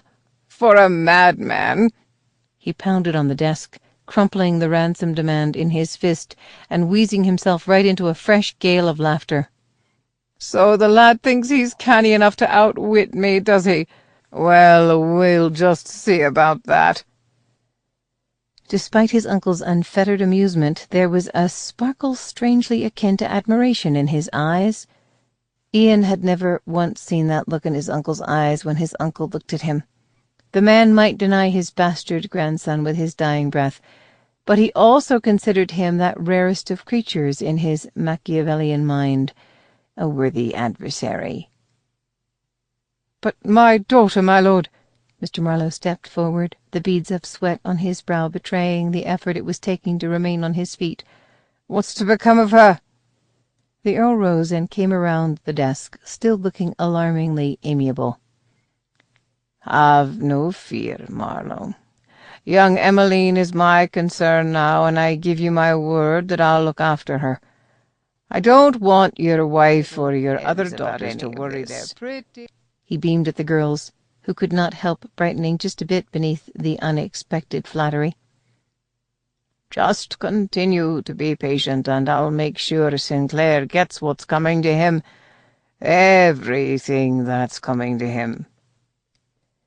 Still murmuring a stream of soothing reassurances, he somehow managed to use the sheer force of his will to steer the entire Marlowe family past the gawking servants and right out the door. "What should I do with him?" Dockett gave the young messenger a wolfish look, as if he could think of any number of possibilities, none of them pleasant or possibly even legal. The Earl waved an impatient hand. "Take him down to the old dungeon and lock him up. Both he and his master can cool their rash young heels for a day or two." Before Ian could protest, Dockett started toward the boy, baring his teeth in a feral grin. "Wait, not you," the Earl snapped. "I wish to have a word with you." He crooked one bony finger at the two footmen who had provided Mrs. Marlowe with her chair. "The two of you can take him." The footmen exchanged another doubtful look. They were accustomed to being ordered to polish the silver or light the carriage lamps, not cart snarling lads off to a dungeon that hadn't been used in 100 years, at least not to their knowledge. But obedience was as ingrained in them as deference to their betters, so they finally shrugged and moved to seize the lad by his elbows. He put up a savage struggle, getting in a lick that would probably end up blacking one of the footmen's eyes and bloodying the other's lip before they were able to muscle him out the door. When the sounds of their struggle had faded, the Earl swept his withering gaze over the remaining servants. "I'm not paying you to stand around and eavesdrop on matters that are none of your concern. Get back to your posts immediately before I dismiss the lot of you." As they hastened to obey, bobbing a flurry of awkward curtsies and bows as they departed, the Earl turned and gave Ian an expectant look. Ian frowned, growing ever more bewildered by his uncle's peculiar behaviour. He had made it clear from the first moment Ian had set foot in Hepburn Castle that Ian would never be anything more to him than a burden and a disappointment. But that had never before stopped him from confiding in Ian or using Ian as an audience while he gloated over his latest triumph, or plotted to avenge some petty slight, either real or imagined. "You heard me," his uncle said coldly. "I have business with Mr. Dockett." "But, my lord, I think we should discuss Miss Marlowe's situation and—" "Private business." Ian stood there for a moment, feeling as if the gilt hands of the ormolu clock on the mantel had somehow gone sweeping backward. He was once again a lonely 10-year-old boy, mourning his parents and desperate for a scrap of his uncle's affection, no matter how bitter or stale. The clock chimed the half-hour, breaking the spell and reminding him that he was no longer that boy. He was a man now. The man his uncle's indifference had made of him. It was his uncle who had taught him how to hate, but he was only now beginning to realize just how well he had learned that lesson. His pride still stinging, he offered his uncle a curt bow and went stalking from the study. Before the footman could sweep the door shut, blocking the room from his view, Ian glanced over his shoulder and caught one last glimpse of Dockett, standing in front of the desk, his beefy arms folded over his chest, and a smug smile twisting his lips. Chapter 21. Jamie could hear the fuse attached to the legendary Sinclair temper smouldering in his head. It grew louder each day as they waited at the old abbey ruins carved out by the stony hillside for Graham to return with word from the Hepburn. Jamie had spent a lifetime striving to master that temper, but he feared it was only a matter of time before that slow, steady hiss drowned out all patience and reason, resulting in an explosion that could destroy them all. The last time he'd lost it, a man had ended up dead. Some might argue the man had needed killing, but no amount of justification could wash the stain of his blood from Jamie's hands. That stain had cost him his dearest friend, and it would be there until the day he died. He had spent the long hours waiting for the Hepburn's response, prowling the crumbling ruins, his burning gaze searching the vale far below for any sign of an approaching rider. The morning of the fourth day found him simply sitting at the foot of a flight of stone stairs leading to nowhere, his stillness more ominous than the brooding underbellies of the clouds hovering over the mountain. His men sought to relieve their tension by stuffing one of Angus' old shirts with dead leaves, hanging it from a tree and using it as a target to practice their archery, which wouldn't have been so distracting if they hadn't invited Emma to join them. Jamie's eyes narrowed as her merry laughter rang out like one of the bells that had once graced this abbey. She'd barely spoken 2 words to him since following him to the glen where his parents had died, but now she was grinning at Bon as if they'd been lifelong mates. It was impossible to tell if she was oblivious to the brewing storm or just didn't give a flying fig. Jamie suspected the latter. She'd somehow managed to twist her rebellious copper curls into an untidy knot, exposing the graceful curve of her throat and the downy dip of her nape where Jamie longed to touch his lips. His eyes narrowed further as Bon put his wiry arms around her slender shoulders to help her nock the arrow and draw back the string.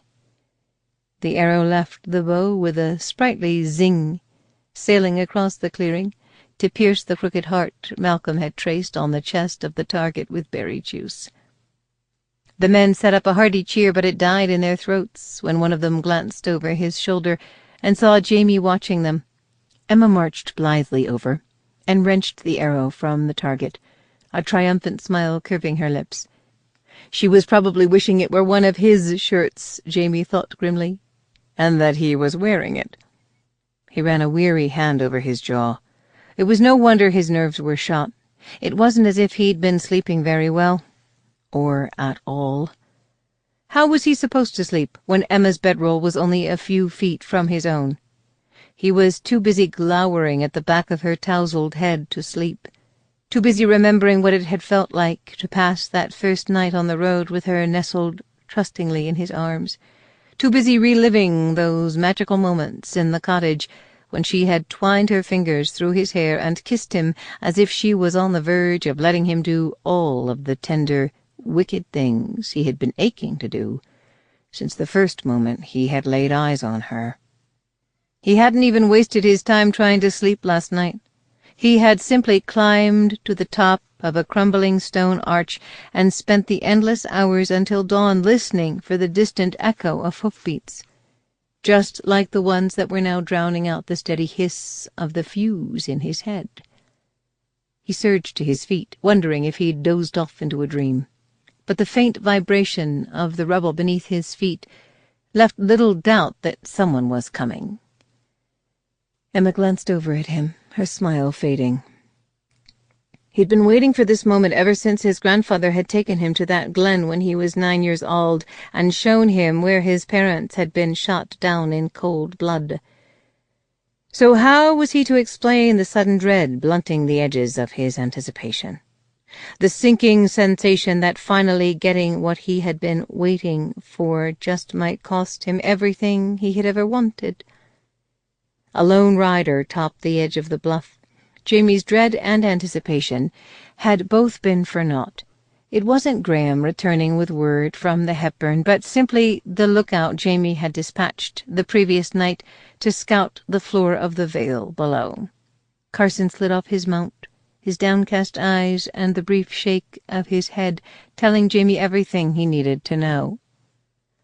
For a moment that seemed to hang suspended out of time, there was nothing but a white-hot silence as the smoldering fuse finally reached the powder keg in Jamie's brain.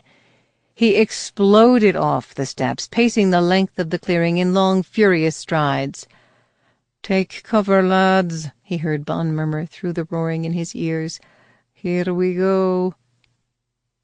"What in the bloody hell does that miserable whoreson of a Hepburn think he's doing?"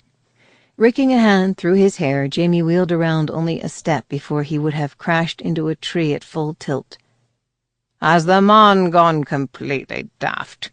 Why would he be fool enough to leave his helpless bride in the hands of a band of desperate men, knowing full well that every second he delays they could be doing any number of terrible things to her?"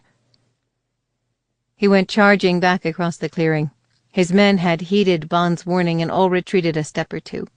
Only Emma was bold enough to remain in his path, forcing him to either stop or trample right over her. He jerked himself to a halt and stabbed a finger toward her chest, thankful to have found a target for his ire. "Why, look at you. You don't belong here. You're just a wee Sassenach lass without the good sense God gave a mushroom."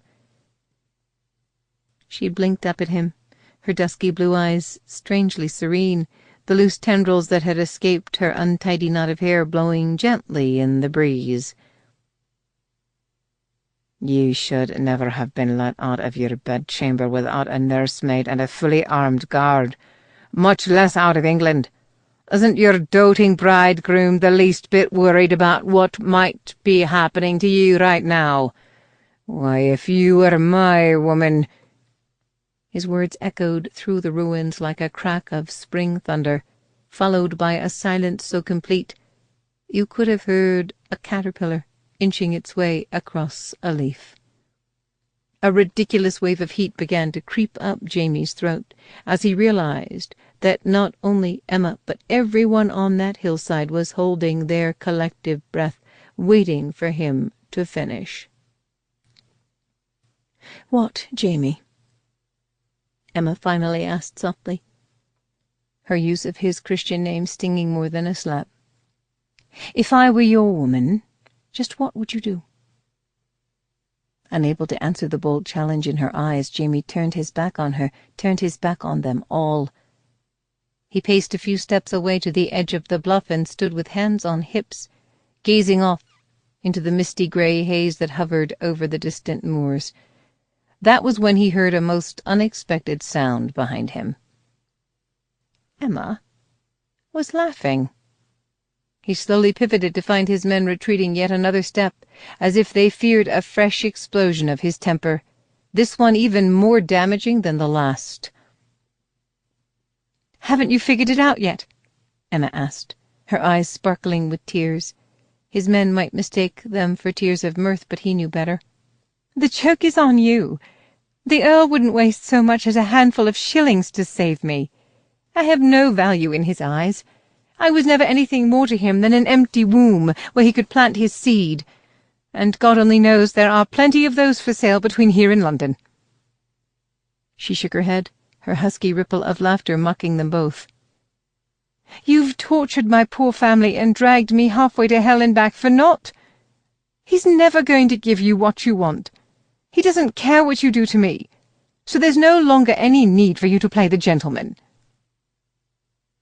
This time it was her turn to close the distance between them. Stopping so close he could see the agitated pulse fluttering in the creamy column of her throat, the enticing quiver of her bottom lip, she tipped back her head to look him in the eye. "So go ahead, Jamie Sinclair. Do your worst." For one dark moment, Jamie was tempted to do just that. Tempted to seize her by the hand and haul her deep into those ruins where he could show her just exactly what he would do if she were his woman. Everything he would do if she were his woman. "Jamie." Bond's voice was barely a whisper. Jamie continued to gaze down into Emma's eyes, transfixed by the unforeseen power of her passion. "Jamie," Bond repeated more urgently this time. "What in the bloody hell do you—" Jamie swung around just in time to see Graham come staggering out of the trees on foot. Chapter 22. Graham was clasping his ribs in a white-knuckled grip. One of the boy's eyes was swollen shut, and an ugly bruise, already beginning to yellow around the edges, stained his clenched jaw. Several of the men rushed to aid him, but it was Jamie who reached him first. He slipped an arm around Graham's shoulders just as the boy's legs began to crumple beneath him. "Would have been here sooner," he rasped out, leaning heavily against Jamie's chest. "Damn horse threw a shoe a few leagues back."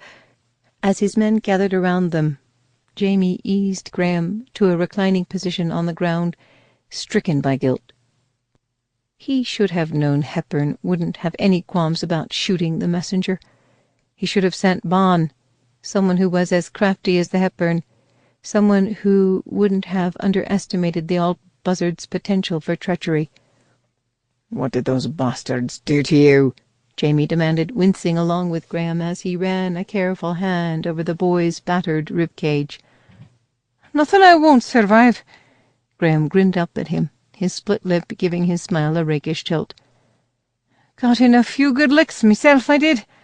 Made those fancy footmen of the Earl's think twice about knocking heads with Graham MacGregor." Reaching inside his jacket, Graham tugged out a leather pouch, his hand trembling ever so slightly. "I did just what you said, Jamie. I gave the Hepburn your letter, and he said to give this to you." Jamie accepted the offering, managing a pained smile of his own. "You did us all proud, lad. Especially me." As Jamie rose, Lemmy dropped down to take his place, tugging Graham's head into his lap with a gentleness that should have been impossible for his enormous hands. Jamie gazed down at the Hepburn's missive. No cheap foolscap, this, but a thick sheet of creamy vellum, folded into perfect thirds and sealed with a daub of crimson wax bearing the Hepburn's crest. He broke the seal and carefully unfolded the paper beneath the watchful eyes of his men. Even though he'd never learned to read, Bond bounced up and down on his tiptoes in a desperate attempt to see over his shoulder. "Don't leave us dangling, lad. What does it say?" It didn't take Jamie long to scan the handful of curt words scrawled on the paper. He refolded it with painstaking care. He had imagined this moment for so long, had anticipated the dizzying rush of triumph he would feel. But as he lifted his eyes to meet Emma's questioning gaze, he felt nothing but a piercing stab of regret. "He's agreed to our demands. The ransom is to be delivered on the morrow." He only managed to hold Emma's gaze for an elusive moment before she turned and disappeared into the ruins, without a word. Emma sat at the edge of the round stone platform that had once housed the old bell tower of the abbey, hugging one knee to her chest. The roof and most of the walls of this structure had collapsed long ago, leaving the platform open to the sky and reachable only by a flight of narrow stone stairs worn nearly smooth by rain and time. The wind that usually raged so passionately over this mountain had subsided to a mild breeze that sighed against her cheek and toyed with the loose tendrils of hair at her nape. The moon hung over the uppermost peak of the mountain like a glowing pearl, twice the size it had been in Lancashire, yet still far beyond her reach. A loose pebble went skittering off the far edge of the platform. She turned, unable to stop a treacherous surge of hope from leaping in her heart, but it was only Bond who emerged from the shadows at the top of the stairs. He hovered at the fringes of the moonlight, plainly uncertain of his welcome. "Don't worry, Bond. It's safe," she assured him. "I'm not armed." He moved to stand beside her, his snaggle-toothed grin no longer menacing to her eyes but winsome. "The way you were handling that bow today, I'd wager a man's heart will never be entirely safe as long as you're around." "Perhaps that's why your cousin is so eager to be rid of me," Emma replied lightly, hoping to hide the bitter edge in her voice. "Why aren't you down there celebrating with him? He must be beside himself with joy. After all, the Earl is about to give him his heart's desire." "He still won't tell me or any of the lads what that is, and it's not like Jamie to keep secrets from me." "This may be the first time he's ever had one worth keeping." "We wouldn't begrudge him nothing he wanted," Bond admitted. "He's sacrificed too much for us. He's allus been a canny lad, you know, hauling around books he was barely big enough to carry. He could have stayed down there in the lowlands and made his own fortune like a proper gent. But when he heard his grandfather was ailing, he came back here to take care of us, to take care of everyone on this mountain who've always depended upon the Sinclairs for their survival." Bond hesitated as if he longed to say something else, something more but he finally just ducked his head, gazing down at his feet. "I just come to tell you I'm sorry we ruined your wedding, and I hope you and the Earl will be—" He cleared his throat, plainly struggling to choke out the words. "very happy together." "Thank you," Emma whispered, the sudden tightness of her own throat making it impossible for her to offer him any other absolution. After he had made his way back down the stairs, leaving her alone, she turned her face back to the moon, only to find it shimmering behind a watery veil. The girl who had gazed upon that same moon from her bedchamber window, as it drifted over her father's orchard, seemed like a stranger to her now, a naive child who had believed a man's quality could be measured by the eloquence of his speech or the fine cut of his coat. How was she to accompany the Earl's men back down that mountain on the morrow and pretend she was still that girl who had never tasted Jamie's kiss, never felt her body begin to melt beneath the smouldering heat of his desire for her? How could she be content with jewels and furs and gold, or even a nursery full of children conceived not out of love or passion, but desperation and duty? After feeling her body and her heart come alive beneath Jamie's touch, how would it be possible to lie, night after night, in long-suffering silence, with the Earl grunting and heaving on top of her, her teeth clenched to keep from screaming? Especially now that she knew he might not be a kindly old man after all, but a murderer, ruthless enough to cut down his own son for daring to love the wrong woman. She blinked back her tears, bringing the moon into crisp focus. She wasn't the same girl she had been, and she would never be that girl again. No matter the cost, she was no longer willing to deny her own passions, her own desires, simply to preserve the peace of those around her. Her mother had spent Emma's entire life living just such a lie, sacrificing her own happiness so she could go on making excuses for Emma's papa. But she was not her mother, and she was no longer the girl who had stood before that altar in the abbey of Hepburn Castle, prepared to pledge her heart to a man she would never love. All she needed was someone to help her prove it.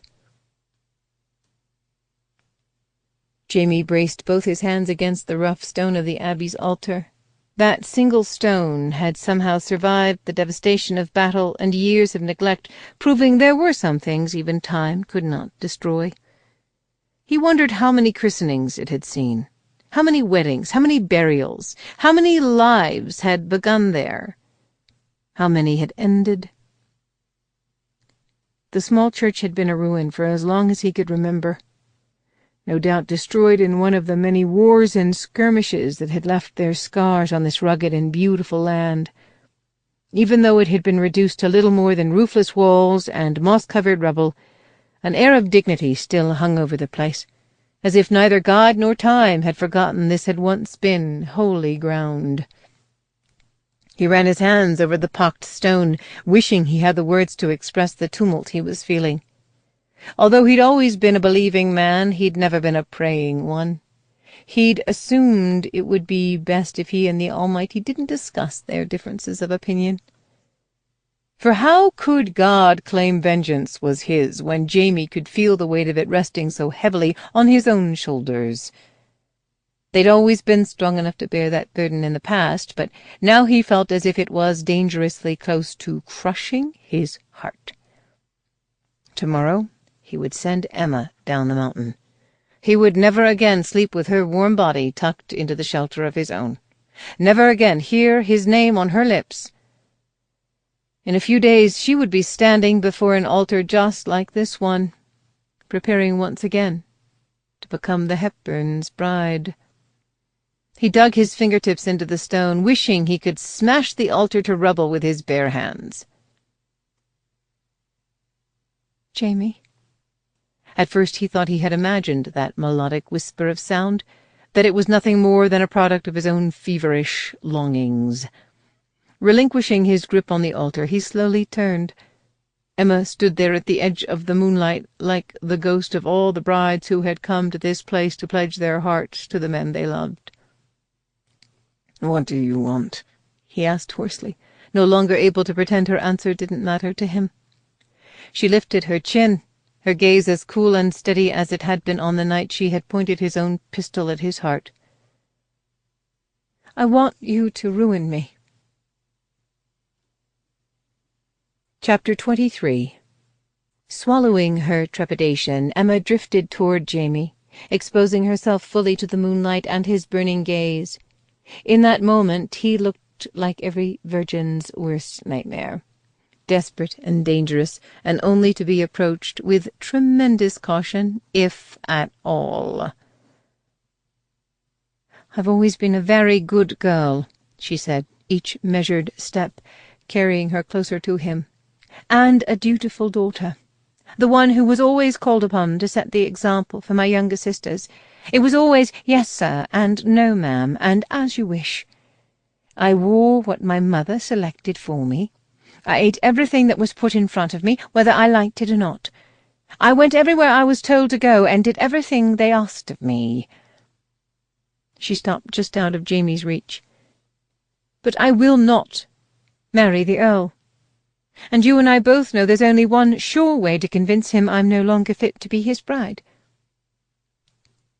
Jamie didn't say a word. He just continued to gaze at her, his expression as unreadable as the petrified pages of the Holy Bible mouldering in the corner. She managed an awkward laugh. "Bon was right all along, wasn't he? I know you've convinced yourself. You'd have to be content with proving that Hepburn murdered your parents. But wouldn't your vengeance be even more satisfying if you returned his bride to him, having been ravished by a Sinclair? Especially a Sinclair who just happens to be his bastard grandson." "More satisfying for me, certainly." Jamie folded his arms over his chest, the smoky heat of his gaze making her shiver somewhere deep inside. "What about that ramshackle manor house in Lancashire you love so well? If the Earl demands his settlement back, how will your father keep his creditors from seizing the house and tossing the lot of you in the poorhouse?" "I'm confident the Earl will graciously insist he keep the settlement, especially if he doesn't want everyone in London to learn that he's suspected of having his own son, and the mother of his grandson, murdered in cold blood." Jamie cocked his head, eyeing her with reluctant admiration. "I never would have guessed such a bonny face could hide such a ruthless streak." She flashed him a bitter smile. "Since coming to the Highlands, I've had the opportunity to learn from the best." "Your home may be spared, and your father may avoid debtor's prison, but have you thought about the consequences you'll suffer once you return to England with your family?" Jamie moved forward to circle her while he spoke, his husky burr weaving a web she no longer had any desire to escape. "The Earl has a tongue like a viper.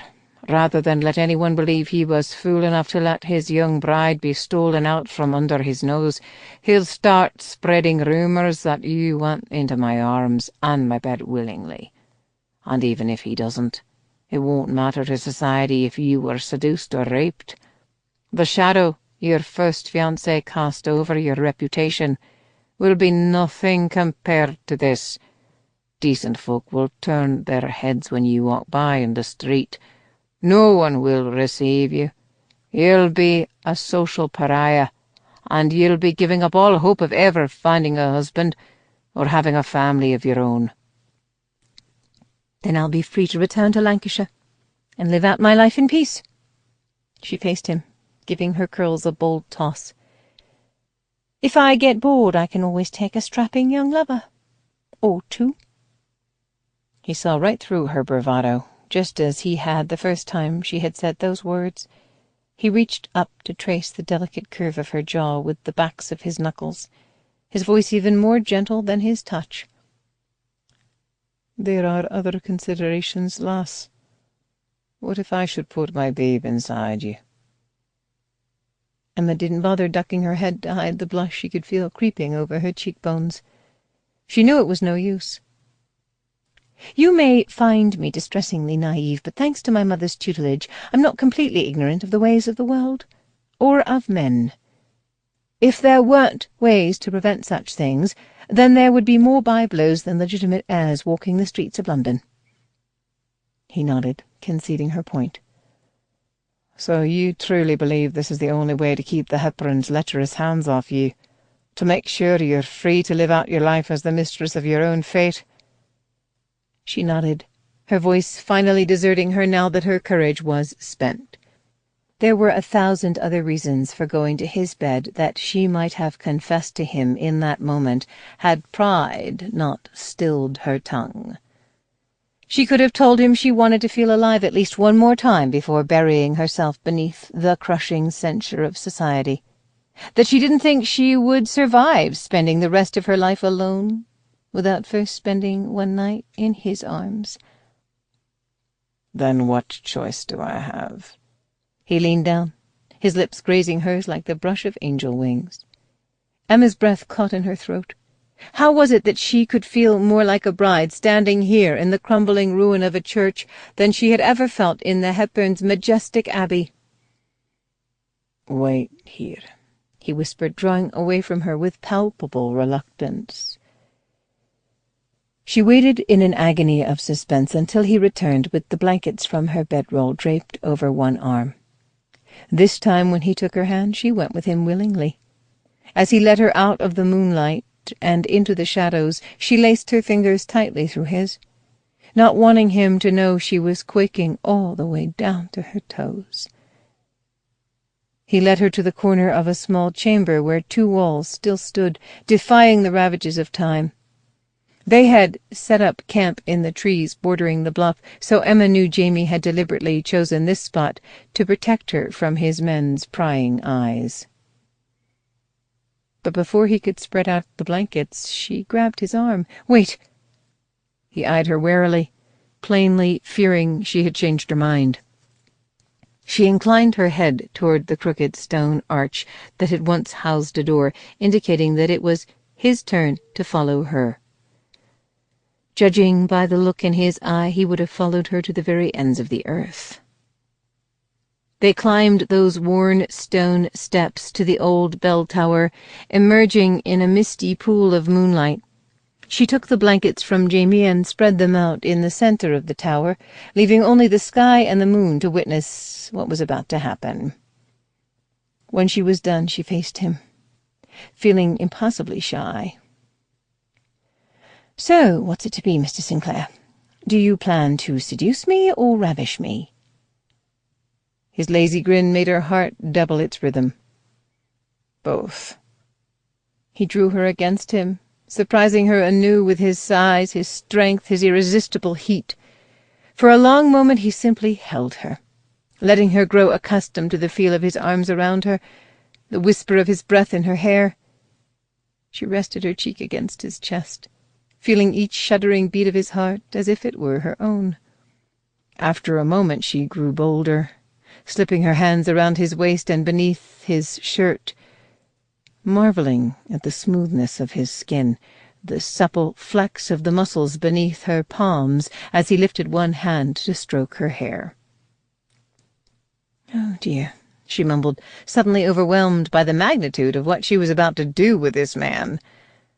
"What is it?" She kept her face buried in his chest. "My mother's instructions seem to have deserted me. I'm not entirely sure how we should proceed from here." "Why don't you leave that to me?"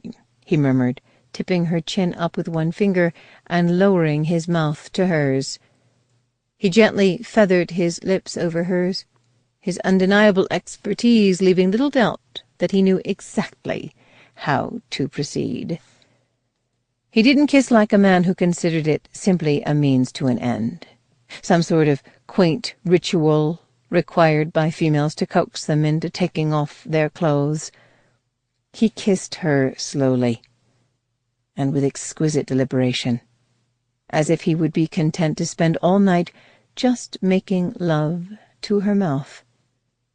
She had always scorned women who swooned at the slightest provocation, but the tender flick of his tongue over hers left her so breathless and dizzy that she felt her knees go weak and her ears began to ring as if there were still bells in the tower. She might have succumbed to the temptation, but she didn't want to miss a moment in Jamie's arms. So she simply closed her eyes and hung on, tasting his tongue with her own until she heard a groan rumble up from deep in his throat. When her eyes finally fluttered open, she was surprised to find them both on their knees in the middle of the blankets. Perhaps Jamie's legs had failed him as well. "That went very well indeed," she murmured, sighing against his lips. "What would you suggest we do next?" He leaned back to survey her face, his expression disarmingly earnest. "I thought we'd both take off all our clothes." Apparently she had been wrong about the kiss. But then we'd both be unclothed." He pondered her words for a moment. "Well, if you'd like, you could just take off your clothes. I could keep mine on, for now." Emma eyed him, growing increasingly suspicious. "My mother never said a word about disrobing. I think I would have remembered that." It was Jamie's turn to sigh. "Just what did she tell you?" "She said I was to lie back and close my eyes, and the Earl—" Emma could not quite suppress her shudder. "My husband would simply fold the hem of my night-dress up a few inches, after the lamps were extinguished, of course, and perform his husbandly duty." "While the idea has its charms, it simply won't do." The calloused pads of Jamie's fingertips played lightly over her sensitive nape. He lowered his voice to a husky growl, his breath moist and hot in her ear. "Because I'm going to go mad, lass, if I can't see you naked." This time Emma's shudder was one of desire. "Perhaps you could coax me into taking my gown off, if you put forth your best effort." His throaty chuckle warned her that was just the challenge for which he had been waiting. Lifting the weight of her hair with one hand, he ever so gently laid his seeking lips against the wildly beating pulse at the side of her throat. Emma gasped. Judging by the scorching sweetness of his lips against her flesh, it must be his intention to melt the gown from her body. Her head fell back of its own volition, giving his mouth full dominion over the graceful column of her throat. After a few breathless moments of that delicious torment, she was forced to dig her fingernails into his sleeve just to remain upright. "For a brutish Highlander, you've a rather persuasive touch, sir." "Those fancy English gents are the ones who start all those nasty rumours about us and our sheep. They just don't want their lasses to know what they're missing." As his tongue swirled around the delicate shell of her ear, making her toes curl with pleasure, she bit back a moan. "Maybe they don't want their sheep to know what they're missing." Jamie's laugh was a deep-throated rumble that warmed her from the inside out. While his mouth was having its way with her ear, his hands were gently easing her gown down to bare one creamy shoulder. Emma was ever so grateful to Mira for gifting her with such a simple gown, not one adorned with slippery pearl buttons or rows of sharp, steely hooks, or painful stays to contain flesh already aching for Jamie's touch. All it took was a deliberate tug, and one of her breasts was freed from the confines of the bodice. Jamie gazed down at her in the moonlight, his expression so dark with hunger it made both her pulse and her stomach flutter. She could feel her nipples begin to swell and throb in anticipation of the pleasure she sensed was coming. That pleasure arrived with a jolt of pure sensation when Jamie leaned down and touched the very tip of his tongue to her. As he laved that pebbled peak with maddening tenderness, then drew it into his mouth, suckling deep and hard, Emma could no longer bite back a moan of raw delight. She moaned again when he dipped his hand into the other side of her bodice and claimed that breast for his own as well, molding it to his palm and gently squeezing. How was it possible a man could be possessed of so many hands? One of them had taken advantage of her breathless distraction to work its way beneath her skirt. Even now it was sliding between her knees and up, up, up, until it brushed the silky curls between her thighs. As Jamie closed his hand over her as if she no longer belonged to herself, but to him, Emma shook her head, nearly mute with shock. "But my mother never—" Jamie withdrew his other hand from her bodice to lay it over her mouth, his eyes sparkling with amusement. "Would it be possible for you not to mention your mother again, sweeting? During love-making, most men find that something of a distraction." As he removed his hand, Emma laughed. "You'd have found her instructions for discouraging a woman's husband from seeking her company in the bedchamber even more distracting." Jamie surprised her by leaning down and kissing the very tip of her nose before lowering his mouth to hers once again. His lips slanted over hers, encouraging her to open wider for him, to welcome him deeper as his tongue began to take her mouth in a rhythm that was both carnal and irresistible. Before long they were breathing as one, her every sigh becoming one with his own. Only then did his seeking fingers breach those curls between her thighs, finding a silk that was even hotter and slicker beneath them.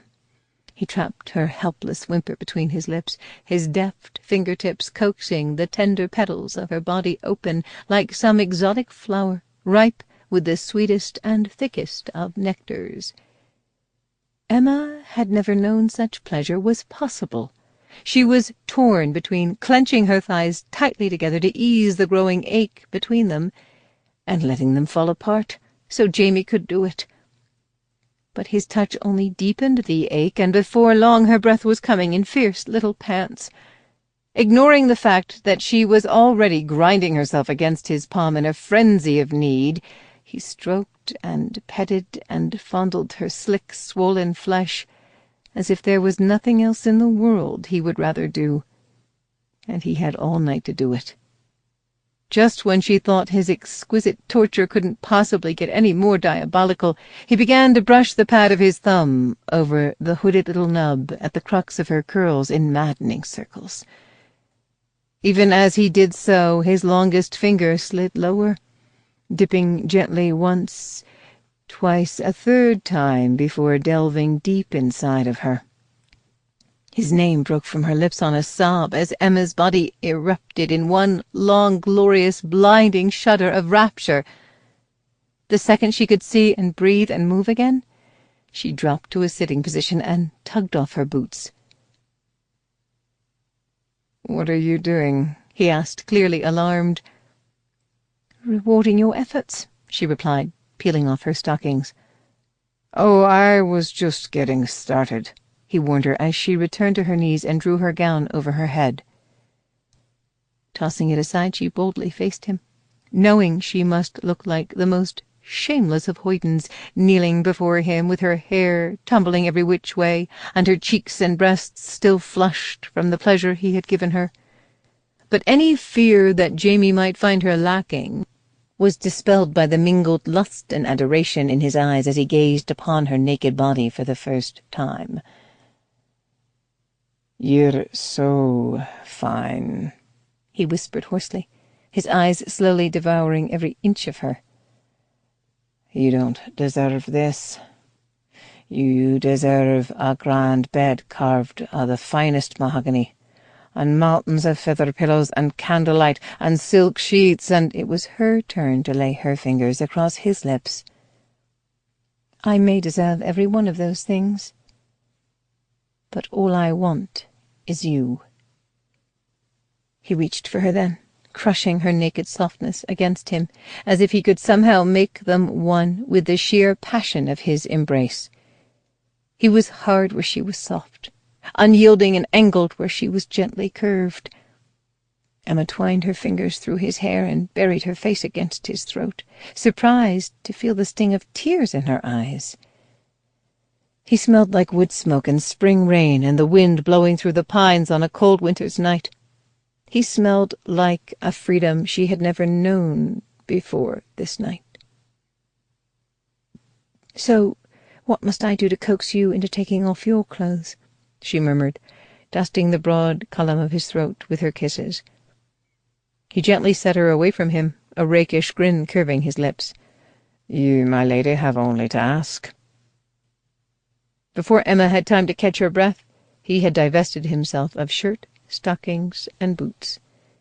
She might have perished from mortification as he reached for the leather laces of his breeches if she hadn't noticed that his hands were less than steady. As he peeled off his breeches and rose back to his knees, Emma's curiosity quickly overcame her maidenly shyness. His was a beautiful body, sleek and taut and masculine, even more thickly muscled than she had imagined. Unable to resist the temptation, she reached out and trailed a hand over his chest, marveling at the havoc her touch was wreaking on him. Despite the chill in the air, he was sweating, his brawny body coated with a glistening sheen of perspiration. Encouraged by the glazed look in his eye, the uneven hitch in his breath, her hand wandered lower, skating over the incredibly well-defined muscles of his abdomen, then lower still, closing gently over the part of him that was jutting forward as if begging for her touch. He threw back his head with a guttural groan. Emma's surge of desire was matched by a surge of delight. He no longer held all the power. She had power over him now, the power to bend him to her will, both literally and figuratively, to mold him with her palm and watch him lengthen and swell even further, although she would have sworn that wasn't even possible. As she drew her hand along his rigid shaft, a single drop of seed, like the most rare and precious of pearls, welled up from its velvety crown to dampen her fingertips. "You once told me it hurt," she reminded him solemnly, her gaze flicking to his face. "Aye, lass," he replied, panting out the words between clenched teeth. "'Tis the sweetest pain I've ever known." They both knew there was only one way to alleviate his suffering. As he eased her down on the blanket and covered her, shielding her from the moonlight, she realized she had brought him to this place because his was the only shadow she was seeking, the only darkness to which she was willing to surrender herself. She clung to him, trembling with both anticipation and terror. She was going to do it. She was going to let him inside of her, where no man had ever been before.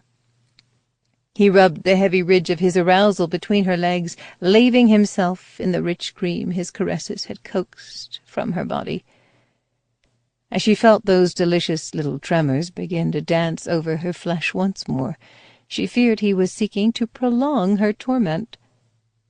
But when she felt his thickness probing the entrance to her body, she understood it wasn't his intention to leave her wanting at all, but to give her everything she was aching for. And more. So very much more. She dug her fingernails into his back as her untried body fought to accept him. She tensed and bit her lip to keep from crying out when she felt a painful tearing sensation. But he did not relent until his throbbing length was sheathed deep within her. "I'm sorry, Angel," he whispered, touching his lips to her sweat-dampened brow. "Hesitating would have only prolonged the pain." "Mine or yours," she quipped, letting him know she was going to survive. His big body shuddered with something that might have been laughter in a less urgent moment. "Both." As he began to move within her, sipping tenderly from her lips all the while, the pain faded to a dull throb that only sharpened her awareness of the incredible intimacy of what they were doing. She was truly his captive now. There was no escaping him. He surrounded her. He enfolded her. He made every breath she drew his own, her every wish one only he could fulfill. It was almost as if there was no part of her he was not touching, including her soul. When he abruptly stopped, she wanted to weep with disappointment. She opened her eyes to find him peering down at her. his expression quizzical. "Emma, sweeting, is there something wrong? Why are you being so still? Is the pain too great for you to bear?" "My She clamped her mouth shut and began again. "I was informed that if I wriggled a bit beneath the Earl, his exertions would be over that much more quickly. So I thought if I stayed completely still—" She trailed off, allowing him to draw the obvious conclusion. When he did, a strangled laugh escaped him. "You may wriggle all you like, lass. I'm still going to make this last for as long as I can. Of course, given how incredibly tight and hot and wet you are—" He gritted his teeth against a fresh groan as she gave her hips an experimental shimmy. "that may not be nearly as long as either one of us would like." With that warning, Jamie began to rock against her, setting an irresistible rhythm she had no choice but to follow. Soon she was arching her back, lifting her hips to draw him even deeper inside of her. He rewarded her boldness by angling his own hips so that each downward stroke brought him into direct contact with that exquisitely sensitive little bud nestled in her damp nether curls. With each tantalizing stroke he made good on his promise to both seduce and ravish her. He must have felt her begin to shiver and clench around him. "Come with me, Emmeline," he growled. "Come for me." And then she was, in shudder after shudder of raw bliss that sent her soaring over that precipice of ecstasy once again. But this time she would not fall alone. Jamie surrendered to his own plunge over that precipice with a muffled roar, withdrawing from her just in time to spill his hot seed over her belly. Jamie awoke before sunrise with Emma cradled in his arms, much as he had on the morning after he had abducted her. But this time there was one major difference. Neither one of them was wearing any clothes. And a delightful difference it was, Jamie thought, burying his nose in her sweet-smelling curls. Although his arousal was already nudging the softness of her rump in a shameless bid for attention, he was loath to wake her and put an end to this moment. He traced the graceful slope of her hip with his palm. After living so long in this rugged land, it was still difficult to believe anything could be so soft, so impossibly silky to the touch. How was he supposed to send her back to the Hepburn in a few hours, when all he wanted to do was spend the rest of the day kissing each of the freckles scattered like nutmeg over the glowing alabaster of her skin? He ought to be celebrating. He had triumphed over his enemy once again. Emma would never belong to the Hepburn, but the satisfaction he had anticipated was blunted by a jagged edge of desperation. Because she would never belong to him either. These few stolen hours between midnight and dawn were all he would ever have of her. When she had come to him last night, he would have agreed to almost anything just for the chance to hold her in his arms this way. But he'd been a fool to believe he could love her for one night, then let her go without her taking a sliver of his splintered heart with her. He had already spent much of the night teetering on the edge of disaster. Each time he had made love to her, it had been nearly impossible to force himself to withdraw from her tight, silky sheath, when he really wanted to spill his seed deep within her, to mark her as his own in a way that neither the Hepburn nor the rest of the world would ever be able to deny. But he'd been driven to honor their bargain. It was bad enough to send her back to England in disgrace, without risking sending her back with his bastard in her belly. If Gordon Hepburn hadn't been so careless in such matters, Lyanna Sinclair might be alive today. Jamie wasn't about to make the same mistakes his father had made. As far as he was concerned, the man had been every inch a Hepburn, seeing what he wanted and then taking it with no thought whatsoever to the cost or the consequences. Jamie had spent his entire life seeking to prove it was Sinclair blood that ran through his veins. He would never be a Hepburn. He would never be his father. He wasn't greedy or selfish enough to ask Emma to risk her own life just so she could share his. She didn't belong with the likes of him. She belonged in some cozy rose arbor in Lancashire, taking tea with her sisters and a cat curled up in her lap and a book in her hand. The Hepburn had taken her away from all that, but it was within his power to send her back where she belonged. She could live out the rest of her life in comfort and safety, far away from ancient feuds and their terrible casualties. She stirred, pressing her rounded little bottom against him. The musky scent of their love-making lingered on her skin, making him feel positively savage with the desire to possess her again. "Don't fret, lass," he whispered in her ear. "'Tis a state men often find themselves in when they awaken." I'm so glad to know it has absolutely nothing to do with me. Do you realize this is exactly how we woke up the first time I slept in your arms? The thought had occurred to me, but there is one wee difference. Tightening his grip, he slid up and into her from behind, sheathing himself all the way to the hilt in one smooth motion. She shuddered and arched against him. "Forgive me for quibbling, sir," she gasped out, "but I don't believe anyone could call that we." He captured her pert nipples between his thumbs and forefingers and gently tugged.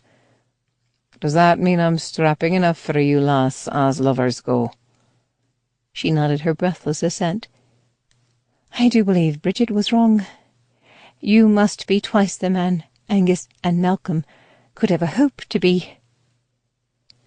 Closing his eyes and burying his face in her hair, Jamie began to move deep within her, determined to stave off the dawn for as long as he could. "And I have you to thank for letting me prove it." Chapter 24. Jamie was already mounted astride his horse when Emma emerged from the ruins of the abbey.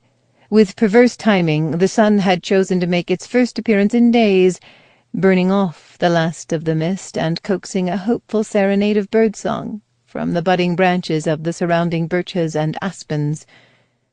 But the slanting rays of the morning sun failed to warm him. Despite the crisp white clouds drifting across the dazzling blue of the sky, a chill had settled deep in his bones, making him feel as if winter lurked just over the southern horizon instead of spring.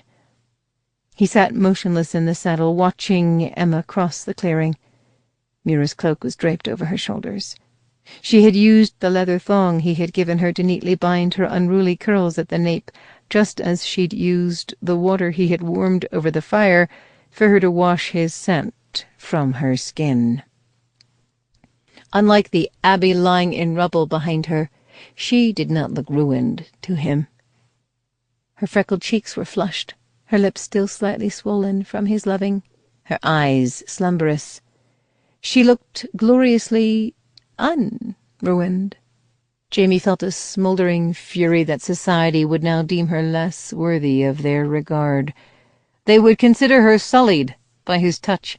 When she was glowing from within like something so fine and precious, it hurt his eyes just to look at her. He had taunted her once by telling her the Hepburn would probably insist that she be examined by a physician to determine if she was still worthy to be his bride. Now the thought of some stranger putting his hands on her, even for such a dispassionate purpose, made Jamie want to smash something with his fists. As she approached the horse, she glanced around the deserted clearing, her expression troubled. "Where are Bon and the rest of the men?" "They've been waiting at the meeting place with any luck, neither will the Hepburn's men." He offered her a hand, both of them knowing it was the last time he would ever do so. As she settled herself in the saddle behind him, slipping her slender arms around his waist, Jamie had never been so keenly aware of the cold, heavy weight of his pistol against his belly, or of the centuries of hatred and violence that had brought them to this place. For one wild, desperate moment, all he wanted to do was kick the horse into a gallop and ride as fast and far as he was able, to whisk her away to some distant haven where the Hepburn could never find them. But he wasn't as naive or foolhardy as his parents had been. He knew there was no outrunning fate. and nowhere he could flee to escape his own destiny. As Jamie and Emma rode into the mouth of the long, narrow glen from the north, the cheerful chirping of the birds in the surrounding trees seemed to mock them. Jamie had chosen the place for the exchange with deliberate care. Birds weren't the only creatures sheltered by the lush green boughs of the cedars flanking the glen on both east and west. His own men were tucked away there as well, their pistols and bows cocked and held at the ready. If they spotted any sign of treachery, they would be able to fire before the Hepburns' men could even draw their weapons, then flee back into the hills without leaving a trace. Jamie was not surprised to see half a dozen of the Hepburns' burliest henchmen sitting on horses strung out across the gentle rise in the land at the south end of the glen. They were simply obeying his own instructions to the Hepburn not to allow them to come any closer. But he was surprised to find Ian Hepburn himself sitting straight and tall on the back of a chestnut gelding at the very heart of the glen, his dark hair blowing in the wind. With his snowy white cravat and handsome mulberry-coloured frock-coat, he might have been on his way to take tea with the Duchess instead of delivering a ransom. Jamie had expected the Hepburn to send his latest gamekeeper, not his nephew. This was a development he hadn't anticipated, one that upped the stakes in an already dangerous game. He and Ian had spent too much time fighting on the same side, even if it was only against the bullies at St. Andrews. Despite the casual disdain of his bearing, Ian had to know Jamie would never march into battle without his men. He would have already guessed there were unseen pistols trained on his heart, and that if anything went wrong, he would be the first to die. Jamie flicked a tense glance toward the trees, silently praying his men would use every ounce of the restraint he had tried to teach them. He drew his own horse to a halt, a healthy distance from where Ian sat waiting for him. He dismounted, then reached back up to lift Emma from the saddle. "Wait here," he commanded her, his hands lingering against the gentle curve of her waist.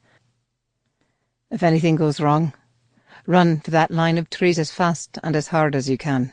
Find Bon. He'll look after you." She nodded. Judging by the solemn expression in her dusky blue eyes, she understood exactly what he was telling her, and what he was not telling her. He gazed down into those eyes, keenly aware that their every move was being scrutinized by both allies and enemies. Swallowing back all of the things he wanted to say, he gave her one last nod, then turned and began to walk toward Ian's horse. He bridged over half the distance, but when Ian showed no sign of dismounting, he stopped in his tracks. "What ails ye, laddie?" he called out, knowing his familiar smirk would gall Ian far more than his exaggerated burr. "Getting too much enjoyment from sneering down your nose at a lowly Sinclair?" Ian glared at him for a minute longer before sliding off the horse to face him. From this distance he could have been that same proud, aloof boy who had been stoically taking a beating the first time Jamie had laid eyes on him. But as Jamie neared, the contempt written in every line of Ian's bearing reminded Jamie that he hadn't been that boy for a very long time. Jamie didn't stop until they stood eye to eye for the first time in 4 years. "Usually your uncle sends one of his attack dogs to do his dirty work for him. To what do I owe the dubious pleasure of your company?" "Perhaps he thought you'd be less likely to gun me down where I stand. Not out of misplaced sentiment or common decency, of course, but to preserve your own loathsome hide." Despite his best intentions, Jamie felt his temper begin to rise. "Funny how you didn't hate me until your uncle told you it was expected of you. I'm sure I would have, if you hadn't deliberately misled me. If you had told me who you were from the beginning, exactly who you were." Jamie shook his head sadly. "You still don't know who I am." Ian's dark eyes glittered with barely suppressed fury. "I know you're a no-good thief and a murderer. When I hunted you down that day on the mountain, after my uncle told me how you had tricked me, how you had played me for a fool all those years at school and made me a laughing-stock in his eyes, you didn't even have the decency to deny shooting down his gamekeeper in cold blood." "You just proved my point," Jamie said softly. "If I had to deny it, You never knew me at all." He could almost feel Emma's gaze on his back, knew she was watching every nuance of their exchange, even if she could not hear their words. "I didn't come here today to argue with you. I came to keep my end of our bargain. As you can see," he said, jerking his head toward where she stood patiently waiting beside his horse, "Miss Marlowe is unharmed and ready to come with you." Unharmed, but not unfucht. Jamie had to close his eyes briefly as Bond's impish voice danced through his head, accompanied by a vision of Emma lying naked beneath him on the blankets, her lips parted in a wordless sigh of pleasure as he drove himself deep inside her. He opened his eyes to banish the vision. "Did your uncle send what I asked for?" Ian nodded curtly, then turned and signalled toward the far end of the glen. The 6 henchmen guarding the south entrance to the glen nudged their horses apart, making room for a flatbed wagon manned by a beefy driver to pass between them. As they closed ranks once again, the wagon came trundling across the grass toward Jamie and Ian. The vehicle made a half-circle, finally rolling to a halt facing the opposite direction a few feet behind Ian. Jamie scowled at the wooden chests weighting down its bed. "What in the bloody hell is this?" he demanded, returning his gaze to Ian's face to search for any sign of treachery. "Some sort of trick?" "Of course it's not a trick," Ian snapped. "It's exactly what you asked for." As Jamie moved forward, Ian's hands curled into fists. But Jamie stalked right past him, heading for the wagon. The driver eyed him nervously over his shoulder as he snatched up a fallen branch from the ground, but relaxed when Jamie moved to use the branch to pry open the lid of the chest closest to the back of the wagon bed. The lid fell away with a clatter. The morning sunlight glinted off its contents, nearly blinding him. Shaking his head in mute disbelief, Jamie moved to pry open the lid of the next chest, only to find exactly the same thing awaiting him. Gold. A king's ransom in gold. He spun around, turning his disbelieving gaze on Ian. "What is this? This isn't what I asked for. This isn't what your uncle promised me." "Of course it is," Ian insisted, a shadow of bewilderment softening the contempt in his eyes. "It's exactly what you demanded in your note. Enough gold for you and your men to live on for the rest of your wretched lives." He reached inside his frock coat, forcing Jamie to move his own hand a few inches closer to the butt of his pistol. But it wasn't a weapon that appeared in Ian's hand. It was a folded piece of vellum. He thrust the paper toward Jamie. "My uncle also said to give you this." Jamie strode forward and snatched the missive from Ian's hand. He tore it open, this time not pausing to admire the fine quality of the paper or the elaborate Hepburn crest stamped into the sealing wax. There were 8 words scrawled across the paper in a feeble, spidery hand. "What you seek is not mine to give." While Ian stood there staring at him as if he were a madman, Jamie crumpled the note in his fist, fury rising like bile in his throat. The crafty old bastard had done it again. He'd betrayed Jamie and left him standing there empty-handed and half-blind with rage. He lifted his burning gaze to the bed of the wagon. Ian was right. There was enough gold in those chests to last a lifetime. It could keep Mura and her family and all those like them on this mountain in milk and meat for many winters to come. His own men could finally stop running, stop hiding, settle down and have cottages and wives and children of their own if they so desired. He glanced over his shoulder at Emma. Tension was written in every line of her bearing, as if she sensed something had gone badly amiss. She had been right as well, Jamie thought bitterly. She was nothing to the Earl. Just to have the last laugh in their lifelong battle of wits, the bastard had been willing to gamble that Jamie would set her free in exchange for the gold, instead of marching right back to her, shoving the mouth of his pistol against her temple and pulling the trigger. Jamie closed his eyes briefly just to block out the sight of her. Despite what his parents had been foolish enough to believe, this feud would never end. But he couldn't keep dragging Emma all over the Highlands indefinitely. She might not survive the next drenching rain, the next surprise snowstorm, the next harrowing ride up the mountain while trying to elude the Hepburns' men. She might not survive him. "Wait here," he snarled at Ian. Rubbing a hand over his rigid jaw, he went striding back across the glen to Emma. "Did you get what you wanted?" she asked as he approached, the proud tilt of her chin reminding him that he had made her believe there would always be something in this world he wanted more than her. He couldn't very well tell her he wasn't even sure what he wanted anymore, that everything he had dreamed of, everything he had fought for up until the day he first laid eyes on her, now seemed less than worthless to him. So he simply said, "You're free." She nodded, then turned and went walking toward Ian. At first Jamie thought she meant to leave him without so much as a backward glance, which would be no less than what he deserved. But she had only travelled a few feet before she turned and came running back to him. Clutching his arm and standing on tiptoe, she touched her lips to his ear and whispered, "There won't be any strapping young lovers. There will only be you." He reached for her, but she was already gone. All he could do was stand there and watch her walk away from him, his empty hands slowly curling into fists. Her back was straight, her shoulders unbowed, despite everything she had endured since arriving in Scotland.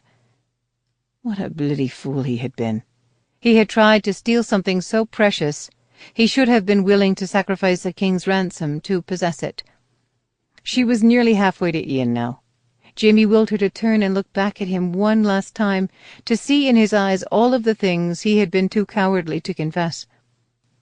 But she just kept walking. He had to stop her, to tell her that he was even more of a fool than his parents had been. At least they had died with something to show for their folly, even if it was only a few stolen months of happiness. If he let Emma go riding out of that glen with Ian, he would have nothing except the memory of the one night she had spent in his bed and a lifetime of regrets. He was already taking a step when a beam of sunlight glinted off something high up in one of the cedars to the east of the wagon, distracting him. He squinted toward the tree, just barely able to make out the gleaming black barrel of a pistol protruding from the dense sweep of boughs. Jamie frowned. His men knew better than to scale a cedar that high. If something went wrong, it would make it too easy for Hepburn's henchmen to cut off their escape route. That was when he realized it was the wrong tree, the wrong man. Like a sleeper wading through the cloying fog of a dream, he followed the line of fire from the pistol to its target. Not his breast, but Emma's. Not his heart, but hers. Oblivious to the threat, she continued across the glen, utterly alone, utterly exposed.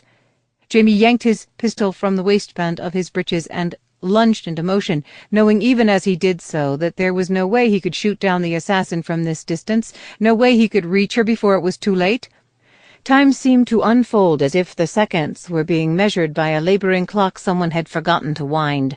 He was charging forward, but the distance between him and Emma seemed to be growing, each step he took carrying her farther and farther out of his reach.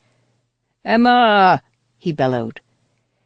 She stopped and turned toward him, a desperate hope shining in her eyes. A blast rang out. He saw her body jerk, saw a look of blank shock descend over her face like a mask, saw the crimson stain begin to blossom across the shoulder of her gown. Jamie had seen the exact same scene 1,000 times in his imagination. He'd heard the pistol blast thundering in his ears. He'd seen the crimson stain blossom and spread until it seemed to obliterate all of the other colors in the world. He'd witnessed the look of betrayal on a woman's face as she fell. A roar of pure anguish exploded from his chest. Time resumed at twice its normal pace as he raced toward Emma, firing wildly toward the cedar where the gunman had vanished. The glen exploded in a storm of gunfire. Through the crimson veil that had descended over his vision, Jamie saw Ian standing frozen beside the wagon, a stricken look on his face as he gazed at Emma's crumpled form. He saw his own men come spilling out of the trees, yodeling fearsome battle cries and firing at anything foolish enough to move. He saw the driver bring his whip down on the backs of his team with a savage crack, sending the wagon careening wildly out of the glen. He saw the Hepburn's men spur their horses into motion, driving them down the rise and into the thick of the fray to join the ambush. Ian reached into his coat. This time his hand emerged not with a note, but with a pistol. Gritting his teeth, Jamie swung the mouth of his own weapon around, pointing it at Ian's chest. No power on earth was going to stop him from getting to Emma, not even a gun in the hand of the man who had once been his dearest friend. Their eyes met for the briefest of seconds, but before Jamie could fire, Ian shouted, "Get her, damn it!" Ian turned and went sprinting toward the cedar where the assassin had disappeared, running low and hard to try to avoid the pistol balls whizzing around him. From that moment on, Jamie only had eyes for Emma. If she was still alive, he knew he had only one hope of keeping her that way. He broke his stride just long enough to scoop her up in his arms like a child and went racing for the nearest boulder. Collapsing to his knees behind the boulder, Jamie gently cradled Emma across his lap. She gazed up at him, her beautiful eyes glazed with pain and shock. "It's all right, lass," he said hoarsely, desperately trying to staunch the flow of blood spilling from her shoulder with his free hand. Her freckles were standing out against her pallid cheeks in stark relief. He rested his forehead against her cold, clammy brow, willing her to focus her eyes and look at him, to really see him. "I've got you now. I'll not let you go." "It's too late," she whispered, a lifetime of tenderness and regret shining in her eyes as she struggled to lift her hand to his face. "You already did." Then her eyes fluttered shut, and her fingers fell open, going as limp as the petals of a dying flower against his cheek. Chapter 25. Throughout the rest of that endless day, Jamie rode as he had never ridden before. Through the waning sunlight, through the rising mist of twilight, through a cold driving rain that only deepened his desperation, and finally through a night as deep and dark as any he had ever known. Once the Hepburn's men had realized they were both outgunned and outmanned, they had wheeled their horses around and beat a hasty retreat. Jamie had been left with no choice but to trust Bond to tie up any loose ends. He'd never abandoned his men before, but he couldn't afford to wait for them.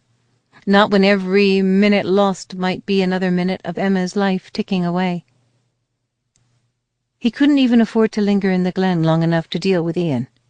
He'd only had time to bark out quick instructions that he was not to be harmed if captured, but brought directly to his grandfather's stronghold for questioning. By the time Jamie finally reached that stronghold himself, it was well after midnight, and Emma's makeshift bandage was soaked through with a mixture of blood and rain. As he dismounted, drawing her into his arms and tugging the hood of the cloak over her head to shield her face from the worst of the downpour, she was as still and limp as a corpse in his arms. Her breath against his throat felt more insubstantial than a will-o'-the-wisp drifting across the moors on a moonless night. As he staggered through the mud, churning gusts of wind drove the rain into his face, blinding him. He stumbled and nearly fell before finally reaching the ancient keep perched at the crest of the steep hill. The earth and timber structure had served as both home and fortress to the Sinclairs ever since they had been driven out of their own castle over 5 centuries before. The gatehouse and most of the outbuildings had burned long ago, leaving only the central tower standing to battle the elements. Even that was beginning to crumble in spots, making it impossible to predict just how many more seasons it would survive. Cradling the lifeless bundle Emma had become against his chest, Jamie pounded on the rough-hewn door with his fist. "Open the bloody door!" There was no response to his pounding or his desperate roar. He and his grandfather hadn't exactly parted on the best of terms the last time they'd spoken, but he'd never known his grandfather to turn his back on him in a moment of need. He continued to slam his fist against the door and shout until both his knuckles and his voice were raw. His desperation gave way to rage. He wasn't about to just stand there in the pouring rain while Emma died in his arms. He was backing up and preparing to give the door a mighty kick when it began to swing inward with a rusty creak. The darkened crack between frame and door slowly widened to reveal a face as familiar as his own. Jamie glared at his grandfather, his expression both fierce and pleading. "Stand aside, old man. Your grandson has come home."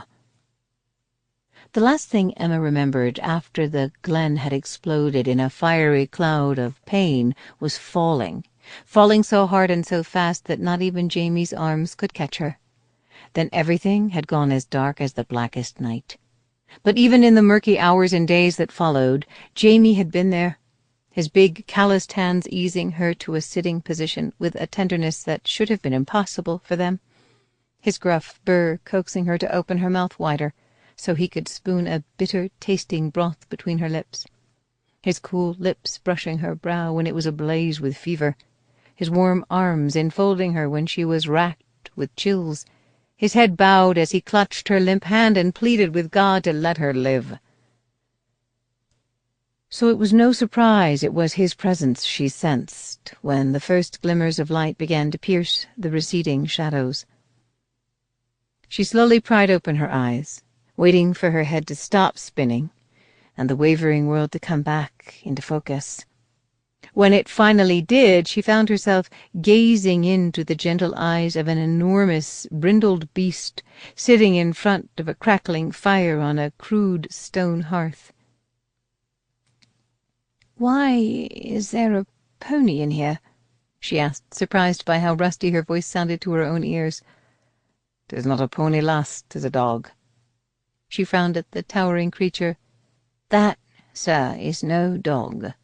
"Aye, it is. 'Tis a deerhound." As the creature folded its long limbs and sank into a reclining position, her frown deepened.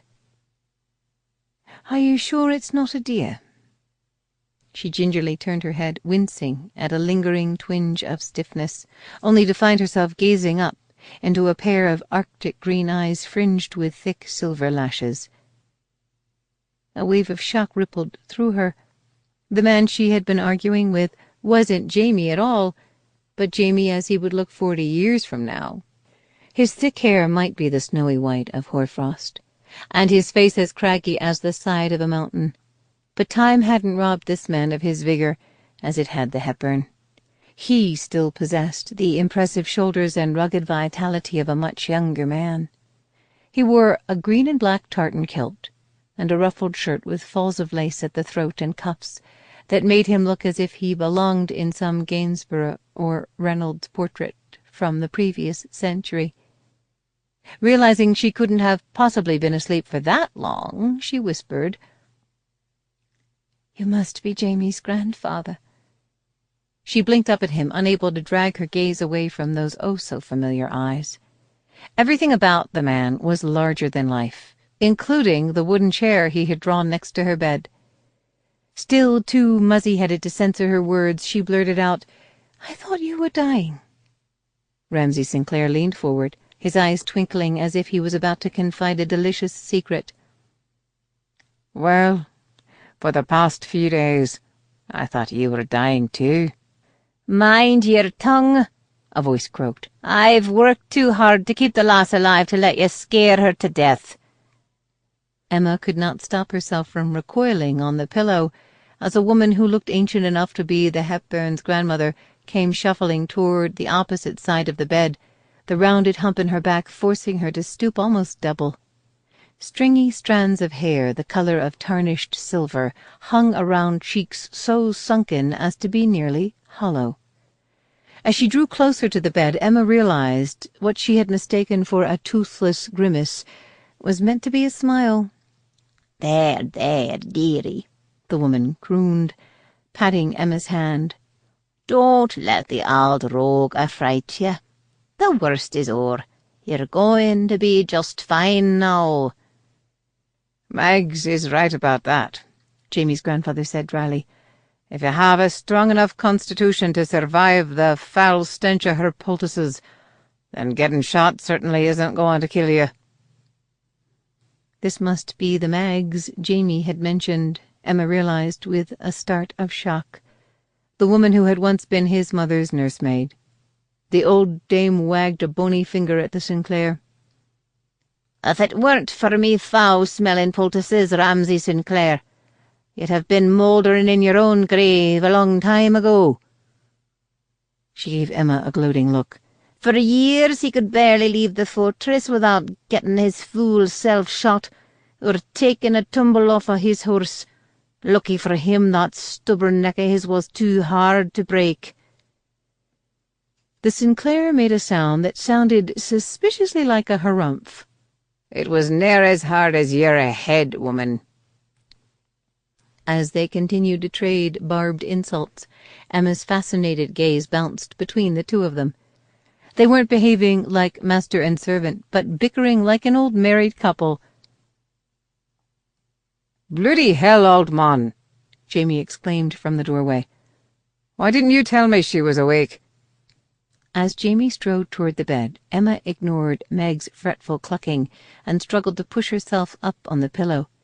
The sight of him gave her a fresh shock. His handsome face was haggard, his jaw unshaven, his eyes bloodshot with dark smudges beneath them. His grandfather settled back in his chair, waving away Jamie's concern. "Pshaw! I wasn't about to wake you from the first nap you've had in 4 days. Don't you think you can trust me to play nursemaid for a few hours? God knows I did it often enough for you when you were squalling from the colic, or had stuffed your wee face with too many green apples." Max retreated from the bed, making way for Jamie to kneel beside it. He laced his fingers through Emma's, his fierce gaze searching her face as if to assure himself that she was truly awake, truly alive. "What happened?" she asked him. "It was an ambush," he said, gently squeezing her hand. "What about your men?" she asked. "Were any of them hurt?" He shook his head grimly. "As soon as the Hepburn's men realized they were outnumbered, they scattered like the rats they were. You were the only one who was wounded." "Me?" "Aye. The Hepburn sent an assassin. The wretch must have been hiding in the tree before my men even arrived." When she reached up to touch the edge of the clean bandage peeping out from the neckline of her nightdress, he managed a strained smile. "Thank God it was a clean shot. The pistol ball went right through your shoulder. It cost you a lot of blood, and there was some infection, but Mags was able to fight it off with her poultices. A wee bit more rest and you'll be as good as new." Emma touched 2 fingers to her brow, struggling to recall the moments before the world had gone dark. She remembered walking away from Jamie across a sunlit meadow, knowing she would never see him again. She remembered the birds singing while her heart was breaking. "I heard you call my name," she whispered. "If I hadn't turned—" She lifted her gaze to his grim face, reading the truth in his eyes. If she hadn't turned toward him at the precise moment the assassin had fired, the pistol ball would have gone straight through her heart. "Don't know what you thought you were doing, dragging such a scrawny lass up here anyway," the elder Sinclair said cheerfully. "She doesn't look hearty enough to survive a Highland spring, much less a winter." His disparaging gaze dropped to Emma's hips beneath the fur coverlet. "Won't be much of a breeder either, I'll wager. Unless you plump her up with some blood pudding. And haggis first." Emma gasped, outraged at being judged and found wanting, like some sort of prize sow at the village fair. "Now do you understand why I haven't spoken to him in 2 months?" Jamie drawled. "Given his irresistible charm, it may surprise you to learn we had a wee bit of a falling out." The Sinclair glowered at his grandson. "Pay no heed to him, lass. That's just his way of saying I was right and he was wrong. He should have never returned to this mountain in the first place. He could have escaped its shadow forever." "Like you did," Jamie ventured, the mocking note in his voice unmistakable. Freeing Emma's hand, he rose to his feet. "This mountain is my home, just as it's been home to every Sinclair who came before me. I'll not abandon it, nor will I be driven off of it. by the likes of the Hepburn, or by you." His grandfather's voice was rising, his face growing more flushed by the minute. "If you'd have listened to me and let the Hepburn be, the lass wouldn't be lying there in that bed right now with her bonny shoulder all shot up." Genuine anger flashed in Jamie's eyes, but there was no arguing with the ring of truth in the old man's words. "If you had wanted me to let the Hepburn be, you should have never told me he was the one who slaughtered my parents." "Well, I'm older now, and wiser. I've learned there's nothing to be gained from stirring up ghosts. Leave them to their rest, I say, or they'll ne'er leave ye to yours." His grandfather struggled to rise, but only made it halfway to his feet before being forced to sink back down in the chair. Labouring for breath, he gripped the broad wooden armrests, his visage robbed of both its vigour and its colour. "That'll be quite enough of that," Mag scolded, shuffling to the man's side with more haste than should have been possible. "If you won't think of your own health, you old fool, then think of the wee lassie's. The last thing she needs right now is to listen to the two of you tearing at each other's throats like a pair of ornery hounds." "It's all right, Mags," Emma said. "I'm guessing their barks are worse than their bites. Or at least I hope so." Shaking the old woman's hand from his arm, Ramsay Sinclair made a second attempt to reclaim his dignity by getting to his feet. This time he succeeded. He faced his grandson across Emma's bed, the proud set of his shoulders painfully familiar to her. "You're as rebellious and hard-headed as your mother. I'm just trying to stop you from meeting the same fate."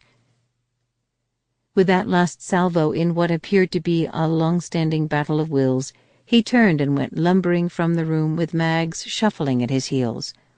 After a moment the enormous hound rose without a sound and padded after them. Jamie stood gazing at the empty doorway for a long moment, his eyes still stormy.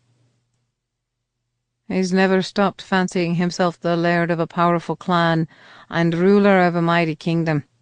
He forgets his only subjects are a balmy old woman and a devoted deerhound." "It's his heart, isn't it?" Emma asked quietly, having once had an aunt who suffered from a similar ailment. It had eventually killed her. "Aye, he hides it well, but the weak spells are growing more severe and more frequent. I might not have known just how frequent if Mags hadn't pulled me aside and told me the last time I was home." "And that's when you realized your time to prove the Hepburn had murdered your parents was running out. You decided the quickest way to accomplish that would be to steal his bride."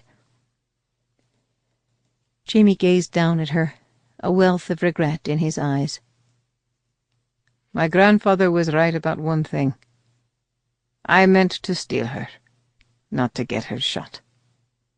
Emma reached for his hand, but he was already moving away from her toward the only window in the chamber, an expansive square of glass that occupied much of one wall. While he gazed out over the brooding sky, she carefully eased herself to a sitting position, finally alert enough to really take in her surroundings. It was as if she'd stumbled upon the only dwelling in Scotland constructed from timber instead of stone. With the window drawing the eye from every angle, the large octagonal room wasn't so much a bedchamber as an eagle's eyrie. Everything in the chamber, from the massive hand-carved bed, with its plush nest of fur coverlets, to the yawning hearth, with its rough-cut stones, to the oak rafters over Emma's head, was oversized, as if fashioned for a race of Gaelic giants.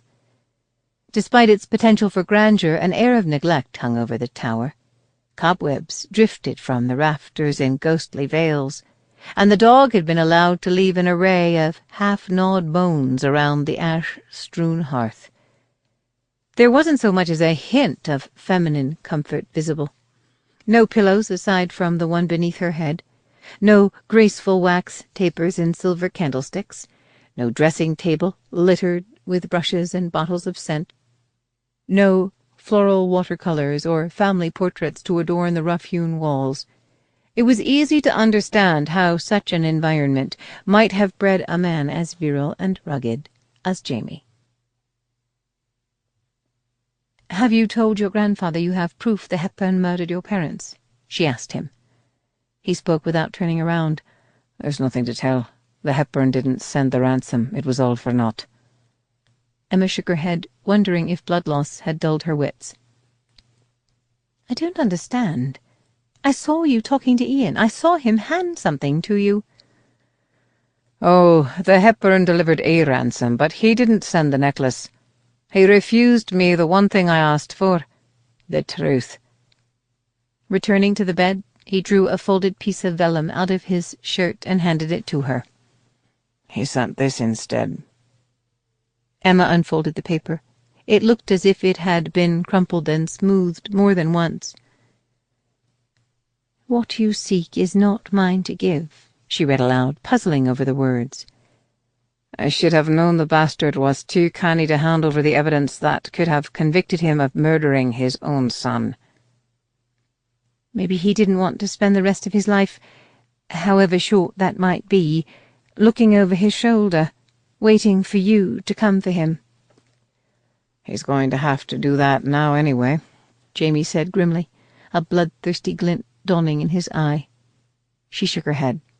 "None of this makes any sense. Why would the Earl refuse you the necklace, yet send all of that gold?" "The gold was never meant to be anything but a distraction. He had no intention of parting with it. The wagon driver took off the minute you were shot." His words deepened both her bewilderment and the dull throb in her shoulder. "I can understand why the Earl might want to kill you, especially now that he knows you believe he murdered your parents. But what on earth would he stand to gain by killing me?" He leaned over to brush his lips over her brow, the ruthless set of his jaw sending a shiver of foreboding down her spine.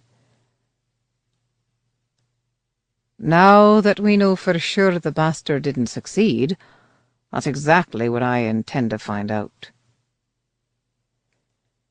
Unlike Hepburn Castle, the Sinclair stronghold had no elaborate labyrinth of dungeons buried beneath impenetrable layers of stone, no rusty chains dangling from dank stone walls, no secret passages winding their way through the earth. But it did boast a small chamber, really more of a cave, that had originally been dug out of the side of the mountain below the tower to serve as a root cellar. It was plain and practical, and utterly impossible to escape. Small rocks skittered beneath Jamie's boot heels as he made his way down the steep slope. He paid no heed to the warmth of the spring sun on his shoulders, or the fat woolly clouds frisking across the crisp blue of the sky. Bon was waiting for him outside the wooden door that had been set directly into the rock face of the mountain. The impish twinkle in his cousin's eyes had been extinguished, leaving them as cold and black as the deepest loch in winter. "Miss Marlowe?" he asked, plainly fearing the worst. "She's awake," Jamie replied, telling him everything he needed to know. Bon sighed with relief, then nodded and unlocked the door, swinging it open without a word. Jamie ducked beneath its rough-hewn frame. The shadowy cave was lit by a single torch. After Bon closed the door behind him, blocking out the sunlight, it took a minute for his eyes to adjust.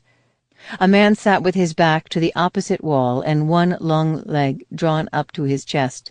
His fine mulberry frock coat was missing, his silk waistcoat rumpled, and his expensive linen shirt ripped at the shoulder. His left arm was in a filthy makeshift sling, and an ugly bruise darkened one of his aristocratic cheekbones. His dark hair hung around his face in lank, dirty strands. Although he was plainly the worse for wear, Ian still managed to struggle to his feet to face Jamie. "I was wondering when you were going to make an appearance. Have you come to finish the job your men started?" "Perhaps, but not until I have some answers." "I'd like some answers of my own, if you please. I'm afraid your men haven't been particularly forthcoming. Did Miss Marlowe survive? If she hadn't, we wouldn't be having this conversation." Jamie drew nearer to his old friend, struggling to keep the ragged edges of his temper from unravelling. "Now it's my turn. Why her? Why would your uncle try to kill an innocent woman?" "After being in your hands this long, I doubt she's still innocent." Ian's mocking snort was cut off along with his breath as Jamie closed the distance between them in 2 strides, seized him by the throat and slammed him against the wall. Ian clawed at his arm with the hand not trapped by the sling. Jamie had taught Ian how to fight well and how to fight dirty, but when it came to brute strength, Jamie would always have the advantage. "Now let's try this again, shall we?" Jamie said, his teeth clenched in a feral smile. He relaxed his grip just enough to allow Ian to speak. "Why did that wretched uncle of yours try to murder Miss Marlowe?" Ian glared at him, his dark eyes smouldering with contempt. "Your merry band of cutthroats seized me before I could find the man who fired on her. How do you know for sure that it was one of my uncle's men? Perhaps one of your own men misfired and accidentally shot her." Jamie tightened his grip again. "Wrong answer. I saw the barrel of the pistol at the top of one of the cedars before she was shot. Someone knew where we were going to meet. Someone who arrived the night before and took cover before anyone could spot him." Ian frowned, his mask of defiance slipping for a minute to reveal his bewilderment. "Docket," he finally breathed, all of the fight going out of him. Jamie released him, and he sagged against the wall. "Who in the hell is Docket?" "Silas Docket, my uncle's gamekeeper." Jamie folded his arms over his chest, unable to resist a mocking smirk. The one thing he hadn't been able to forgive his friend was that Ian had been so willing to believe his uncle's lies. To condemn Jamie for cutting down a man in cold blood without giving him a chance to explain the circumstances. "One I haven't had the pleasure of murdering yet, I gather." "More the pity that," Ian admitted, straightening and jerking the wrinkles from his waistcoat. "Docket is even more ruthless than the last one. It had to have been him. My uncle insisted on speaking to the man alone after that lad delivered your demand. That's when he must have given the brute his orders." For an elusive instant, Ian looked more like the friend Jamie had once known than the embittered stranger he had become. The friend who had spent hours teaching him how to speak properly so he could disarm the bullies at St. Andrews with his words instead of his fists.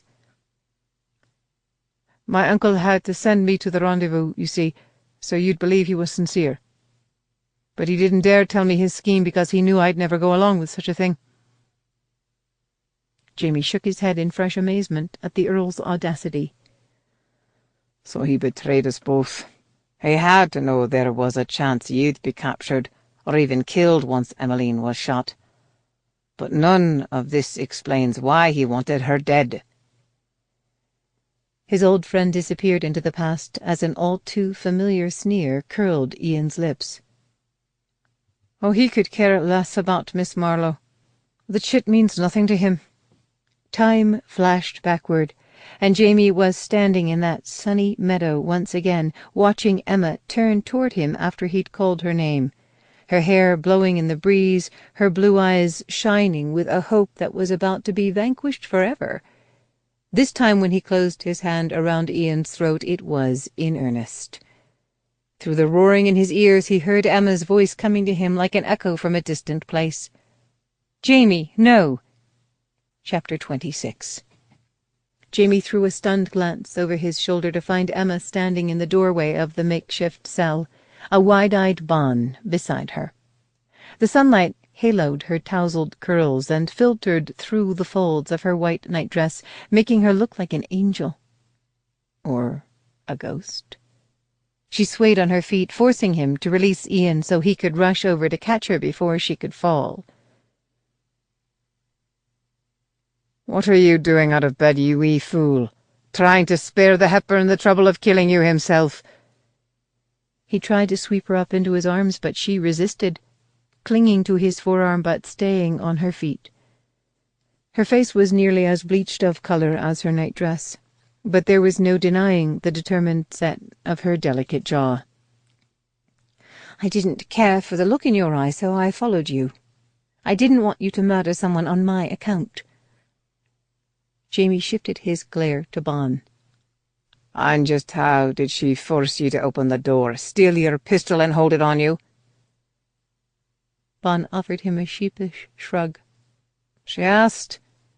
Ian coughed pointedly, reminding them all of his presence. He was still slumped against the wall, massaging his throat. "Good day, Miss Marlowe," he said with excoriating courtesy. "There's no need to trouble your pretty head over me. I can assure you that I much prefer these accommodations to being trapped in a castle with my uncle and your charming family." Emma clutched at Jamie's forearm, her face brightening. "How is my family? Have my mother and sisters worried themselves sick over me? Is my papa—" She hesitated for a telling moment. "Quite well?" Jamie narrowed his eyes at Ian, warning him it might not be in his best interests to add to her concerns. "Your mother and sisters are bearing up with admirable fortitude, and I can assure you that your father is in robust health." When Emma looked less than convinced by his words, he quickly added, "Before your hot-headed young champion here tried to choke the life out of me with his bare hands for the second time in this interminable day, I was getting ready to explain to him that it's not you my uncle wants dead.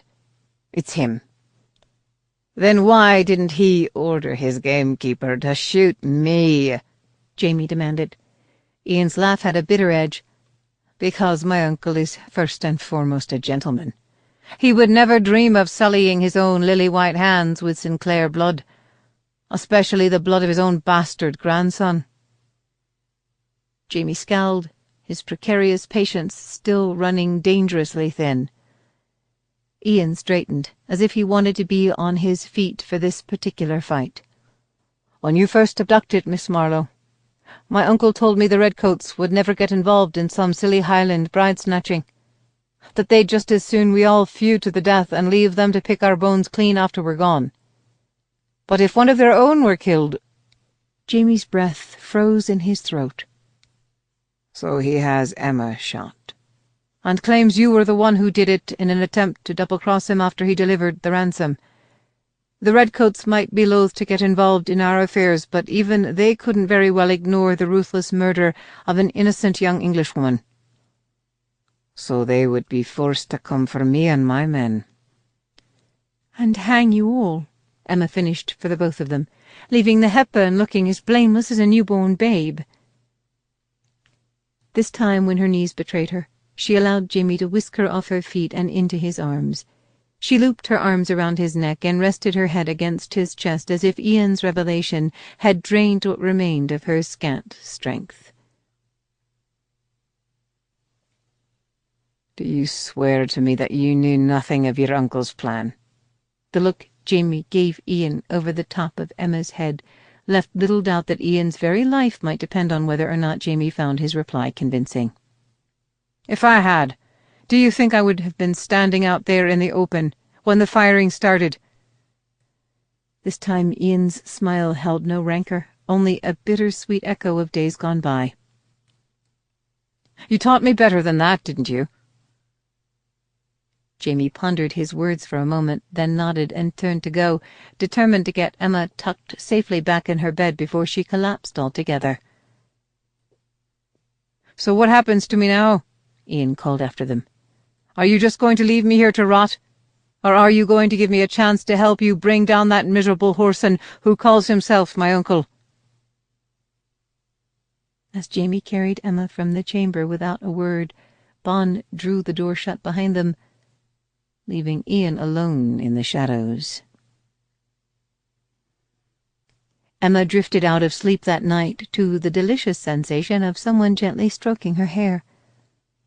"Oh, Jamie," she murmured, snuggling deeper into the feather pillow. If this was a dream, she had no desire for it to end.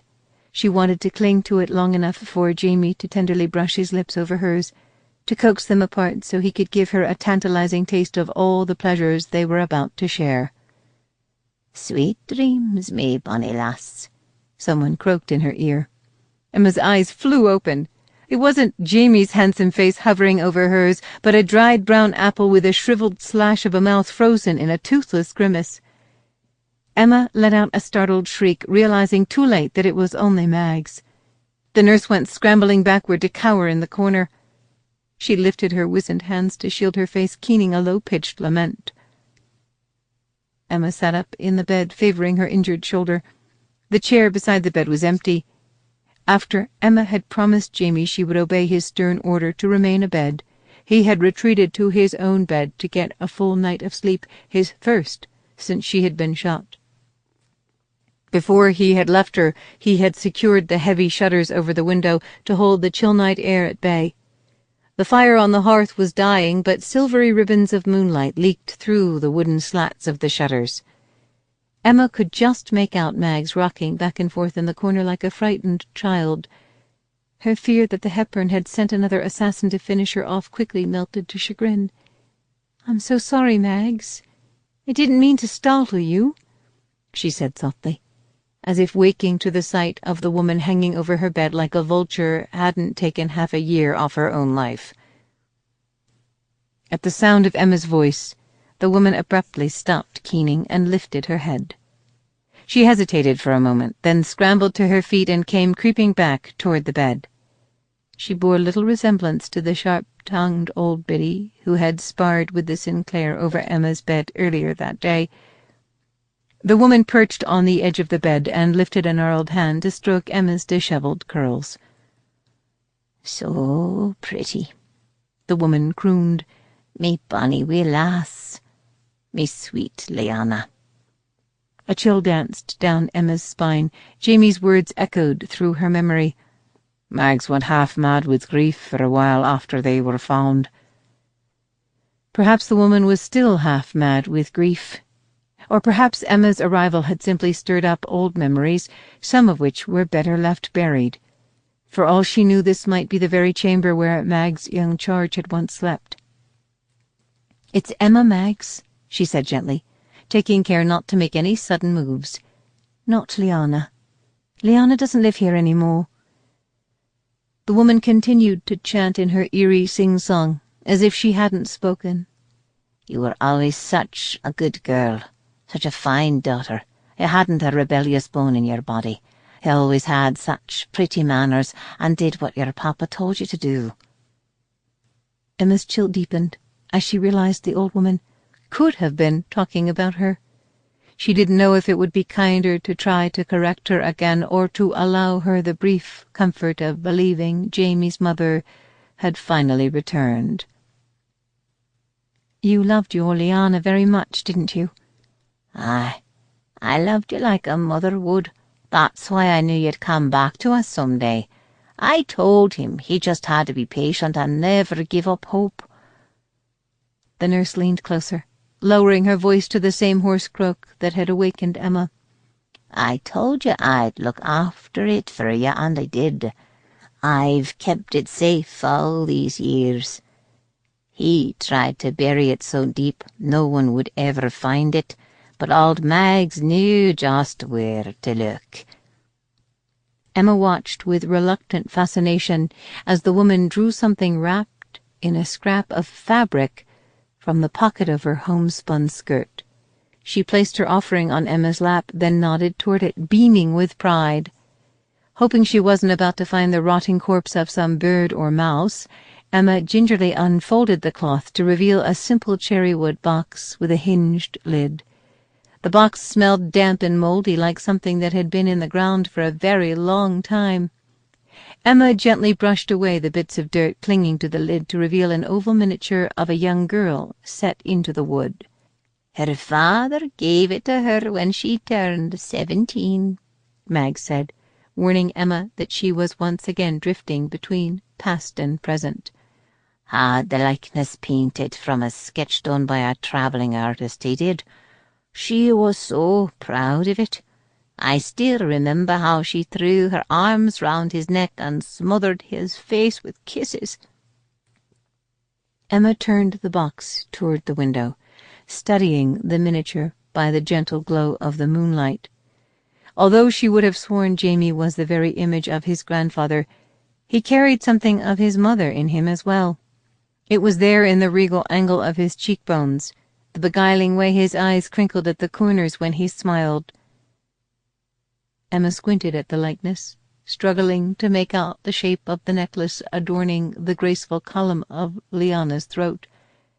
It appeared to be some sort of Gaelic cross. "Go ahead," Mags urged. "Open it."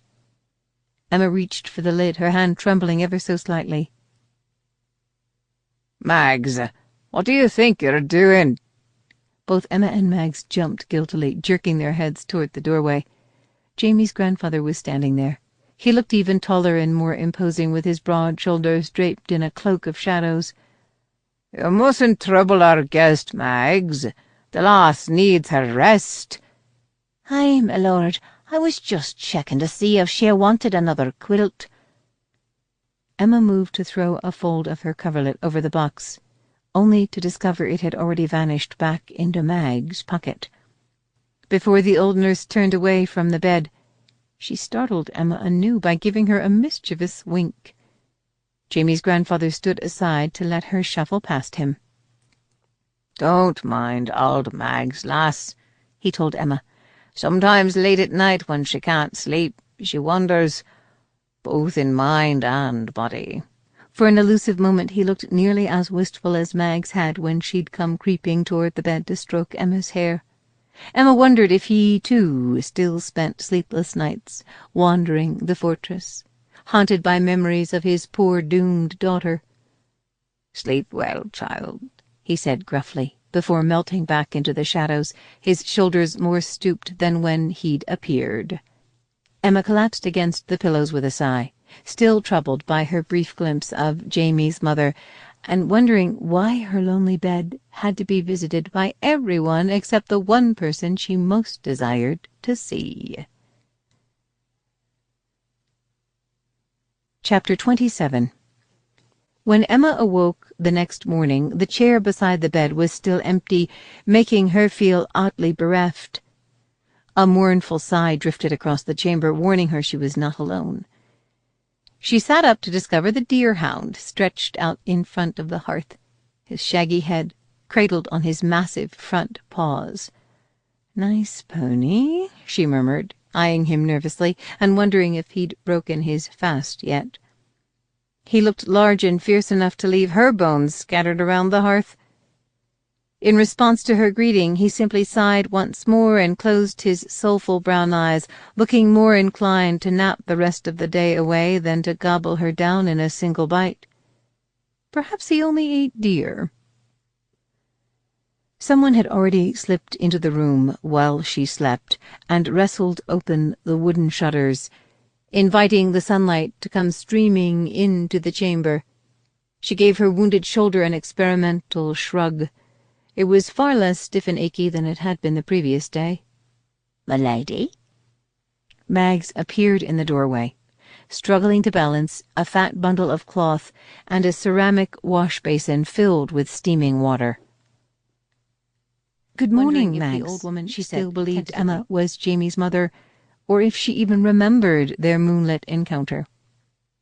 Mags shuffled over to deposit her burdens on the rough-hewn table to the right of the hearth, her eyes bright and clear. There was no sign of the adoring creature that had crept into Emma's room to stroke her hair while she was sleeping. "And a bonny morning it is, lass. I've brought you a fresh gown and stockings and everything you'll need for your bath." Puzzled by the change in the woman's demeanor, but eager to test her growing strength, Emma climbed out of the bed and padded over to the table. "Your master didn't punish you for disturbing me last night, did he?"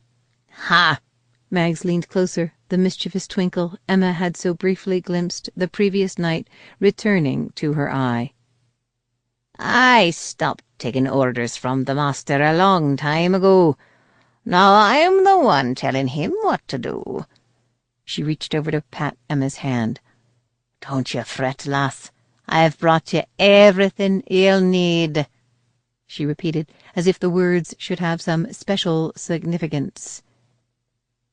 As the old nurse went shuffling from the room, the deerhound unfolded his lanky form to follow. Emma moved to close the door behind them both, wondering if Mags was simply a bit balmy, or if she might actually be dangerous. The basin of steaming water quickly distracted her from her worries. She tugged the nightdress over her head, taking care not to dislodge the bandage on her shoulder. As she dipped a rag into the heated water, she couldn't help but remember sinking into the bath Jamie had arranged for her at Mura's cottage. Had she known then what she knew now, she might have invited him to join her. With her eyes closed and the warm water dribbling between her breasts, making her sigh with pleasure, it was only too easy to imagine herself and Jamie entwined in that tub, their bodies sleek and wet, and straining toward that perfect bliss that could only come when they were joined. Her eyes flew open. It would hardly do for Jamie to come striding through that door only to find her melted into a puddle of longing. For all she knew, he was perfectly content with the one night they had shared. He might even have spent those long hours at her bedside nursing her back to life out of guilt, not devotion. Growing increasingly out of sorts, she finished bathing and dried herself off. The gown Mags had found for her was more of a kirtle. It was cut from midnight blue wool, and had a graceful bell of a skirt with a hem that swept the floor. As she donned it, struggling with the front laces of the old-fashioned bodice, she wondered if it too had once belonged to Jamie's mother. It wasn't until she lifted the stockings that she realized Mags had left her more than just the garments. Lyanna Sinclair's box sat on the table, just as it might have 30 years before. Emma's heart took an unexpected plunge toward her toes. She stole a look at the door, knowing exactly how poor Pandora must have felt. She should probably just wait for Jamie or his grandfather to appear so she could return the box to its rightful owner. There was probably nothing of any import inside anyway. Mags had most likely just been hoarding some cherished trinkets from her young mistress's childhood. A watercolor landscape the girl had painted, or perhaps some flowers she had collected and pressed. Emma ran a finger over the miniature portrait set in its lid, surprised to discover how unsteady her hand was. She wondered if Jamie's mother had already met her young lover when the miniature was painted. Lyanna might have the demure smile of a girl, but she had the knowing eyes of a woman with a dangerous but delightful secret to keep. He tried to bury it so deep no one would ever find it. The echo of Mag's words both frightened and tantalized her. For it wasn't Lyanna's secrets Emma longed to discover. It was her son's. The next thing Emma knew, she was lifting the lid. A handful of off-key notes drifted through the room, as haunting as they were beautiful. It wasn't just a box. It was a music box. A yellowed piece of paper was nestled within its oilcloth-lined interior.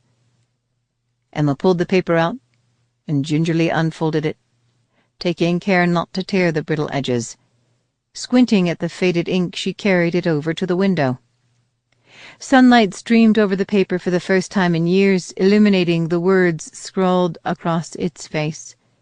Emma studied it for several minutes before lifting her disbelieving gaze to the snow-capped crags beyond the window. Apparently Mags wasn't the only one who had lost her wits, because she couldn't possibly be seeing what she thought she was seeing.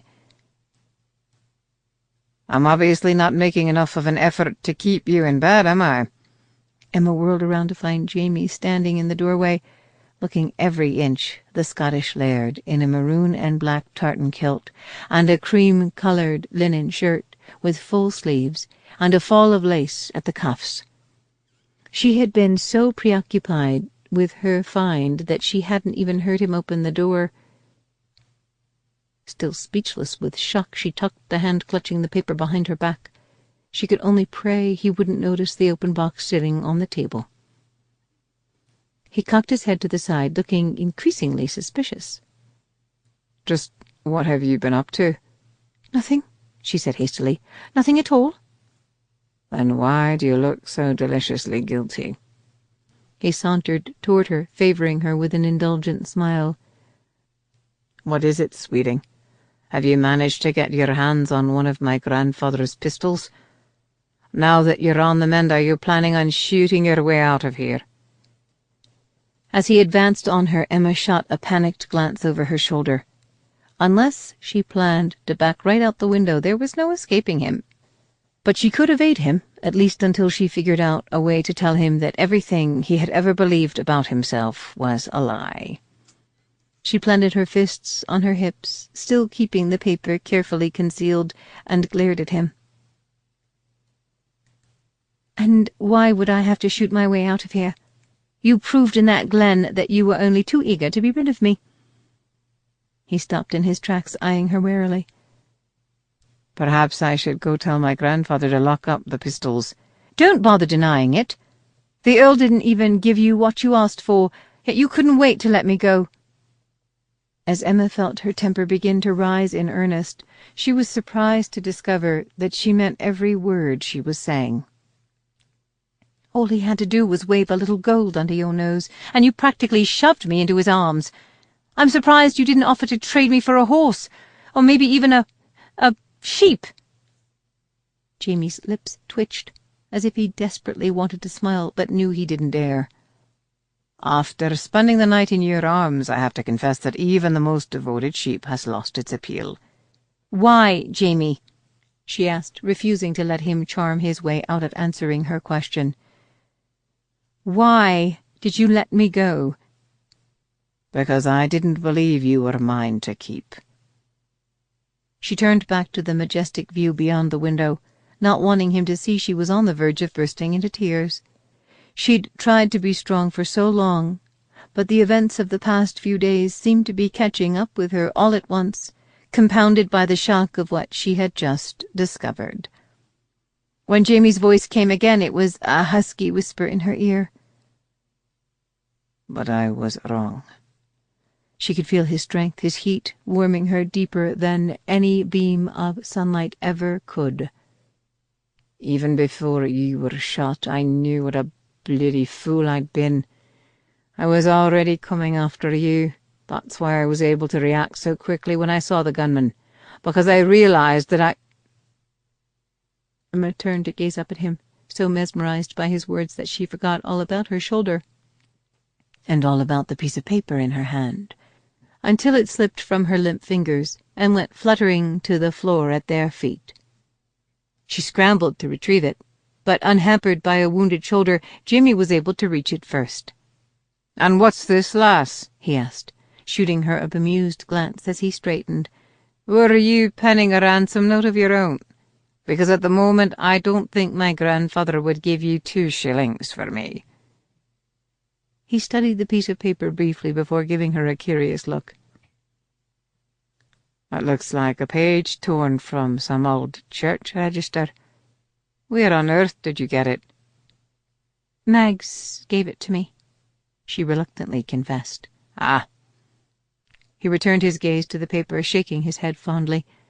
"Mags has always been like an old crow, collecting odd treasures to feather her nest. Pretty rocks, old coins, shiny—" His voice trailed off, fading along with the colour in his face. When he lifted his eyes to her again, they had gone dark with shock. "I don't understand," he whispered. "What is the meaning of this?" She attempted a weak smile. "Apparently you're not as much of a bastard as I thought you were the first time we met." He glanced back down at the paper, his lips moving as he read the last 2 signatures on the page once again. Leanna Elizabeth Sinclair, Gordon Charles Hepburn. "I know this must come as something of a shock," Emma said gently, "but your father didn't just seduce your mother. He married her. According to this, your parents must have secretly eloped months before you were born. You're not a Sinclair after all. You never were. You're a Hepburn, and you always have been."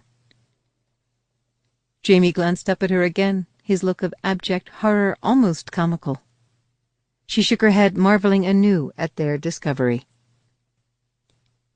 "You're not only the Hepburns' grandson, but his legitimate heir, the heir to an earldom." Jamie spun on his heel and stalked across the room, crumpling the fragile proof of his lineage in his fist as if it was so much garbage. He drove his other hand through his hair, ruffling it beyond repair before wheeling around to face her. His expression was as savage as she had ever seen it. "So they weren't eloping the night they headed down the mountain?" Emma shook her head. "Apparently not. Perhaps they were going to tell the Hepburn that they'd been wed all along, that he would have no choice but to acknowledge their love and their son." She took a few steps toward him, longing to smooth the tousled sable strands from his brow, to lay her lips against the troubled furrow between his eyes. "This doesn't change who you are, Jamie. You're still the same man. What are you so afraid of? That if you lay claim to your inheritance, you'll have to give up your wild ways, your freedom?" "I'm reasonably certain the Hepburn only requires your soul to enter his service." He shook the fist holding the paper at her. "You know damn well the old goat will never acknowledge this. Where did it come from, anyway?" She lowered her eyes. "I told you, Mags gave it to me." "And where did she get it?" Not sure just how many more shocks his battered heart could take, Emma reluctantly nodded toward the table, where the old nurse's offering still sat. Jamie crossed to the table and picked up the empty box, jarring a few more off-key notes from its rusted works. The look on his face as he lowered the lid, coming face to face with his mother's miniature, made Emma's own heart clutch in her breast. "I've never seen her before," he whispered. "She's even more beautiful than I imagined. But where did Mags find it?" "She left me with the impression that your mother had trusted it into her keeping, but that someone else had taken it from her after your mother's death and buried it to keep it from being discovered." Their eyes met, both of them realizing in the same breath exactly who that someone must be. "Why?" Jamie asked hoarsely. "Why would my grandfather do such a thing? Why would he pretend to love me, yet lie to me with his every breath?" Emma shook her head helplessly. "I have no idea. Perhaps he was afraid of losing you to the Hepburn. If the Earl had known from the beginning that you were his legitimate heir, he might have tried to claim you for his own. Perhaps your grandfather felt he had no choice but to bury it, along with the truth." "Then I wish to hell it had stayed buried." Before Emma could stop him, Jamie hurled the box to the floor. The rotting wood gave way, splintering wide open to reveal a false bottom and sending a necklace spilling out at Jamie's feet. Chapter 28. The necklace was a tarnished Gaelic cross on a chain of braided pewter. Even before Jamie knelt to gather it into his hand, Emma recognized it from the miniature on the lid of the box. It was his mother's necklace. The necklace she had been wearing when the artist sketched her likeness. The necklace that had vanished on the night she died, ripped from her throat by the hand of her murderer. But both the chain and the clasp of this necklace were intact, as if someone hadn't torn it away from its wearer, but tenderly removed it from her lifeless body. Emma heard Jamie's words echo through the room as clearly as if he had just uttered them. "It was not more than a worthless trinket that wouldn't have been of value to anyone but a Sinclair." Jamie slowly lifted his eyes to hers. It wasn't the emotion in the Arctic wasteland of those eyes that froze her soul, but the damning lack of it. Without a word, he straightened and went stalking from the chamber, the chain of the necklace dangling from his clenched fist.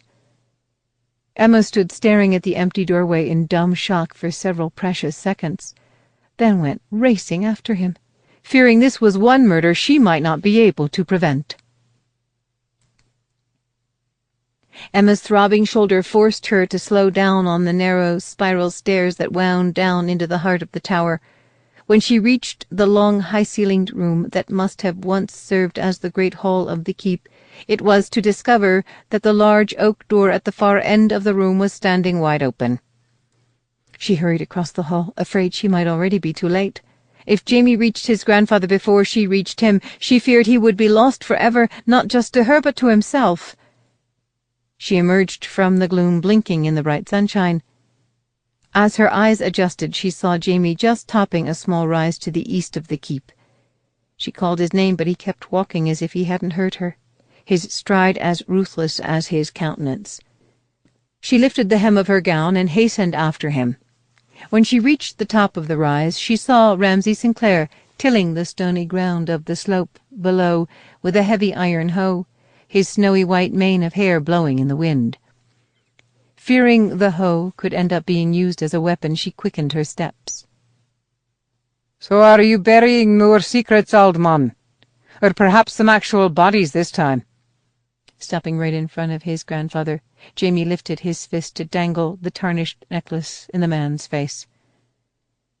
Ramsay Sinclair didn't even look surprised, only resigned. It was as if he had been waiting 27 years for this moment to arrive, and now that it finally had, it was almost a relief. "Jamie, please," Emma said softly, stopping a few feet from the two men. He took his eyes off his grandfather just long enough to point a finger at her. "This is none of your concern, lass. And don't you dare swoon, because if you do, I'm bloody well not going to catch you." Emma held her tongue. Despite Jamie's warning, she knew that if she keeled over at that very moment, his arms would be around her before she could hit the ground. To her keen relief, his grandfather moved to sink down on a rounded boulder at the edge of the garden, laying the heavy hoe aside. With his shoulders stooped beneath the weight of Jamie's contempt, he looked every minute of his age.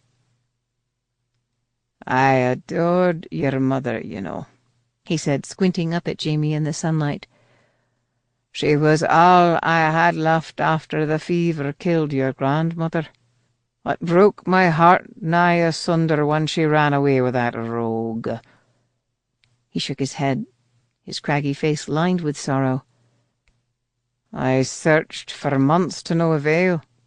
I might have never found them until they wanted to be found if Mags hadn't managed to get word to me that Leanna's babe had been born.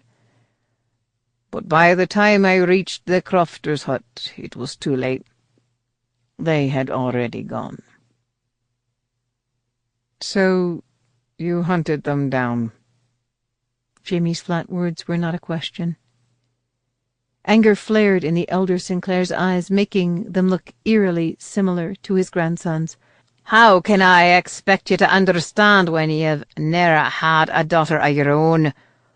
My Leanna was always a good girl, and he was just another miserable, greedy Hepburn used to taking whate'er he wanted, no matter the cost. It wasn't the first time a Hepburn had preyed upon an innocent young lass he happened upon in the woods. Why, your own grandmother, my sweet Alyssa—" He broke off, his voice strangled by rage and remembered anguish.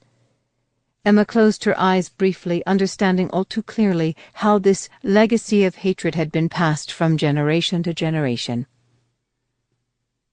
"I knew the young rogue had seduced my Leanna, maybe even raped her, made her his whore."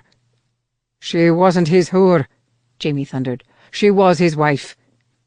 His grandfather lifted the back of one trembling hand to his mouth. "I didn't know that then. I didn't find the page from the wedding register in the pocket of his coat until after they were dead. By then it was too late." His voice faded to a choked whisper. "Too late for all of us." Emma wondered how he had borne it all these years. knowing he had murdered his daughter and her husband for a crime neither one of them had committed. No wonder his heart was finally failing beneath the crushing burden of his guilt. The Sinclair turned his beseeching eyes back to his grandson. "I never meant to hurt her, lad. I swear it. I just wanted to bring her home. When I caught up to them in the glen, I drew my pistol, thinking it might frighten that young whelp into giving her up without a fight. But he shouted that she was too good, too fine to spend the rest of her life with the likes of the Sinclairs, that she belonged to him now, that he would never let her go. Then everything went red, and all I could hear was the roaring in my ears as I lifted the pistol and pointed it at his heart. At the very instant I squeezed the trigger, she threw herself in front of him." Jamie pressed the fist holding the necklace to his lips as his grandfather continued. "I'll ne'er forget the look in her eyes, the shock, the betrayal, and worst of all, in those last precious seconds of her life, the pity." The elder Sinclair bowed his head, as if already knowing he had forever relinquished any right to his grandson's pity. Hepburn caught her as she fell, just sat there rocking back and forth with her in his arms, weeping like a babe. I couldn't believe what I'd done. But all I could think was, if not for him, if not for all the Hepburns who had pissed all over the Sinclairs through the centuries, my precious baby girl would still be alive. So I walked over to him and put the mouth of my pistol right between his eyes. He didn't even fight. He just gazed up at me as if daring me, no, begging me, to pull the trigger. "So you did," Jamie said bleakly. "Aye, and there they lay, dead in each other's arms." His grandfather's jaw hardened. I couldn't bear the thought of him still touching her, trying to lay claim to her even in death. So I pulled them apart, made sure he would ne'er touch her again. I was about to turn the pistol on myself when I heard it. "What?" Emma asked softly, well aware that both men had probably forgotten her presence. "What did you hear?" He cocked his head as if haunted by the echo of a moment long past. "A gentle cooing like that of a dove. I walked over to the bushes, and there you were. They must have tucked you away when they heard my horse approaching." The look on Jamie's face broke Emma's heart anew. "I was there in that glen on the night they died, but you told me they'd left me with Mags." His grandfather shrugged. "What's one more lie added to 1,000? A shadow crossed his face. "For one dark moment I was tempted to kill you too, to destroy the last remaining evidence of their love. But when I reached down to do it, you just looked up at me without crying, without blinking. Then you grabbed my finger in your tiny little fist and held on for dear life." The old man turned his face to Jamie, tears of remembered wonder glazing his eyes. "In that moment, I knew you weren't theirs after all. You were mine." When Jamie continued to gaze down at him, his face as beautiful and merciless as an avenging angel's, the Sinclair swiped away the tears, his hand growing ever more steady. "I didn't want to live with what I'd done, but I knew I had no choice if I was to look after you. So I took you back to Mags at the crofter's hut and swore her to silence, then returned to the glen late that night with my men so there would be witnesses when your He swallowed. When the bodies were found." Jamie's voice was dangerously dispassionate. "And I suppose it was easy enough to blame their murders on the Hepburn. After all, he and his kin had been responsible for most of the ills around these parts for centuries." "Aye, That was the only part of my devilment I couldn't bring myself to regret. At least, not until now." Emma's heart nearly stopped when he reached into a hidden fold of his kilt and withdrew an ancient-looking pistol with a flared muzzle. But he simply offered it to Jamie, butt forward. "Go on, lad. Take it, and do what I should have had the courage to do all those years ago." Jamie gazed down at the weapon in his grandfather's hand, his eyes as cold as Emma had ever seen them. "You always told me the truth could kill you, or it could keep you alive. I believe I'll let you just keep on living with what you've done." His grandfather struggled to his feet, leaning heavily on the handle of the hoe. "I don't want your mercy, lad. I have no need of it."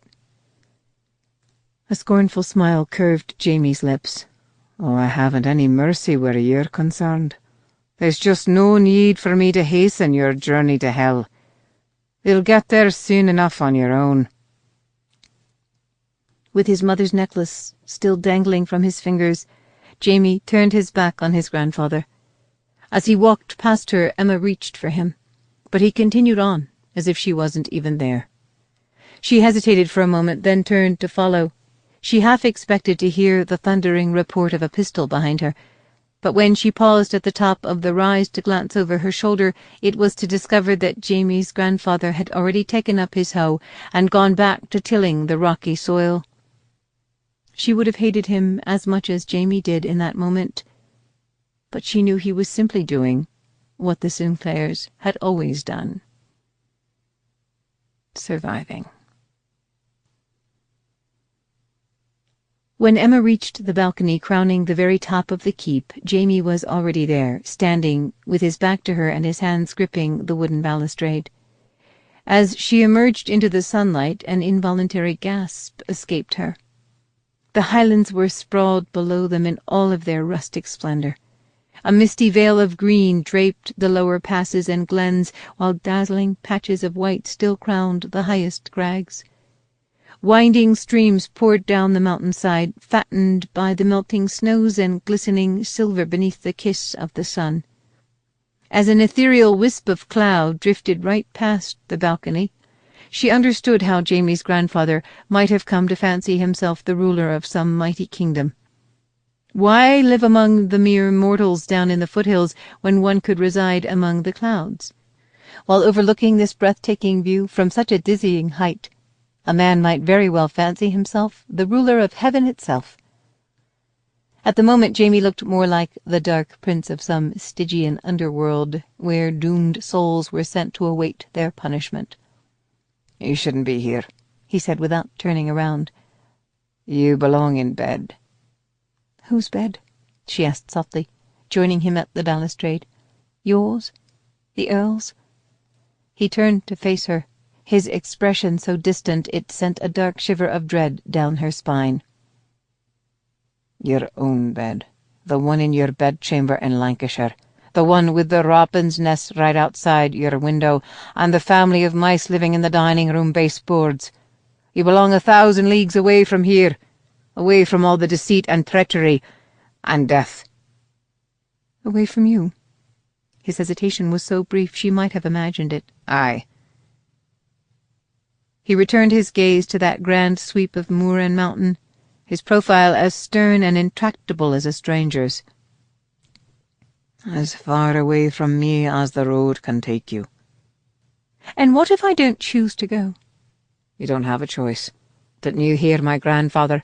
I come from a long line of men with a history of destroying the very thing they love the most." Hope surged within her, pushing the dread aside. "What are you trying to say, Jamie? That you love me? Is that what you were about to tell me before you discovered the page from the marriage register?" She touched his sleeve, but he pulled away from her. He hadn't been able to keep his hands off her before, but now it was as if he couldn't bear to look at her, much less touch her. "What are you trying to do?" she cried, her frustration growing. "Pretend that night in the bell tower never happened? Could he pretend she had never lain beneath him, shuddering in helpless wonder as his nimble fingers and powerful body gave her the sweetest and most devastating pleasure a man could give a woman? "Can you truly tell me that night meant nothing to you?" He turned to look directly at her then, the indifference in his eyes even more chilling than the contempt he had shown his grandfather. "I kept my end of our bargain. You asked me to ruin you, not pledge my eternal love. If you're well enough to travel on the morrow, I'm taking you down the mountain. Your family may very well believe you're dead. I need to get you back to them before they leave Scotland for good." Emma shook her head, reeling from his curt dismissal of all they had shared. "What about the Hepburn? He might not have murdered your mother, but he did try to murder me. And I'm sure he'll be only too delighted to learn that there's no need for him to find himself a new bride, since he already has an heir." A grim smile canted Jamie's lips. "Oh, you can leave the Hepburn to me. He's no longer your concern. I'll deal with him." He turned on his heel to go, then paused, frowning down at his hand as if he was surprised to find his mother's necklace still looped through his fingers. Emma felt her heart stutter with hope as he took her hand in his and dropped the necklace into her palm. He lifted his gaze to hers, the regret shadowing his eyes, extinguishing her fragile hope. "I tried to warn you, lass, that it was naught but a worthless trinket." He gently folded her fingers around the necklace, then turned away. After he had disappeared into the shadows of the stairs, Emma opened her hand to gaze down at the simple Gaelic cross. It was a symbol of faith, a symbol of hope. The Sinclair who had smuggled it out of the castle as he and his kinsmen were being driven from their home must have known it would inspire the dreams of the generations to come. The woman who had worn it last had refused to relinquish her own dreams. She had been willing to risk everything, her home, her father's love, even her life, to make them come true. Emma closed her fist around the necklace, lifting her eyes to gaze out over the rugged land she was coming to love. Jamie Sinclair was about to discover that this tarnished trinket was not so worthless after all, and that he just might have found himself an adversary more ruthless and determined than the Hepburn. Chapter 29. As Jamie descended into the hall of the keep the next morning, the last thing he expected to hear was Emma's merry ripple of laughter. He scowled, wondering if he was still dreaming. But how could he be dreaming when he hadn't even slept? When he'd spent the entire night pacing the floor and fighting the temptation to slip back into Emma's bedchamber and her bed? How could he be dreaming when all of his dreams had died only a few hours ago, crushed beneath the iron fist of his grandfather's treachery?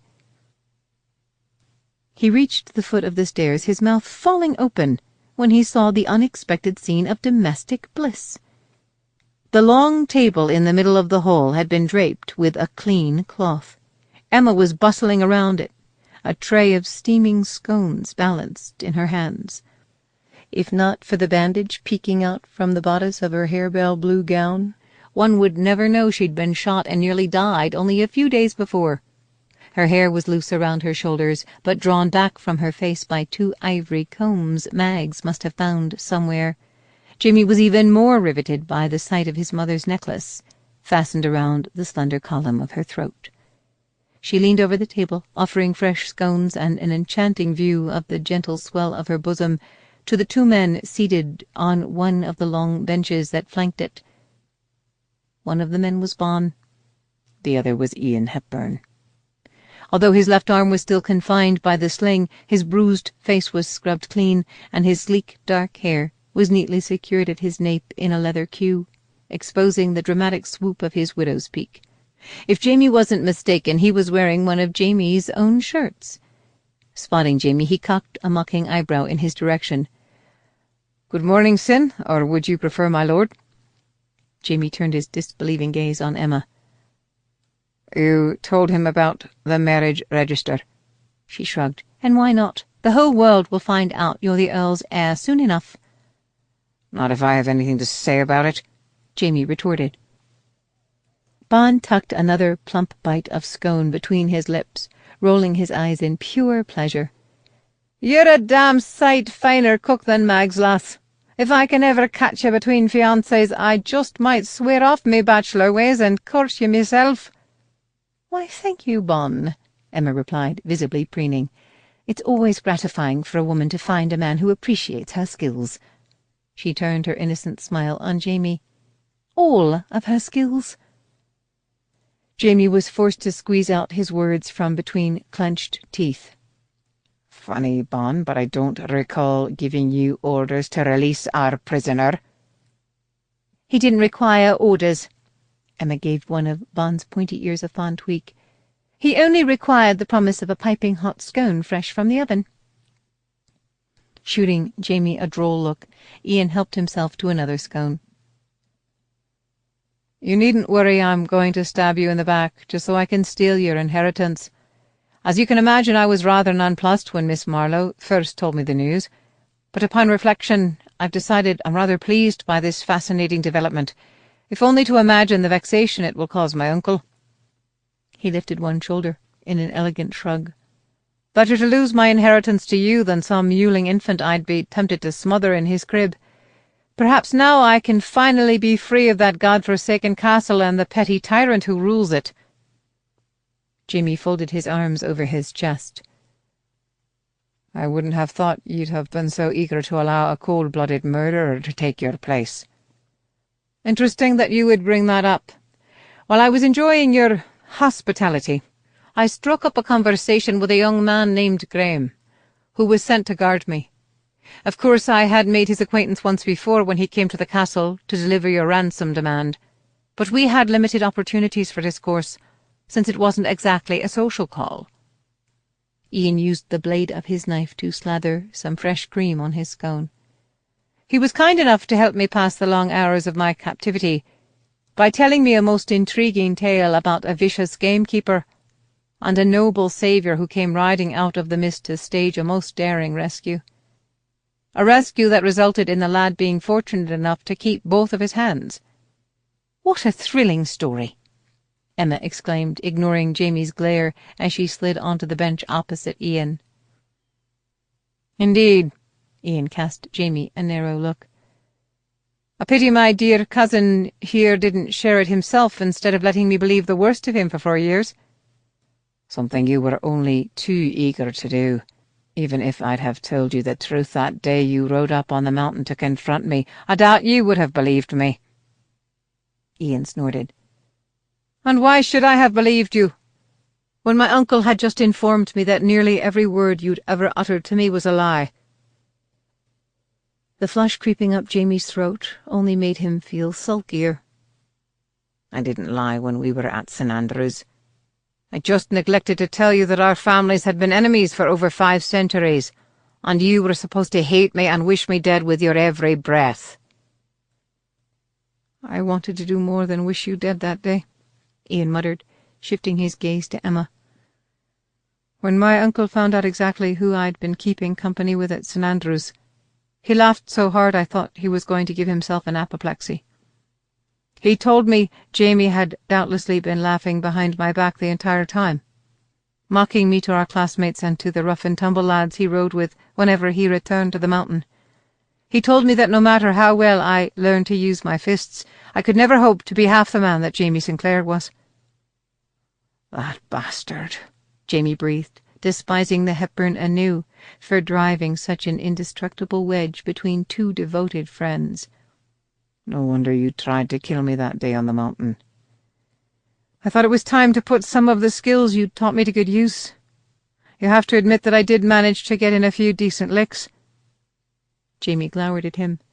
You broke 2 of my ribs and my nose. But I was still no match for him, Ian told Emma. He could have easily killed me, but he chose not to. I hated him even more for that. We never saw each other again after that day. Not until he came riding into your wedding. You poor Oh, dear. What a terrible ordeal it must have been for you." Emma reached across the table to pat Ian's hand with a tenderness that made Jamie stiffen. "Aye," Bon agreed, gesturing with his own knife. "the pure lad is lucky to be alive. He broke 2 of my ribs and my nose," Jamie repeated. But no one seemed to be paying him any heed. They were too busy clucking in sympathy over poor Ian's terrible plight. "Now that we've all suffered through that touching little tale, perhaps one of you would like to tell me what in the bloody hell is going on here?" Bon and Ian took a renewed interest in their scones, but Emma rose, coming around the table to face him. "We're plotting my revenge against the Hepburn." "Your revenge?" "Yes, my revenge." She lifted her chin, looking every bit as defiant and magnificent as she had the first time she'd stood up to him. "Do you think the Sinclairs have some sort of monopoly on revenge? It was me he tried to kill this time, not you. What right do you have to deny me the satisfaction of watching that shriveled little toad of a man crawl at my feet?" "I told you I'd take care of the Hepburn." "I don't need you to take care of the Hepburn. Or me, for that matter." She drew even closer to him, so close he could smell the tantalizing fragrance of her skin. He could remember every nuance of what it felt like to trail his fingertips over that skin. "I've never fought for anything in my life. Don't you think it's time I started?" Something in her expression warned him that she was talking about more than just defeating the Hepburn, and that she just might be a far more formidable opponent than he'd anticipated. He shifted his gaze to Ian. "And I'm just supposed to believe you're willing to throw in your lot with us, with your family's sworn enemies?" Ian rose to his feet, a mocking smile curving his lips. "And why not? There's obviously no love lost between me and my uncle. He didn't even care whether or not I survived the ambush. And besides, lest you've forgotten, you are my family." "And if he's your family," Bon said, rising to clap Ian on the back, "then he's my family too." Jamie studied Emma through narrowed eyes, allowing his curiosity to overrule his caution. "So tell me, lass, just how do you intend to bring the Earl to his knees, to make him rue the day he crossed Miss Emmeline Marlowe?" She exchanged a glance with the other 2 men before giving him a bright smile. "How else? I'm going to marry him."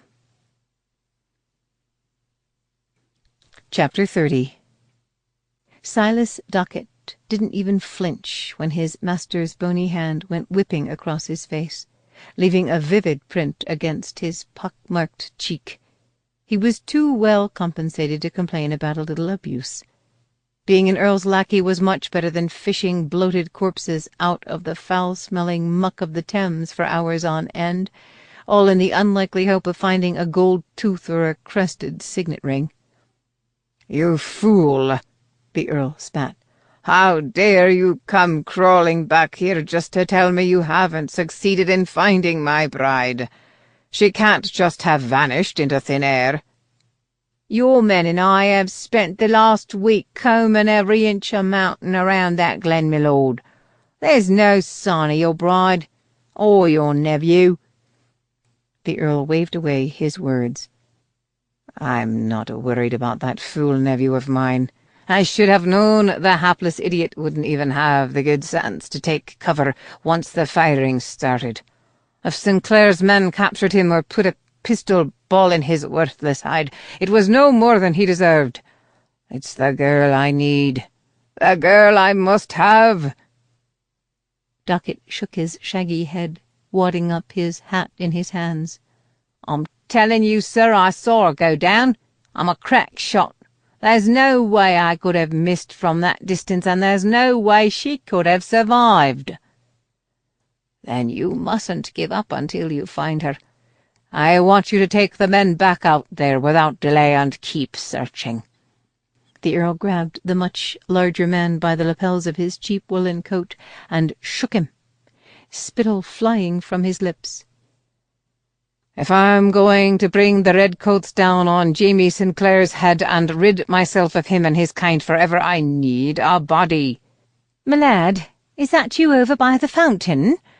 The Earl shuddered as Mrs. Marlowe's voice came drifting to his ears.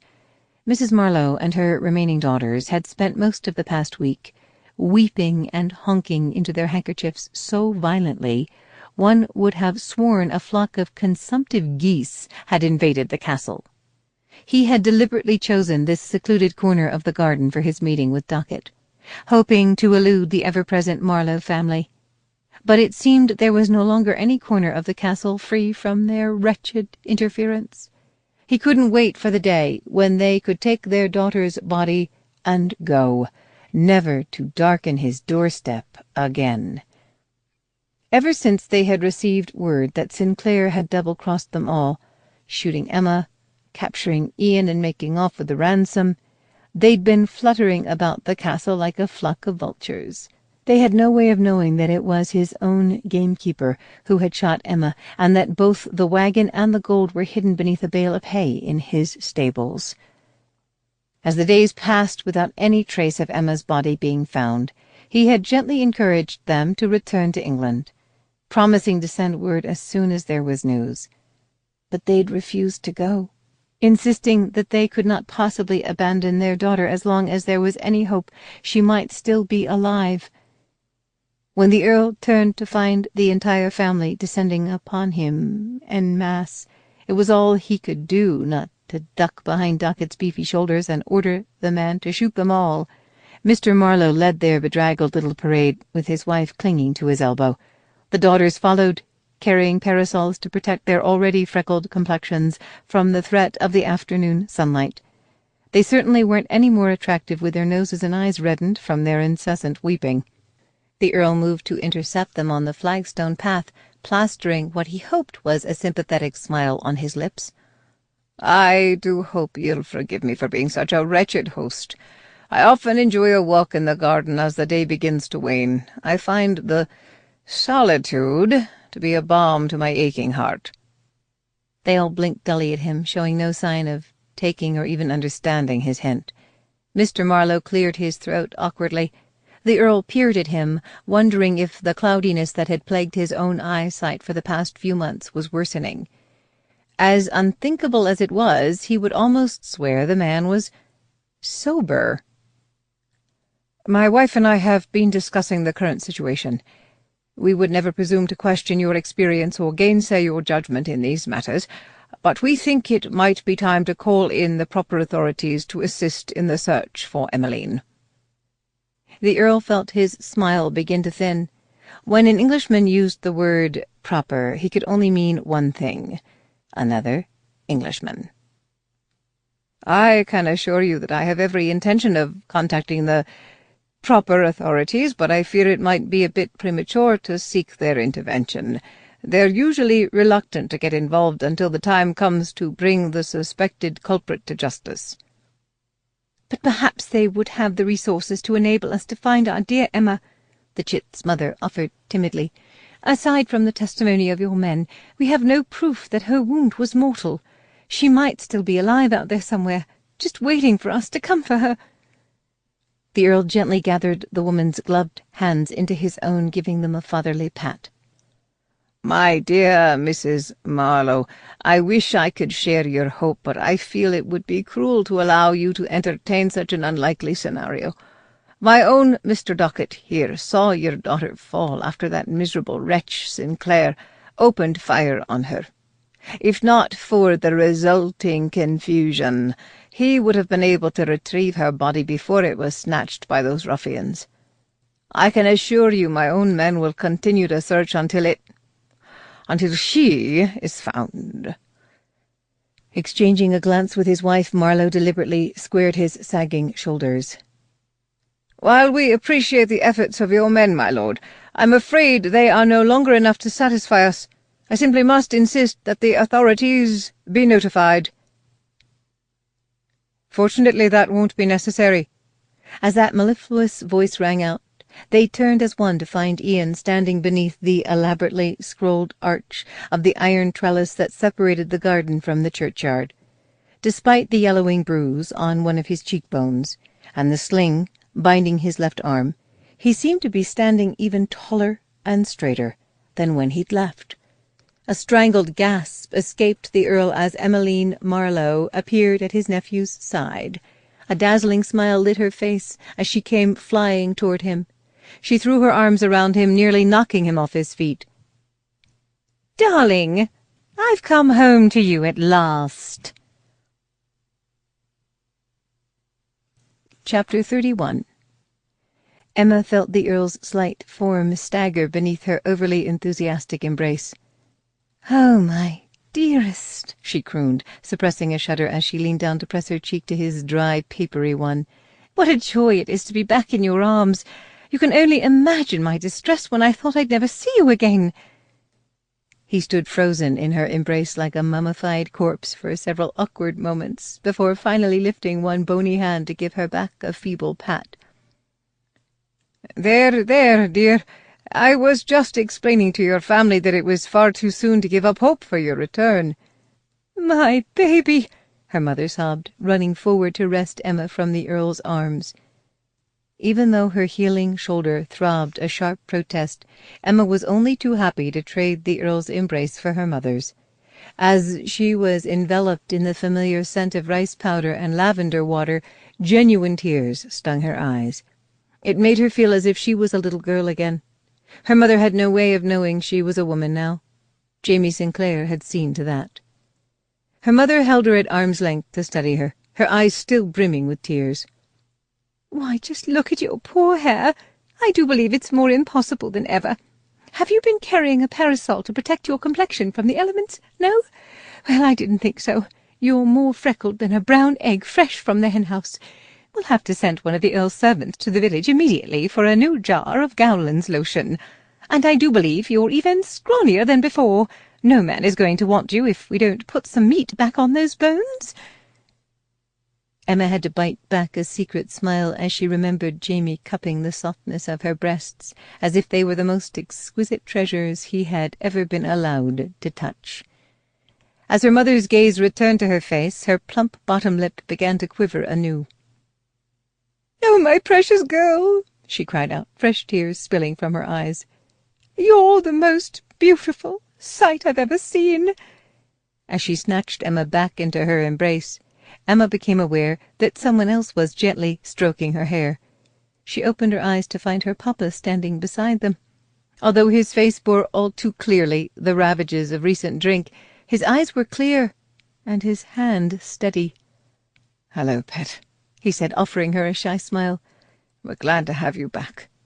Then all was chaos for several minutes as Emma's sisters descended upon them, chattering like a flock of magpies. "So what was it like to be the captive of such a dastardly villain?" Edwina asked. "Did he tie you up and insist upon having his way with you?" Alberta inquired, ignoring their mother's scandalized gasp. "Repeatedly?" Ernestine added hopefully.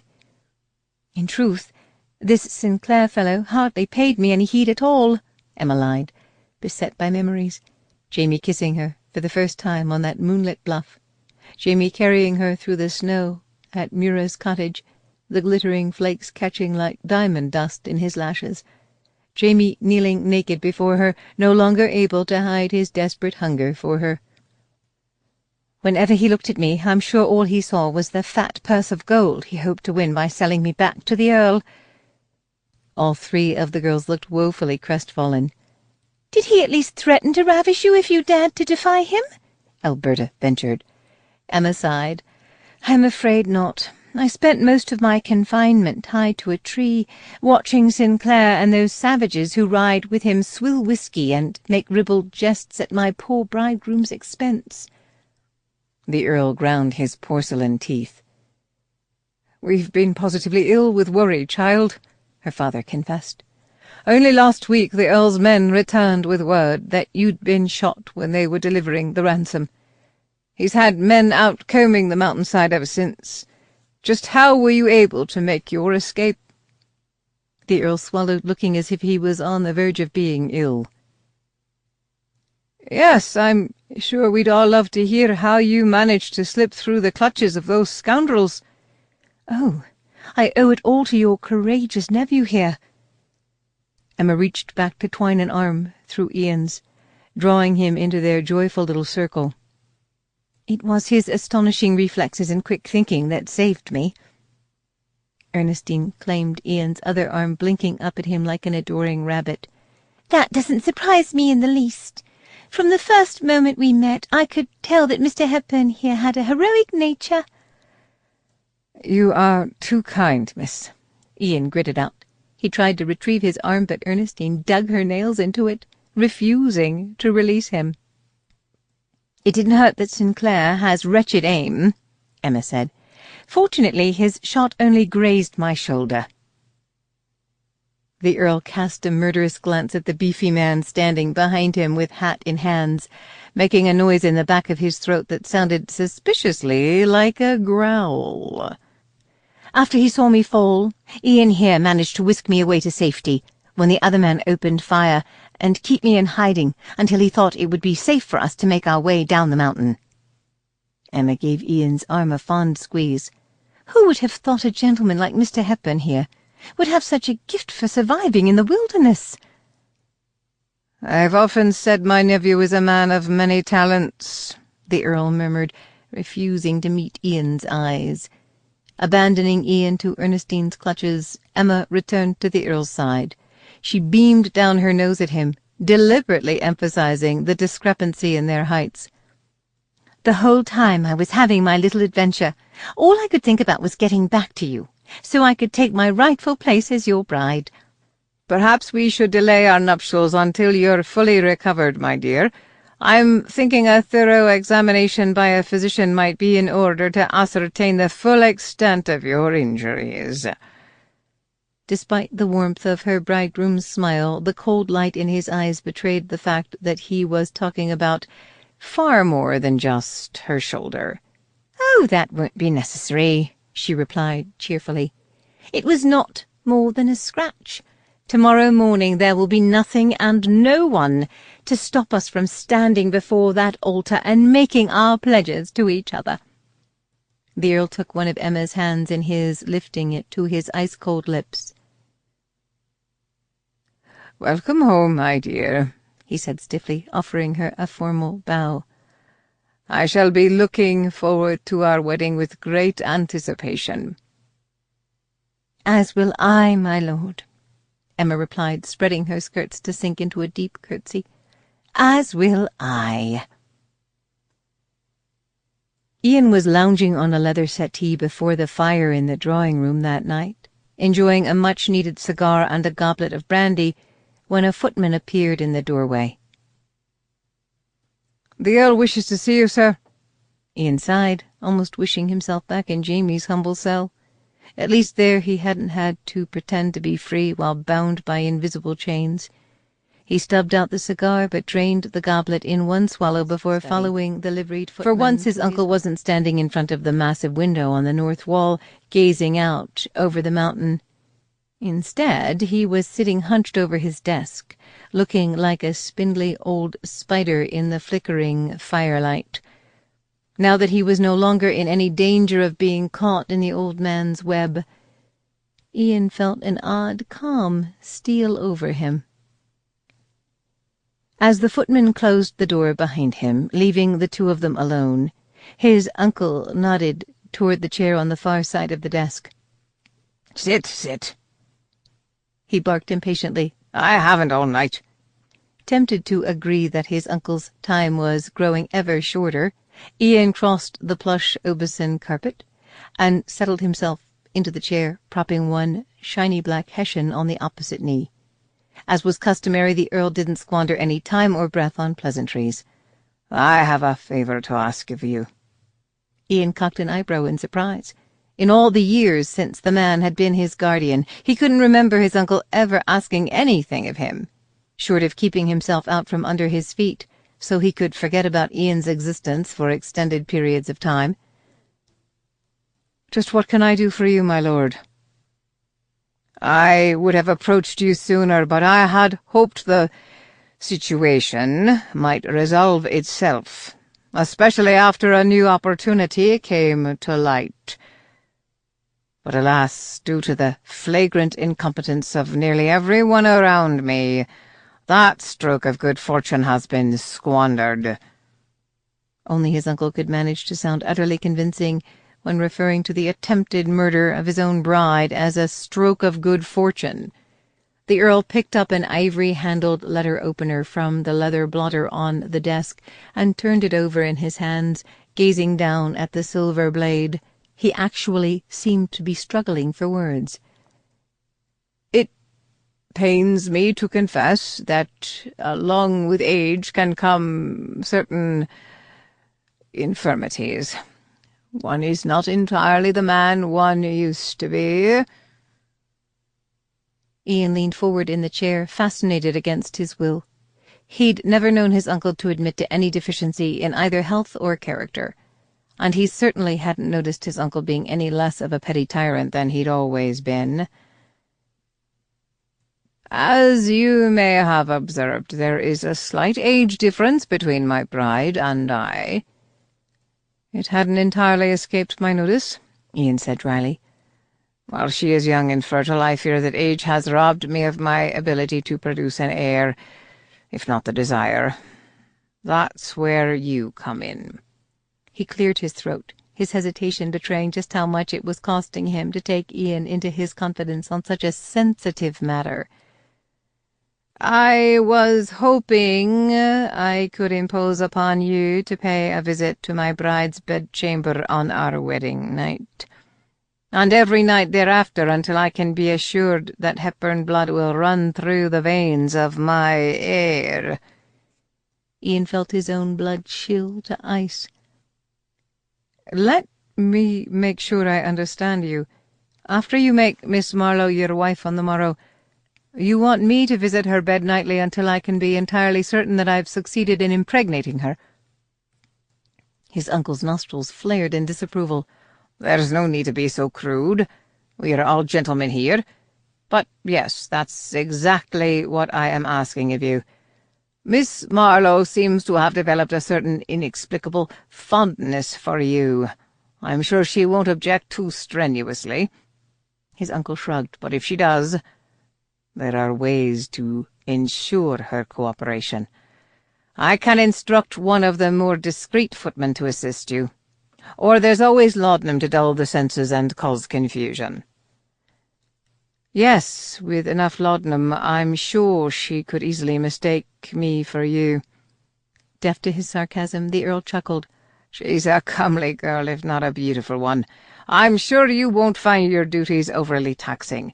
Of course, once I've achieved my goal of installing a new Hepburn brat in the nursery, I might be forced to call upon your services once more. At my age, it would behoove me to have both an heir and a spare, as it were." Ian settled back in the chair, stunned into silence by the depths of his uncle's depravity. The man wasn't a spider. He was a monster, willing to allow his nephew to systematically rape his bride, just to make sure no one would question his own virility or the lineage of his heir. "You won't inherit, of course, but I'll reward you richly for both your service and your discretion. I'm thinking that property right outside of Edinburgh might be to your liking. If I throw in a healthy annual income, you'll be able to settle down, find a suitable wife, and father a few whelps of your own, perhaps." Ian had no doubt that once Emma had provided his uncle with his heir and a spare, she would be equally expendable.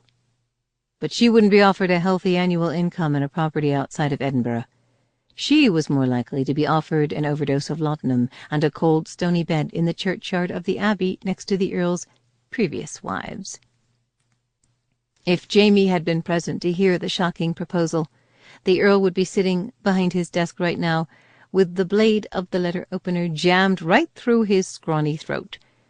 His uncle scowled at him. "What are you smiling about, lad?" "I was just thinking that this might be one of the more pleasant obligations I've been asked to fulfill." His uncle nodded in approval. "I knew I could count on you. Despite our differences, I've often suspected that you were cut from the same cloth as your dear old uncle." Ian rose, sketching the man an elegant bow. "I am, as always, my lord, at your humble service." As he strolled from the study, heading back to the drawing-room to finish his cigar and pour himself another goblet of brandy, Ian was still smiling. Emma stood at the window of the luxurious bedchamber the Earl had provided for her, gazing toward the north. The mountain was a mighty shadow against the night sky, crowned by a shimmering slice of moon and a sprinkling of stars. She could feel its irresistible tug on her heart as surely as she could feel Jamie's presence. Even though he and his men had been forced to part company with her and Ian before reaching the border of the Earl's lands, she knew he was out there somewhere, watching her, watching over her. If he had his way, she would be returning to Lancashire with her family as soon as they brought down the Hepburn. He was determined not to make the same mistake his parents had made. To him, the rewards of love would never be worth its risks, not when risking everything might mean ending up with nothing. When their party had ridden away from his grandfather's keep, the old man had stood on the balcony to watch them go, his broad shoulders unyielding and his loyal deer-hound standing by his side. Ramsay Sinclair must have known it would be the last time he would ever see his grandson. And even though Jamie had to have known his grandfather was there, he hadn't glanced back, not even once. Emma wondered if he would be able to cut her out of his heart with such devastating precision. She touched her fingertips briefly to the cool glass of the window pane, as if to a lover's cheek. Left with no recourse but to seek the lonely comfort of her bed, she started to turn away from the window, only to gasp with shock when the reflection of the man standing behind her came clearly into focus. Chapter 32. Emma spun around, clapping a hand over her mouth. Jamie stood in front of the marble hearth, dressed all in black and framed by the firelight. "What are you doing here?" she whispered, her heart leaping with joy. "How did you get in?" "If a Sinclair knows how to sneak out of a castle," he said solemnly, "he also knows how to sneak in." "The tunnel in the dungeons," she breathed. "Aye." He touched a finger to his lips. "'Tis a secret passed down through generations of Sinclairs, just in case one of us might want to sneak into the castle in the dead of night to steal a rare volume of Descartes, slit some throats, or ravish some bonny Hepburn lass." His words sent a delightful little shiver of anticipation coursing through her. She lifted her chin, giving him an imperious look. "You almost tarried too long. I'm to be wed on the morrow, you know." "So I've heard, to a shriveled-up old goat." He crossed to her side, reaching out to twine one of her unbound curls around his finger, as if he could no longer resist the temptation to touch her. "All the more reason you might want one night with a real man in your bed." "Are you volunteering your services?" "I am, but I'm afraid I'm just a penniless Highland lad. I can't give you gems or furs or gold." "Then what can you give me?" "This," he whispered, lowering his lips to hers for a long, lingering kiss. "And this." He wrapped his arms around her and tugged her close, letting her feel every extraordinary inch of his hunger for her against the softness of her belly. Emma twined her arms around his neck, melting into his kiss, melting into his arms. He might claim he wasn't willing to follow the same path his parents had trod, yet he was risking everything, including his very life, by coming to her. And even though it could spoil all their schemes and cost them both dearly, she didn't have the heart or the will to send him away. Without breaking the tender bond their mouths had forged, Jamie swept her up in his arms and carried her to the bed, still taking care to guard her shoulder. As he laid her beneath him, her curls spilled over the satin coverlet in a river of copper. She had never felt more beautiful or more like a bride as she did in that moment. She understood how Jamie's mother must have felt when she had first encountered his father in that secluded wood, understood what had driven them to run away, leaving behind everything they held dear so they could embrace a love so strong and enduring it had created the man who was gazing down at her in the firelight, his eyes shadowed by a desire so desperate he was willing to risk his life if not his heart, to slake it. She sifted her fingers through the thick sable of his hair and tugged his delectable mouth back down to hers, inviting him to satisfy that desire, inviting him to satisfy her. He wasted no time in accepting her invitation. Her nightdress seemed to dissolve beneath the clever machinations of his fingers, shimmering away into thin air and leaving her naked beneath him. He took pity on her own clumsy efforts to make his garments go away and deftly disrobed between tantalizing caresses and deep, drugging kisses. Soon their bodies were straining as eagerly as their mouths toward the moment when they could be united as one. But just when Emma thought that moment had come, he went sliding down, down, down in the firelight. His big hands gently parted her thighs, exposing the very heart of her to his hungry gaze. Overcome by a sudden wave of shyness, she tried to wiggle out of his grasp, but he refused to allow it, using his superior strength to gently but firmly hold her fast. Then he bowed his head and touched the very tip of his tongue to her just as he had touched it to her nipple that night in the ruins of the Abbey. If that had been bliss, then this was indescribable, a pleasure beyond any she had ever dreamed or imagined. Her hands fisted in the bedclothes, desperately seeking any purchase in a world tilting madly on its axis. Soon she was writhing beneath the tender lash of his tongue, his name in endless litany on her lips. He knew she was going to come before she did. He reached up and gently covered her mouth with his hand, muffling her cry of ecstasy before it could wake the entire castle. Then his mouth was on hers again, forcing an intoxicating taste of her own pleasure on her as he drove himself up and into her with a tender savagery that left her gasping for breath. He seemed determined to prove that no other strapping younger lover could vie for her heart with the same expertise or stamina.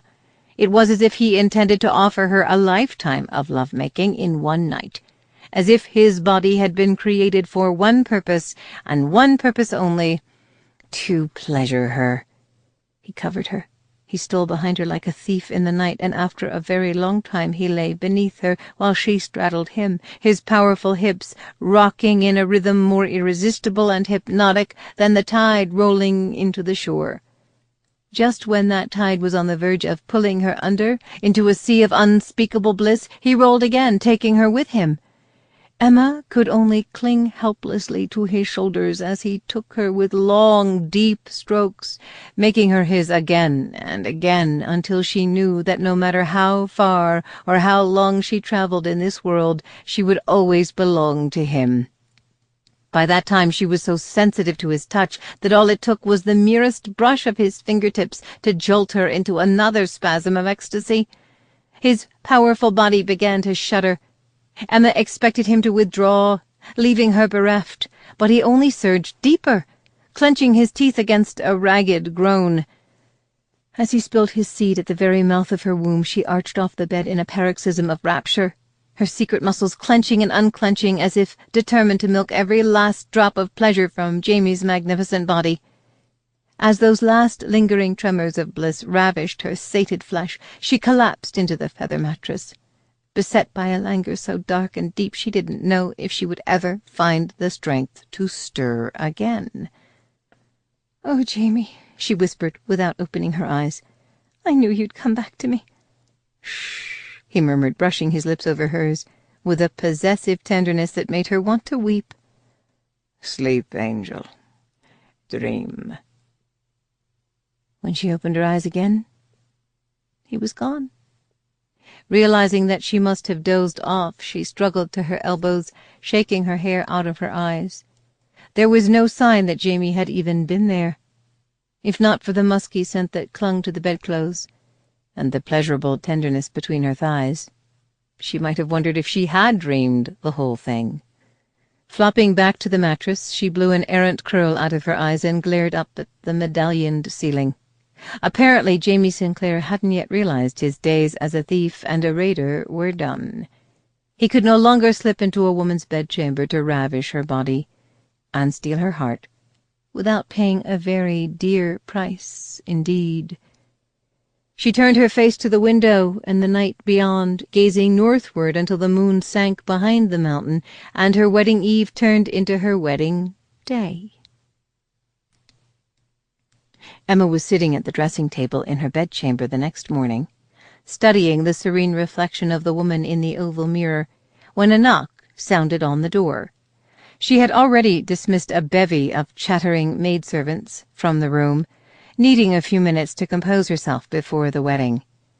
"Come in," she called out, assuming it was a footman sent to tell her that her father was downstairs in the drawing-room waiting to escort her to the Abbey. But when the door eased open, it was her mother who appeared in the mirror's reflection. With her pale apricot hair, fair freckled cheeks, and gentle blue eyes, Maria Marlowe had once been as pretty as a pastel watercolor. But time and strain had faded her to a mere sketch of herself.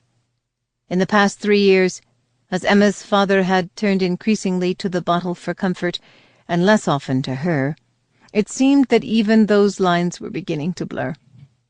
Her smile, however, had lost none of its charm. "You make a lovely bride," she said, gliding over to kiss Emma on the cheek before settling herself on the end of the bed. "Thank you, Mamma."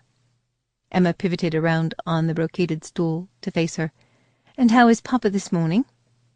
Despite the casually phrased question, they both knew what she was asking. "Your father is fine. I'm sure it won't surprise you to learn that he had a rather difficult time after you were abducted. But he hasn't touched a single drop of liquor since word came that we might have lost you forever." "Why, did the Earl run out of spirits?" Emma half expected her mother to leap to her father's defence, but she simply occupied her hands with smoothing her skirts. "I didn't come here this morning to discuss your father, Emmeline. I came to discuss you." Emma sighed and rested her chin on her hand, bracing herself for the usual lecture about the responsibilities of being the eldest and the importance of devotion to duty, followed by the familiar assurance that they all appreciated the sacrifice she was making on their behalf. "It occurred to me while you were gone that you may have wondered why I was so eager for you to accept the Earl's proposal in the first place." "Not really. I always knew why." Emma struggled to keep the note of bitterness from her voice. "So Papa wouldn't end up in the workhouse, and the other girls might have a chance to find decent husbands of their own." "That's what I might have led you to believe, but in truth, I never wanted you to marry the Earl for our benefit, but for your own." Emma straightened on the stool, frowning in confusion. "Just how could marrying a man old enough to be my great-grandfather work to my benefit?" "I convinced myself that his wealth and power would somehow shield you from the slings and arrows of life." Her mother shrugged. "Besides, I knew the man was ancient. How long could he possibly live?" A startled laugh escaped Emma. She would have never expected her mother to echo the exact words that had gone through her own racing mind as she had stood before the altar with the Earl the first time. "Of course you would have to endure the unpleasant duty of presenting the man with an heir," her mother admitted with a grimace. "But once the Earl was gone, you wouldn't have to answer to anyone. You could be mistress of your own fate." "Did it never occur to you that I might want to wed for other reasons?" Emma closed her eyes briefly, unable to look at the bed where her mother was sitting without remembering the shattering pleasure she and Jamie had shared there only a few hours before. "For love, perhaps." Her mother looked her in the eye, her gaze as uncompromising as Emma had ever seen it. "I didn't want you to make the same mistake I did. I married for love, you see, but ended up with neither money nor love, only regrets." She rose from the bed and wandered restlessly to the window, where she stood with her back to Emma, gazing out over the mighty shadow of the mountain. "Your father and I have spent the past week not knowing if we would be attending your wedding or your burial. It gave us ample time for discussion. We're both in agreement that we won't force you to marry the Earl against your wishes. Your father is downstairs at this very moment, fully prepared to go to the Earl and tell him that we're calling off the engagement." "But what about the settlement?" Emma whispered, stunned nearly speechless by her mother's words. "We both know Papa has already spent a large chunk of it to settle his gambling debts." Her mother turned to face her, her hands clasped in front of her. "We're prepared to return the unused portion to the Earl immediately, and find a way to pay back every penny of the rest, even if it means selling the property that has been in my family for 200 years. If necessary, your sisters have even volunteered to go into some sort of service with one of the more wealthy families in the parish, as paid companions, perhaps, or even governesses." Emma knew it wouldn't do to show up at her own wedding with a reddened nose, but she couldn't stop the tears from welling up in her eyes. "They would do that? For me?" Her mother nodded, then came rushing back to kneel by her side. She smoothed Emma's hair with a trembling hand, her eyes beseeching. "It's not too late, sweetheart. You don't have to go through with this." Emma threw her arms around her mother and buried her face in the sweet-smelling crook of her neck. "Yes, Mamma," she whispered, smiling through her tears. "I do." Golden rays of sunlight streamed through the tall arched windows of the Abbey, bringing with them the hope of better days to come. The uncomfortable wooden pews were packed near to bursting with the Earl's neighbours and villagers from the nearest hamlet, all hastily gathered together to celebrate the safe return of their laird's bride and his impending nuptials. Many of them were curiosity-seekers, eager to see how his young bride had fared after surviving such a dreadful ordeal. There had been much speculation, some of it quite lurid, about the various indignities she might have suffered at the hands of such a ruthless band of rogues. Some even whispered that the Earl must be even more noble and selfless than they'd suspected, if he was still willing to wed the lass, after she'd spent even a night in the company of a strapping young brigand like Jamie Sinclair. As his bride took her place before the altar, the whispers swelled to a steady murmur. Those in the back of the Abbey craned their necks to get a better look at her. She bore little resemblance to the terrified creature who had been carried away from that altar on the back of Jamie Sinclair's horse. She held her shoulders straight and her head high, betraying no hint of embarrassment or shame at what she might have endured at the hands of Sinclair and his men. Her skin was no longer as pale as alabaster, but flushed with a healthy glow. A few shimmering copper tendrils had been allowed to escape from her elegant chignon to frame her freckled cheeks and gently brush her graceful nape. There was a ripe fullness to her lips and an alluring gleam in her eye that made more than one wife in the Abbey pinch her husband to stop him from gawking. Keenly aware of all the eyes upon her, including those of her family in the front pew, Emma held her bouquet of dried heather in front of her, her hands no longer trembling, but as steady as they'd once been on the grip of Jamie's pistol. Since her own wedding gown had been destroyed during her abduction, the Earl had generously offered to let her borrow one of the mouldering and woefully outmoded gowns worn by his second or third wives during their weddings to him. But she had opted instead to don one of her own gowns, a simple walking dress of snowy white India muslin, with a high waist and lace cuffs. Her bridegroom appeared at the back of the church, garbed once more in the ceremonial kilt and plaid of the Hepburn laird.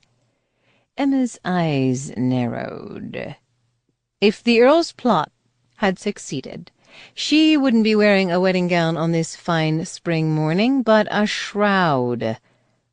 There was such a bounce in his step as he marched up the aisle, she was surprised his bony knees didn't clatter together. He even deigned to wink at his nephew as he passed the family pew. Ian Hepburn stretched one arm out along the back of the pew and returned his uncle's greeting with an enigmatic smile.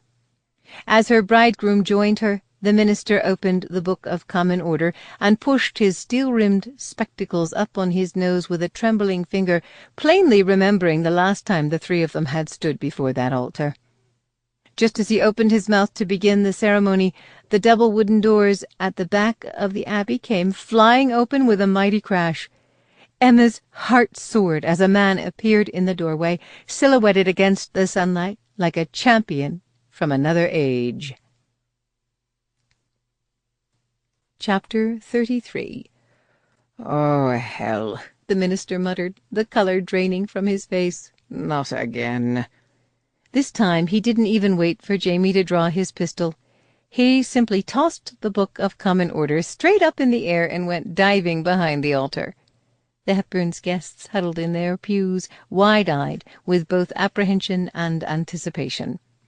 Emma's father rose half out of his seat as Jamie came striding up the aisle, but her mother placed a steadying hand on his arm, shaking her head. Emma's sisters couldn't stop themselves from preening a bit as he passed. "What are you doing here, you insolent whelp?" the Hepburn demanded, shaking a bony fist in the air. He began to inch away from Emma, his hopeful expression belying his outrage. "Have you come to finish what you started?" "Indeed I have, old man," Jamie replied. "I suppose there's nothing I can do to stop you." The Earl huffed out a long-suffering sigh. "You won't be satisfied until you've murdered my bride in cold blood right before my eyes." Those eyes brightened even more as a dozen redcoats came streaming into the abbey behind Jamie. "And what's this, more uninvited guests?" He shot Jamie a triumphant smile. "These fine officers of the crown must have followed you. I should have known they wouldn't let a rogue like you elude their clutches forever." As the British soldiers came marching down the aisle, he addressed the officer in their lead. "I suppose you've come to nab the culprit who shot my bride, Colonel Rogan. Excellent work, man. Take him into custody." "We already have," the officer replied, his lean face grim. The Earl gasped as their ranks parted to reveal a snarling Silas Ducket.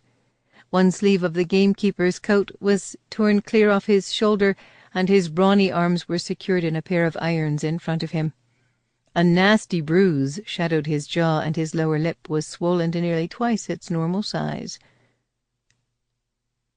"I don't understand," the Earl croaked. "What is the meaning of this?" Colonel Rogan said. "We have several witnesses who claim that this is the man who shot your bride." "That would be me," Bond said as he came swaggering up the aisle. He gave Ernestine a ribald wink as he passed the Marlowe pew, eliciting a titter from Ernestine and scandalized gasps from her sisters. "And me," Graham added, a particularly pleased smirk on his lips as he limped after Bon. "And us," Angus and Malcolm called out in unison, shoving their way through the ranks of the soldiers. "Witnesses?" the Earl spat, eyeing them as if they were beetles that had just crawled out of a pile of sheep-dung. "I am a peer of the realm and the laird of these lands. Surely you don't expect me to believe you would take the word of this Highland riffraff over mine? Why, they're not but a bunch of filthy, no-good Sinclairs." "Colonel Rogan might not take their word, uncle, but I can promise you that he was more than eager to take mine." A collective gasp went up from the crowd as Ian Hepburn rose from his pew and sauntered forward, offering Emma a courtly bow and his uncle a lazy smile. "I too was in the glen on the day Miss Marlowe was shot, and I have already presented Colonel Rogan here with a letter confirming with absolute certainty that Mr. Dockett here was the culprit who shot her." "Ye swiving bastard," Dockett shouted, straining against his chains. "I'll have your balls for breakfast, I will." Graham limped right up to the man who had beaten him with such brutal enthusiasm. Thrusting his face into Dockett's, he said, "I'd mind that cheeky tongue of yours, mate, or someone just might cut it out for you, before you're hanged." Ignoring Dockett's feral growl, Ian continued.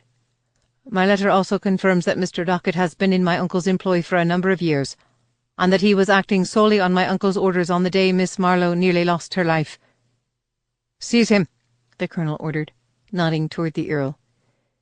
The crowd watched, paralysed with shock, as two of the young soldiers hastened to obey their colonel's command. Ignoring the Hepburn's incoherent sputtering, they tugged his bony wrists in front of him and clapped them in irons. His sputtering rose to an enraged howl. Emma watched without an ounce of pity in her heart as they began to haul him away from the altar. But they had failed to take into account just how skeletal his limbs were. As they dragged him past Jamie, he slipped one wrist out of its iron cuff and snatched the pistol from the waistband of Jamie's breeches. As he whirled around and pointed the weapon at the snowy white bodice of Emma's gown, a muffled hush descended over the abbey. The redcoats fell back, plainly afraid of spooking him into firing. "You cunning little bitch!" he spat, the pistol wavering wildly in his palsied grip. "You knew about this ambush all along, didn't you?" Despite having a pistol pointed at her heart for the second time in that abbey, Emma felt strangely calm. "Of course I did. I'm the one who planned it, with a little help from your nephew and your grandson." The Hepburn's face went from beet red to eggplant purple. "Just because his whore of a mother lured my son into her bed, that doesn't make that miserable bastard my grandson. I should have known you were no better than her. You just couldn't wait to spread your legs for the first randy young buck that came along, could you?" Emma's father surged to his feet. "I say now, sir, that's quite enough of that talk." "Indeed it is," Jamie said softly, reaching around to give the Earl's wrist a vicious twist. Several screams echoed from the rafters as the pistol discharged, splintering one of the windows. As a shower of glass came raining down, Emma ducked, covering her head with her hands. When she straightened, Jamie was standing in the middle of the aisle with the pistol in his hand and murder in his eyes. The Earl slowly backed away from him, clutching his injured wrist. "What are you doing?" Emma cried. Jamie lifted the weapon, closing one eye to sight the Earl's bony chest down its long black barrel. "What someone should have done a long time ago." "I thought you said your pistol only held one shot." "I lied," Jamie said, drawing back the hammer of the pistol with his thumb. Before his finger could squeeze the trigger, she shouted, "Wait!" and darted around him, placing herself between the two men. Jamie immediately lowered the pistol. "Stand aside, Emma." Ignoring him, she smiled sweetly at the Earl. "There's one thing I neglected to tell you, my lord." "Emmeline!" Jamie growled. "As it turns out," she said brightly, continuing to advance on the Earl, "you never had any need of a bride after all." "What in the bloody hell are you talking about?" the Hepburn ground out. She drew closer to him, hypnotized by the sight of the ripe purple vein pulsing in his temple. "It seems that you had an heir all along. Prior to Jamie's birth, your son Gordon married Lyanna Sinclair before a rightful minister of the Kirk. I have the page from the marriage register to prove it. She was never his whore, you black-hearted old goat." He stood frozen in place as Emma leaned close to his ear, her hissed whisper audible to every ear in that abbey. "She was his wife." "His wife?" the Hepburn choked out, his breath beginning to rattle in his throat. "Out of my way, sweeting," Jamie commanded. Emma held up one finger in a plea for more time. The Hepburn clawed at his throat, his rheumy eyes bugging out as he struggled for air. A thin line of spittle trickled from the corner of his mouth. Then his eyes rolled back in his head and he dropped like a stone to the floor of the abbey. While Emma dusted off her hands, a satisfied smile curving her lips, the rest of them crept closer, gathering around to gaze down at the Earl's motionless form. But only Bond dared to nudge him with the toe of his boot. "What do you know about that, Jamie? I do believe the lass just spared you the trouble of shooting him. I always said he wasn't worth the powder it would take to blow him up." "Or the rope it would take to hang him," the colonel added dryly, signalling his men to drag both Ducat and the Earl's body from the abbey. "Hold on just a minute," Ian said as they lifted the Earl. He yanked the Hepburn plaid unceremoniously from his uncle's shoulders. "I don't believe he'll have need of this where he's going. I've heard it's quite warm there." When the redcoats and his uncle's body were gone, Ian draped the plaid over Jamie's shoulders as if it was the mantle of a conquering king. "Congratulations, Sin. It only took the Sinclairs 5 centuries to win back their castle. I hope you realise that since you're now legally my cousin and the new Earl of Hepburn, I have every intention of sponging mercilessly off your extensive fortune. As a matter of fact, there's this little property just outside Edinburgh that's recently come to my attention—" He trailed off, peering into Jamie's face. "What's wrong?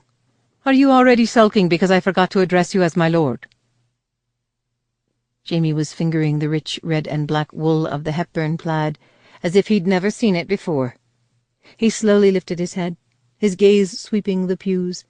Every eye in that abbey was fixed on him as the wedding guests struggled to absorb the astonishing news that their new laird was not only a Hepburn, but a Sinclair.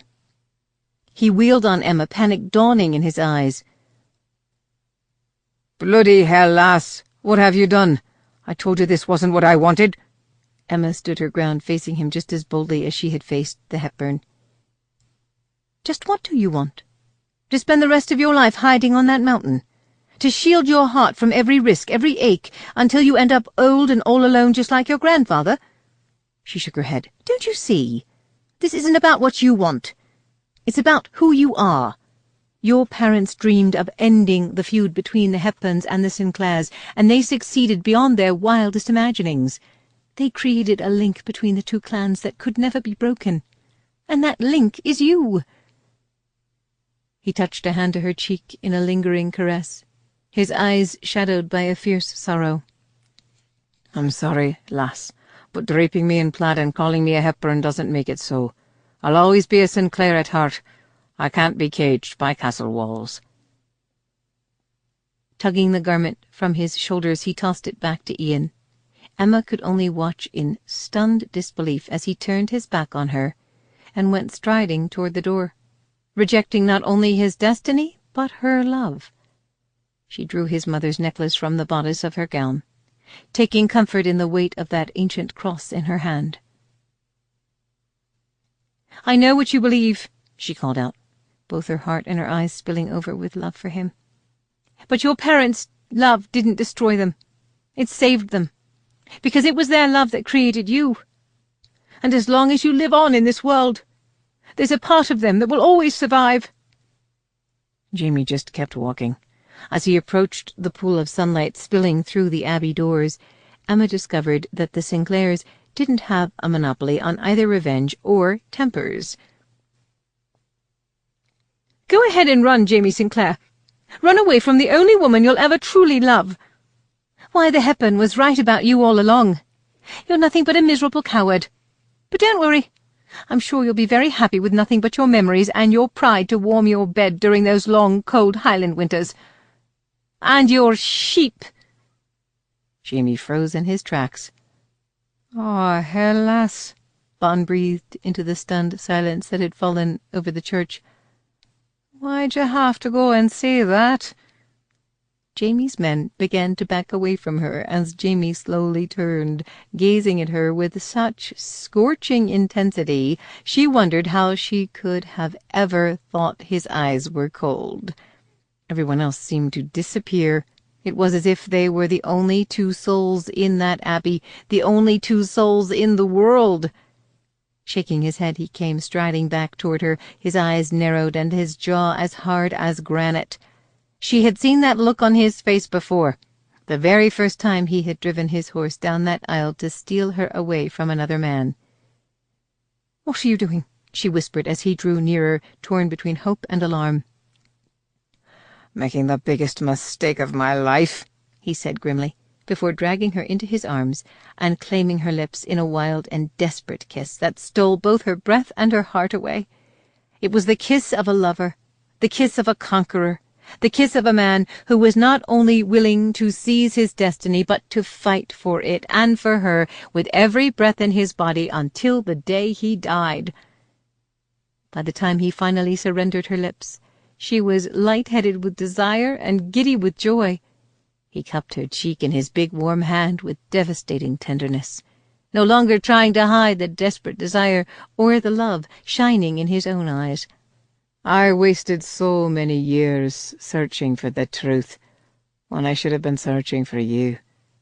I didn't ruin you, lass. You ruined me for any woman that isn't you. She gazed up at him through a shimmering mist of tears. Then I suppose I have no choice but to marry you, do I? Because no one else will have you. His brow furrowed in a mock scowl. How do I know you're not just a greedy English lass marrying me for my title and fortune? Oh, but I am. I want it all. Jewels, furs, land, gold, and a strapping young lover to warm my bed. Only one? She nodded solemnly. The only one I'll ever need. As their lips met for another wild and tender kiss, Bon leaned over to peer behind the altar. The minister was still cowering there, his eyes squeezed shut and his hands clasped in fervent prayer. Now that your prayers have been answered, sir, I do believe the new Earl and his bride are going to have need of your services. Epilogue. Just look at the dear lass. She's all a-tremble with joy. And who could blame her? She's probably been dreaming of this day her entire life. 'Tis every last dream, is it not, to wed a handsome young laird who can afford to grant her every wish? And the lad should consider himself blessed to have snared such a great beauty. Her freckles are so becoming, I'm thinking of tossing me own jar of Gowland's lotion right in the trash. Emmeline Marlowe smiled at the women's whispers. She had been dreaming of this day her entire life. She'd dreamed of standing before an altar and pledging her heart and her lifelong fidelity to the man she adored.